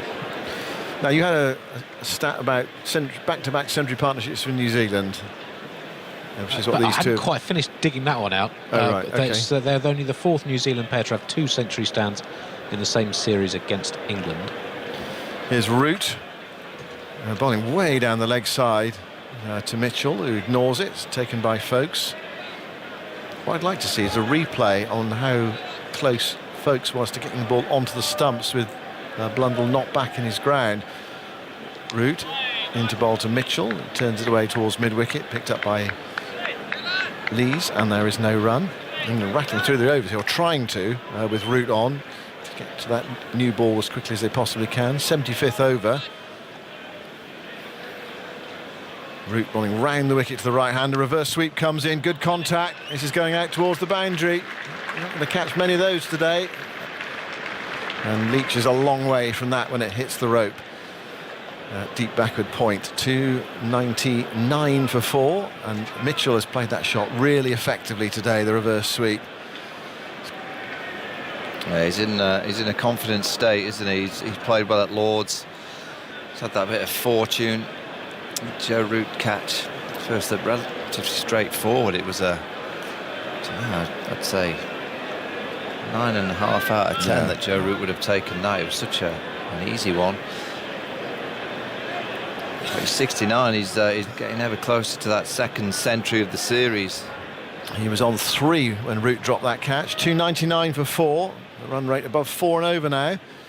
Root bowls down the leg side, ignored by Mitchell, taken by Folkes. Root bowling with a slip and a leg slip. 2 men back on the leg side boundary, a long on or deep mid on. Anderson not all the way back. Root goes in and bowls, and that goes in the air away on the onside. Root's got his hands on his head. What's that going to be? It's a leg by signalled by umpire Gough, and there is New Zealand's 300. They were put in to bat this morning by Ben Stokes at 10:30. Both sides would have put the opposition in. Latham said the same. New Zealand have responded with 300 for 4 inside 75 overs. Blundell on 61. Root bowls to him. Blundell goes back and forces it back up the pitch. Root bends down to pick up. There's no run. It's the end of the over. 300 for 4. Well, you look at the situation, 5 overs to that second new ball. Will they get 20 minutes with it tonight? England need one of those 40 for 6 kind of spells that we saw at Lords. From here, if New Zealand bat badly, 370. To bat well, 450 could be on the cards. And then, we know in England, if you get to 400 in the first innings, it's a score that you can control the game from. It's a very fast outfield. I mean, it's fair to say you get full value for your strokes. But the pitch, I don't know. We'll see how it develops. It's quite dry. Should be good for batting for a couple of days at least. Leach bowls, and some turn there for Leach. Mitchell's forward, guiding it towards short third. Well, I reckon Michael Bracewell will be delighted. Coming in next, we might have to face the new ball, but yeah, it's all right. Left-hander, get a few, and then he'll see the ball. Leach into Mitchell. Mitchell drives straight to mid-on. There's no run. Yeah, he'll have watched that ball that Jack Leach bowled past the outside edge of Mitchell. Go, I'll have a piece of that. 5 left-handers in the England lineup for the off-spinner. Root kicks the turf at slip for some reason. Leach bowls. Mitchell eases that up towards long on. So Anderson fielding at a wide mid-on. England have a long on in as well. So 1 more to the total. 301 for 4. 4 overs to go until the new ball. After this one, Mitchell, the way these two are rattling through now, or mainly Root, not so much Leach. England will have half an hour. If they want half an hour anyway, it might be that they want a bite tonight and a bite tomorrow. But they need wickets, really. It's got to happen very soon for England. 301 for 4. Blundell on 61. Mitchell 70 with that single. The field comes up a bit for Blundell. He turns that away into the onside. They thought for a moment that Leach was going to get through onto the pad, but Blundell got the bat down just in time to play it to Broad at square leg. They were all leaping, ready to appeal. There is something there for Leach. I think that's the frustrating thing. His control hasn't been as he would have liked today. Ball's another short ball, and that's smacked away out towards extra covers. A fielder in the deep there. Lee's diving to try to stop it. I think has he stopped it? Yes, he has. Well, it's a brilliant piece of fielding if he has. He's very close to the rope on the extra cover boundary. It was smashed away again by Blundell, and Blundell's limited to 2. Really excellent piece of fielding, because that was going away from him. He had to dive back as well to knock it inside the boundary rope. Just managed to do it. Yeah, they're just checking it, but it's fine. 303 for 4. Again, another example there of Leach just dropping short. 0 for 61. Last ball was 15th over. Draws the batter forward this time. Blundell, who blocks it to Pope at short leg. I just want to see from Jack Leach, just every now and again try over the wicket. To the right-handers, just don't get locked in with one kind of plan of attack. For many years, Ashley Giles did a tremendous job for England over the wicket, bowling to around leg stump. Not a great deal there, particularly in the first innings of a Test match when there's no rough. Just kind of, can you hold an end for the seamers to rotate at the other end? Just try something slightly different. Jack Leach is not going to surprise you with the delivery because he's just a left-arm orthodox seamer, so he has to try and create a little bit of theatre in the batter's mind. And I just think by changing angles, just every now and again, pack the offside, toss it up outside off stump and try and get them driving through that offside with a couple of catches, short extra cover, short cover point. I just watch and think it's all very similar all the time. There's no real variation, and he hasn't got the variation and the difference in terms of the doosras and the kind of mystery spin and kind of deliveries. So you have to try and create that kind of mystery with your angle changes and your clever thinking. Matthew Potts is going to come on with those 4 overs to go until the new ball. So I think they've got Root 3 overs for 15, not very effective. Okay, we were rattling through, but we need a wicket. And here's Potts, who has been wicketless so far today. His first ball of a new spell is defended by Mitchell back up the pitch, and Potts picks up and there's no run. Yeah, this pair, Mitchell and Blundell, are the first New Zealanders to score century partnerships in successive innings in the same series against England. The first? Yeah, there have been a couple of New Zealand players who've had successive 100 partnerships against England, but in separate series. Right, OK. Recently, de Grandhomme and Watling. 303 for 4. Potts bowls. Mitchell defends towards backward point. Leach picks up and there's no run. Yeah, but they're the first to do it within the same series. Well, they've had some good fortune. Mitchell was dropped by Root on 3 off the bowling of Stokes. Blundell dropped by Root, difficult chance on 47, and then there was 2 LBW shouts against Blundell as well that were both umpires' calls. So if the umpire had given him out, then he'd been on his way. Fine lines and all that. Mitchell 70, waits for Potts. Potts bowls on the stumps, and Mitchell turns it to mid-wicket, and there's no run. These two came together at 169 for 4. It was 84 for no wicket, 169 for 4, game in the balance, and these two look to have taken the game away from England. New Zealand in a strong position as we move towards the close of this first day. Still with power to add as well. 40 minutes cricket left. Potts bowls, and Mitchell's in behind that delivery, but only fraction short of a length. Played into the onside. No run again. 2 for Anderson and 2 for Stokes today. Yeah, you're looking at Matthew Potts, and I don't think he's bowled badly today. I've liked his energy. He's clearly a good, strong character. It's a bit of a leveller. 0 for 67 from 15.4. Tries again, bowls to Mitchell on that one. Really climbs outside the off stump. Where did that one come from? And actually, the bowler stares at the pitch to say, "Yeah, I'm going to have a look at that. Why did that bounce as much as it did?" Well, it's deliveries like this that you've just seen. It's a beauty. That Ben Stokes bounced and left him as well. I don't care who you are, how many Test matches you've captained. Ben Stokes is thinking now, "Oops, yeah, oops." The opposition have got 303 for 4. I've asked them to bat first, and a ball's just risen off a leg quite sharply. Oops. Oh no. Mitchell waits for Potts, who bowls on his pads, turned away towards fine leg. They'll get 1. They can't get more than that as the throw's on its way to Folkes. Mitchell to 71, 304 for 4. Yeah, well, you just wonder what this pitch is going to be like 4th, 5th day, especially if you're looking at a few in the 4th innings. Well, it's certainly, a pitch that will play fine for a few days. It always does, but I'm sure it will deteriorate on days 4 and 5. So I always say to make sure you get them in the first innings. Don't make an obvious mistake. If you get a good ball, you get a good ball, but don't give your wicket away in the first innings, because the second innings it's going to be a lot harder. Well, England need, it feels at the moment, England needs 6 wickets quickly. Trying to limit that New Zealand first innings score. Mitchell and Blundell are in control. Here is Leach bowling to Mitchell, who's forward, head right over it, back down the pitch, and there's no run. With Mitchell on strike, there are 3 fielders in the deep, long on, deep mid-wicket, deep cover. Just the one close catcher, Root at slip, 5 saving a single. Leach to Mitchell, and Mitchell is forward to that one, playing carefully towards cover.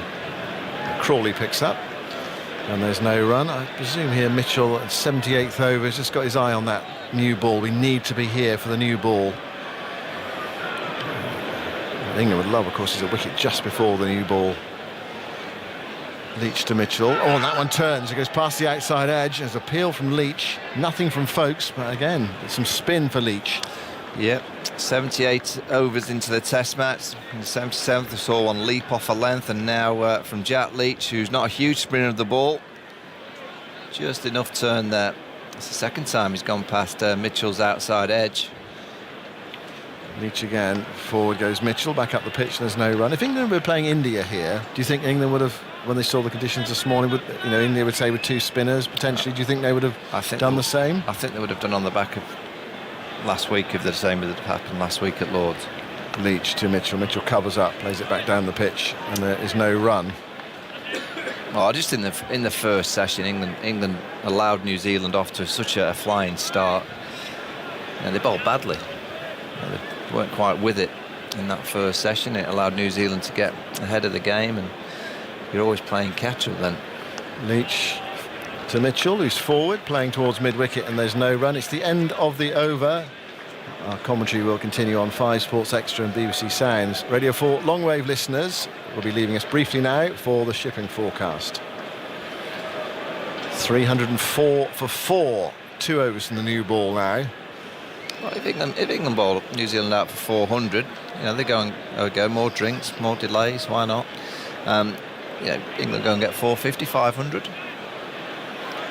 Why are you looking at me like that? Well, the way you said it, England get 450, well, 500. This has got to be the plan. This is the new era of the reset. It's positive thinking. It's fun. It's. When was the last time England did score 450? They got some runs against India at Headingley last year, didn't they? I can't quite remember how many they did score in that match, but they rolled India out for about 80, I think, on the first day, and I think they threatened to get a massive score. Okay, and let's break this down. So this England side, it hasn't really changed in say 2 years.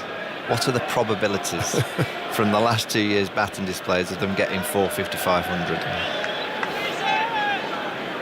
I'm looking forward to this percentage. What do you reckon? Well, I can't remember how happened. One time they did do it was in Chennai in the first test against India, didn't they? They got a lot there when they won the game. One of their great away performances. A double century by Joe, wasn't it? Yeah. Potts bowls to Blundell, wide of off stump, swinging away. Blundell leaves it, taken by Folkes. And I think England would. I think they definitely got some runs at Headingley last year. They got a big score, but whether it was 400, I think they fell away, didn't they? Threatened to get it. I don't think it was massive. I don't think. Because they bowled India out for nothing, didn't they? Nothing in the first innings, and then India got they made a decent fist of it in the second, then fell in a pile on the Saturday morning. Yeah, England made 432 at Leeds last summer. Right, okay. So we're looking for 450 here, Andy, because I think that's the kind of number that England are going to require in the first innings. Potts bowls, and Blundell defends back down the pitch, and there's no run. I mean, recent history is no guarantee of future history, of course. They might well get 450, 500, but...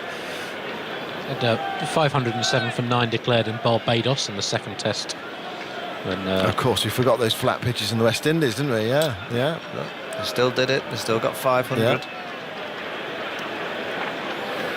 Potts bouncing in to bowl to Blundell. It's full, it's forward, guided away down towards the gully region where it's picked up, and there is no run. Since the start of 2021, after they had a pretty productive summer with the bat in 2020, England have had 4 scores over 400. Two of them have been over 500, but only one further score over 350, so just 5 innings out of it. Here's Potts, right on target. Blundell defends on the back foot. Andy, Picked up how by many Potts, no innings run. is that? I'm just trying to work out the probabilities of this happening. Well, it's 41 innings, but some of those were, chasing low scores. So out of relevant innings, 5 times they've reached 350 out of the last 34. So 350 is not quite enough. No, it feels they're going to need a lead, but it's about 8%, I think, isn't it? 8% chance. Potts bowls, and Blundell covering his stumps there, just angling in. Simon, it's slightly concerning for the England supporters out there is that I get to see your face every time I mention 400, and it's like you're giving the game away. Bit of amusement on it. Yeah, I don't think you're believing this, that it can be possibly on for England to get that amount. Welcome back to our Radio 4 Long Wave listeners, by the way, after the shipping forecast. It's 304 for 4. Last ball of the 79th over. Blundell on 63, plays it back down the pitch, and that was at a maiden from Potts. It was 304 for 4. And these two, you can see their game plan here. They're just they're playing for the new ball, making sure they're there for the new ball. It's been New Zealand's day so far. Half an hour or so to go until the close of play. For the next 20 minutes, it'll be Jonathan Agnew. Yeah, the second new ball, just 1 over away. Session by session, just come up on the television. New Zealand 108 for 2 in the first session, 87 for 2 in the second, and 109 for 0 in the last session. Consistently scoring around 3.7 throughout the day. It's been a good day for New Zealand. Always is a quick scoring ground, so it's always a little bit higher than most other venues, but they have played nicely, played some good strokes, and in the last 20 minutes, Aggers, we've seen one that's flown off a length. Yes. And we've seen one that's beaten the outside edge from Jack Leach. We've seen a couple that have spun, haven't we? I mean, it is quite dry. New Zealand left their spinner out today. They had to do all sorts of regrouping, having lost Williamson to COVID. But they put on 84 for the first wicket. Young made 47. He was caught by Crawley at slip. Lovely catch off Stokes. That was 84 for 1. The next ball from the other end, though, Latham pulled a short ball from Anderson to Potts at mid-wicket for 26, so 84 for 1, 84 for 2. And then 2 more wickets fell in quick succession. Let's watch Leach moving in bowling, and Mitchell flicks him away for a single down to long on, and New Zealand go to 305 for 4.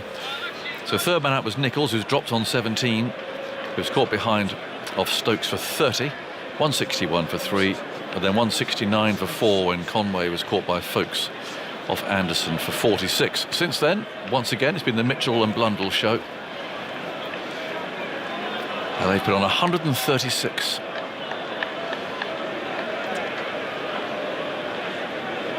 Leach pauses for a moment.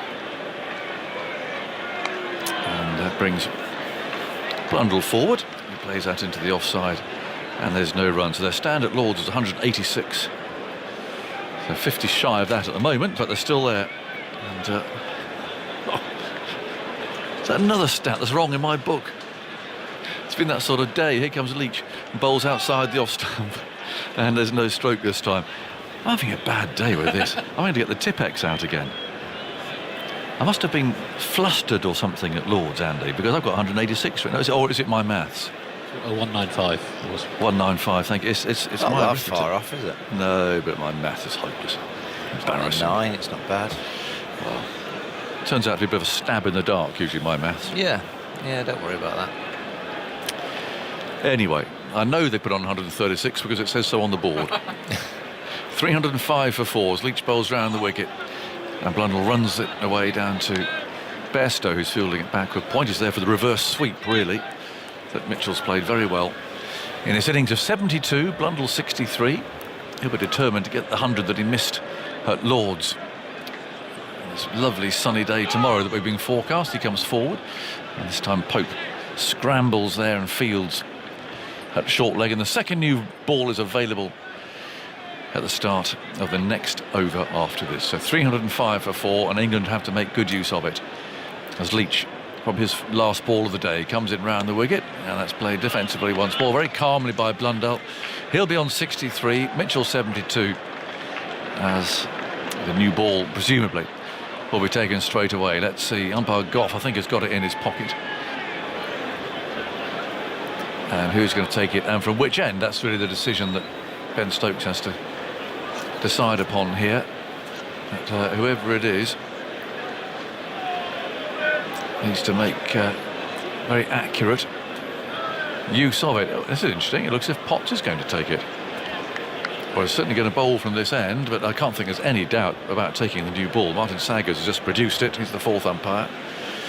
Paul Rifle's got it in his hand. I'm not sure if we're looking at it longingly and lovingly like he might have done 20 odd years ago. I thought I wouldn't mind bowling with that, but he's got it in his hand. He's tossing it up to umpire Gough, who's waving it to the scorers, so it is being taken immediately. And Matthew Potts, so it's a certain amount of promotion for him, is going to take it. And I was looking around, Jimmy Anderson's there, Stuart Broad is there. So Ben Stokes has said to the youngster, right, let's see how you do with this. That's a real slap on the back and a bit of confidence, that, isn't it, to begin the new ball ahead of those two. 305 for 4. There's 4 slips. That's Potts. Sets off to bowl to Mitchell, and he's forward to the first delivery, playing it away into the onside. Jeremy Coney's here. Half an hour to go, Jeremy, or just less than that. Important little time for England, isn't it? Yes. Only having taken 4 wickets. They've created a few other chances, just a few little dropped catches today for them. They haven't quite, haven't backed the bowlers very up. Difficult. I think the Root one off Blundell was difficult. There's an outswinger which is punched away past mid-off. A chase for Anderson, and he'll keep them down to a single. There he came sprinting back in our direction. 305 for 4. Yeah, I was just a little surprised that Root didn't an easy one, I thought, off Mitchell before he'd scored, but then the second one from Root, really I thought he might have moved to his right, and because he could see it was a cut, you generally go to the reverse cup and get slightly further away to give yourself some time. You have got that time a wee bit. Potts bowls, Blundell forward, or as much as he likes to get forward. He's a back foot player, so he has to be dragged out of his crease rather.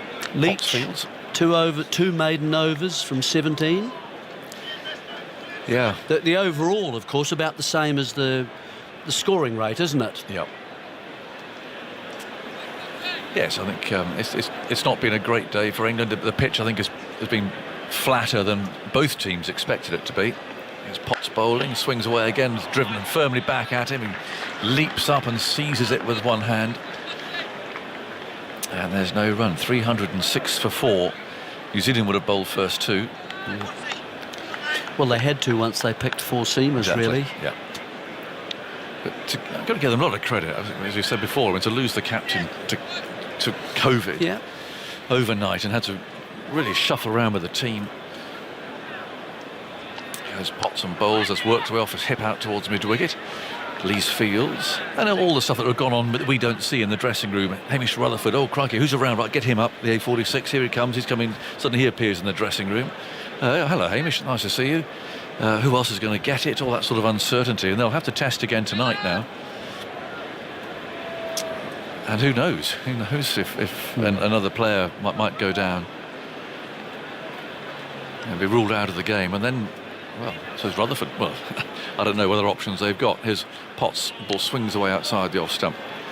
They've already lost to Grandon through injury, so it's a slightly depleted squad anyway. But anyway, that's all ifs, buts and maybes. I think it's just to come back from that position overnight, when word would have spread, wouldn't it? Oh no, the skipper's gone down with COVID. Oh, crikey, really? The best batsman? It's not a great start when you're 1-0 down. No. And they've had a really good day. Well, that's what makes it really important for this part of this section. This last little bit.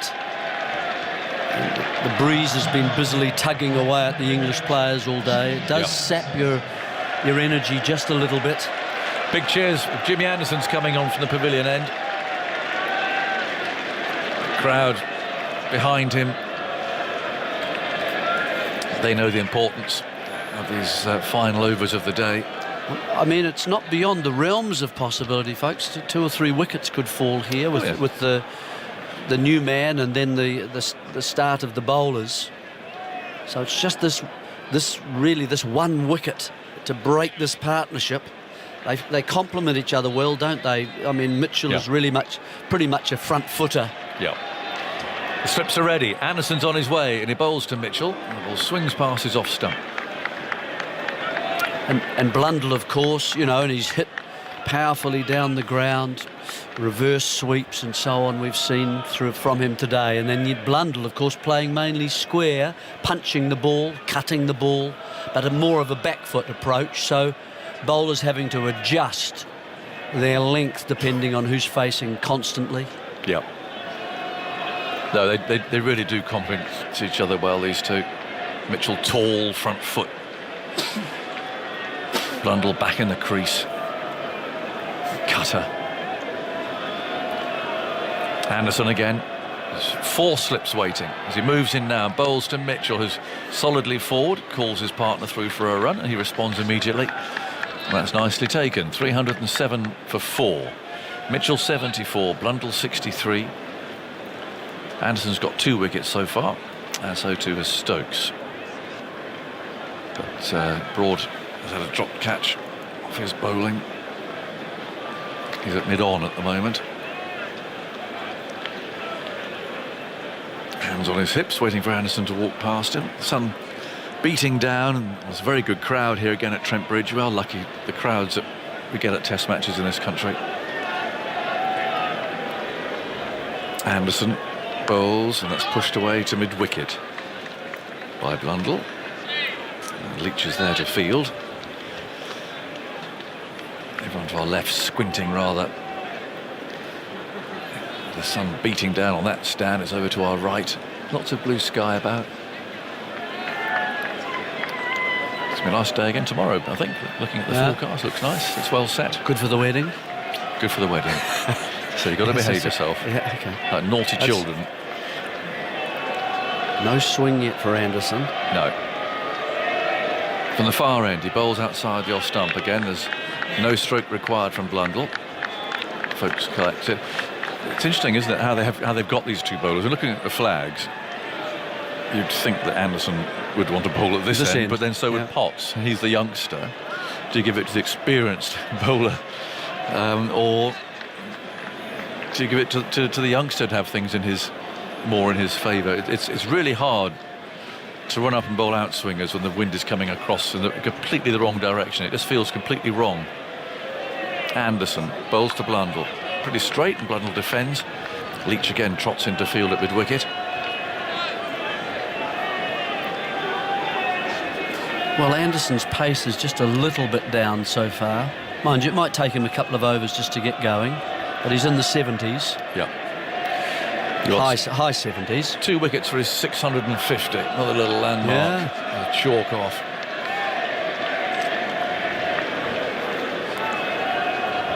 Rubs the ball on his trousers.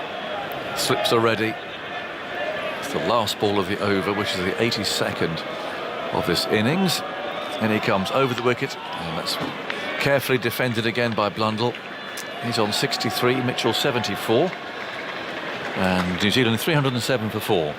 This is the 30th time that England have won the toss and put the opposition team into bat in a home test since 1993.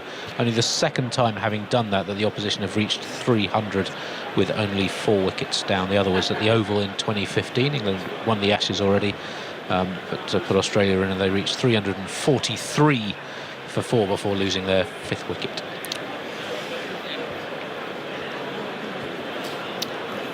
Well, the Potts experiment has lasted 1 over, and he's off. Pulled rank. Broad has pulled rank. Yep. I think he has. Getting the bandana ready. Yeah. Out she comes from the pocket or just tucked into the waistband of the trousers. And yeah, he's coming on straight away. Yep. It's probably the right thing, isn't it? I mean, if you've got these two on your side, you've got a new ball, desperate for wickets. I think That first spell after lunch from Stuart Broad from the Radcliffe end was his best of the day. Yeah. He actually got the length right, and it started to just move around for him a little bit as well from the surface here. If he can do that this evening, he brings himself in with a chance, certainly. And remember, he was the one who dismissed Mitchell for once he got to 100 at Lord's. Well, he'll also get what is, I suspect, a fairly well lubricated crowd behind him this last half hour, 20 minutes. Broad's on his way, 4 slips waiting. He's there and he bowls, and Mitchell is already on the front foot. He almost knew where that ball was going to be. He's leant forward, and Broad was able to field it. Yes, if Broad can get a wicket here, get the crowd behind him, there'll be a night watchman padded up. I don't know who that'll be. Bolt? Is he not watchman material? No. He gets nosebleeds if he goes in, even the thought of getting above 11. It'd be good fun. Oh, yeah. In goes Broad over the wicket, and that's easily played off that front foot again by Mitchell to Anderson at mid-off. Matt Henry, won't be Southey. Had to be Henry, is no one else. Not sure whether they'll bring a night watchman in. We've got a man on debut. I don't know whether he would command at this stage a night watchman. Wouldn't he? You have to earn your stripes. That's right. Yeah. No pity for the young man. He's out. Well, he's not a young man. No, 31. So he's played a fair bit. So out you go. And a left-hander to go with the right-hander here. Yeah. 307 for 4. England have to be in the position of getting him in first. Mitchell waits on 74. Broad's there, bowls to him. Again, he's on that front foot. Broad stares at him, a sort of glaring sort of a stare as he picks the ball up. Looks about Roger Federer with that bandana on, given that Wimbledon's approaching. But actually, Roger isn't there, is he? It's a shame. Love watching Roger Federer. What a player. Yeah. A cricketer too, by all accounts. The craft of it all is just fantastic. And goes Broad. Bowls, comes off a thickish edge. Finds Leach trotting in off the long leg boundary. 308 for 4. Has he played much cricket, Federer? Yeah, at school in South Africa. So it's still been a sort of an ambition of ours to get him on Test Match Special. I happened to be in the same room as his mother a few years ago, and I said, Rog and cricket. She said, oh yes, absolutely. I said, well, how can we get him on? She said, well, just go and ask him. I said, Mrs. Federer, you can't just... How can I just wander up and ask Roger Federer the question? I mean, you know, I can get close to him. But that was her advice. Well, take a banner to the tennis and hold it up, can you? Think? He goes Broad, bowls outside the off stump. The ball runs away to gully. Well, Isha could do it because Isha's covering some Wimbledon, and I think Alison does too, actually. Why did he go to school in South Africa? Was he born there? I think his mother is South African. One of them is South African. So yes, he played at school.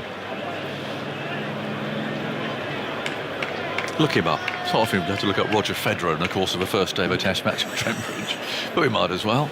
It's been a quietish sort of a day. Where was he born?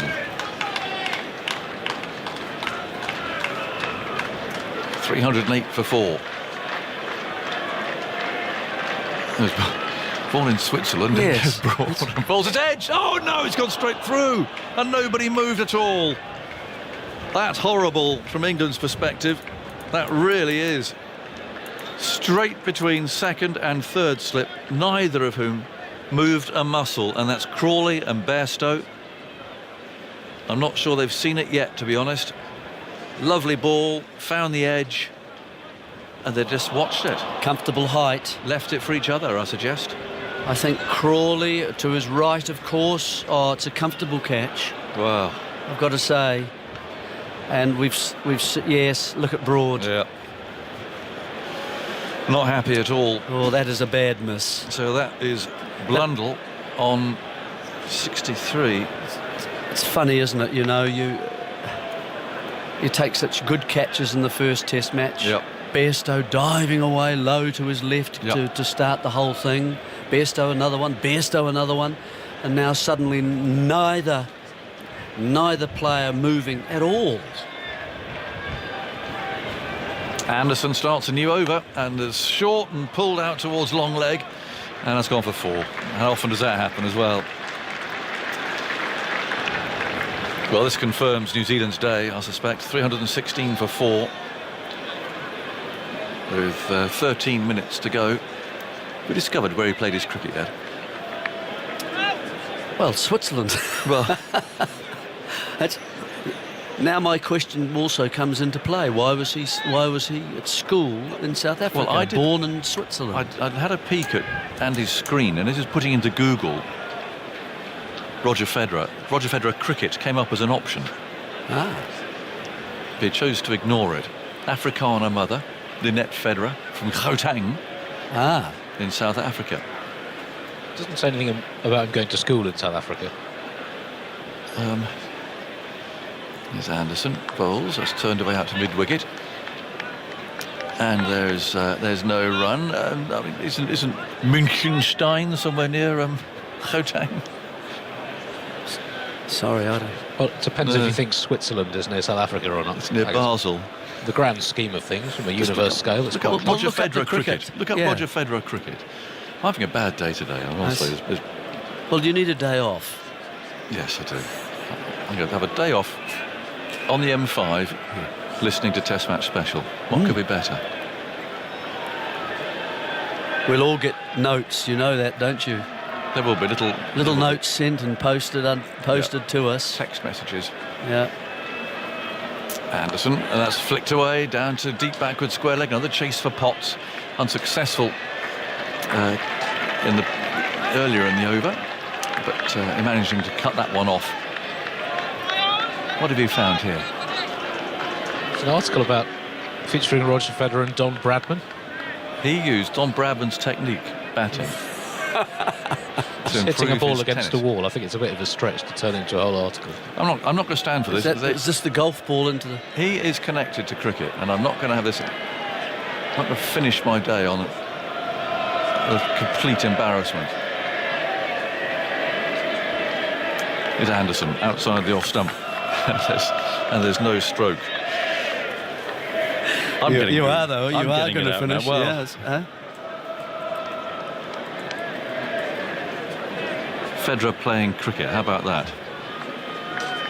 Roger Federer plays textbook 4 defensive shot. Does Federer play cricket is the question. Federer's no stranger to cricket, having picked the game from his mother, who is South African.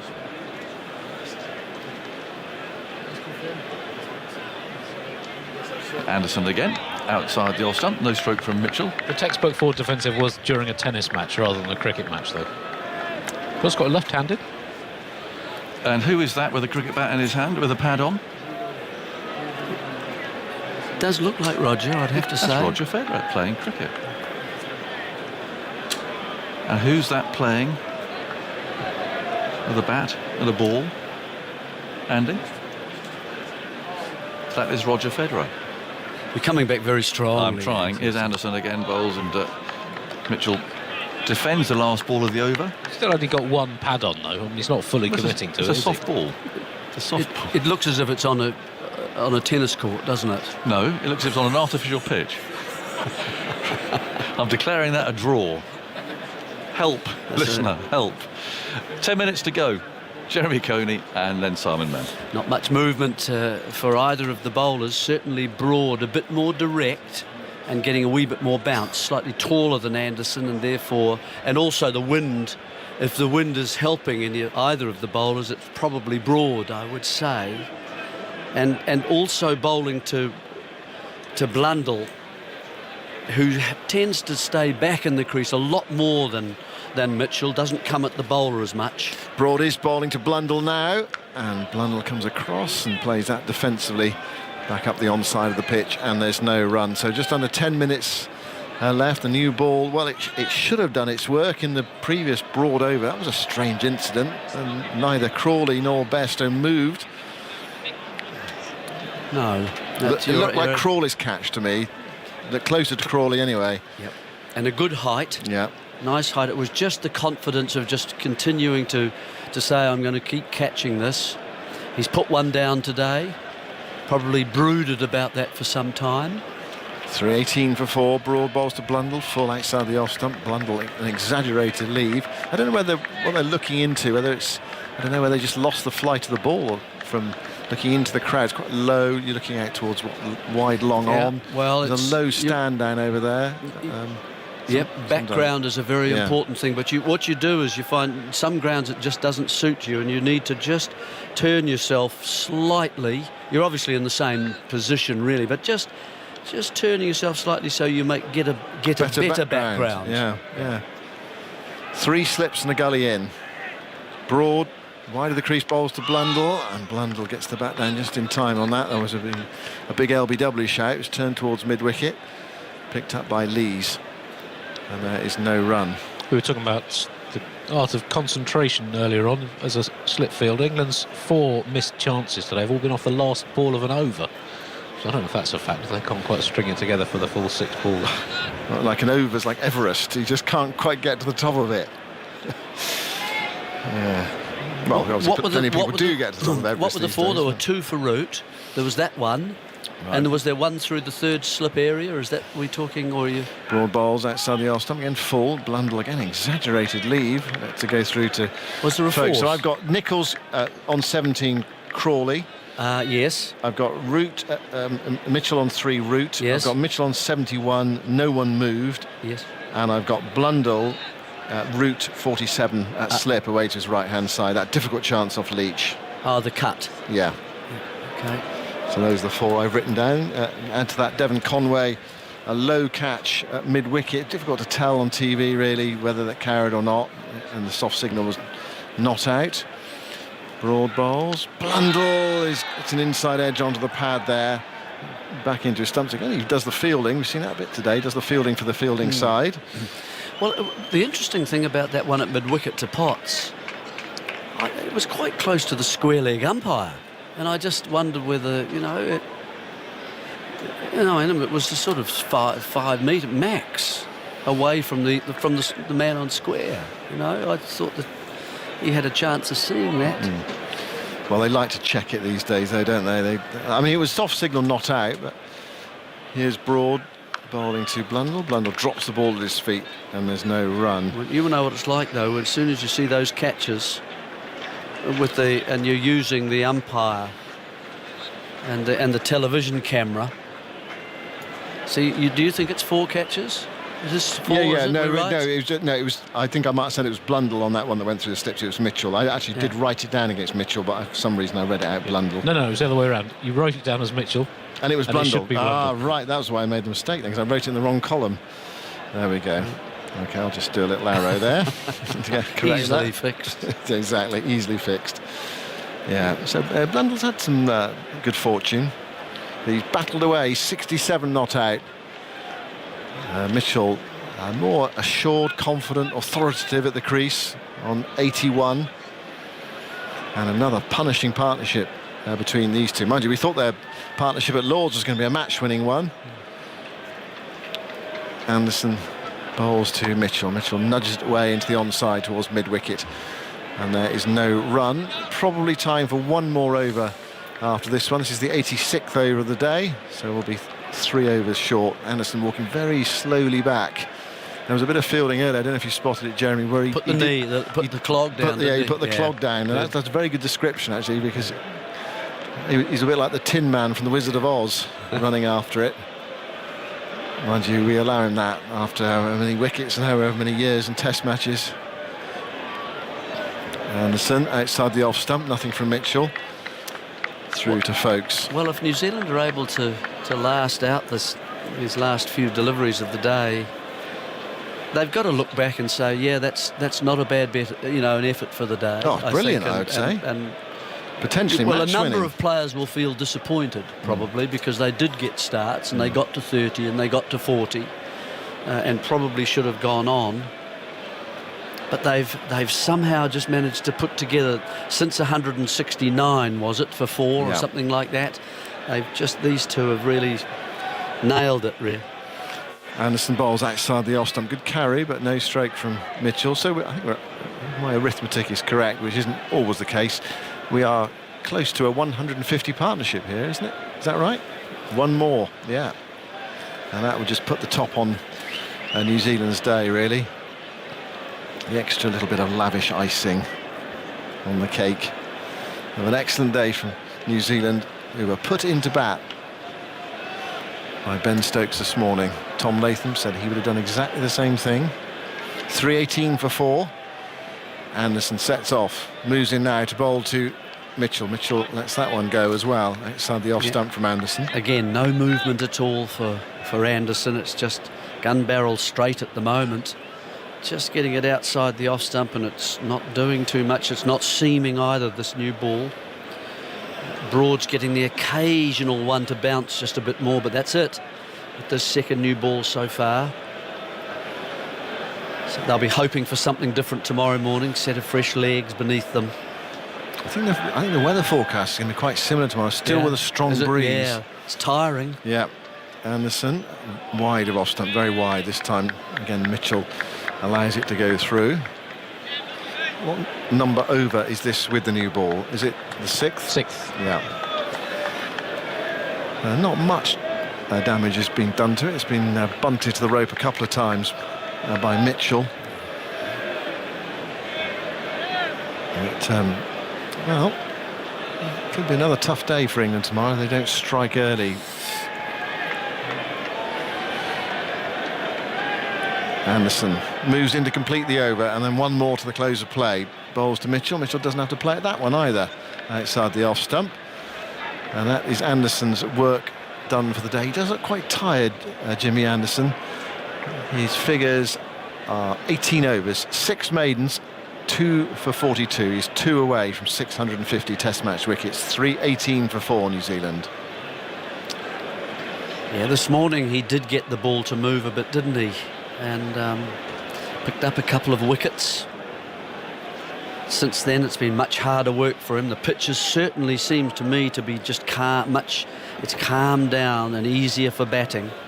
It's a surface that, you know, once you get a good strike on the ball, it does run away very freely all around the whole field. Here's something interesting, Jeremy. Leach for the last over of the day. He's changed ends as well, and there is some dryness there, and he has got the ball to turn. Just a couple, hasn't he? Just a couple. Worth a go.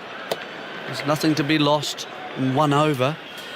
I suppose the disappointing thing for Leach is that he's only had 2 maidens out of 17 when he's been asked to hold an end.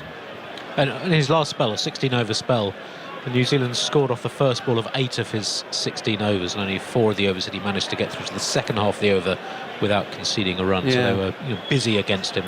The defensive fields allowed them to. Well, that's where Mitchell cleared him out, didn't he? You know, with the 6 and the 4, and there was a couple of short deliveries, and he was bowling up into the breeze. This one he's going to be bowling, if anything, with the wind behind him or coming over his right shoulder. So it's going to be hard for him to get, I would have thought, an arm ball going with the new ball. We'll wait and see.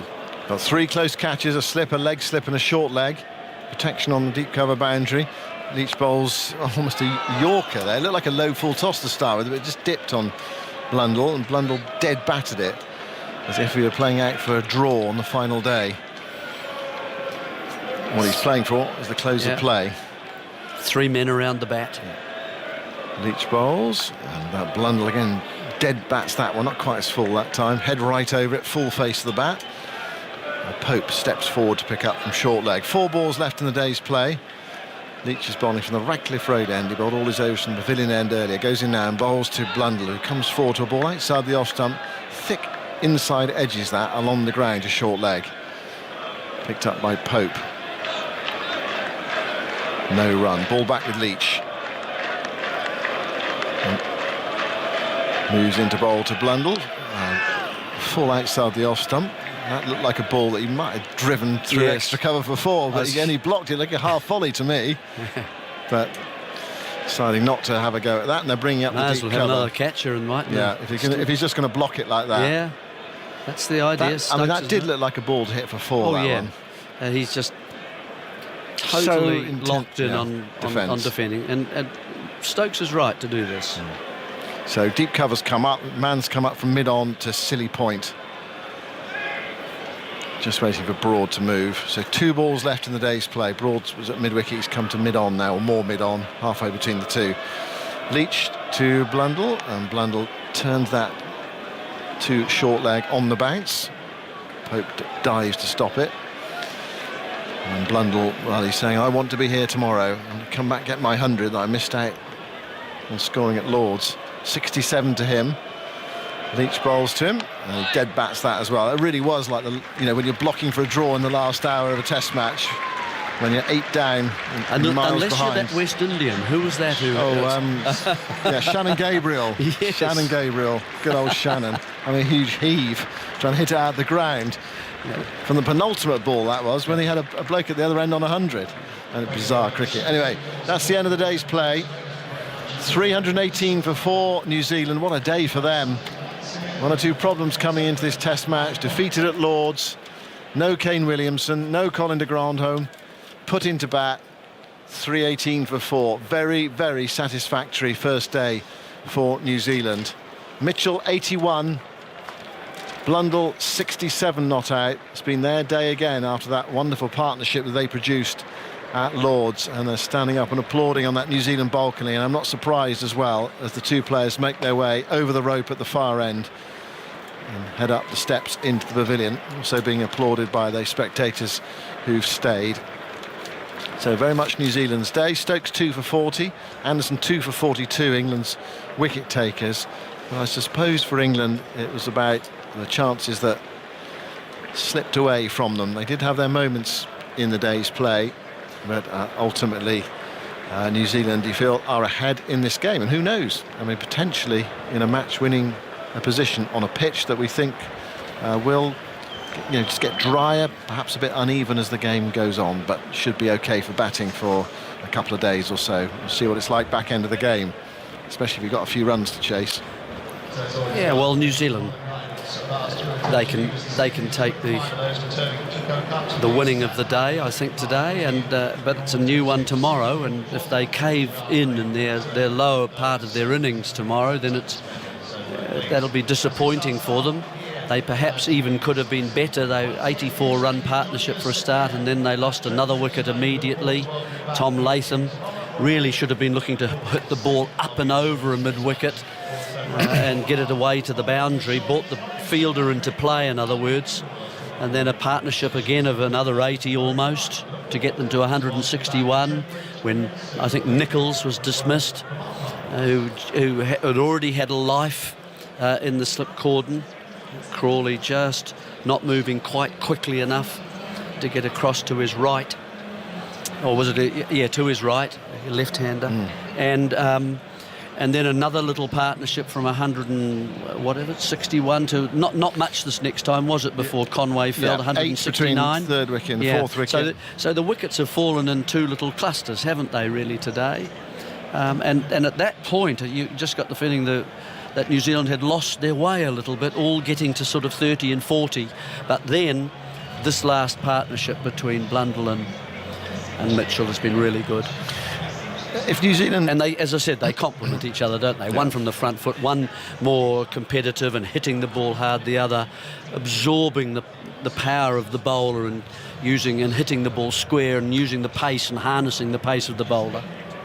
If New Zealand aren't to fritter this away, Jeremy, what sort of score would they be? Many as they can. I know, but satisfied with from here. Oh, if they can get... Well, they're 300 and what now? 18 for 4. Yeah, another 100. 100. So 420. Oh, that gives you a chance, doesn't it? Yeah. Great, thanks very much, Jeremy. Plenty more from Jeremy tomorrow. Michael Vaughan and Jonathan Agnew are moving in for their review of the day. We'll get some reaction as well from the far side of the ground. Hopefully from both camps after a very good day for New Zealand. It's from England, it's probably what we used to call a Duncan day today, in terms of perhaps a member of the coaching staff to come out and talk. Anyway, I'll leave you in the hands of Jonathan Agnew. Indeed, thank you, Simon. Lovely late afternoon, I must be honest. The sun's shining, groundsman's got his hose out and he's watering the strips alongside the test pitch, but very much New Zealand's day. We'll begin our review then, and this could be downloaded in the usual places, BBC Sounds. The first day of the second test between England and New Zealand at Trent Bridge sees New Zealand put into bat, closing on 318 for 4. They lost their captain, Kane Williamson, overnight to a positive COVID test. And there was some anxious testing, I suspect, amongst the New Zealanders tonight. They're going to have to all retest and make sure that there aren't any more victims. As far as that's concerned, they've had to juggle their team around, obviously, to accommodate the loss of Williamson, but also Colin de Grandhomme as well. So they went in without their spinner, and they've reinforced their seam attack. But they were put in, and Young and Latham steadied any anxiety there might have been. Put on 84 for the first wicket before Young was caught by Crawley off Stokes for 47. And the very next ball, bowled from the other end by Anderson, Latham pulled a short ball to Potts at mid-wicket, took a good catch. Latham out for 26. That was 84 for 2. Then a stand between Nicholls and Conway. Nicholls was dropped on 17. I must mention there are a number of chances that were missed today of varying difficulties, but Nicholls certainly was the lucky recipient of one of those before he was caught by Folkes off Stokes for 30. That was 161 for 3, and then 8 runs later Conway was caught behind off Anderson for 46, and that was it really. Mitchell was dropped on 3, a very, very catchable chance. Blundell dropped on 47, a more difficult opportunity from Root, but then he was dropped again, or no one laid a hand on one, to be more accurate, on 63. It went straight through the slips at a catchable height between Crawley and Bairstow. Nobody moved, so he survived. He's on 67, Mitchell's on 81, and those two, who put on that huge stand at Lords, of course, have now put on 149 for this 5th wicket. Bowling wise, Anderson 2 for 42, Broad no wicket for 74 from his 18 overs, Potts no wicket for 69 from 18 overs. Ben Stokes, I thought the pick of the seamers actually today. He swung the ball around, 12 overs 2 for 40. Jack Leach 18 overs no wicket for 62, and Joe Root bowled 3 overs for 15. So that's how it ends at the close of the first day. Michael Vaughan can cast his eye over all of that before we just dissect precisely what's been going on. What do you make of that day, Michael? Well, I full credit to New Zealand. We know that they're a fighting side. We knew that they'd come back here at Trent Bridge, having lost that first test match where they were a bit rusty. I didn't think either team played great at Lords. It was just a great contest to watch, and obviously an incredible innings by Joe Root got England over the line. But Ben Stokes decided to bowl first. Both captains were going to do that. I think more in the concern of the batting, concern that, this morning it might have done a little bit, and both batting lineups probably are a little bit fragile at the minute. I think both captains are a bit wary of that, and they probably think, if we give the ball to our seamers, that's probably the safest option. That's a sign, particularly of an England side that are not quite confident enough, really. A good side would have arrived this morning, wouldn't have even hesitated, bat first. A confident New Zealand side, I'm pretty sure, would have batted. It's dry, first. isn't it? It's not a damp green pitch. No, it's not. There's a green tinge to it, and I guess when you're up here, you look at it, and it's certainly got a little bit paler as the day has gone on. But when you were here this morning at about 10 o'clock, you looked down, you saw a lot of green grass. But when we had the chance to go and look at it, you looked at it and went, wait a minute, it's quite dry underneath that green tinge. But you can kind of understand why he did it. If you bowl first, you've got to do what England did at Lords. You have to get a couple of early ones to give yourself that belief that you've made the right call, and then you've got to catch well.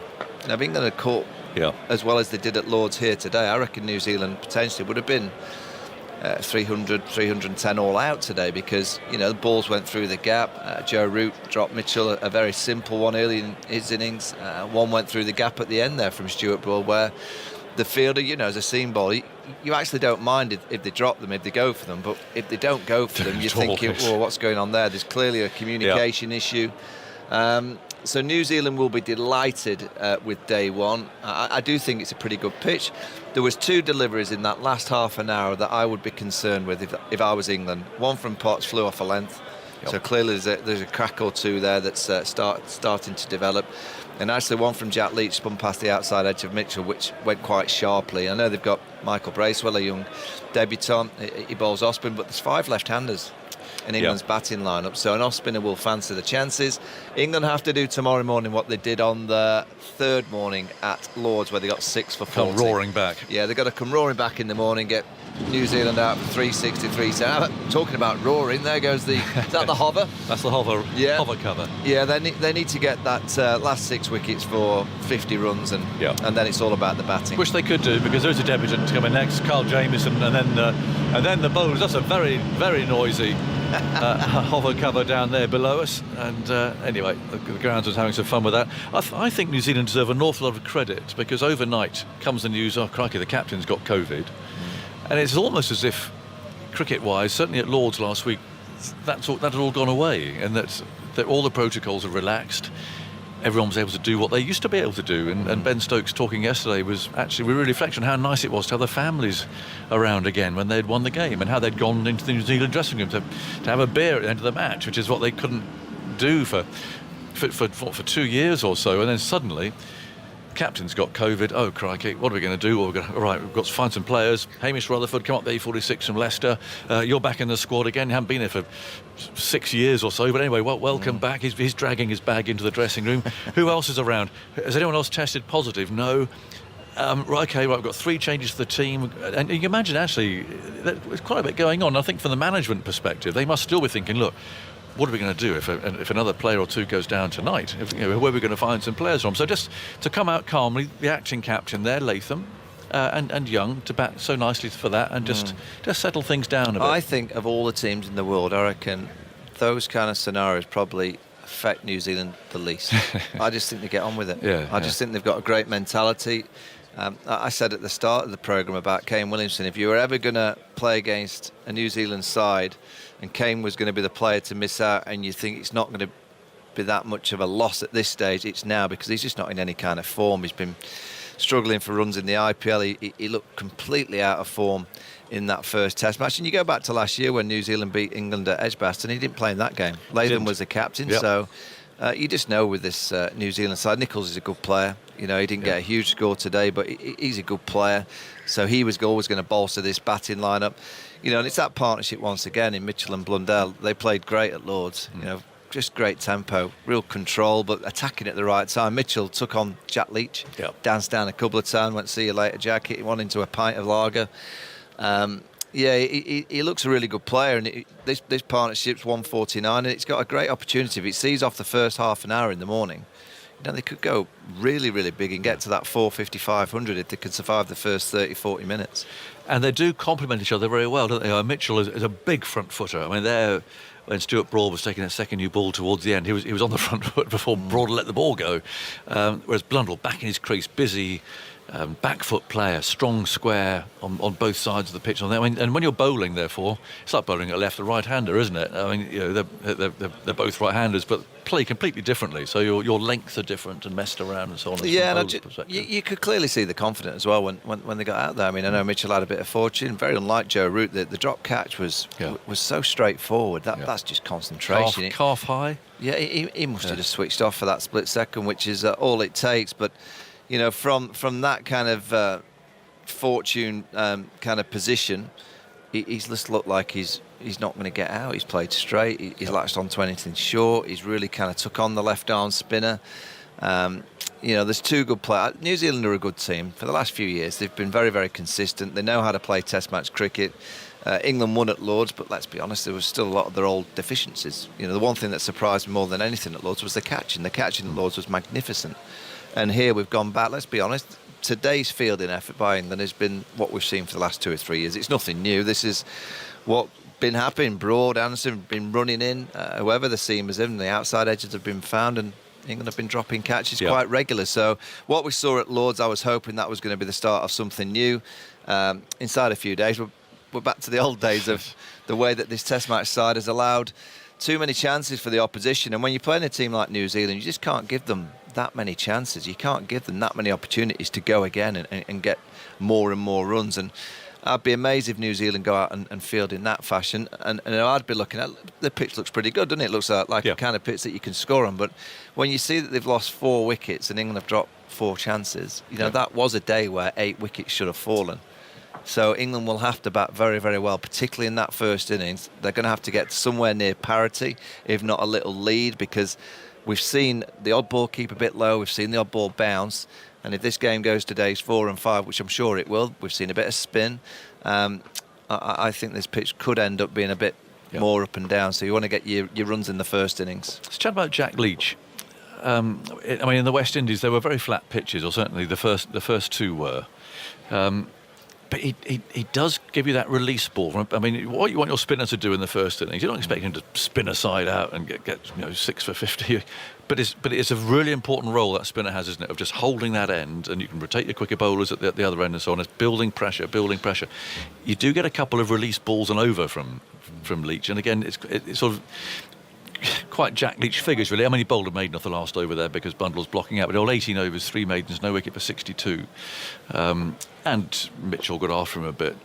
But I think he averages 51 in the first day of my problem with Jack Leach, I think he's a great character, and he's the kind of personality that you'd want in your team.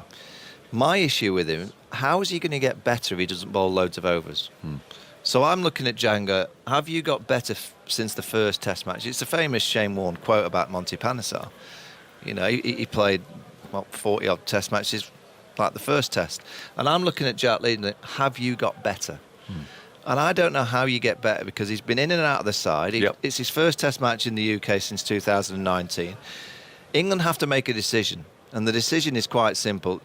If he keeps playing, he's obviously got to improve, but you've got to teach him how to get better. So I looked at it today and think, why don't you come over the wicket for a few overs? Just change the angle, just try and fire it. It's not negative, it's just trying to create something that the batter doesn't realise that you've got. So you're trying to create a different angle. You're not going to surprise the batter with a deucer. You don't have one. You're not going to bowl a mystery ball. You're not going to suddenly flick one out the front of your hand. You don't have that kind of delivery. So as a left-arm spinner, he has to create the theatre out in the middle. There's not a great deal there for him. There's no rough, so there's nothing really that he can bowl into. So he has to create that theatre, come wide of the crease. Maybe bowl 2 or 3 overs of bowling full and wide with a little bit more loop, a bit slower, and pat the offside. I don't see enough of that, and I understand why, because he hasn't bowled enough. No. You look at confidence. Somerset this summer have played on pitches that the spin has not really been in the game. So I don't know how he's going to get better without the overs. He's the perfect example that at the end of this series, what you want for Jack Leach to play and go and play 5 or 6 4-day games.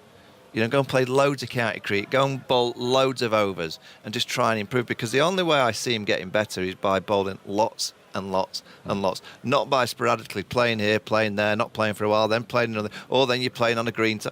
That's not going to improve Jack Leach. He needs to bowl loads of overs in loads of different situations, because at the minute, from the time that he started his Test career to now, I don't see any improvement. If anything, I'm just looking going, I wouldn't mind facing that. But I think he could improve if he bowled more. And I think that's a problem with the English structure at the minute is, when are these spinners going to get the amount of overs to improve?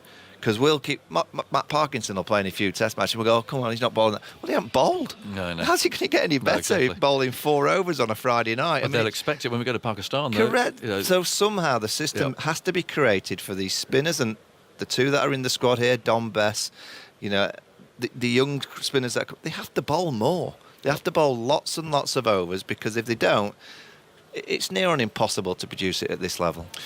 Let's get some reaction from the other end of the ground then to what's happened today. Alison Mitchell, who's speaking to England's bowling coach, John Lewis. John, long day in the field. Do you think if Ben had his time at the toss again, would he have opted to have a bat? No, I don't think so. I think we made a good decision at the toss. Like you say, we toiled hard. The toss, we took the aggressive option. We wanted to come out and bowl New Zealand out after putting them under pressure last week at Lords, and the captain and the coach want us to be aggressive in the way we play our cricket, and that was the right call at the time, I think. A blustery day. How much impact does the wind have on the swinging ball? Well, a little bit, but not too much. I think the guys are really experienced. They know how to cope with the conditions. I thought there was some really good bowling in periods out there today. I thought we really took again the aggressive option all the time, trying to bowl the opposition out as often as we could. I thought the guys were really courageous in the length they tried to bowl after lunch in particular. And I thought there was some really good work out there today. Yeah, New Zealand did well to weather a bit of a storm from Stuart Broad, didn't he? Home ground, hasn't taken a wicket today, but he really whipped the crowd up. Yeah, he got the crowd going again, the second time in 2 weeks, and it seems to bring the best out of him, and he bowled a great spell after lunch. He looked to threaten Henry Nicholls and I think it was Conway at the time, and I thought that he bowled again a really good spell, but just didn't come out on the right side of it today. A notable feature at Lord's was the fielding, some missed catches today. They've been costly, haven't they? Yeah, we missed our chances today, which is disappointing. However, the boys are working incredibly hard at it, and they'll come back tomorrow. And I think they were 250 for 4 last week at Lord's, and we bowled them out pretty cheaply straight after that. And so hopefully tomorrow we'll come back with a new ball and do the same again. It's sort of the perfect storm, wasn't it? The new ball was there, but 2 set batters out in the middle, which wouldn't have been your ideal. Yeah, but that's the way the game was going, and we created chances, and hopefully tomorrow we'll come back and take them. Did it give you some heart almost that the track looks good for batting? So if New Zealand can post a big score, the batters would look at that and say, well, yeah, it's going to be possible for us to match it. I think always here at Trent Bridge, it's a really quick scoring ground. The ball runs away across the square really fast, and the outfield's always fast, so you do get value for your shot. So, if there are any loose deliveries, they'll get put away, and that's what happened a bit today. So, when it comes around to our turn to bat, I'm sure our guys will be really confident on this wicket. Thanks very much, John. Good luck. No problem. John Lewis speaking to Alison Mitchell, who then caught up with the New Zealand opener Will Young. Will, Tom Latham at the toss said that he would have had a bowl as well, but it turned out pretty well today, didn't it? Yeah, I think it's one of those wickets. It's actually a tough one to decide what to do at times, but you've got to make a call, don't you?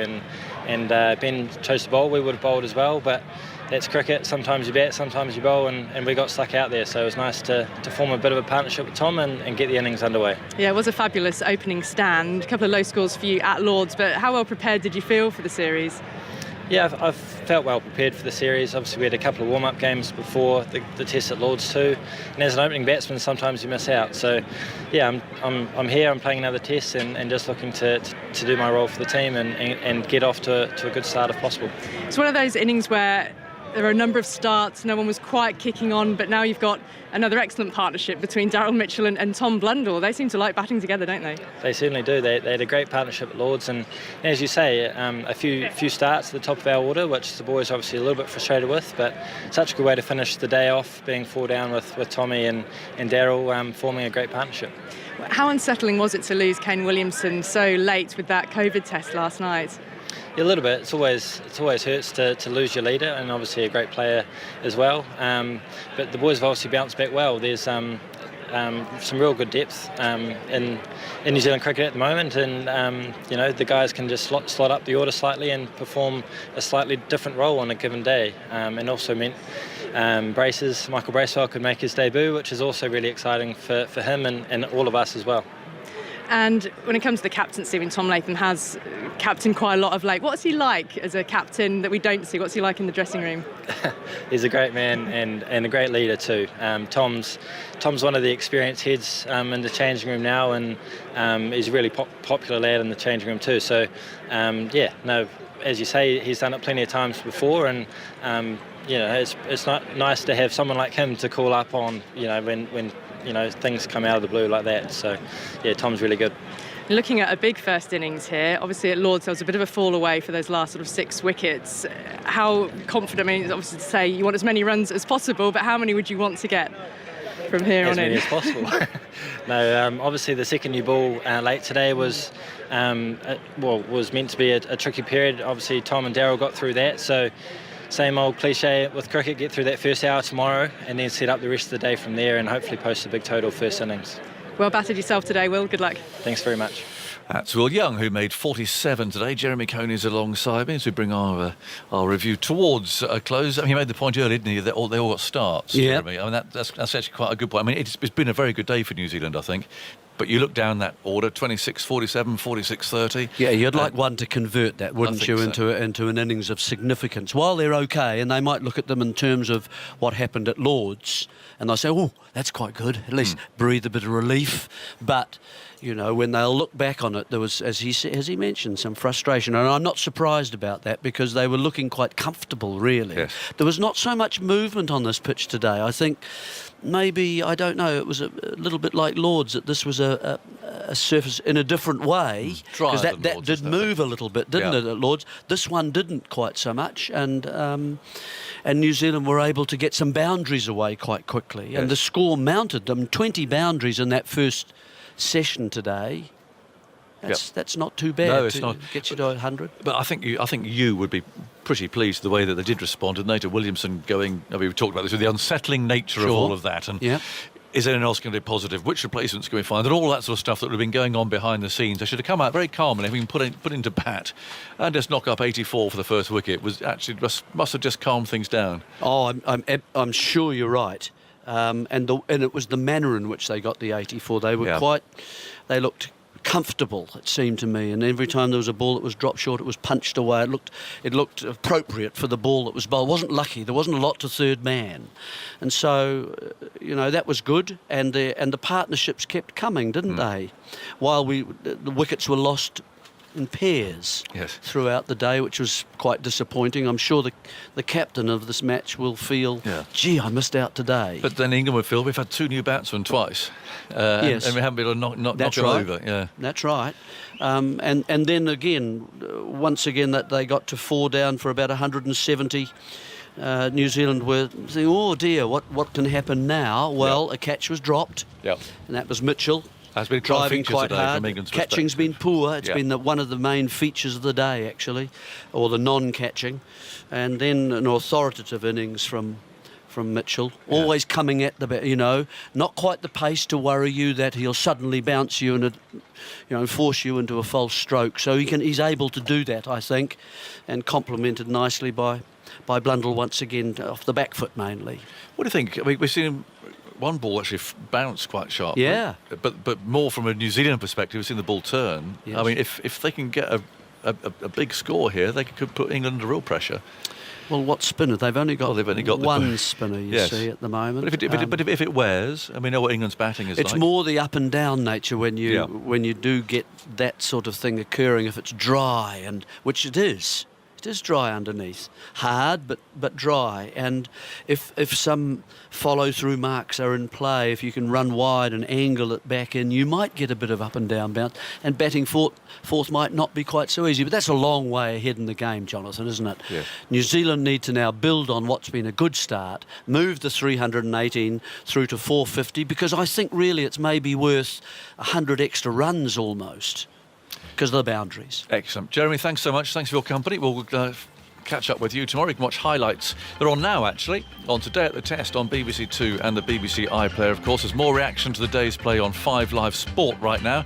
And you can hear all of tonight's T20 Blast matches on the BBC Sport website and on the app. So we're back on air at 10:15 tomorrow on 5 Sports Extra. That's for our highlights half hour, with Radio 4 long-wave listeners joining us at 10:45. You're going tomorrow? Well, I think you'll enjoy some sunshine. The forecast is good, and it should be a really interesting day of cricket ahead. Thanks to everybody here. I've actually got a day off tomorrow, Jeremy, so you'll have to behave yourselves. I'll be listening on the M5 going down to the wedding. I shall catch you on Sunday, but meanwhile, from here, we'll say goodbye.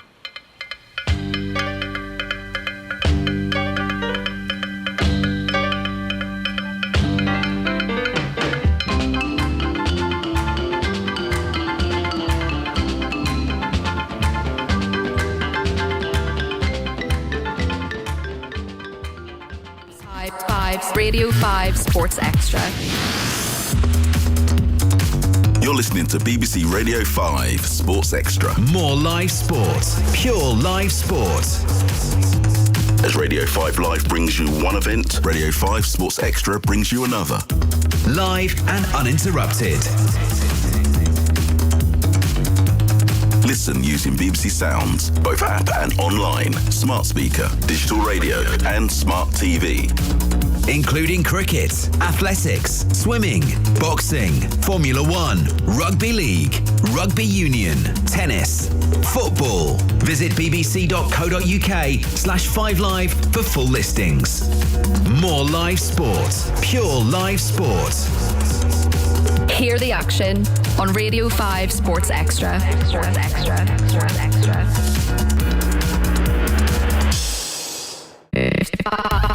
5 Radio 5 Sports Extra. You're listening to BBC Radio 5 Sports Extra. More live sport. Pure live sport. As Radio 5 Live brings you one event, Radio 5 Sports Extra brings you another. Live and uninterrupted. Listen using BBC Sounds, both app and online, smart speaker, digital radio and smart TV. Including cricket, athletics, swimming, boxing, Formula 1, rugby league, rugby union, tennis, football. Visit bbc.co.uk/5live for full listings. More live sport, pure live sport. Hear the action on Radio 5 Sports Extra. Sports Extra. Sports Extra.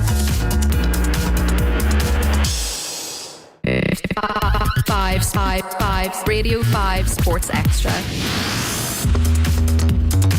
You're listening to BBC Radio 5 Sports Extra. More live sport, pure live sport. As Radio 5 Live brings you one event, Radio 5 Sports Extra brings you another. Live and uninterrupted. Listen using BBC Sounds, both app and online, smart speaker, digital radio and smart TV. Including cricket, athletics, swimming, boxing, Formula 1, rugby league, rugby union, tennis, football. Visit bbc.co.uk/5live for full listings. More live sport, pure live sport. Hear the action on Radio 5 Sports Extra. Sports Extra. Sports Extra.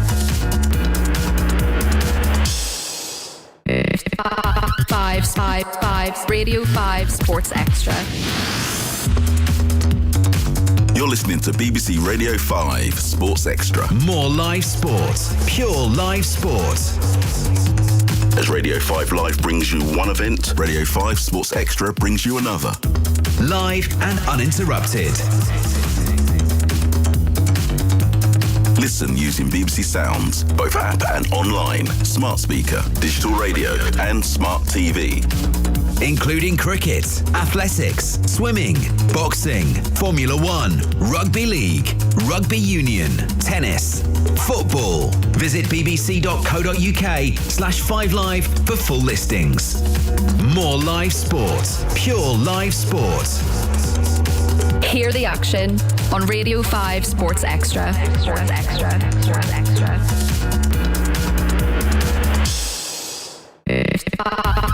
5 Radio 5 Sports Extra.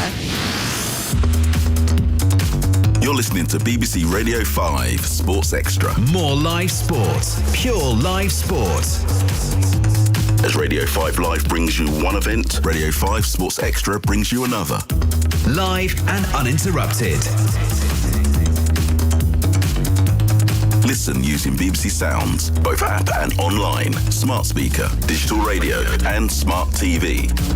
Including cricket, athletics, swimming, boxing, Formula 1, rugby league, rugby union, tennis, football. Visit bbc.co.uk/5live for full listings.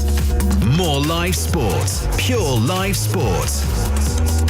Hear the action on Radio 5 Sports Extra. Sports Extra. Sports Extra.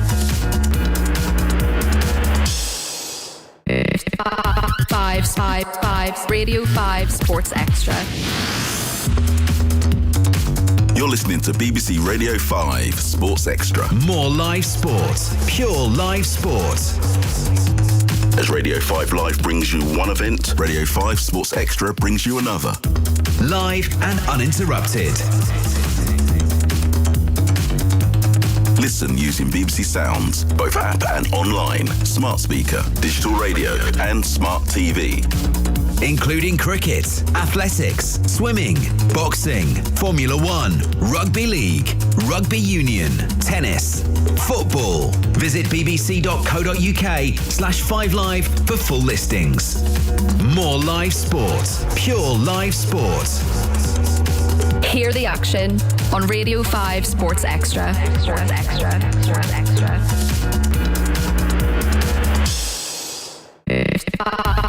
5 Radio 5 Sports Extra. You're listening to BBC Radio 5 Sports Extra. More live sport. Pure live sport. As Radio 5 Live brings you one event, Radio 5 Sports Extra brings you another. Live and uninterrupted. Listen using BBC Sounds, both app and online, smart speaker, digital radio and smart TV. Including cricket, athletics, swimming, boxing, Formula 1, rugby league, rugby union, tennis, football. Visit bbc.co.uk/5live for full listings. More live sport, pure live sport. Hear the action on Radio 5 Sports Extra. Sports Extra. Sports Extra.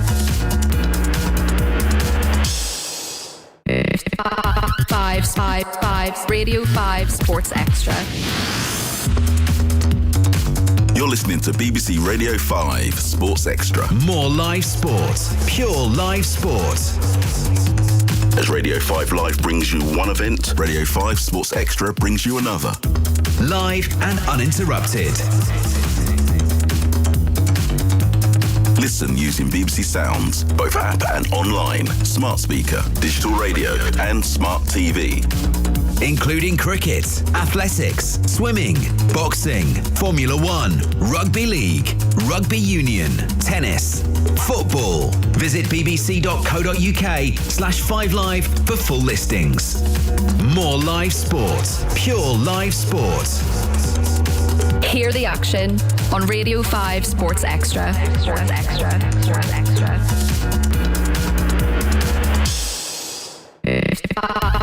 5 Radio 5 Sports Extra. You're listening to BBC Radio 5 Sports Extra. More live sport, pure live sport. As Radio 5 Live brings you one event, Radio 5 Sports Extra brings you another. Live and uninterrupted. Listen using BBC Sounds, both app and online, smart speaker, digital radio and smart TV. Including cricket, athletics, swimming, boxing, Formula 1, rugby league, rugby union, tennis, football. Visit bbc.co.uk/5live for full listings. More live sport, pure live sport. Hear the action on Radio 5 Sports Extra. Sports Extra. Sports Extra.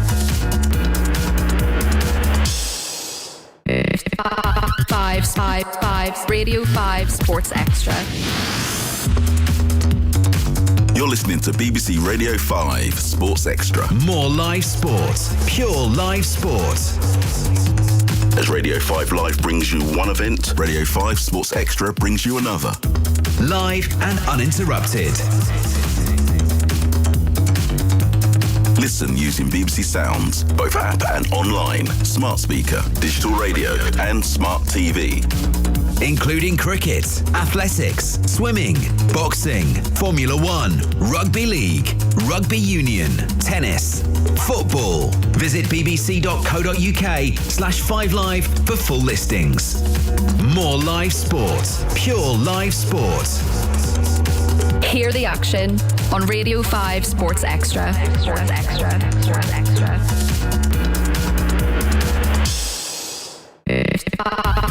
5 Radio 5 Sports Extra.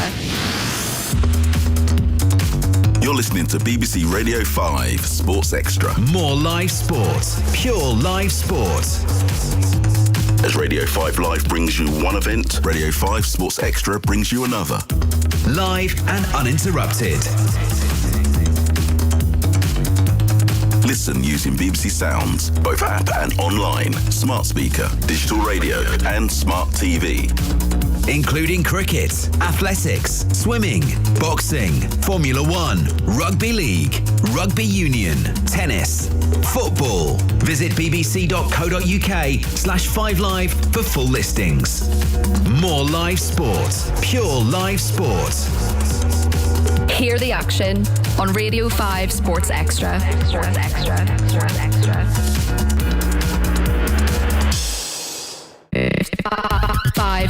5 Radio 5 Sports Extra. You're listening to BBC Radio 5 Sports Extra. More live sport. Pure live sport. As Radio 5 Live brings you one event, Radio 5 Sports Extra brings you another. Live and uninterrupted. Listen using BBC Sounds, both app and online, smart speaker, digital radio and smart TV.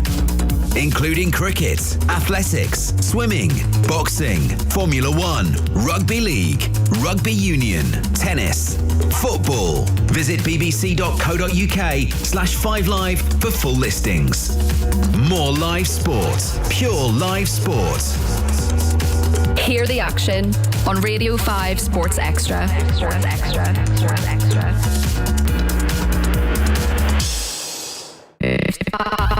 5 Radio 5 Sports Extra. You're listening to BBC Radio 5 Sports Extra. More live sport, pure live sport. As Radio 5 Live brings you one event, Radio 5 Sports Extra brings you another. Live and uninterrupted. Listen using BBC Sounds, both app and online, smart speaker, digital radio and smart TV. Including cricket, athletics, swimming, boxing, Formula 1, rugby league, rugby union, tennis, football. Visit bbc.co.uk/5live for full listings. More live sport, pure live sport. Hear the action on Radio 5 Sports Extra. Sports Extra. Sports Extra.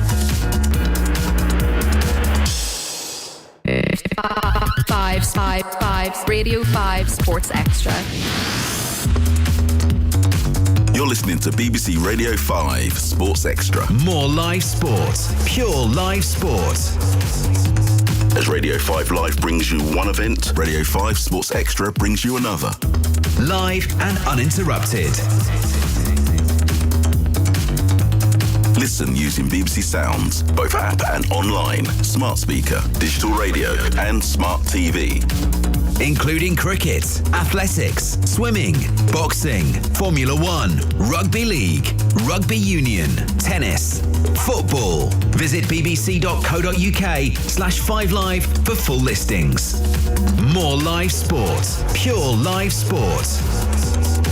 Hear the action on Radio 5 Sports Extra. Sports Extra. Sports Extra.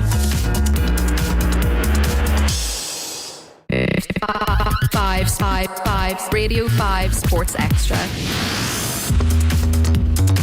You're listening to BBC Radio 5 Sports Extra. More live sport, pure live sport. As Radio 5 Live brings you one event, Radio 5 Sports Extra brings you another. Live and uninterrupted.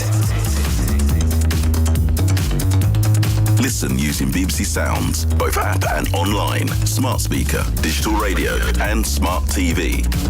Including cricket, athletics, swimming, boxing, Formula 1, rugby league, rugby union, tennis, football. Visit bbc.co.uk/5live for full listings.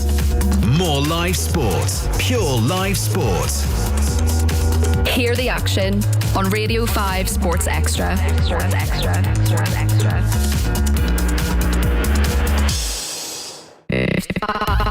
5 Radio 5 Sports Extra. You're listening to BBC Radio 5 Sports Extra. More live sport, pure live sport. As Radio 5 Live brings you one event, Radio 5 Sports Extra brings you another. Live and uninterrupted. Listen using BBC Sounds, both app and online, smart speaker, digital radio and smart TV. Including cricket, athletics, swimming, boxing, Formula 1, rugby league, rugby union, tennis, football. Visit bbc.co.uk/5live for full listings. More live sport, pure live sport. Hear the action on Radio 5 Sports Extra. Sports Extra. Sports Extra.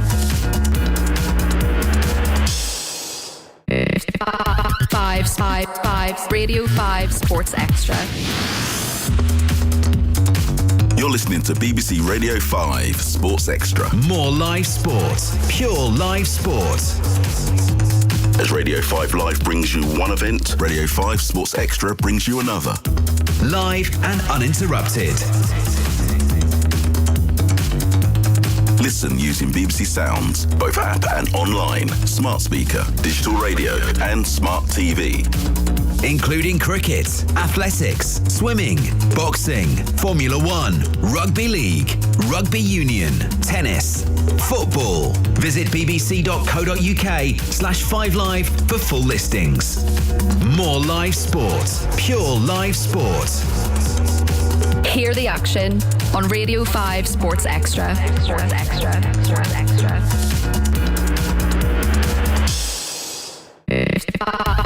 5 Radio 5 Sports Extra. You're listening to BBC Radio 5 Sports Extra. More live sport, pure live sport. As Radio 5 Live brings you one event, Radio 5 Sports Extra brings you another. Live and uninterrupted. Listen using BBC Sounds, both app and online, smart speaker, digital radio and smart TV. Including cricket, athletics, swimming, boxing, Formula 1, rugby league, rugby union, tennis, football. Visit bbc.co.uk/5live for full listings.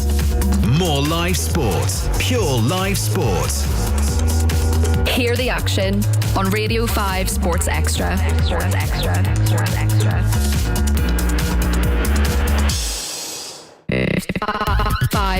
5 Radio 5 Sports Extra. You're listening to BBC Radio 5 Sports Extra. More live sport, pure live sport. As Radio 5 Live brings you one event, Radio 5 Sports Extra brings you another. Live and uninterrupted.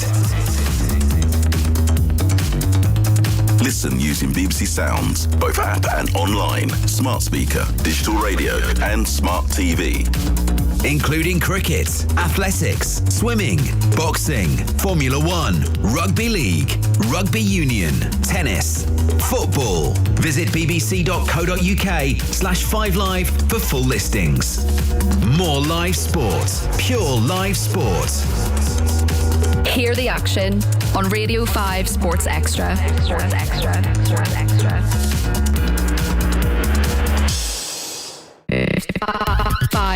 5 Radio 5 Sports Extra. You're listening to BBC Radio 5 Sports Extra. More live sport, pure live sport. As Radio 5 Live brings you one event, Radio 5 Sports Extra brings you another. Live and uninterrupted.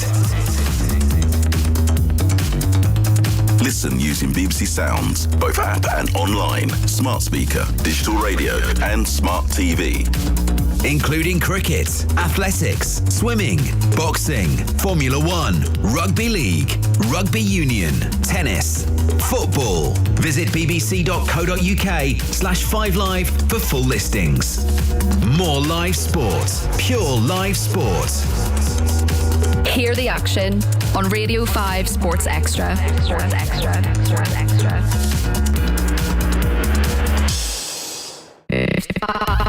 5 Radio 5 Sports Extra. You're listening to BBC Radio 5 Sports Extra. More live sport, pure live sport. As Radio 5 Live brings you one event, Radio 5 Sports Extra brings you another. Live and uninterrupted. Listen using BBC Sounds, both app and online, smart speaker, digital radio and smart TV. Including cricket, athletics, swimming, boxing, Formula 1, rugby league, rugby union, tennis, football. Visit bbc.co.uk/5live for full listings. More live sport, pure live sport. Hear the action on Radio 5 Sports Extra. Sports Extra. Sports Extra.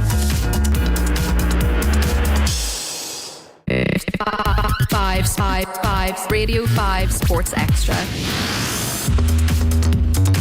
You're listening to BBC Radio 5 Sports Extra. More live sport. Pure live sport. As Radio 5 Live brings you one event, Radio 5 Sports Extra brings you another. Live and uninterrupted.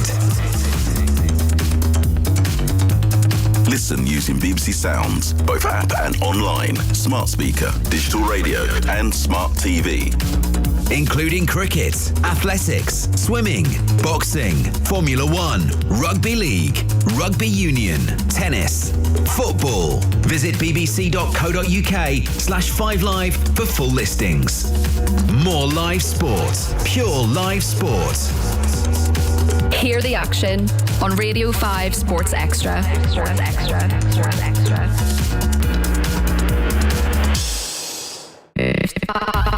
5 Radio 5 Sports Extra. You're listening to BBC Radio 5 Sports Extra. More live sport, pure live sport. As Radio 5 Live brings you one event, Radio 5 Sports Extra brings you another. Live and uninterrupted. Listen using BBC Sounds, both app and online, smart speaker, digital radio and smart TV. Including cricket, athletics, swimming, boxing, Formula 1, rugby league, rugby union, tennis, football. Visit bbc.co.uk/5live for full listings. More live sport, pure live sport. Hear the action on Radio 5 Sports Extra. Sports Extra. Sports Extra.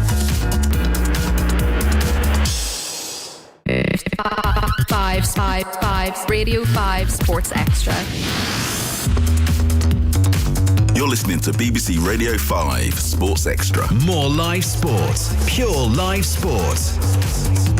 As Radio 5 Live brings you one event, Radio 5 Sports Extra brings you another. Live and uninterrupted. Listen using BBC Sounds, both app and online, smart speaker, digital radio and smart TV. Including cricket, athletics, swimming, boxing, Formula 1, rugby league, rugby union, tennis, football. Visit bbc.co.uk/5live for full listings. More live sport, pure live sport. Hear the action on Radio 5 Sports Extra. Sports Extra. Sports Extra.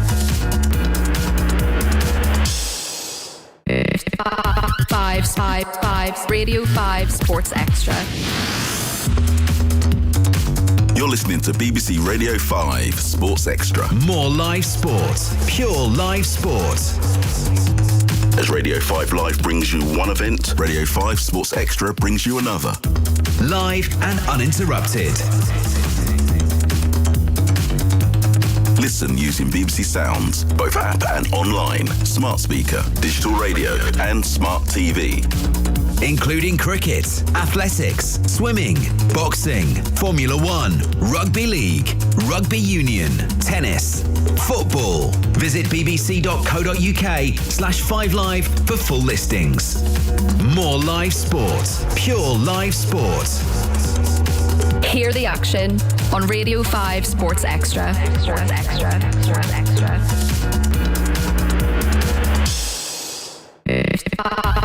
5 Radio 5 Sports Extra.